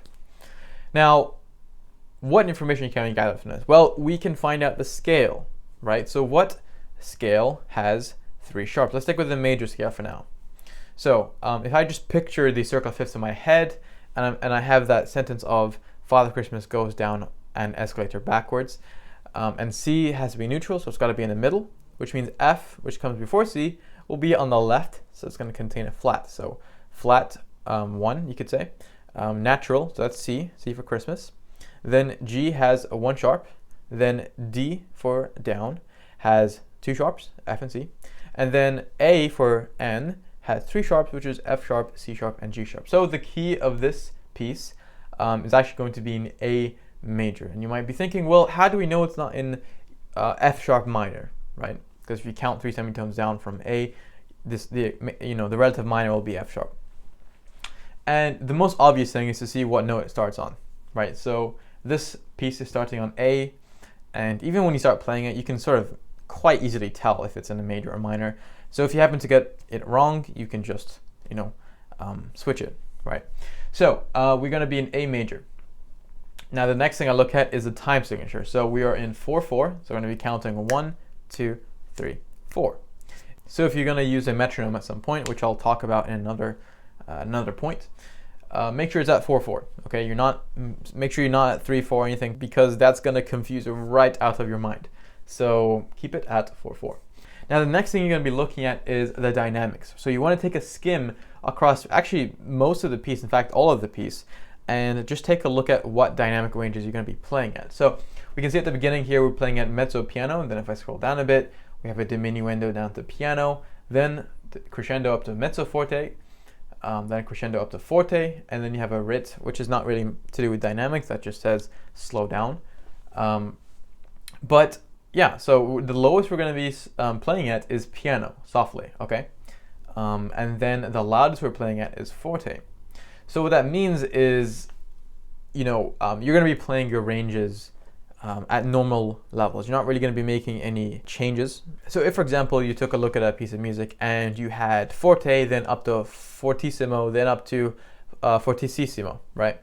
So there you might be thinking to yourself, you know what, I need to probably lower my forte just a tad and slightly lower my fortissimo, so that each time I go up in this volume, it's distinguishable, right? Because sometimes playing forte and it might be too loud, and fortissimo is too loud, so that you can't really tell that you're actually increasing the loudness. So that's a change that you might make if you find something in a rare occasion like that. But in this particular case, it's normal, right? This is a very, very standard set of dynamics that you would find in a piece. So now that we have our foundations out of the way, we can take a look very quickly at our notes. We've got a lot of quavers in our right hand, repeating notes. They're not really changing notes that much, except maybe at the end of the second line. We have some minims and semibreves in our left hand. We've got a dotted minim on the second line. So I'm just paying attention here to what things I'm going to be looking out for. Everything here is quite simple. So now that we have an understanding of what we're about to be playing, we can start to actually practice it. Like I said, I did compose this to sound nice and for it to be quite easy at the level that you're at, because we're going to have more complex stuff in future. So I'm only going to go through maybe about 70-80% of this piece, because I want to leave some for you to just read completely on your own. Now let's start at the beginning. Okay.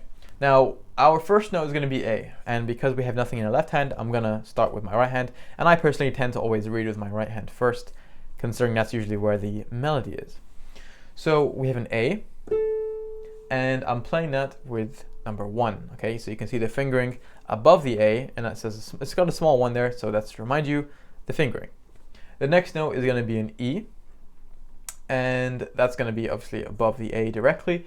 Now it says a 4 on it, so I'm not going to play it with 5 because that's sort of where it naturally wants to go. I'm in fact going to play it with a 4 instead. Now, if I wasn't the composer of this piece, and if I was just learning the piece for the first time, I've never seen it before, I might be confused why. Like, you know, it's more natural to play it 1-5, but there is a reason. There's always a reason. Okay, which you're going to see later. So 1-4. And then we do that again, 1-4, 1-4, and it keeps on going like that. Now you can tell here that I'm not paying too much attention on, you know, doing it exactly in time. I'm just being familiar with what notes I'm playing. So now that since these notes are repeating, I can play a bit faster and in time. So 1, 2, 3, 4, 1, 2, 3, 4, 1, 2, 3, 4. Now I could continue here, but I want to point something out. Now for a long time when I was teaching, I would always tell my students, get used to the notes first, okay? Then do the rhythm and then add the dynamics. But a common problem that they faced was that once they become perfect with the actual notes themselves and the rhythms and how to play it with technique, then they come to add the dynamics on. Their muscle memory is so ingrained at playing at that certain volume that it takes them a while. So what actually we're going to do here is I'm not going to really pay too much attention at playing it exactly mezzo piano and trying to adjust it so that it sounds like mezzo piano. I'm just going to play softly and sort of have that on my mind, right? Something like that, right? I'm just not going to be no forte, nothing like that. You just want to keep it loose at this point, because once you practice it like this, then later on, you know, once you're finished with pretty much most of the actual notes, and you come to work on your dynamics, you're already going to be at a point where, you know what, this is very natural to play this volume. Now, if we look at the first 2 bars before our left hand comes in, yeah, we're just playing A and E, 1 and 4, for those 2 bars. So 1, 2, 3, 4, 1, 2, 3, 4. Now our left hand's going to come in on the 3 on the A, so green mustard right fast always. That's going to be a 3, 4, 2 beats. And then the next note is also another minim, a second above. It's going to be a B. And then the next bar in a new line is going to be a G. And I'm playing that as a G sharp because our key signature says F sharp, C sharp, and G sharp. Okay? So although on the sheet music it says go down by a third, you might be tempted to just go down by a third like that, right? But if you know that the scale is in A major, these are the notes that you're exclusively going to be using, okay? You're never playing a C natural, never an F sharp, never an F natural, and never a G natural, right? So those 3 notes will always be sharp unless you have an accidental natural note. So I'm going to play that with the 4 because that's sort of the natural position it leads to. And then we're going to go down by note. And if I actually read that, it's going to be green buses drive fast, so F. Now we're playing F sharp, remember? Because of the key signature. So if I go from the first bar, which the left hand joins in on, and play for those 2 bars, we get 1, 2, 3, 4, 1, 2, 3, 4, 1, 2, 3, 4. Now that last note is just a semi-breve on A, and it's very easy. It's the first note that we started on. Now just a quick point here to clarify something. At the beginning it says play a mezzo piano, right? And that means until further instruction. And that's not just exclusive to the mezzo piano, that's for anything. If it was forte, if it was, fortissimo or pianissimo, that lasts until further instruction. Now, try not to focus too much on it. You just want to loosely play at that. just so you can build a good set of habits. Now we're gonna start actually putting these two together, because what I like to do and what I like to teach is you're going to be playing, you're going to be learning the piece sort of two hands incrementally. And what I mean by that is some people, they tend to, they would prefer to learn the entire song one hand at a time. So they would go through, how many lines is this? 1, 2, 3, 4, 5, 6. There are 6 lines in this piece. Okay, so it's a page long and 6 lines. They would learn all 6 lines in the right hand and then all 6 lines in left hand and then put them together. Now, although that's not going to lead you to failure, of course you are going to eventually learn a song, but the problem is it's not like fresh in your head, right? The first time you learn something, you want to keep it sort of in that zone in your mind, right? You don't want to give your brain too much to focus on and split your focus. You want to keep it in one area and then get pretty good at that, and then you can move on, right? So if I play from bar 3 until bar 5, and you can see now why bar numbers are so useful. Bar 3 to bar 5, I'm going to play the right hand, okay? So 1, 2, 3, 4, 1, 2, 3, 4, 1, 2, 3, 4. Now I'm pretty confident with that, okay? I don't need to really practice that. It's a pretty easy thing to do. I'm keeping in time, I'm keeping my dynamic range, loosely the same, not focusing too much on dynamics yet. Now for a left hand, I need to be confident in that before I start to put them together. So making sure that I'm going to be on the 3, on the A. So 1, 2, 3, 4. 1, 2, 3, 4. 1, 2, 3, 4. Now that is a slightly more challenging than the right hand, because the right hand it's almost mindless, right? Like it's the same notes. Okay. Now, although the notes are going to change in future, for now they're the same. So it's sort of like you can have it as clockwork, robotic, right? And that's what makes it easier to add the left hand in. Once you're confident in something enough that you can just play it almost like muscle memory, like clockwork, like you don't even really need to look at your hands that much. Now you have the space in your brain to integrate the left hand to it. Or if you're done with the left hand and you want to add the right hand to it, of course, same thing. If you have this piece of music printed out, I would highly, highly, highly recommend you get a pencil, not a pen, okay? Never, by the way, never ever write in pen on your music, okay? Because you can never rub it out. If you wrote it too big, or if it's too small, you can't see something, or you miswrote it, or whatever, like you don't need to make a note of something anymore, you can't erase it. So make sure you're always writing in pencil. And you want to sort of draw a circle around the things that you want to point out, or you can actually write on top of the music and make a note of something. So for example, you might write a little sharp symbol next to the G sharp, right? Because you don't want to confuse going from G sharp to, okay, because you won't even know that you're getting it wrong, and you're sort of solidifying that in your brain as an option to play, which is not, right? So make sure that's playing a G sharp, and you can just make a little pencil sharp symbol next to that G to remind you. And you can make all sorts of notes that you'd like. And in fact, I might make a different video on how to do that exactly in a way that's most useful. But just to remind you, you can absolutely write notes on your music, as long as it's not some, vintage, antique, super valuable piece of music that you just got access to exclusively for you at some museum of music. Right? Of course, don't write on that, right? But if you just printed out some music, of course. So my right hand now up to bar 5 is like clockwork. And my left hand, let's say I wasn't that confident with, right? So what I would do is take it slower, right? And just really, really focus on the movements you're making. And you want to avoid staring at your fingers when you're reading music, because when you look at the score and your fingers and you sort of interchange between them, you're binding those two things together, and it's a lot easier to learn and read over time. So don't just look at it and say G, okay, and then never look at the score again for G, right? You sort of want to follow it as you go. Now if I wasn't confident in that left hand, I'll take it even slower. 1, 2, 3, 4. 1, 2, 3, 4.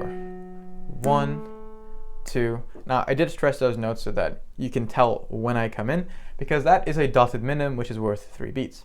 So it's important to get the timing right on that point. Now if you're confident on both hands there, up until bar 5, you can start to put them together, and again, pay very close attention to where those notes are vertically lined up. So, you know, bar 1, it goes bar 2. Now bar 3, it comes in with the A. Okay, so these are 2 A's that come in at the same time. And then the next note. And then the next one.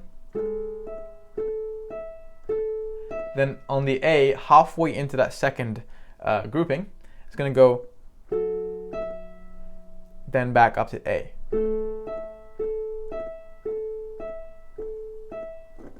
The key here is to take it slow enough that it's very difficult to make a mistake. And the second key here is to, you know, never divert away from what it's asking you to do. Like once you're very confident with a piece, you might want to add your own little flair to it. You might want to add your own little rhythms, your own little ornaments and your own style to it, which I'll teach you how to do. But at this stage when you're learning a song, get very good at the song first, exactly like it's asking you to play it. Because when you start to add your own flares and your own rhythms and syncopation, like some people will be tempted to go, and they want to make it like off the beat, right? Because they think it sounds better. And I'm not saying it doesn't sound better. I'm saying that unless you're 110% confident with a piece perfectly, you should not be adding your own stuff, because, you know, it's probably going to be inconsistent, right? You know, you're probably not going to play that syncopated rhythm exactly the same way as you do every single time, right? And that sort of suppresses you from getting consistency in a piece of music, which is by far definitely the most important thing. So what I'm going to play here is sort of the level that you should be at before you start moving on and learning the new parts. And on that point, you should really only take it, you know, 1 to 3 bars at a time. I wouldn't go more than that. Obviously, it would depend on the complexity of the music. So with this kind of thing, you know, you can go 3, 4 bars at a time. But with something really complex, I wouldn't go more than 2 bars. So 1, 2, 3, 4. 1, 2, 3, 4. 1, 2, 3, 4. 1, 2, 3, 4. 1, 2, 3, 4. 1, 2, 3, 4. Now, if you can do that, move on to the next section. So in this case, so that would be A, G sharp, A, G sharp, down by a third, or I can read it up and I know that's an E. And that's not a key signature, so that's going to be an E natural. Then I'm going to go up by a second, which would go to F, but all Fs are F sharp, so it would be that note. Now if I play that bar for you, maybe a bit faster so you can see sort of the level which you're going to be going at. And we're not using any left hand in that bar. Now, the next bar, we have something similar to what we did before. So we're doing 1, 2, 3, 4. 1, 2, 3, 4. And again for the third bar. So the right hand is going to be all AE for the entire line here. But the left hand is a bit different. We have our A, 1, 2. We have our B, 1, 2. We're going down to our G sharp for 3 beats. 1, 2, 3. But here we have an E that goes up to an F, but that E is going to be a quaver. So you have actually a quaver rest just before the quaver note. And it's asking you there to play it with the 5. Timing here is important. Now I put this here for a reason. This sort of, you could say, technique in composing is something that's fairly common, right? It's not that common, but you do see it, where you have a certain rhythm that you play and it's sort of memorable in a way. And then they change it just enough so that there is a noticeable change, but it adds something, right? It adds some sort of difference that sounds nice. So in this case, when we're going up to that semi-breve, we have a quaver just before it rather than a crotchet. just before it. And we saw that in the line before. Now let me play that for you from bar 7, which is the beginning of this new line here. 1, 2, 3, 4, 1, 2, 3, 4, 1, 2, 3, 4. So there you can see I'm delaying it by just another half beat, because that is going to be a quaver rest. Now if you look at the bar itself, if you look at that left hand where that dotted minim is, you know that's going to be accounting for 3 out of 4. So 1, 2, 3, that's 3 beats gone. Now you have 1 beat left to work with. So where that quaver rest is and the quaver notes are, of course if you join them both together you get 1 beat. So the first half is, you know, where the crotchet normally would be, but you're going to delay it by half a beat. In other words, exactly where that quaver rest is where 4 would be if you're counting, right? So if you're counting 1, 2, 3, 4, the 4 would be exactly where that quaver rest is, which means if you counted it as 1 and 2 and 3 and 4 and, to sort of help you with the timing of these quavers, the and after the 4, so 4 and, that's when you're playing it. Okay, so let me demonstrate. I'll play from the previous bar. So 1 and 2 and 3 and 4 and 1 and 2 and 3 and 4 and 1 and 2. So you can see how that works. So my right hand is like clockwork. My left hand, let's say it's like clockwork. Now if it's not, practice it and, you know, make sure that you're comfortable with what you're actually playing and with the timing, because if your timing is completely messed up and it's not even close to what you're supposed to be doing, then when you try and put them both together, you're going to get even more confused. So let me play for you both hands. So we have 1 and 2 and 3 and 4 and 1 and 2 and 3 and 4 and 1 and 2 and 3 and 4 and. So that is what good timing would be like, and you can see how I applied counting in those subdivided 4/4. So 1 and 2 and 3 and 4 and. If it's too much to think about while you're playing, you could either count at 1, 2, 3, 4, 5, 6, 7, 8, or you could put a metronome on. So actually, let me play it for you with the metronome so you can see how I'd use it. All right, so 1, 2, 3, 4. I might even want to go much slower, right? I might want to put a tempo right down. Like if I'm really struggling with getting the timing down, I'd put that down. So here's what I would do.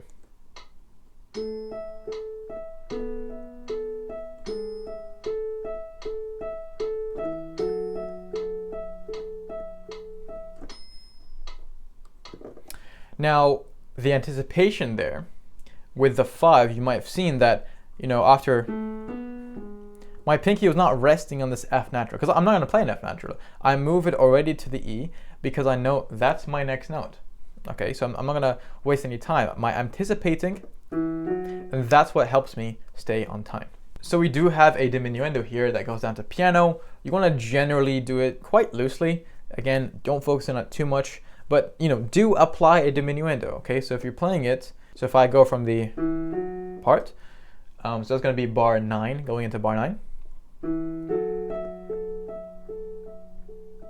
And you have a diminuendo. Now even dynamics are similar to the way that notes are vertically grouped, right? So dynamics start pretty much on the note that it's underneath. It starts just beneath that E, okay? So on the last E, on the 4, and from that point, I'm going to start adding that diminuendo. So if I continue reading, we've got a diminuendo. So next bar we have some different notes. We got A, F sharp, A, F sharp, then A, D. It's going to be D natural because there's no key signature for D. Then E. Right? So, and that we have a slight crescendo that starts, you know, just about halfway into the second group of quavers there, and we're gonna start the next bar on mezzo forte. So that crescendo has to be noticeable, but again, don't seriously don't focus on the dynamics too much at this point. Just loosely play at them, and then we have a new section. So you have completely different left hand, completely different right hand. They almost swapped roles. Now, you would not advance onto this until you're pretty comfortable playing up until this point, right? And your task is pretty much just to learn this song. It's not as difficult as you might think. There are so many fundamental things in this piece that I compose it very, very specifically to get your foundations absolutely down, right? You have ledger lines, you have beamed quavers, you have different stem directions, you have pretty much every single note value, you have different rest values, you have dynamics, crescendos, key signatures, a common time signature, fingerings. You have all of the basics of reading sheet music. And from here, you literally have only like one or two things left, and you're gonna have pretty much most of the knowledge there is for reading music. So I think I'll hopefully will have a PDF for you to download the sheet music so that you can print off, make your own notes and everything. And then there should be hopefully an MP3 file or a video of some sort so that you can see how I play it when it's completely done.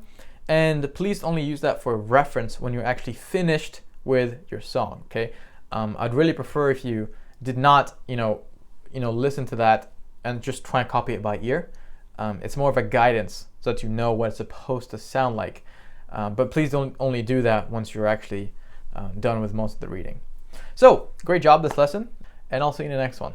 All right, everyone, welcome back to another lesson. And in this video, you're going to be learning about articulations. So, you may have heard this phrase before, or you may have not, but articulations is essentially the way that you play the notes, right? It's the how you play it.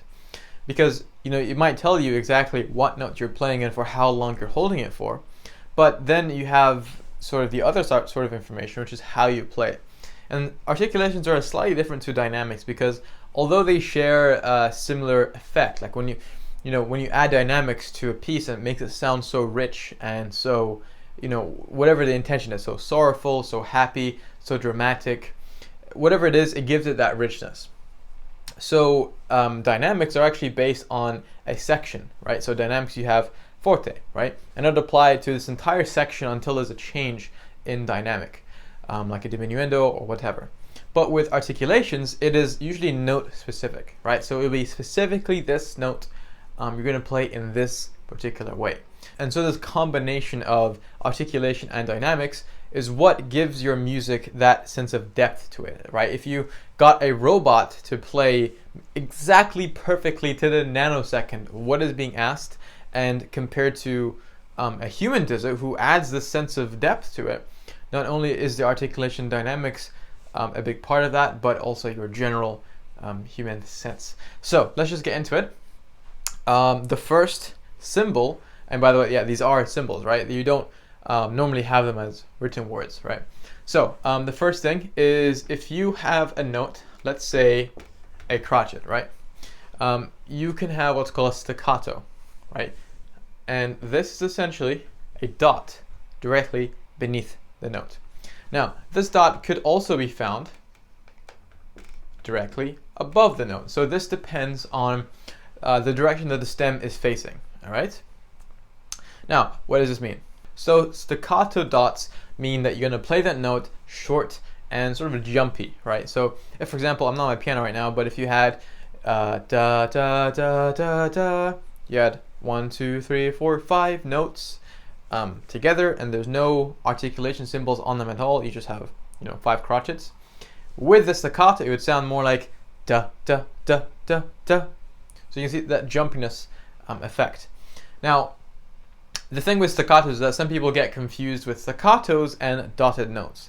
Now, just to be very absolutely clear here, a dotted note, and that's to do with the value, like how long you're holding it for, you're going to always find that on the side. Whereas the staccato dots will always be either directly above or directly beneath, depending on the stem direction. So that is staccato for you. So the next articulation symbol is the accent. So this is going to be on a particular note or several notes. And it says that you're going to play that note stronger than the other notes around it, okay? So you can see the symbol itself is quite different from the staccato dot because it's sort of this horizontal V shape that appears on the note. So just to write out for you, you're going to get louder on that particular note compared to the rest. Now we are going to go through these in an example on the piano, but if I was to just sort of vocally do it for you, if you had just normally without any articulation, da da da da da da da da da da da da da. If you added an accent, you can hear the difference. So da da da da da da da da da da da da da da. So you have that stronger note and a stronger attack on the note, and it's specific for that note. If you have 2 accents, then it's for 2 notes. 5 accents, 5 notes. Same concept. And you might be thinking, well, why couldn't you just have forte for that particular note, right? And it's a valid question. So if, for example, you have your music, and let's say that you're playing, and the entire piece is in, let's say, mezzo piano, okay? Now, if you didn't have these accents, and you just put a forte suddenly, well, that forte is now for the rest of the piece until further instruction. And again, you might think, well, why don't you just put it back to mezzo piano? So forte and then mezzo piano. That doesn't happen, right? Because what you're doing here is specific to the note, right? So if he wanted, or she, whoever the composer is, wanted a particular note to come out stronger than the other, they would certainly not use dynamics in this way. Dynamics, like I said, is more for sections of music rather than individual notes. So although in terms of how you play it, yeah, maybe that note itself will play at forte volumes, but you don't call it, yeah, I'm playing in forte now, right? It's just an accented note or notes. So that is a difference. Now the next one is going to be a bit of a variation from the accent, right? So it's a sort of a different shape, and you'll see what I mean. So here you have marcato. So this is when you have an accent that is either it's more vertical than this horizontal shape, but it is an accent shape that is either going upwards or downwards depending on the direction of the stem. So this is very similar to the accent, because the accent, you add a bit more force or stress on a particular note, and this is the exact same thing but more. Right? It's the exact same thing, but you're doing it more forcefully, you're stressing that particular note with more force or with more attack, and it has to be distinguishable from the accent. Okay, so for example, if I do normal without any articulation, then I do an accent, then I do a marcato, you'll definitely hear the difference. So just completely normal, ya da da da da da da da da da da da da da. Now with the accent, da da da da da da da da da da da da da da. Marcato, da da da da da da da da da da da da. It's easier on a piano, but marcato, yeah, it's literally the exact same thing as an accent, but with more stress and more attack. And it's a lot easier to do on the piano because of the nature of the piano with the hammers, and you directly apply force. It's much easier to do than a vocal. I hope you're writing this down, or at the very least, paying attention and trying to understand it, because I'm going to quiz you, and these are very common things. Maybe not marcato as much, but the following ones are definitely going to be very common. So these are the 3 main articulation symbols that you'll find that affect the note in a more sharp way, right? I don't mean sharp or flat. I mean, it gives it that edge to it. Like, it makes it jumpier and makes it a bit more, sharper. So, there are other articulation symbols for sure, and I'm going to go through them, but I'm not going to give you the really, rare ones, because you usually find that for completely different instruments other than the piano. You'd find that in more orchestral music, but I'm going to give you the most common ones in the piano, because I don't want to overwhelm you with too much information. Before we move on, I just want to point something out here. Articulation may seem sort of like a afterthought, right, or an afterthought. And although it is not part of the fundamental lesson 1 stuff of reading music, in the same way that reading the actual notes and identifying them is, but it is important, because like I said, it gives it a lot of depth. And when you listen to a proper great piano player, maybe on YouTube, or you just hear it in a song or whatever, and you hear them with such control and precision, right? And articulation plays a very, very big part of that. Dynamics is also a big part as well, but because articulation is more note specific, it takes more precision, and when you're practicing this, you're increasing your range of control, if you will. Because if your notes are only limited to just completely normal with no articulation, like no staccato, no marcato, nothing like that, and plus the ones I'll show you, you don't have the sense of phrasing, then you're going to feel stuck. You're going to feel like, how can he play with such precision and with such emotion? How can he, amplify and express such a powerful thing through his fingers like that, right? I just, I can't do it. Like, how's that even possible? And it comes largely through articulation. Like, not all of it, but articulation plays a big role. So I just wanted to point that out. So the next two articulations I'm going to be showing you are so common that I had to really try and not include them in the last thing I composed for you, right? These two things are so common. Like, I would be incredibly surprised if you did not come across a piece that does not have these two things. They are very similar, right? Like, they look almost the same. There's only one minor difference to tell them apart. So let me show you these two things. All right, this is the first thing, so please pay attention. We have two different notes, okay? You can kind of see where I'm leading here.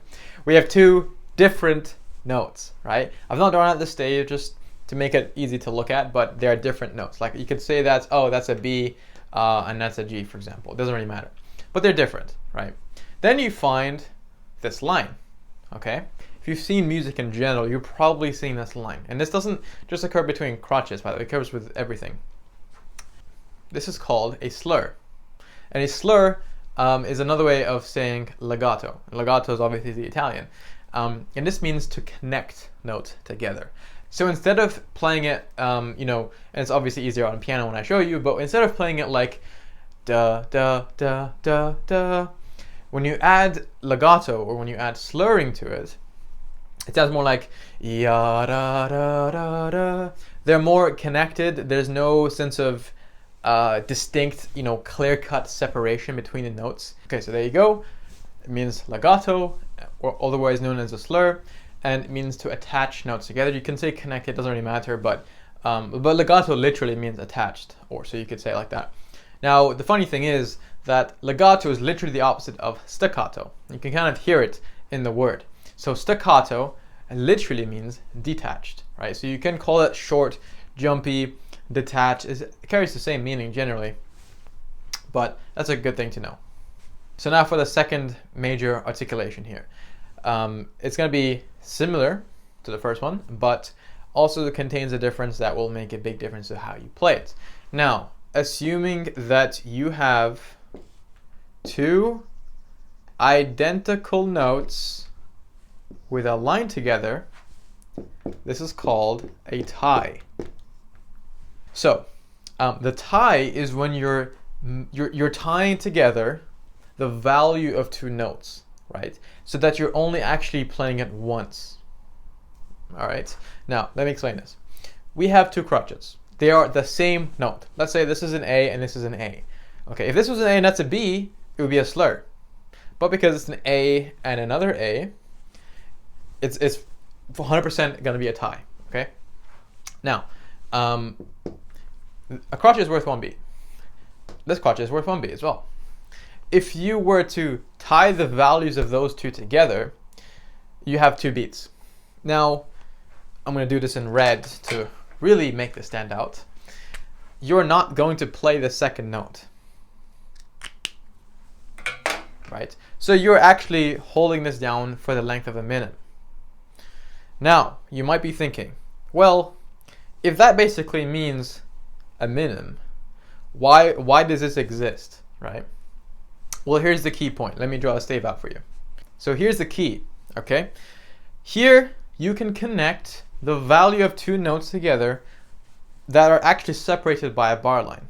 But you cannot do that with a minim, for example, because if you had a minim here instead of a crotchet, it has to end at the bar line because it's in the bar, right? And this is where ties are commonly used. Of course, they can also for sure be used within the bar. It doesn't have to connect two bars together, but this is a common use of it. So yeah, you're gonna be just playing for two beats. So for example, if you're in 4/4, you rest for two beats and then you rest for another beat. So you have 3 beats of rest. Then you play a crotchet, and it's gonna link directly to the second crotchet, and because they're on the same note, it's going to be a tie. If that was even a semitone lower or a semitone higher, there would not be ties, okay? That would instead be a slur.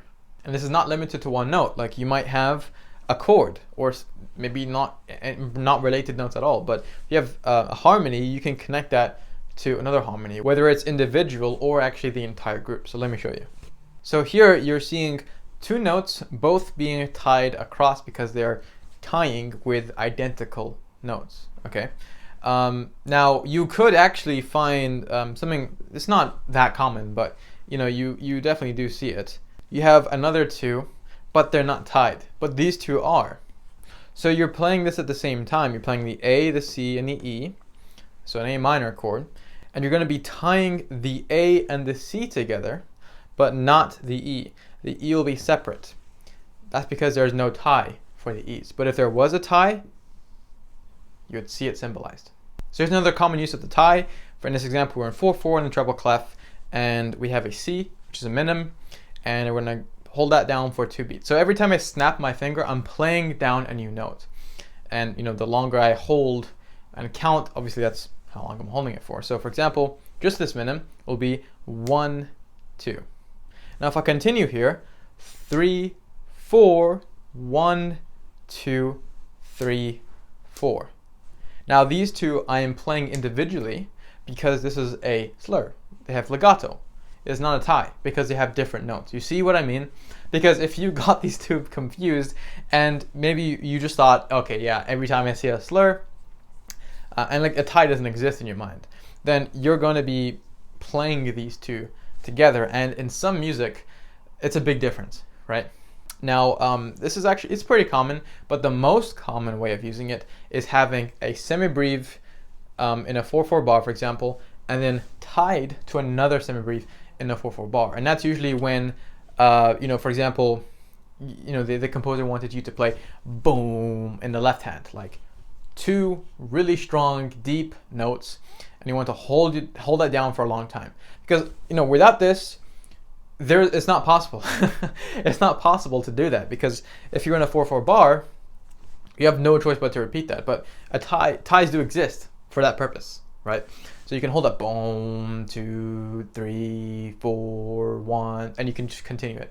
I'm just gonna put here merging values, but you don't play the tied note, right? So the second note, you don't actually play that. It's just a reference for how long extra you're going to be holding the original note down for.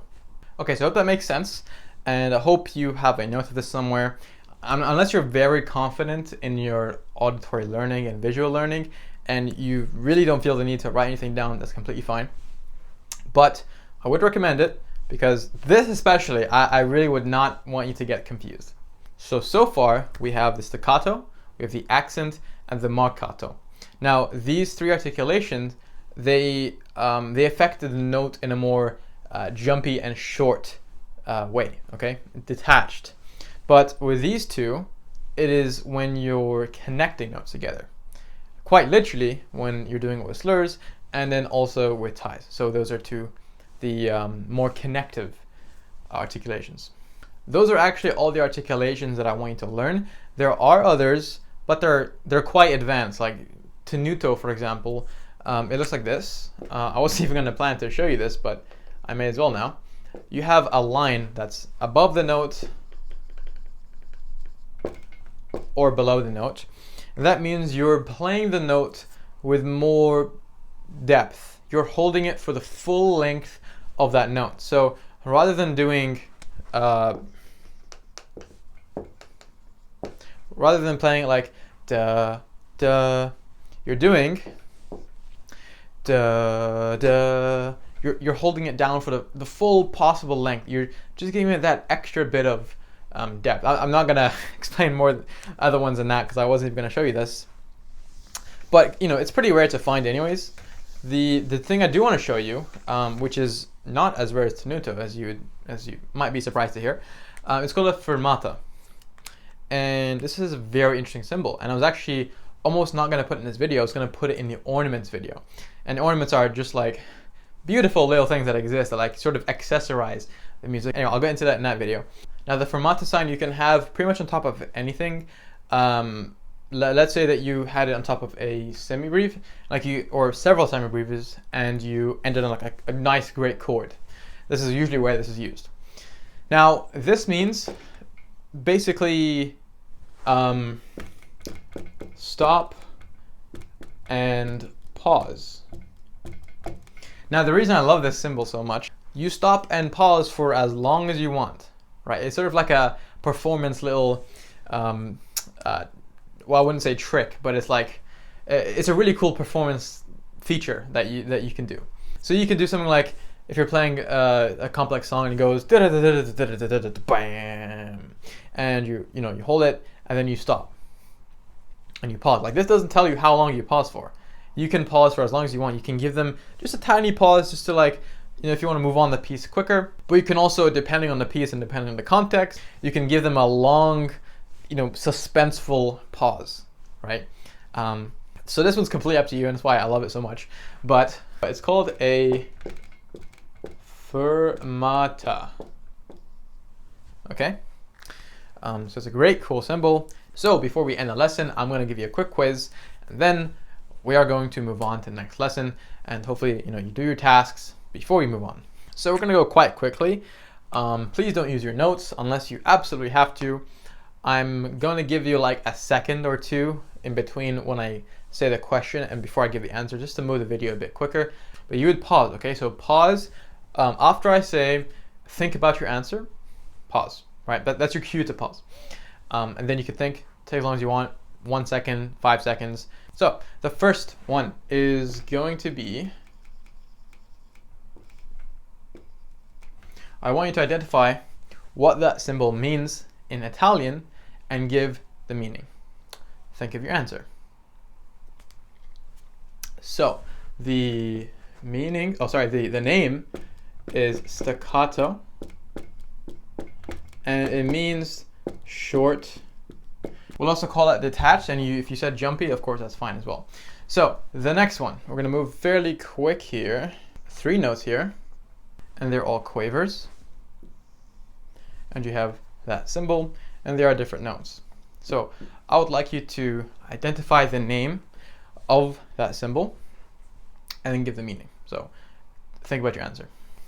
So it is called a slur or legato, and it means basically connect or attach. Okay, next one we're gonna do this symbol. Now, I would like you to identify the name of this symbol and give the meaning. So think about your answer. Okay, this is going to be called a marcato, and it's basically more forcefully. Remember, this is individual for the note, as it's very clearly shown, and it's not like for a section in the way that dynamic is. So that is pretty much it. That's obviously not all of them, because I also gave you accented notes, I gave you ties, I gave you fermata. So these are the main ones I'd like you to become familiar with, because they're fairly common, especially slurs and especially ties. And staccatos are also pretty common depending on what type of music you're playing, if it's classical, if it's more modern, maybe how complex it is. These are definitely factors that influence what articulations you're going to see, but for sure pretty much all of the music that you'll find will have slurs and legatos in them. So hopefully that makes sense, and you know what these symbols mean and what they're asking you to do. And next lesson we are going to be actually playing them and showing you different exercises on how to get good at playing them. So your task is very simple. Get comfortable with every articulation symbol that I showed you. Know the name, especially the Italian name.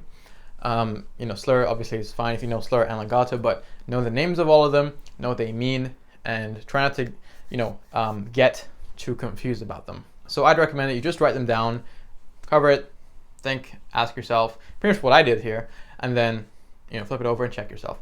So besides that, great job this lesson, and I'll see you in the next one. Alright everybody, welcome to another lesson, and in this video we're going to be going over how to actually play with articulation and how it might sound like on the piano. So we're just going to go right into it, and the first thing I'm going to explain is the staccato. So we know that staccato is this shorter and more jumpy note. So if I, for example, played you the C major scale, normally you might already be playing it like this. Obviously it doesn't matter what scale we do, we could do A major. Does not matter, but let's stick with C major to keep it simple. So if I were to add a staccato, it would sound like this.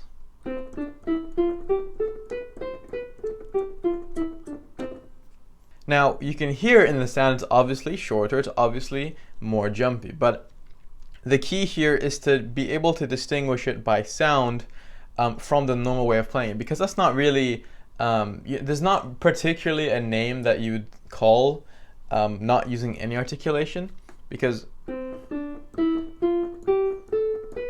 most people would just play it like that, and that's fine because now we're adding articulation. So staccato, that's obviously in right hand, if left hand, and you can do that in different dynamic ranges. You can do it at forte or piano.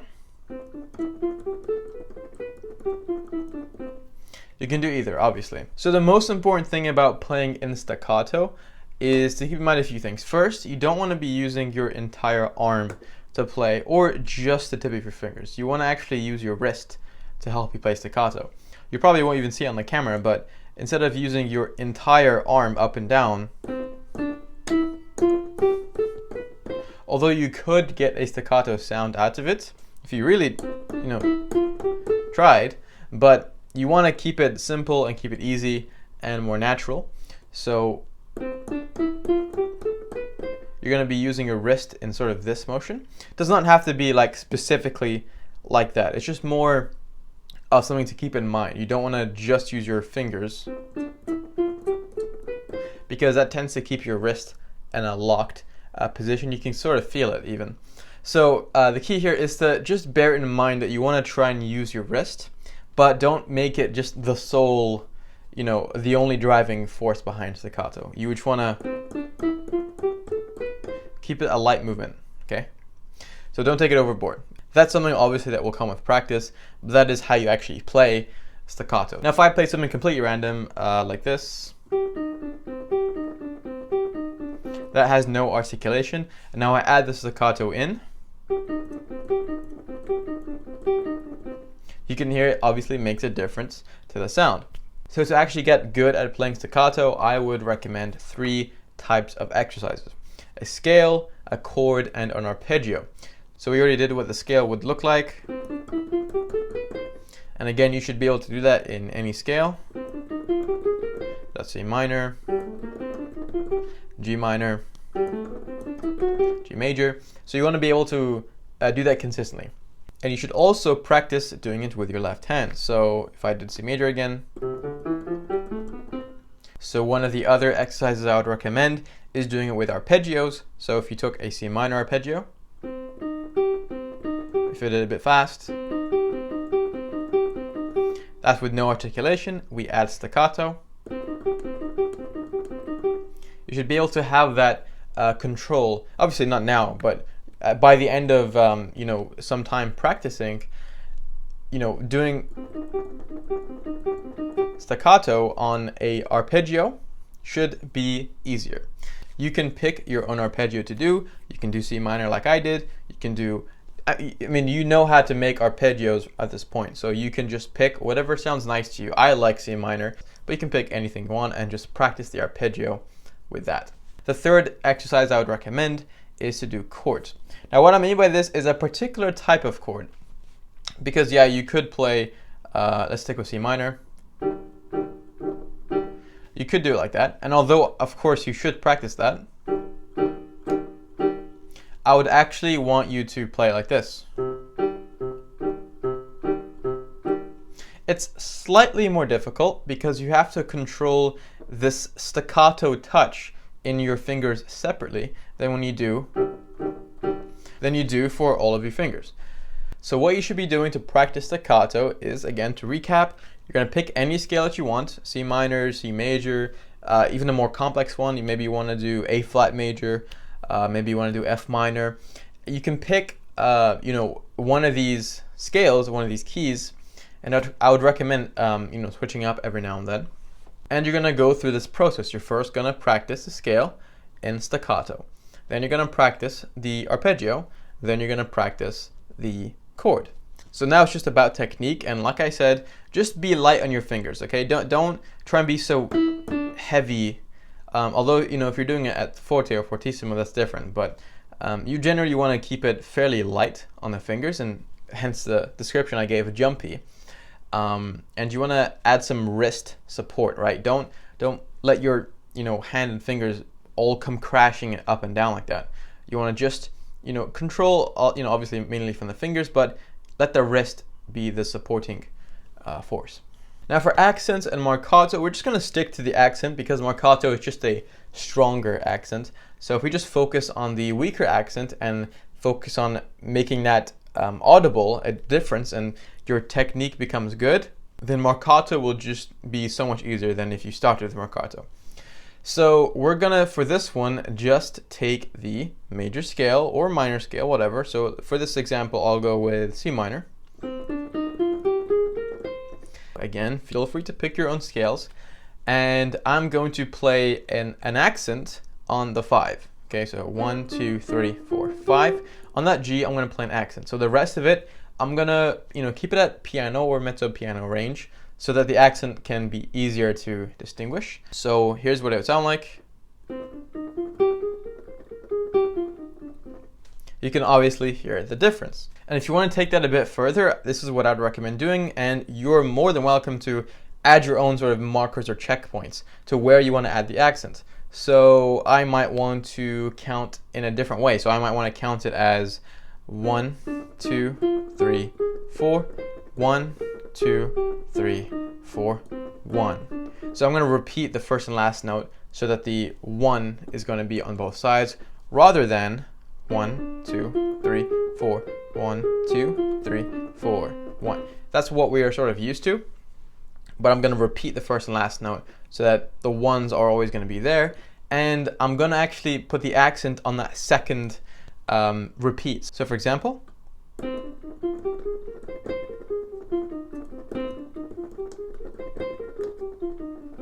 and again, to remind you, you can experiment. It's not 110% rigid and you have no freedom to make your own exercises, because you can experiment and refine your own exercises. Yes, of course, doesn't mean you should skip out on things that you don't like and only stick to things you do like, because things that you don't like are probably good for you. So for example, you might want to add the 5th to those 2, or the 7th, or the 4th, like whatever you want. So you are free to experiment. And one of my favorite exercises to do that you can adapt for this need is this one.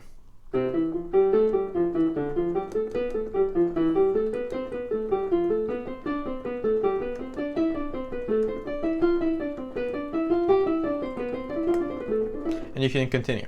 So what we can do here is, okay, so I want to practice my accents. I want to practice my staccato or my dynamics or whatever it is, but let's stick with the accent. I might say, okay, on the 1st and 5th, or so the first and last note, I'm going to put an accent. So you can continue. Or you might say, hey, I want to do it on the 3rd note.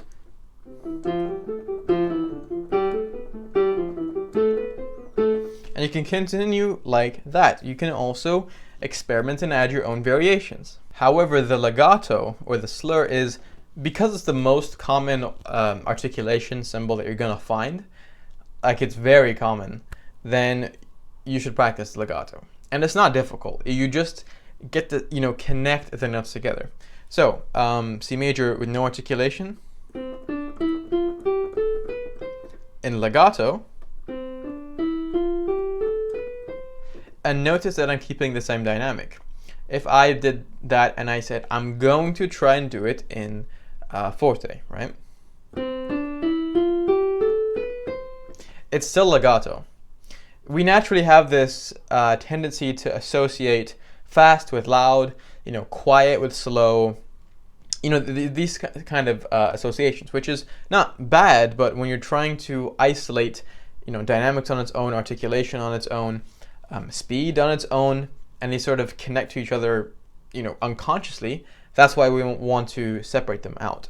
So remember, whether it's legato, staccato, fast, loud, quiet, whatever, try and isolate those things from each other. So legato at piano, staccato at piano. Because the piano is a piano and you have hammers that hit the string in an acoustic piano, which is what the keyboard is trying to imitate, you can't have a perfect legato in the sense of you can't have no re-attack on the note, because the piano is not a voice, and it's not a violin, for example, or a recorder or a flute. So you want to just be careful that you're not putting too much attack than necessary. Although you could do for C major, and although that's technically legato because they are connected, you're putting more attack, you're putting more force than you need to, and it sort of defeats the point of this smoothness. Now, of course, if it said, you need to play in fortissimo or something and it's very fast, and maybe you have accents on the notes in the legato, sure. But if it's just a normal legato, try and make it smoother, okay? Try and let it flow, like a wave, right? You don't want to just have like abrupt cuts more than necessary. So to play legato a bit more effectively, I would recommend that you just practice making it smoother. And you can obviously tell, even when I'm playing, that my wrist has a different movement. It's more flowy, it's more like water, rather than, when I'm doing staccato, it's more, vertical, it's more, it has a bit more rigidity than a legato. So I'm just letting my wrist sort of move with it, right? I'm not keeping my wrist frozen in one place, unable to move, because although it is possible to get the legato out, it's just not going to sound as nice. Like, people listening, they can tell that you're tensed, and when you're tensed, you're not playing as you might like to, or that you might intend to, and the music just simply comes out differently. And for the legato practice, I'd recommend the scale, the arpeggio, and even that exercise we did earlier. Try and keep it connected rather than, so you can see the difference there. Things like the fermata or the tied note are not really things you practice in the same way, because fermata is not something that you have to technically practice with your motor fingers and everything. It's just, it's just a pause. You get a sense over time for how long to pause, what you want to express. So that's in a separate field. Unless you're reading sheet music, the tie isn't something that you sit down and try and practice, because that's part of actual note values when you're reading. But let's say that you were reading and it said, tie this crotchet into this minim, right? And it's over the bar or whatever.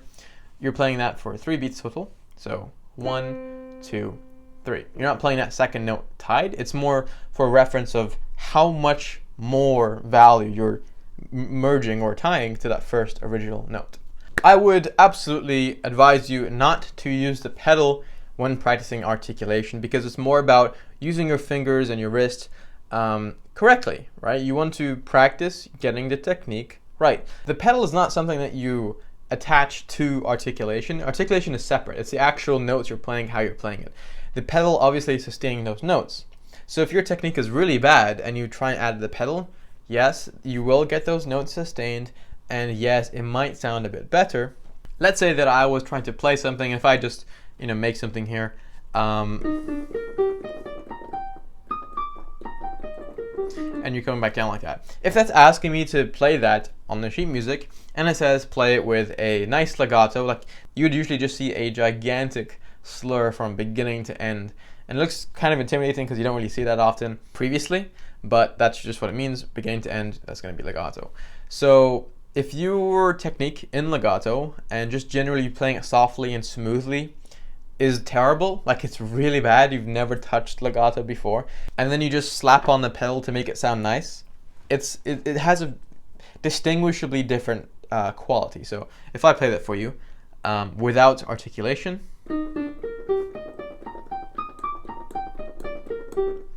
Now with articulation, again without the pedal for now.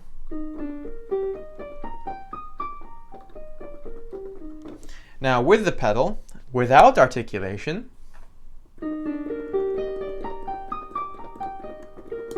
it does sound nice, but if I added the articulation,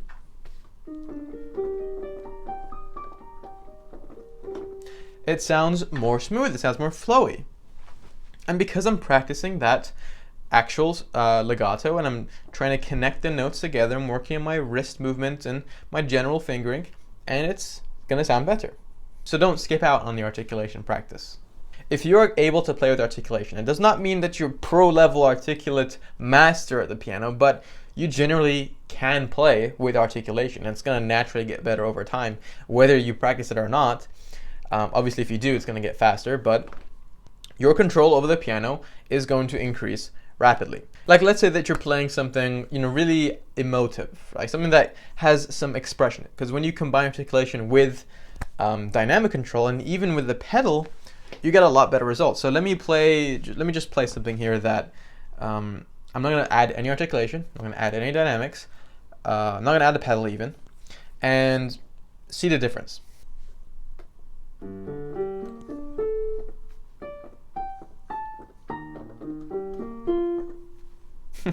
Okay, now let me add some dynamic control, articulation control, and I'm going to add in the pedal.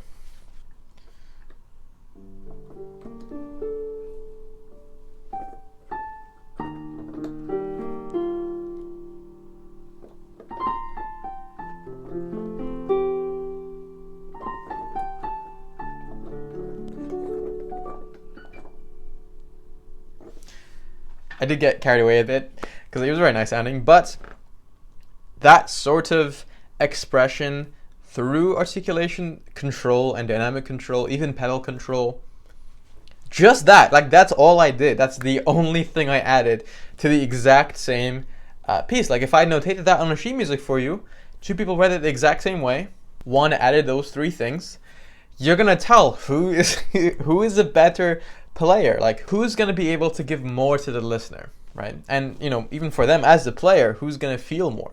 So to practice your articulation, let me just summarize your tasks. We're going to divide it based on the exercise rather than the articulation. So first, you're going to pick a scale that you have played, that you haven't played. Maybe you're going to construct one. Maybe you'll even discover like your new favorite scale. Everybody seems to love C sharp minor. It is a great scale. But you're going to pick any scale that you want. And then you're going to practice it in staccato, right? Right hand, left hand separate. Then you're going to practice it in legato, again separately. Then you're going to try adding accents. So for this, you can pick what notes you want to try an accent on. Remember to try and keep it light. Don't try and go overboard. And try to add 6 out of 8 possible notes as accents, because it's too much for your first couple tries. So just add in one accent, maybe 2. And that will be fine for now. Again, you're going to do that separately. You're then going to make a chord. It could be either the same scale or a new scale. And you're going to play the actual arpeggio of that chord in staccato, and then in legato, 2 and separate. Again, just to clarify there, you're going to play them arpeggios, right? You're not going to play the chords, because you can't play the chords as legato. You're playing the arpeggio as legato. And eventually you're going to be aiming to put those two together. So you're going to try and take each of the exercises that you did. Hopefully you're confident in each hand separately, and you're going to try and add them in together. Because they're playing the same sort of quality, should not be too difficult. And your extension is going to be to take that exercise and add in everything that you learned, right? You can take it as legato first, and maybe you can do staccato, you can add in accents, you can even add in dynamic control, which we did earlier. So piano, forte, crescendos, diminuendos. You can put it all into that. Obviously please take it step by step if you're gonna do that. But that's for the people who really wanna accelerate their control over the piano and their fingers. So that is how you play articulation on the piano. So great job this lesson, and I'll see you in the next one. Alright, welcome everybody to another lesson, and in this video you're going to be learning about improvisation and composition. So before I actually go into this and start explaining and teaching this concept, I want to first just get out of the way some misconceptions, because a lot of people have an image or an idea of what improvisation is and what composition is. That sometimes is wrong, and that's obviously completely fine, because you're taking this course because you want to learn a piano, so you're not really expected to know these things beforehand. The only problem is if you have an idea of what composition is or what improvisation is, and in your mind you don't like it, but that idea is actually wrong, then you're sort of limiting yourself to an entire new field. So for that reason, I'm going to just quickly explain what improvisation is and how it differs to composition, because it really only is one very small difference. Improvisation is when you are just freestyling on the piano, when you're just making things up as you go along and you're just kind of letting it flow. This can obviously be in any style, in any key, at any speed. Like, it doesn't matter. The whole point is that you're just making things up as you go, right? For example, if I did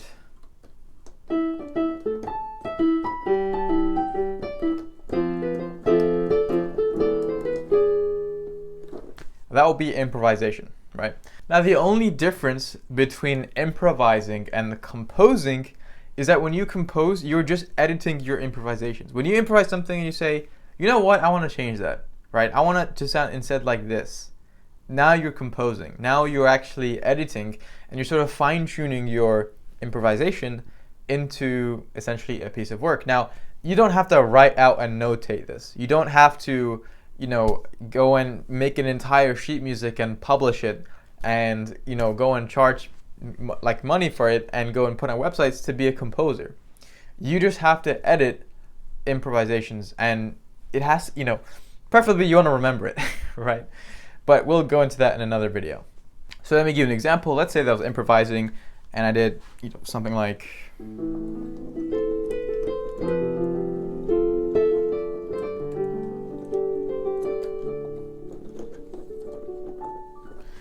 and I wanted to edit that. I wanted to say, you know what, I think a different melody would work better. Again, you're going to be learning this stuff, but just the principle is, when you improvise and you say, I want to go back and change something, that's composing. Okay, so here's the first thing that you need to understand when it comes to improvising and even composing. It's one of these foundational principles. The concept of questions and answers. When you are listening to something, when you're listening to a song, any kind of song, there's always some sort of question and there's always some sort of answer. So let me give you an example. And even, even if you don't know exactly why, specific intervals and, very particular music theory techniques, you don't need to know why to be able to hear the question-like sound of it. So, for example, question, answer. Doesn't have to be that simple. It could be very, very grand. For example, question, answer. And it doesn't matter the style, doesn't matter the grandioseness of the piece or of the music, doesn't matter the speed, nothing like that. It's pretty much just a matter of sound. Like that this is sort of where the satisfying element of music comes in. Because when you listen to somebody playing the piano, if you've ever heard somebody improvise on the piano, and everything just seems to fit in, and it just works, and it just sounds pleasing to hear. It's largely, or a big factor of that is because of this question and answer balance. If you have just constant, question-like, especially melodies, it doesn't feel like it's going anywhere. It just question, and the entire thing, and there's no balance. For example,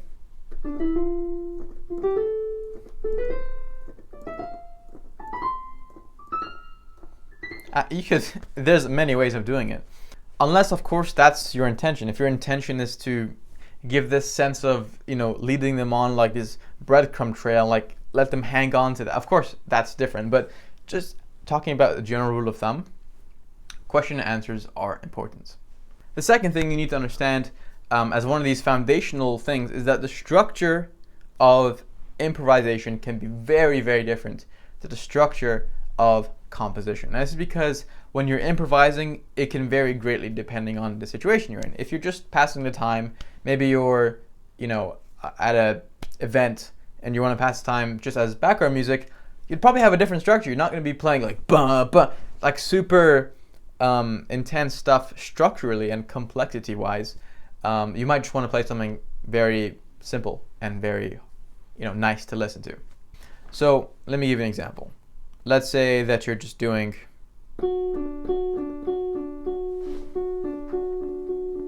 right, and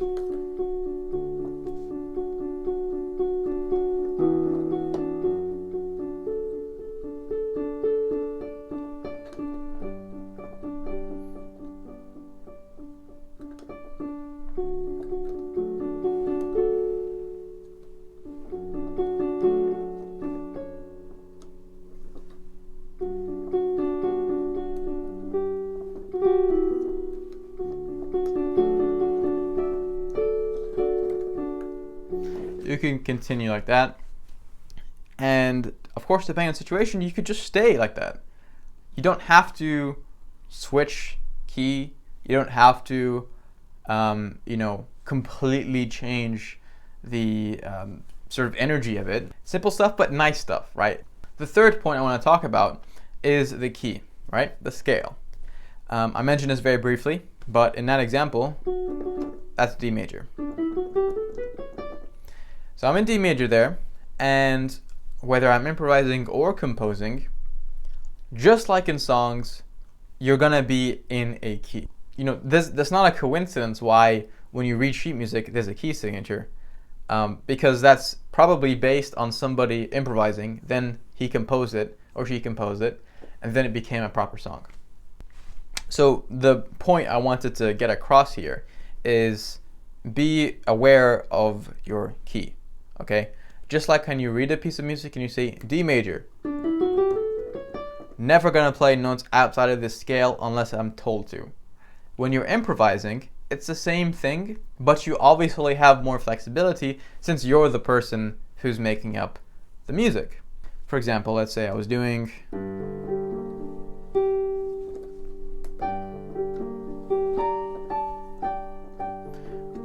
these are all notes in a G minor scale. Okay, here's the last point I want to make, and I saved the best for last, because although when you hear it, you might think, you know what, this doesn't seem like that important, and trust me, this is very important, okay? Compared to the previous stuff I talked about that seemed pretty major, this is very major, okay? You ready? Record yourself. Always record yourself. Take your phone and record yourself play. I can't tell you how many times I've improvised. I just played something completely random. I don't know what I was doing. My fingers were I was just doing random stuff, and I heard this melody, and I was like, I need to replay that. And guess what? As soon as I try and play it again, I forget it. Take your phone. Trust me, just take your phone, put it next to you on the piano when you're recording.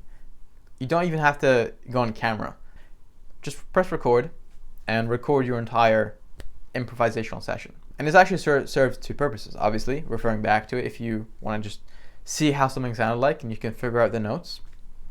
And the second is you can measure your progress, because after maybe a month, 2 months, 3 months, even a few weeks, you will be able to look at your progress, like you can hear it. It's hard to sometimes measure progress when you're just sort of focusing on what you're doing now, and you're probably making more mistakes and more things you're unhappy with than you are happy with at the very start. But trust me, having those recordings will be a huge confidence booster. Although I do recommend, actually video recording your fingers, right? You can either ask someone to do it for you or just put it in an angle, but so you can see what notes you're playing, especially if it's something that is like really great. So that's pretty much the introduction to the improvisational world. I'm going to obviously teach you how to compose and improvise your stuff, things that you feel like is you. And the thing I love about improvising and especially composing is like it's an extension of yourself musically, right? It's an entirely different, you could say, language.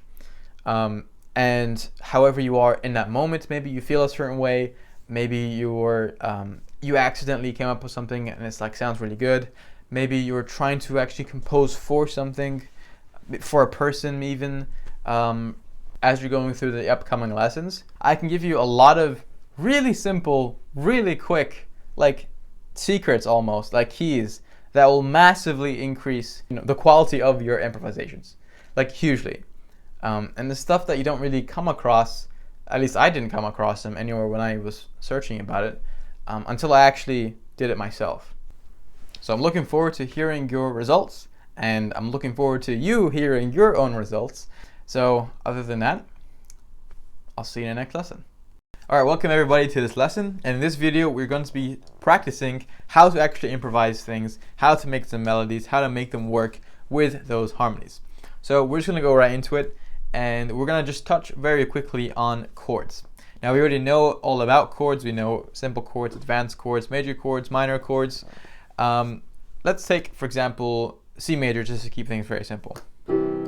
That is the C major chord. Obviously we're playing with 5, 3, and 1. Now here's the thing about a good sounding melody, which is keeping the notes, the melodies, on the notes of the chord. So you have the 1, 3, and 5 degrees of the scale being played here. But if you actually played the melody,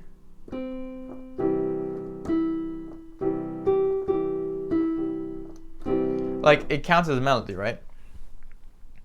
It still sounds like a melody, but it sounds pretty boring. So what do you do with the other notes? You just not play them? No, you do play them, but they're going to be acting as passing notes. So passing notes are pretty much just, as they intend to say, passing notes. You're going to sort of move from anchor to anchor, as I like to call them. These sort of strong points in your melody. So, for example, if I was doing this,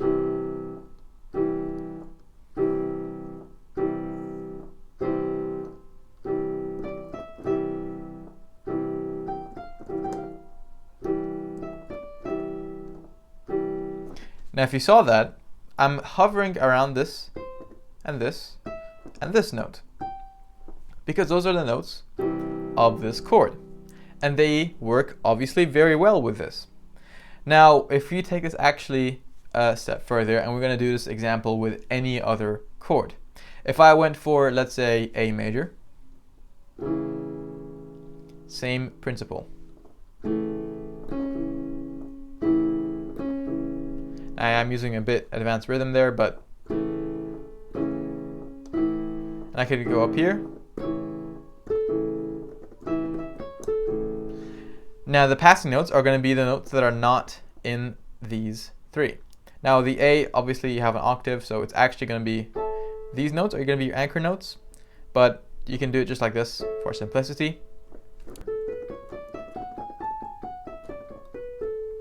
But pretty much anything that is outside of these key anchors, as I say, you can use them as passing notes. Because if you played, let's say, the A major chord, I'm going to do a bit more stretched out chord, and then you played with the F,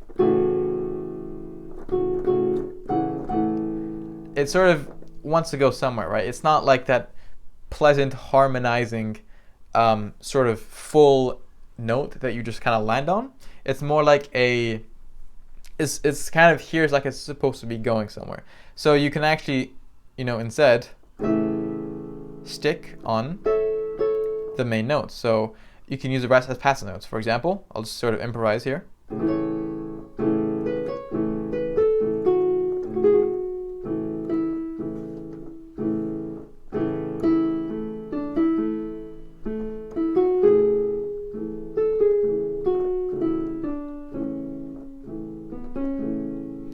You can see how those primary notes, every time you come back to them, it fits with that bass, like it fits with the chord. It makes it seem like, okay, so that's where you're going. Okay, so that's sort of why it fits, because you're giving a contrast between very harmonically, you could say, perfect sounding things, which is just those notes, and you're contrasting them with those passing notes, right?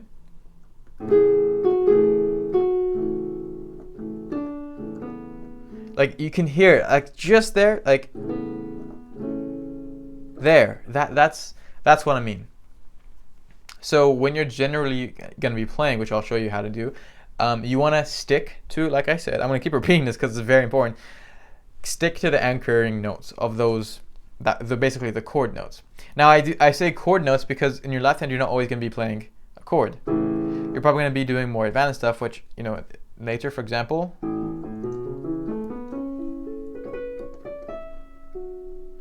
And you're not going to be relying on your actual left hand's chord pattern, because you should at that point be comfortable with where your anchors are going to be. And it's going to be exactly like playing the chord of that scale. Now, speaking of scales, and before we move on to the bulkier part of this lesson, let's talk very quickly about scales. Like I mentioned in lesson 1, you're going to be sticking largely to a scale. Now, you can have different chords, but are still in the same scale, which that is going to be involved in chord progressions, which I'll talk about in another time. But you're going to largely stick into that scale. So if you choose, okay, I'm going to stick in A minor. But pretty much your harmonies and your melodies will both be in that same key. So when I talk about anchoring notes, obviously it's going to be based on the chord, right? If you're in A minor, and then you say, okay, where's my anchoring notes? Oh yeah, maybe it's this. Well, there's no C sharp in A minor, so that could not be an anchoring note, unless your key was the A major scale, because that is one of those anchors. It's got that 1-3-5 pattern. But it's not that A major is the only scale that can have the C sharp as an anchoring note, because in A major, the C sharp is the third, right? That's the anchoring note. But if you swap to, for example, F sharp minor, 1, 2, 3, 4, 5. That's going to be your 5th note, and that is going to be an anchoring note. So that's another example. Your first exercise here is going to basically be getting more comfortable and getting used to what notes work with what harmonies. So basically, sort of getting an idea of how these synergies work. We're going to start super simple in C major, okay? That's your scale, obviously. That's your chord. Now you're just going to be repeating this. 1, 2, 3, 4. 1, 2. You're going to hold that down for a semi-brief. So 4 beats. You're going to keep on repeating it. So you're just going to play around with some notes on the right hand. You're going to just play around with some notes that you're going to just hear. Like, does it work? Does it not work? Now, obviously, in theory, you know that the anchoring notes, the 1, 3, 5 of the scale, are going to work best. But I want you to just experiment. Just play around with it and see, so that your brain can actually get used to it. Your fingers, your muscle memory will start to develop. Because it's one thing for me to tell you, this works, this doesn't. And it's another for you to actually play it and sort of discover that yourself. So for example, you might just want to do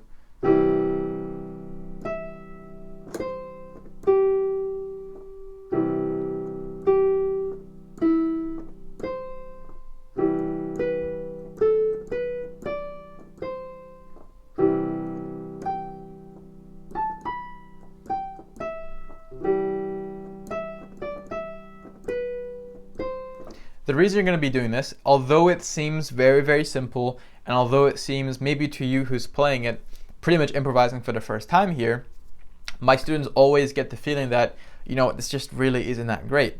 And that's probably because they're comparing what they're doing now to what they're expecting, or what, you know, really good improvisation sounds like. No good improviser has not gone through this stage of very basic sounding improv. And your ear training is also going to improve, because when you're playing, you're going to get the idea of like, okay, so now I'm on this passing note. Do I want to go up? Do I want to go down to that anchor note? Do I want to keep on doing more passing notes? Am I going to be repeating any notes? Do I change pitch? So for example, you know,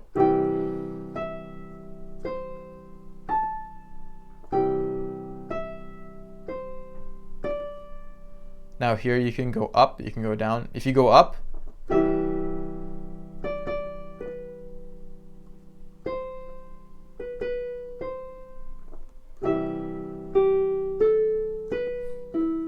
now it really doesn't matter what you do. There's no really mistakes at this point, because your only objective here is not to make things sound good, it's to figure out what sounds good and what doesn't work. Play around with some black notes too, even though it's not in a key signature, play around with them too. So either now or later, or both, pause the video and have a go at that, just for a couple minutes even. Again, don't worry about right or wrong, just get used to it. Okay, so hopefully you had a bit of a go at that. Just wanted to explain quickly here why I did not want you to use the pedal. I don't want you to divide your focus. Subconsciously, your focus is going to be divided. It takes a certain amount of focus to actually control the pedal. So focus on just, getting good at what you're trying to get good at, right? Don't add in the more complex stuff at this stage. All right, so we're going to take this a step further, and we're actually going to be putting the chord progressions in. Now, I'm not going to do a whole lot of explaining on why these particular chords work in this particular pattern, because I'll save that for another video. But just for now, very common, very basic chords that you're going to be doing, but C major, A minor, F major, and G major. Now you're going to notice that they all are going to be white notes. You're not playing any black notes, right? So what you're going to be doing is repeating that chord progression in your left hand.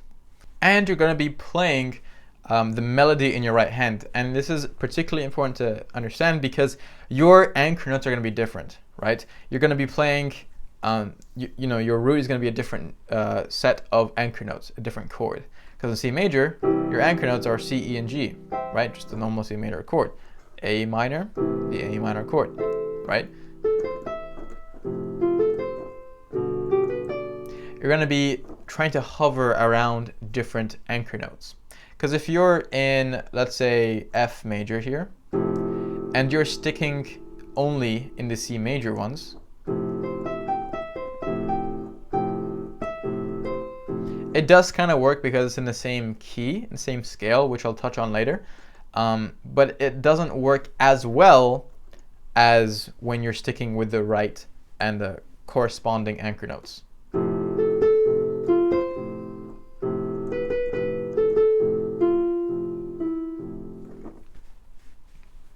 Don't feel like at all you have to improvise at the same level that I did. Take it 10 times slower. It does not matter. Truly, again, to reiterate, your only objective here is to get a bit more understanding on what notes work and what notes don't work with, when you're playing different chords. Because then eventually you're going to be at a point where you're playing any chord, whether you're improvising on your own, whether you're improvising with a friend, with a band, alongside a new song that you haven't played before, whatever it is, the situation, a singer even, they say, hey, okay, give me some D major improvisation. You're going to be instantly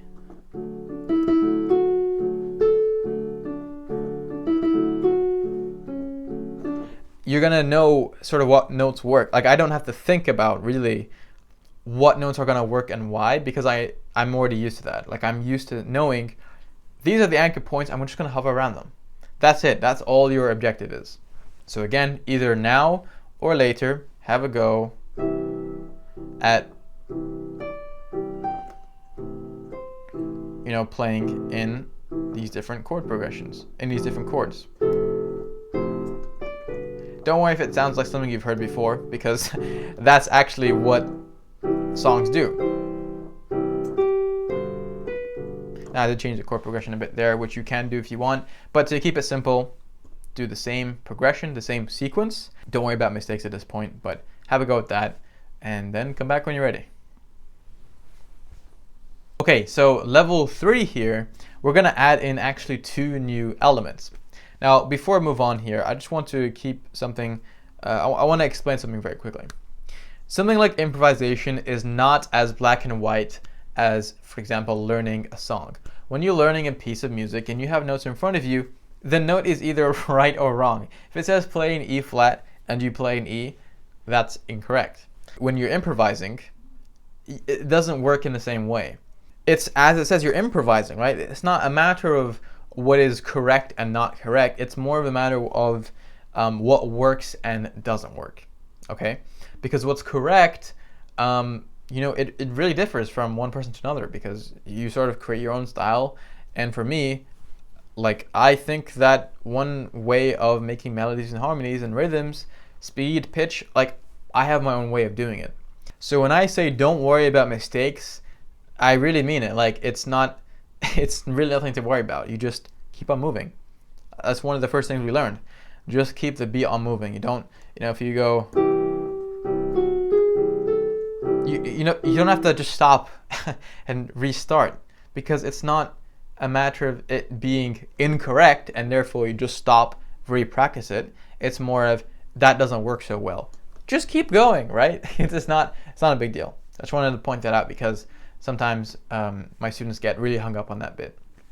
So these two new elements we're going to be adding is A, the pedal, and B, we're going to change the way we play the chords. So instead of playing them like this, we're going to do it bare bones and do it like that. Okay? Now there is a reason for this, because we're going to keep on doing this pattern, right? We're going to still do that chord progression, okay? Now, if your piano doesn't go that low, you can either do it instead of, octave to octave, you can do it like that, right? Or you can just move the entire thing up and then you come up here.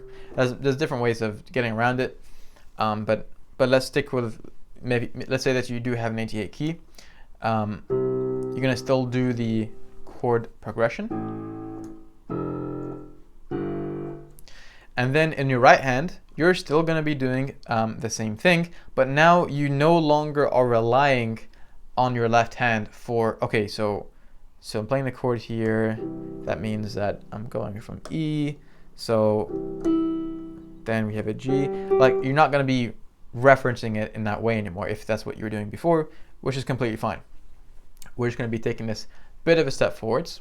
So at this point, in your mind, you should have an idea of what the C major chord is already.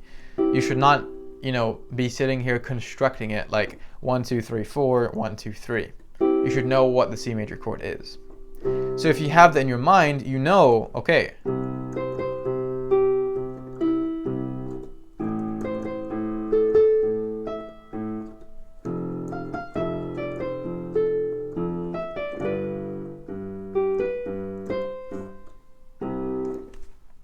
the other thing is that when you're adding in the pedal, obviously the notes are going to be sustained in the air. So this is sort of like a general tip, and it's the reason that you don't find as much in actual music that you learn. But when you have a lot of notes in the left hand, in this range especially, that are too close together and playing at the same time, with the pedal, it sounds too muddy. Like, you can't really make it out as clearly as if you're doing it up here. Remember to also lift your pedal and put it back down in each chord change. So now your improvisations might sound something like this.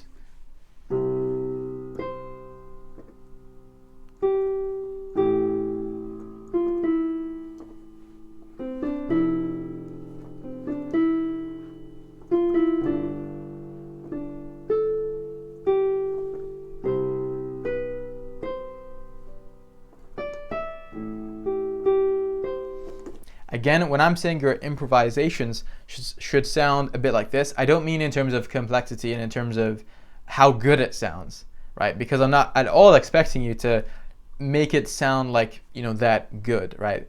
Because that's, again, not what we're going for. We're going for developing your ear and developing your understanding of what works and what doesn't work. So if your sound really basic, really bare bones, completely fine, as long as you're experimenting, right? Don't just keep on not even hover, but don't just like stick to constantly the anchor notes, right?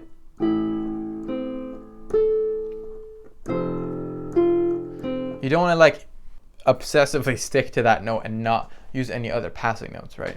So like always, either now or after the lesson or both, have a go at doing that, just experimenting, just playing around with it and exploring.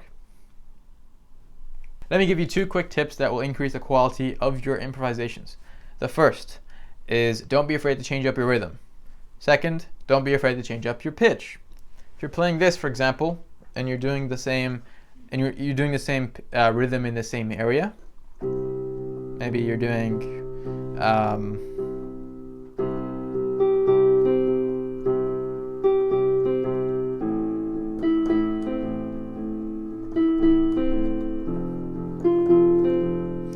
you can move around, right?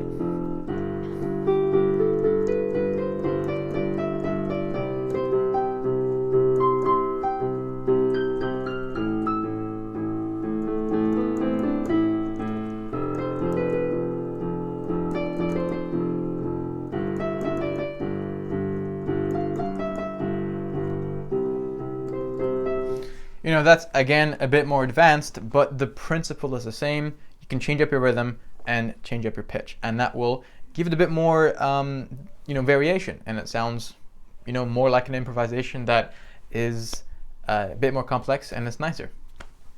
So that is the bulk of this lesson. I hope you understood the things that I explained, and trust me, these things will for sure, this is one of those things that definitely does come with the practice, right? Something like learning how to read music is pretty logical. You just remember the system and you read it. Of course, that takes practice, and it does help that you play what you read, but to actually understand the system, you don't have to do that. It's pretty logical. But with improvisation, it's a lot more creative, right? Not, you'd be surprised how many, or I should say how little of the population of piano players improvise, and even fewer compose. So for that reason, if you feel like this is sort of like going into an unfamiliar world, that's natural because you're using a different part of your brain. So don't worry about that.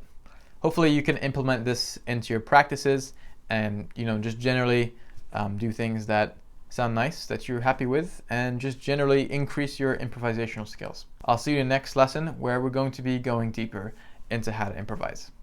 See you soon. Okay, welcome back everybody to another lesson. In this video, we're going to be taking a deep dive into chord progressions and how to make them. Now, you're going to be able to apply this not only to your actual improvisations or any compositions you do, but you're going to have a deeper understanding. So when you come to even learn actual songs, and you're going to be able to see these chord progressions, you're going to realize how common some of these chord progressions are. Now let's quickly recap what we know about chord progressions. They are usually a loop of chords that are either 3 or 4 chords. Okay, so for example, we know this one, and that would simply repeat. We have 4 chords on a loop, but sometimes they can just be 3 chords that repeat. A very large percentage of songs that you play or even listen to are going to be following a chord progression, and they're usually not incredibly unique. The unique thing about it is usually the sound, maybe the instrumental choice, the way that the music is created.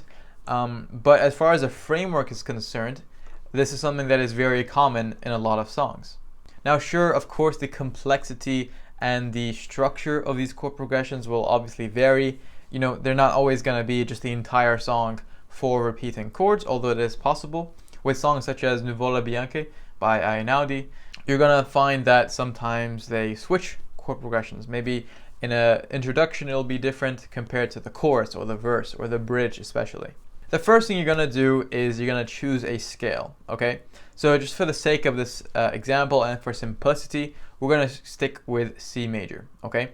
Just so you can understand the framework, and then we're going to go into more complex scales. Keep in mind that you're going to always be in a scale, whether you are learning music through sheet music or when you're on Google looking at chord progressions, and this is no exception when you're improvising or composing. You are in a scale, so that's why we have to actually choose one. So in the C major scale, we're going to take each of these notes and give it a number. This will be 1, 2, 3, 4, 5, 6, 7. We're not going to call this 8 because we're going to take this as they are 7 different notes. This 8th will be the same as the first, so again, we have 1 to 7 different notes of the scale. So you may already recognize this as degrees of the scale, except what we're going to do here is take each of these numbers and give it a Roman numeral number. Okay, so this would actually be I, then I, then I, V, V, so on. Before we move on, let me quickly mention that when the Roman numeral character is actually in a capital form, it means it's a major chord. When it's in lowercase, it is a minor chord. Now, for the diminished, it has a bit of an odd symbol because it's obviously going to firstly be in lowercase because you can only diminish minor chords, you can't diminish major chords.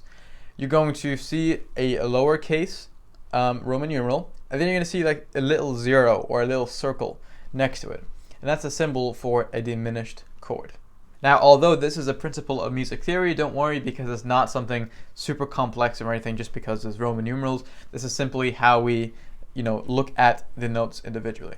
Now, the difference here is that we are going to take each of these notes and give it a chord rather than play as a note itself. For example, when we play C, it's going to be the C major chord. When we play, for example, an F, we're going to play the F major chord. We're going to play the G major chord. So again, although we are in the C major scale, each note is no longer an individual note. Each note is going to be representing a chord. Okay. Now here's the key point. Some of these chords will be major and some of them will be minor.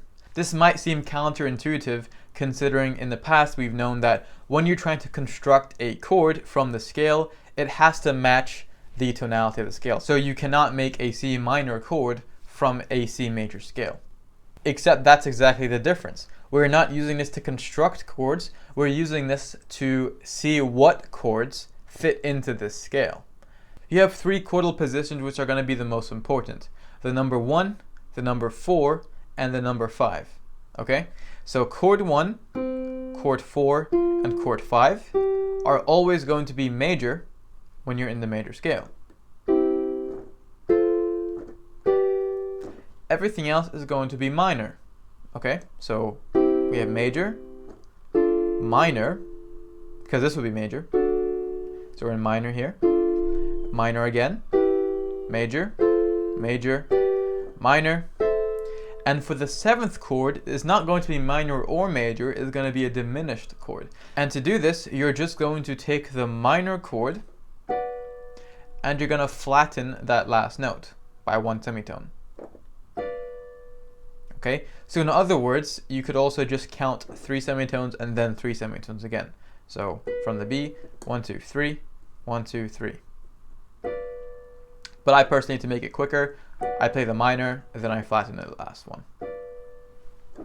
Now you're going to notice here that each of these chords actually fits into the key signature of C major, and which is why we're not playing any black notes here. So again, to recap, we have major, minor, minor, major, major, minor, diminished.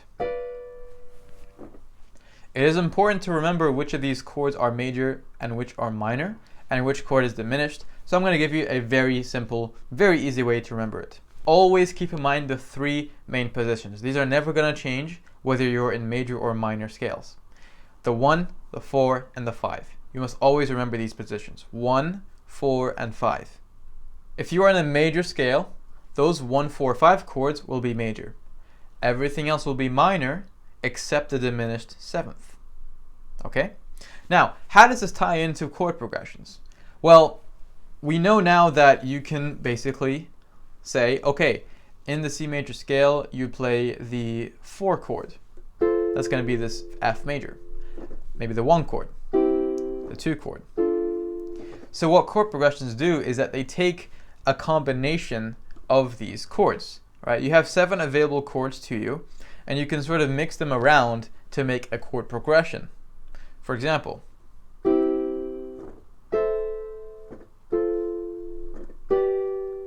so we did chord 1, then chord 6, okay, 1, 2, 3, 4, 5, 6, chord 1, chord 6, chord 4, chord 5. So that was 1, 6, 4, 5.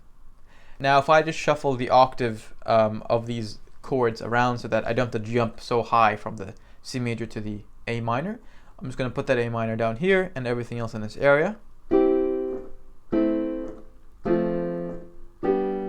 So that still actually is 1, 6, 4, 5. And there are so many songs that follow that progression. In fact, that's one of the most popular progressions of all time. Right up there next to the 1, 4, 5 progression. I'm sure that you'll hear many songs in your head when I play this. Although I slightly changed the rhythm, the actual framework and the chord progression is very basic. The significance of this method for creating chord progressions is that it applies to any key. Now, if we are again in a major scale, we can do what's called modulation. Now, modulation is a term that we use when we say that we're going to take a piece of music or a section of music or some harmonies, some melodies, whatever, but we're going to take music and just shift it up or down into a different key, but maintaining the actual structure of it. So if I take 1, 4, 5 from C major, and I say, okay, we're gonna switch to the key of G major. Okay, G major has 1 sharp, it's the F sharp. So now when I play the 1, 4, 5 chords with the key signature in mind, we're gonna play the following: 1, 4, 5.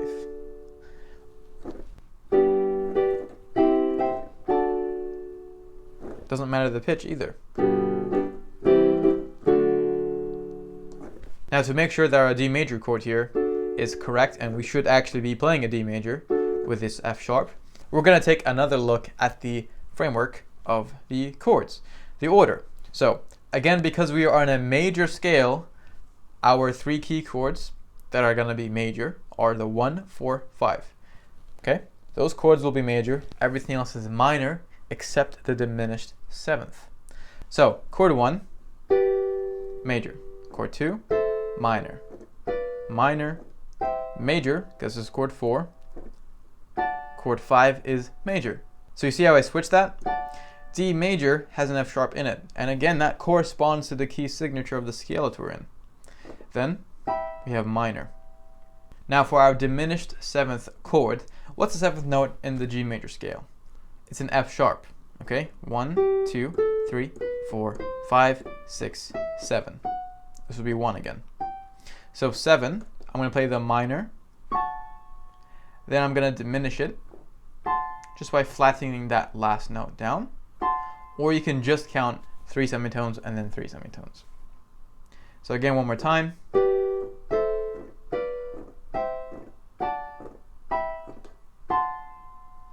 Then back to 1. Let's take another look at a popular chord progression. 1, 4, 2, 5. Let's go with the A major scale. So this is chord 1, 2, 3, 4, 5, 6, 7, and back to 1. Let's take each of those notes and play them as their chords. So chord 1 is going to be major. Chord 2 is minor. Chord 3 is minor. Now I'm going to go to the C sharp because that's in the key signature. So C, it's going to be a minor chord. Then we're going to go to a major. That's chord 4. Chord 5 is major. Chord 6 is minor. Again, key signature, so I'm going to go to the F sharp. Chord 6 is major. And chord 7 is diminished. So I can play the minor first, and then I'll diminish it, if you're not already comfortable with playing diminished chords straight off the bat. So those are our chords, and if we wanted to make a progression, so let's go with that example of 1, 4, 2, 5. So A major, D major, B minor, E major. So I could play something like this.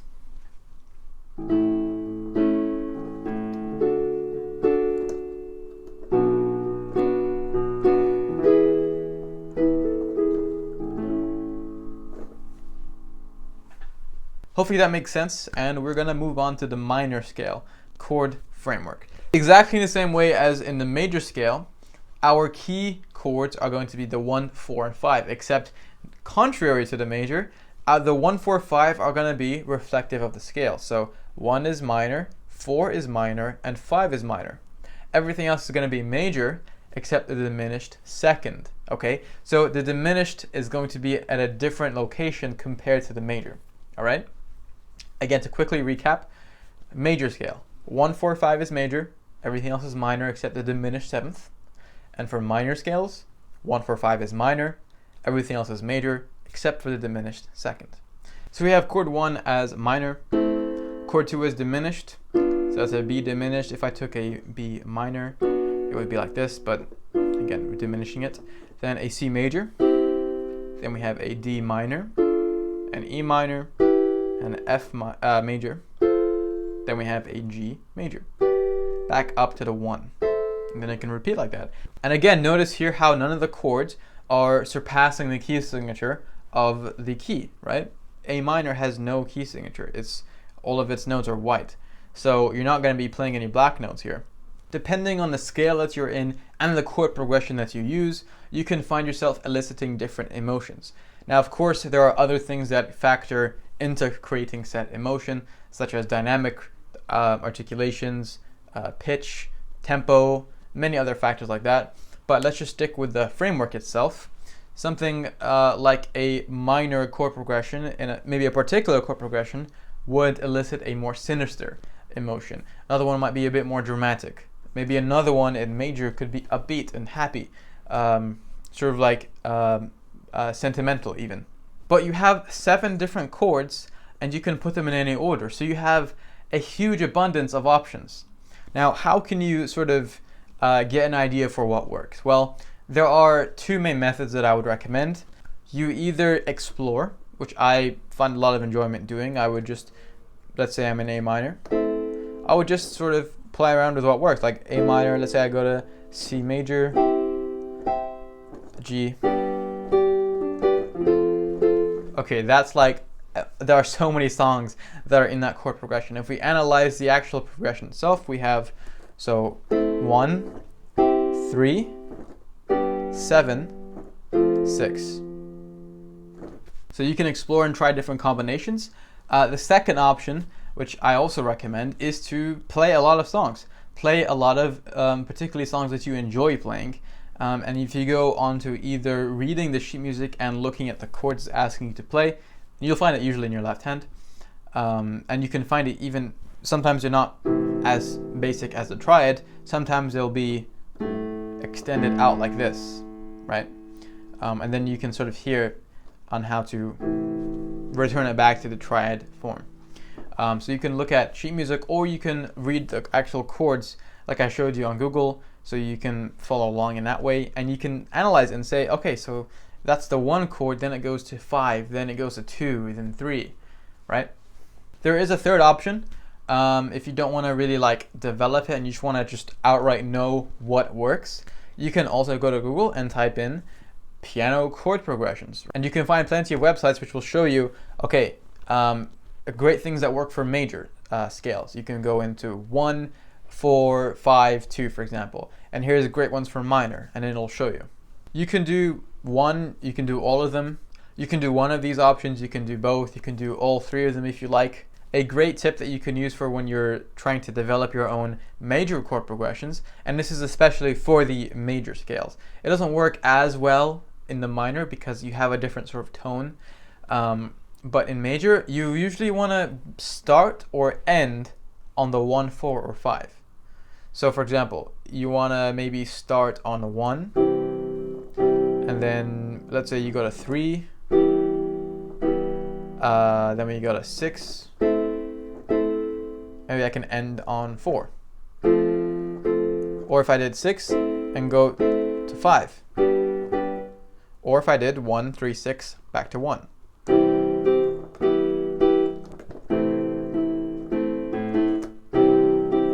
So that's another tip that you can use. Sometimes when you end on, let's say, a 3, right? Like if you're in a C major and you end on 3, it feels like it wants to go somewhere, but you're trying to like keep it in there and trying to loop it. So for example, if I start on 1, and you don't actually have to start on 1, you can start somewhere else. You can start on 2, you can start on 4. It doesn't really matter, but most commonly you'd start on 1. So 1.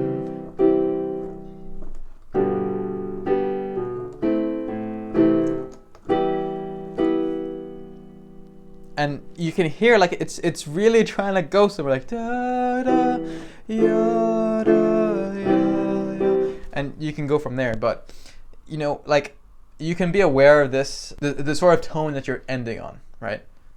Which is why I recommend that you also actually play songs that you enjoy, because you're gonna see how it works and why.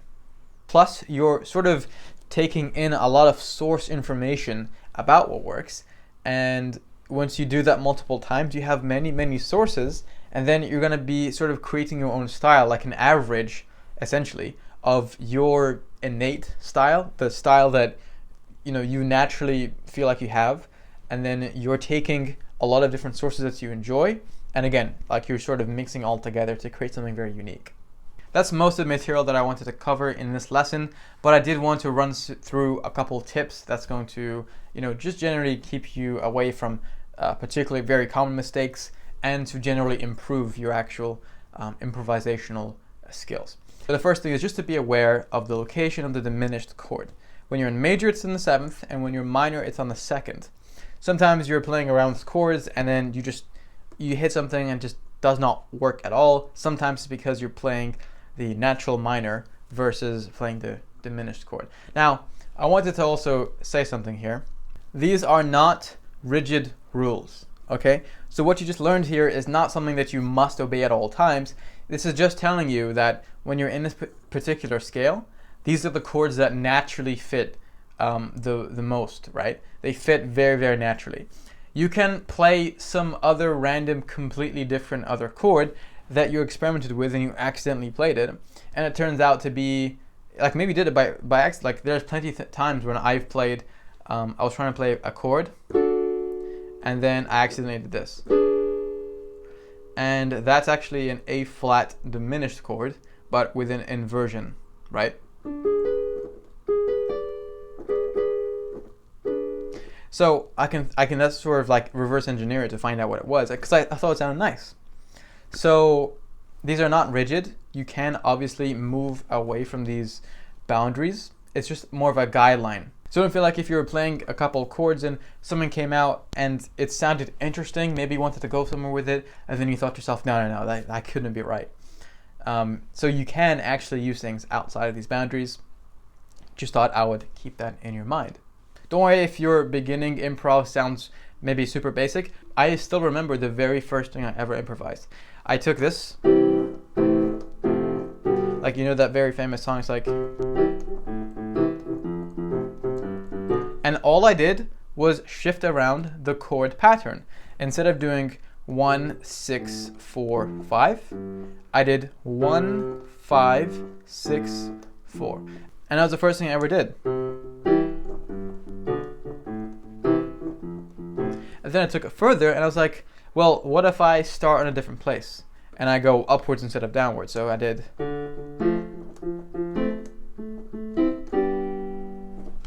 And then I started to add in some melodies, which we're going to go over later. So hopefully you can practice chords, progressions, maybe even practicing songs that you enjoy, and even having a go at some modulation. I mainly want you to experiment and keep on improvising, not worrying about what's correct and what's incorrect, and just figure out what works for you. So great job this lesson, and I'll see you in the next one. Okay, welcome back everyone to another video. In this lesson, we're going to be talking about melodies and how to make more memorable melodies, how to make them sound nicer, how to make them sound more harmonically fitting, and just more pleasant to play and listen to. Now, we did already touch on the idea of anchors and how when you're playing a melody, it should sort of hover around these anchors depending on the chord you're playing. So if your chord progression goes like this,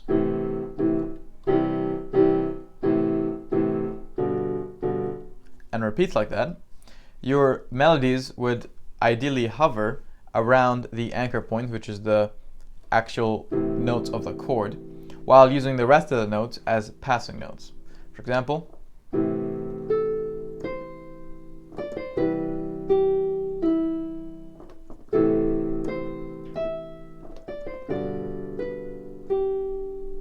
something like that. But what we're going to be talking about today is going to be a bit different. In fact, if I was to just summarize this for you in 2 words, the most important things to keep in mind when making memorable melodies is firstly space, and secondly direction. Okay? Now what do I mean by this? Now when I say space, I'm really talking about the space in between the notes, in between the phrases, in between, the moments in between where you're actually playing and the moments where you're not playing. And it's that little gap where the space you create is so important, because not only it gives a lot more depth to what you just played, since now you have some contrast to separate them, but also it gives the listener, you yourself as a listener and player, but also anybody else who's listening to you, just a bit more space to really appreciate what it is that you just played and absorb it, right? It's very common at the beginning to just want to fill out all the spaces, okay? And this is something that I did for, I think, 2 years before I sort of came across when I was playing it that, it sounds better when you leave space. So I'm just going to give you an example. I'm going to just repeat that in my left hand, and I'm going to show you what I mean in my right hand when it comes to melodies.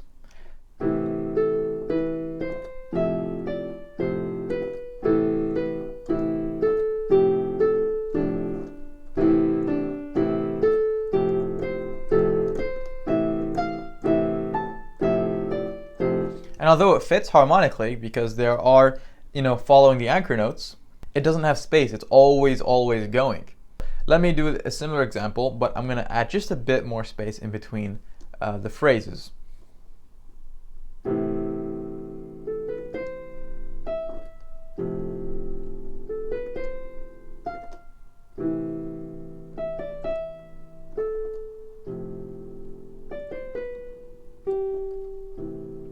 And you could see the effect that had. It made it a lot more memorable and such a very easy and quick thing to do, but it added a lot of depth.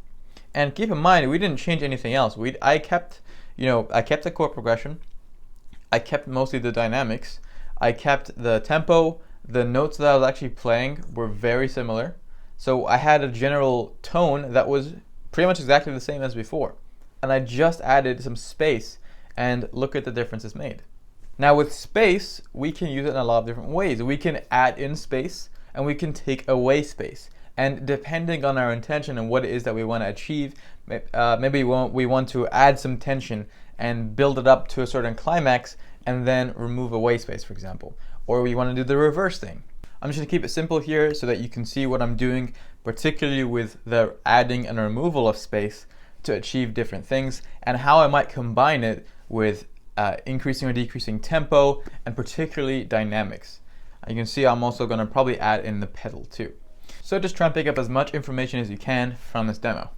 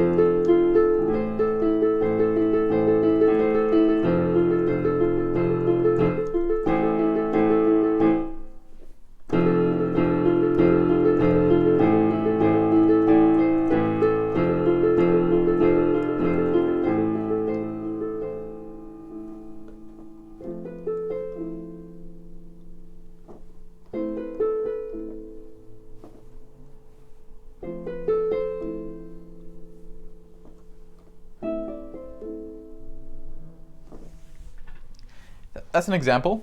Obviously, I did a lot of things there. I changed my left hand pattern completely. I went from chords that were had some space between them, and then I went down to the climax, where I went all the way down to the low pitch, and I went, I think it was forte, and didn't have that much space in between.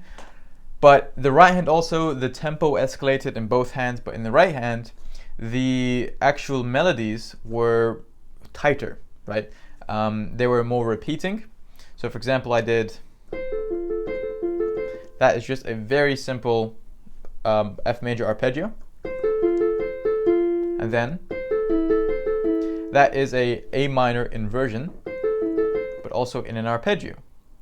And so you can see how I took a lot of elements and I put them together in this way. And again, this is not the level I'm expecting you to improvise at, but I just wanted to prove the point of you can do a lot of things with space, okay? Now, when it comes to direction, this is something that you also may have noticed in that improvisation. You have to have your melodies, and generally your piece, but in particular your melodies, moving in a particular direction, right? Or some people call it story instead of direction. For example, if you have your melody playing the exact same thing and not really moving anywhere, then that's a very particular kind of improvisation where it's more for like passing time. For example, like I said, if you're at an event or something and you know people are just being welcomed as guests or something and you're just there for background music, you don't need to have a lot of direction. But if you want to create something that has a lot more depth, emotional story, something that will really captivate the listeners, direction is very important. So here's an example of something without direction.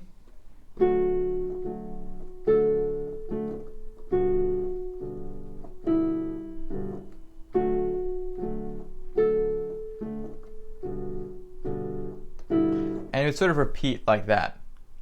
But if I took that same idea and I gave it more direction to a more exciting climactic area where it's more upbeat and more emotionally involved, and you can see all the factors that I'm adding in here. If I take this idea and I go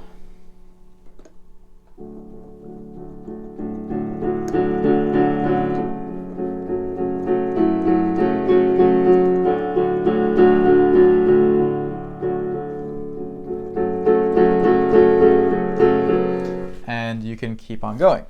And just with adding those dynamic swells, it was giving it so much more energy, so much more movement and flow. Now, what was I doing there in terms of the harmonics? Like, what was I doing to add so much more complex and rich harmony? Now, if I just break it down, I think I did this. So this is actually just this, but more stretched out. It's the exact same notes, right? So here, that's just the normal chord. But I'm not adding this F sharp because I don't like to have too many notes in the left hand because it starts to sound muddy. And then in the right hand, that's an inversion of the D major, which actually I would put my thumb over here, but it's already taken, which means I have more fingers to add in more notes.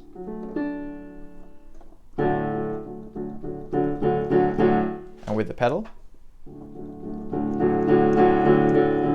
then I went, this is actually an F sharp minor 7, but to break it down, F sharp minor. So I went from D major to F sharp minor. Then, so you see how I'm still playing the chord, but on different fingers. And in my left hand, I'm sort of giving it more bass on the left, and in the right, I'm just extending it out.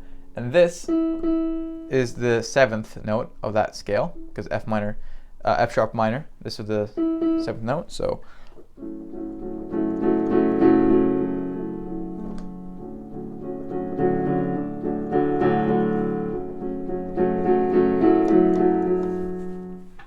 let's take another look at melodies and see if we can add anything else to make it a bit more memorable and unique. Please keep in mind that the question and answer concept is much more of a guideline to what works generally in melodies rather than an absolute rule. You should not be, trying to create a melody and think to yourself in an incredibly critical way of, no, this must be a question, this must be an answer, this is not a good answer, this is not a good question, it can't be anything else.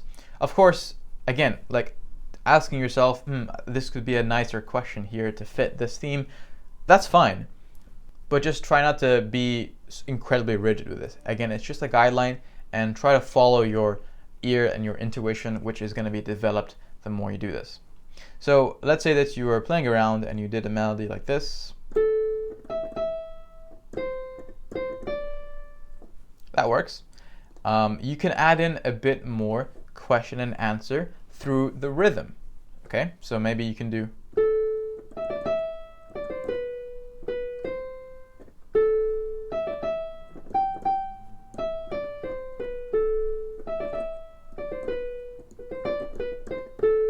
Again, you can really play around and experiment and find your own thing until you think you have something that you like. And if you want to add more direction, I would recommend finding variations of that melody where you can go up or down the pitch. So for example, let's say you really love this as like a repeating melody.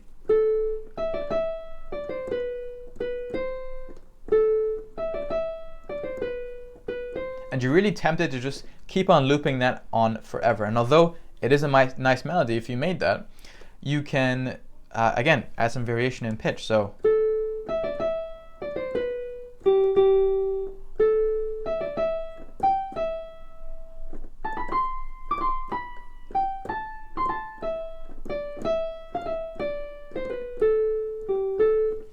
and you're going to notice that you're going to sort of look for the things that work, usually around those anchor points. Your fingering might also get pretty messy just because you're improvising, you don't really know what's going to come next. At this stage, you're really focusing more on the sound, and then you can, optimize your fingering later. Now, the last thing I want to talk about is integrating it with a chord progression, okay? Namely, taking your melody and fitting it with a chord progression. There are two ways of doing this, and you can try both. I personally like doing both, depending on which one I want to really focus on more. You either start by creating a melody and then finding a chord progression that fits with that melody, or you start with the chord progression that you like and then creating a melody to support that. Now, there are pros and cons of each method. For example, if you started with a melody, you're going to probably find yourself doing more experimentation with the chords. But if you start with the chords, it's usually easier to find a melody, but you might feel a little bit restricted in terms of your creative freedom. But for beginners, I absolutely recommend just finding a chord progression first and then looking at melodies. For example, let's say let's do something a bit more complex here. Let's say you did this.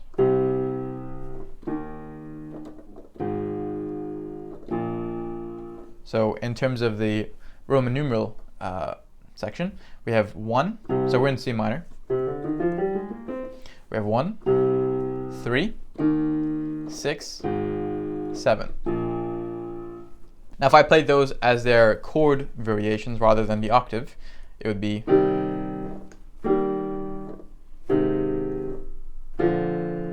And you can use that to figure out where your anchor points are until you're sort of comfortable, right? Remember that especially this middle note when you play a triad, if you put a melody that usually anchors around this note, it works particularly well. For example,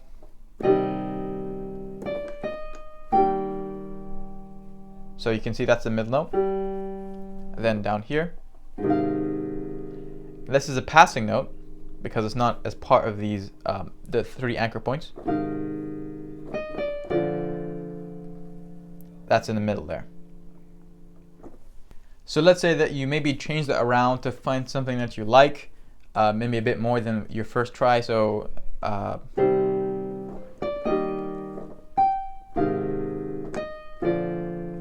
like that. Then I can revert this back to the octave. Again, I just prefer playing in the octave, but you might have your own style. I can add in the pedal and try again.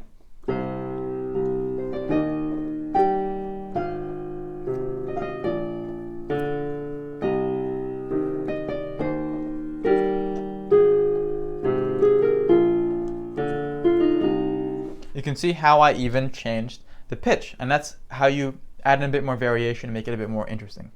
You can see my left hand, I like doing this, where I'm basically playing the octave, and then I take my second and I play the third jump from it. Because if I play the chord, it's that middle note, the third one.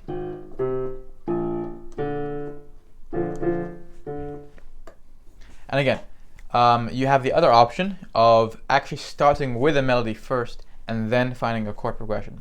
Let's say you had a nice melody like this that you thought was good, that you wanted to attach a chord progression to.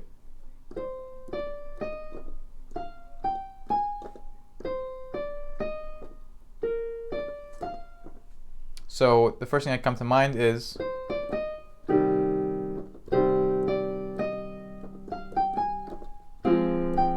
you can see how similar these notes are.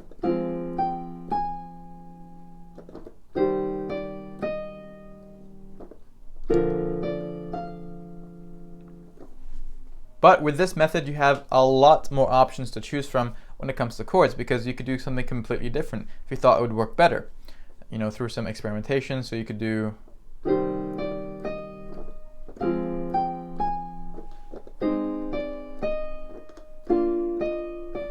So you change from repeating back to the C minor. Instead, you're going to play the A flat major instead. So hopefully that makes sense and it helps. And once you practice these things, I'm sure that you're going to make a lot more higher quality improvisations. Good job this lesson. I'll see you in the next one.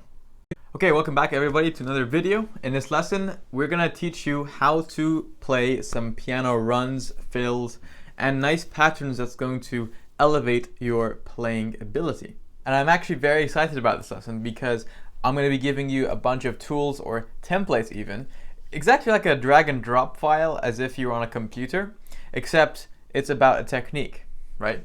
Now when I'm talking about piano runs and fills, what is it that I'm describing?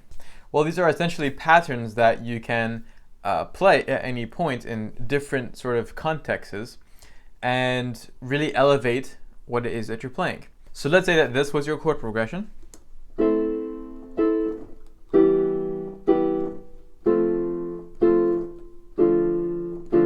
Back up to A.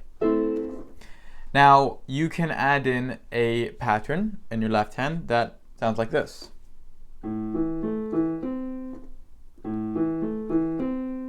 Now if I added that left hand pattern into the chord progression and I added in some pedal and dynamics, here's what that could sound like.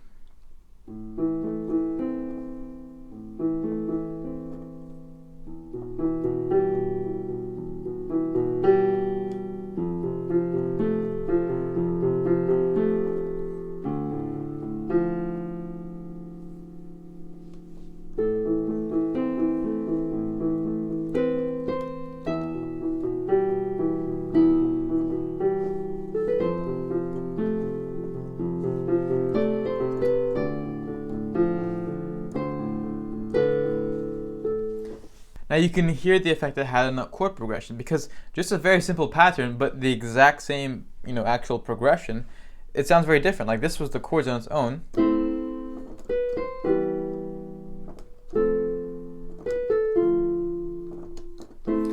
It does sound nice, but you can just hear how big of a difference it made. Now, as I mentioned, you can play this pattern in any chord, in any chord progression, in any scale. But just something to keep in mind when you're actually trying to figure out what the notes are, keep in mind what your key signature is. Because if you're playing this and you're going to be in A minor, it's going to be different to when you're in A major. Because A major, from this A, a third above the A is not going to be a C, it's going to be a C sharp. Okay? Because if you took that original triad, that's A major, that's A minor. And let's say you wanted to do this in some random other key, like let's say C minor. So the C minor actual chord is like this. So when you come to play the this pattern, you would put your 5 and 1 on the octaves, then your 2 would play the 5th note as if in the chord, because 1, 2, 3, 4, 5. This would be 6, okay? It's tempting to play that, but it's actually the 5th on the G. And then a third above this top C is going to be the E flat, not the E. Again, you can tell very, very easily just from playing the chord. So if you're comfortable with the chords, which hopefully you should be, especially with the chords you've been playing frequently, you should sort of visually tell where a third up or even a third down would be. So in this case,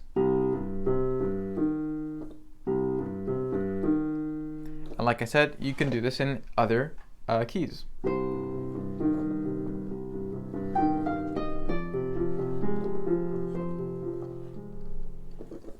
Before I show you the next pattern we're going to learn, keep in mind that these are very variable. You can interpret these and change these as much as you like. You don't have to play exactly like that. You might want to change it. You might want to do, for example, leave that space. You might want to change one of the notes. Again, this is simply like a template, which you can do whatever you want with. Okay, so this one is a pattern. It's very simple. It's something that you have come across a variation of before. So basically, you're going to take the arpeggio of a chord. You can do this on the right hand or left hand, but for this example, we're going to go on the right hand. And you're going to play the extended arpeggio. It's not an official term, but you're taking an arpeggio and extending it out, essentially. So for example, E minor, if you extended it out by simply reshuffling your fingers so that your pinky can hit this E. So 1, then 2, 3, 5. And you can just play those notes. You can either do it in order, like up and down, like so, or you can do it all upwards, or all downwards. Again, you have a lot of choice, but this is simply a framework. Now, what I personally like doing is doing an inversion of this. So I like to take the chord, make an inversion. So I can do this. I can do a second version, and then shuffle it down the octave so that it's a bit more pleasant to listen to. And then reshuffle my fingers. So my first note here is on the B. So my pinky will also go on the B.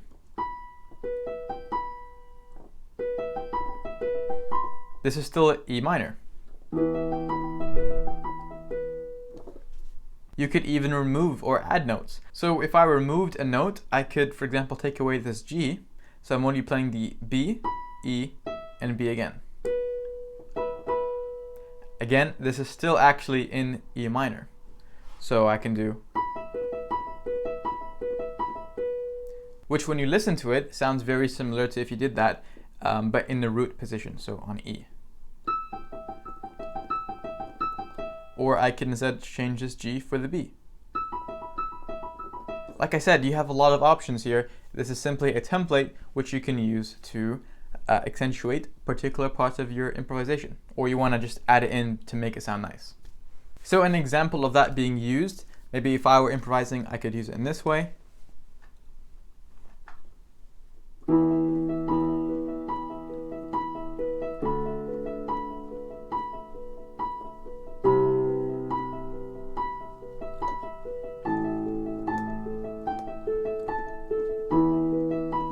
And you can see there that I actually used that pattern and I shifted my pinky around to make it more of a melody, because you can hear it, I actually added also an accent on that top note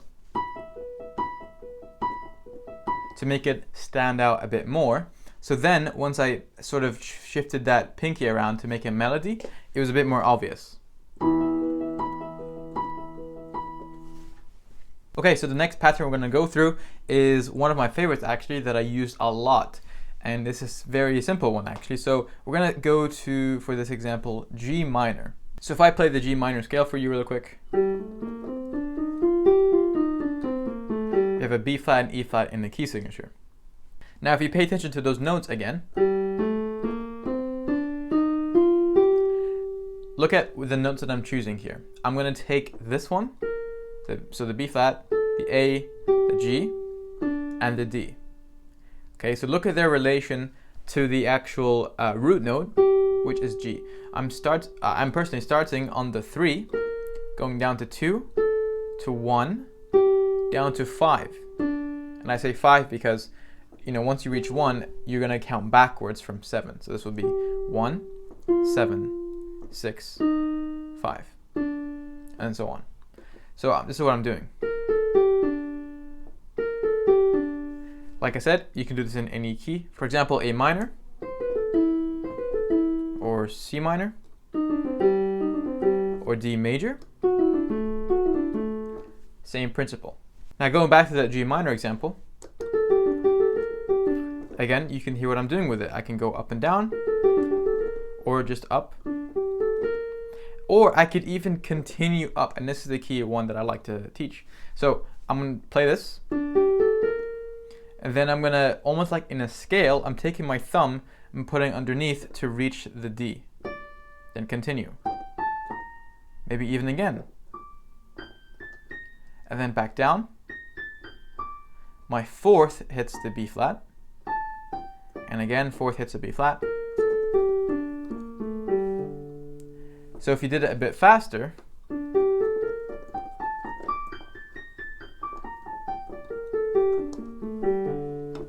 the key is in that transition. When you're transitioning up, you have to obviously give your thumb a bit time and space to reach that. You don't want to keep your thumb locked there until the last second, because it's going to sound like you're delaying. Like that. Same way when you're going down. As soon as you're done with that note, your fingers, or if you look at my wrist and my whole hand here actually, it's already going down. I'm not waiting. It's sort of, always moving and flowing. So one of the ways you could fit that pattern into your improvisations is if you're playing, let's say, this chord progression. Maybe I can use it in this way.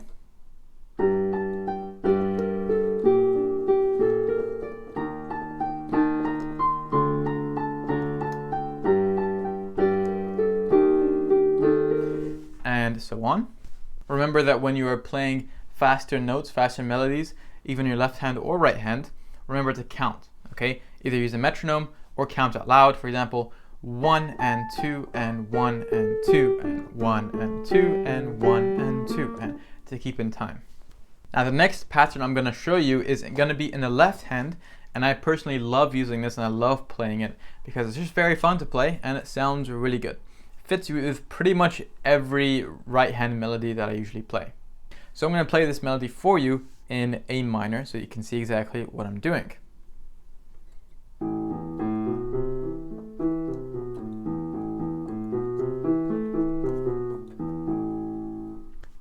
Now, although at first glance or at first time you hear it, it sounds pretty complex, but when you play and really break it apart, it's very simple. So you're gonna take the octave chord, or just the actual A minor chord, and then give it the octave roots, and then play that fifth note in the second finger. Play that as an arpeggio. So with 5, 2, 1. Then your fourth finger is going to play the next note up, so on the B. Your third finger will play the next note up on the C.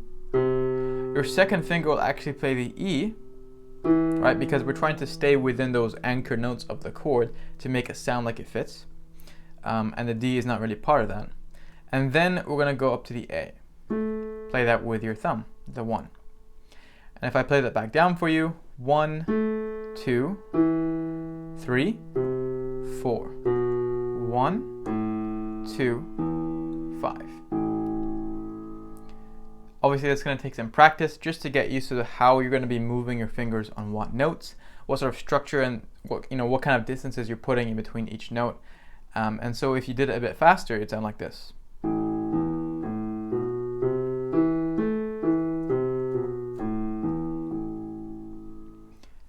If you're going to try and play that, I would first definitely recommend that you just start off practicing on the actual fingering first. Don't worry about your timing.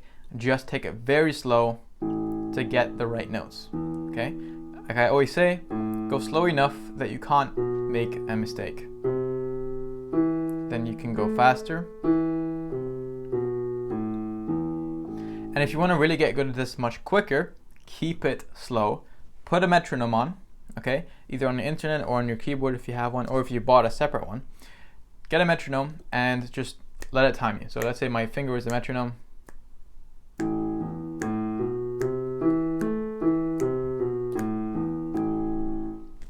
With this pattern and every single pattern that you're going to be learning in this video and any pattern you learn in the future, get good at it first before you try and add it in with any other hand, or you try to add any complexity to it. Just get the bass line down first, and then you can build. As always, you can do that in any chord. So that was the A minor chord, right? So based on this. Now if I went down to F major, and again, same principle. You're going to take that chord as your bass line. If you need to construct it to be able to see where your anchor notes are, then do that. But if you're already comfortable with what the chord is, you can just eyeball it. So you take the arpeggio of the chord, the extended chord, obviously. Then your next note up with the 4, the 3, C is going to be on 2, and then F on 1, back down.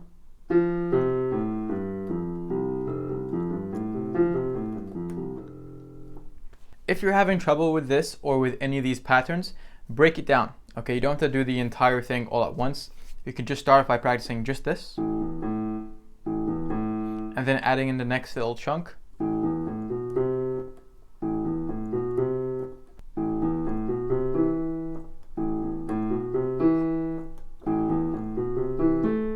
And so on.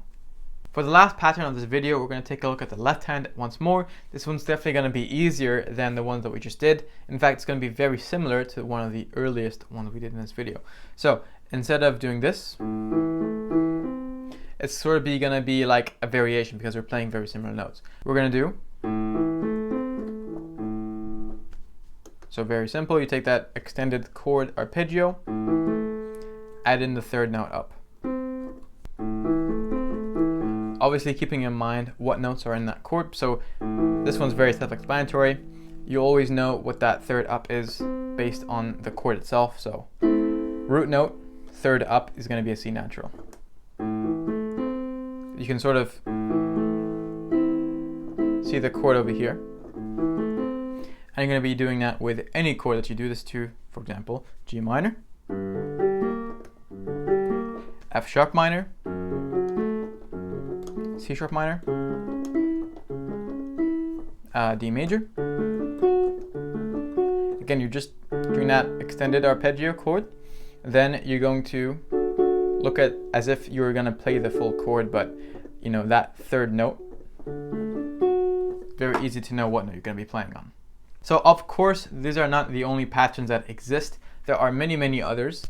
Some of them you could even make your own. Like if you find yourself experimenting with different patterns in your left hand, trying to even come up with your own, it's very likely that you'll come across one that was also made by someone else. And if you even search online and you look for more patterns, you will find plenty. But I did not want to give you too much in this video, otherwise it would be definitely too overwhelming. But here are some options. You can take one of them or all of them and even apply them to your compositions. So good job this lesson, and I'll see you in the next one.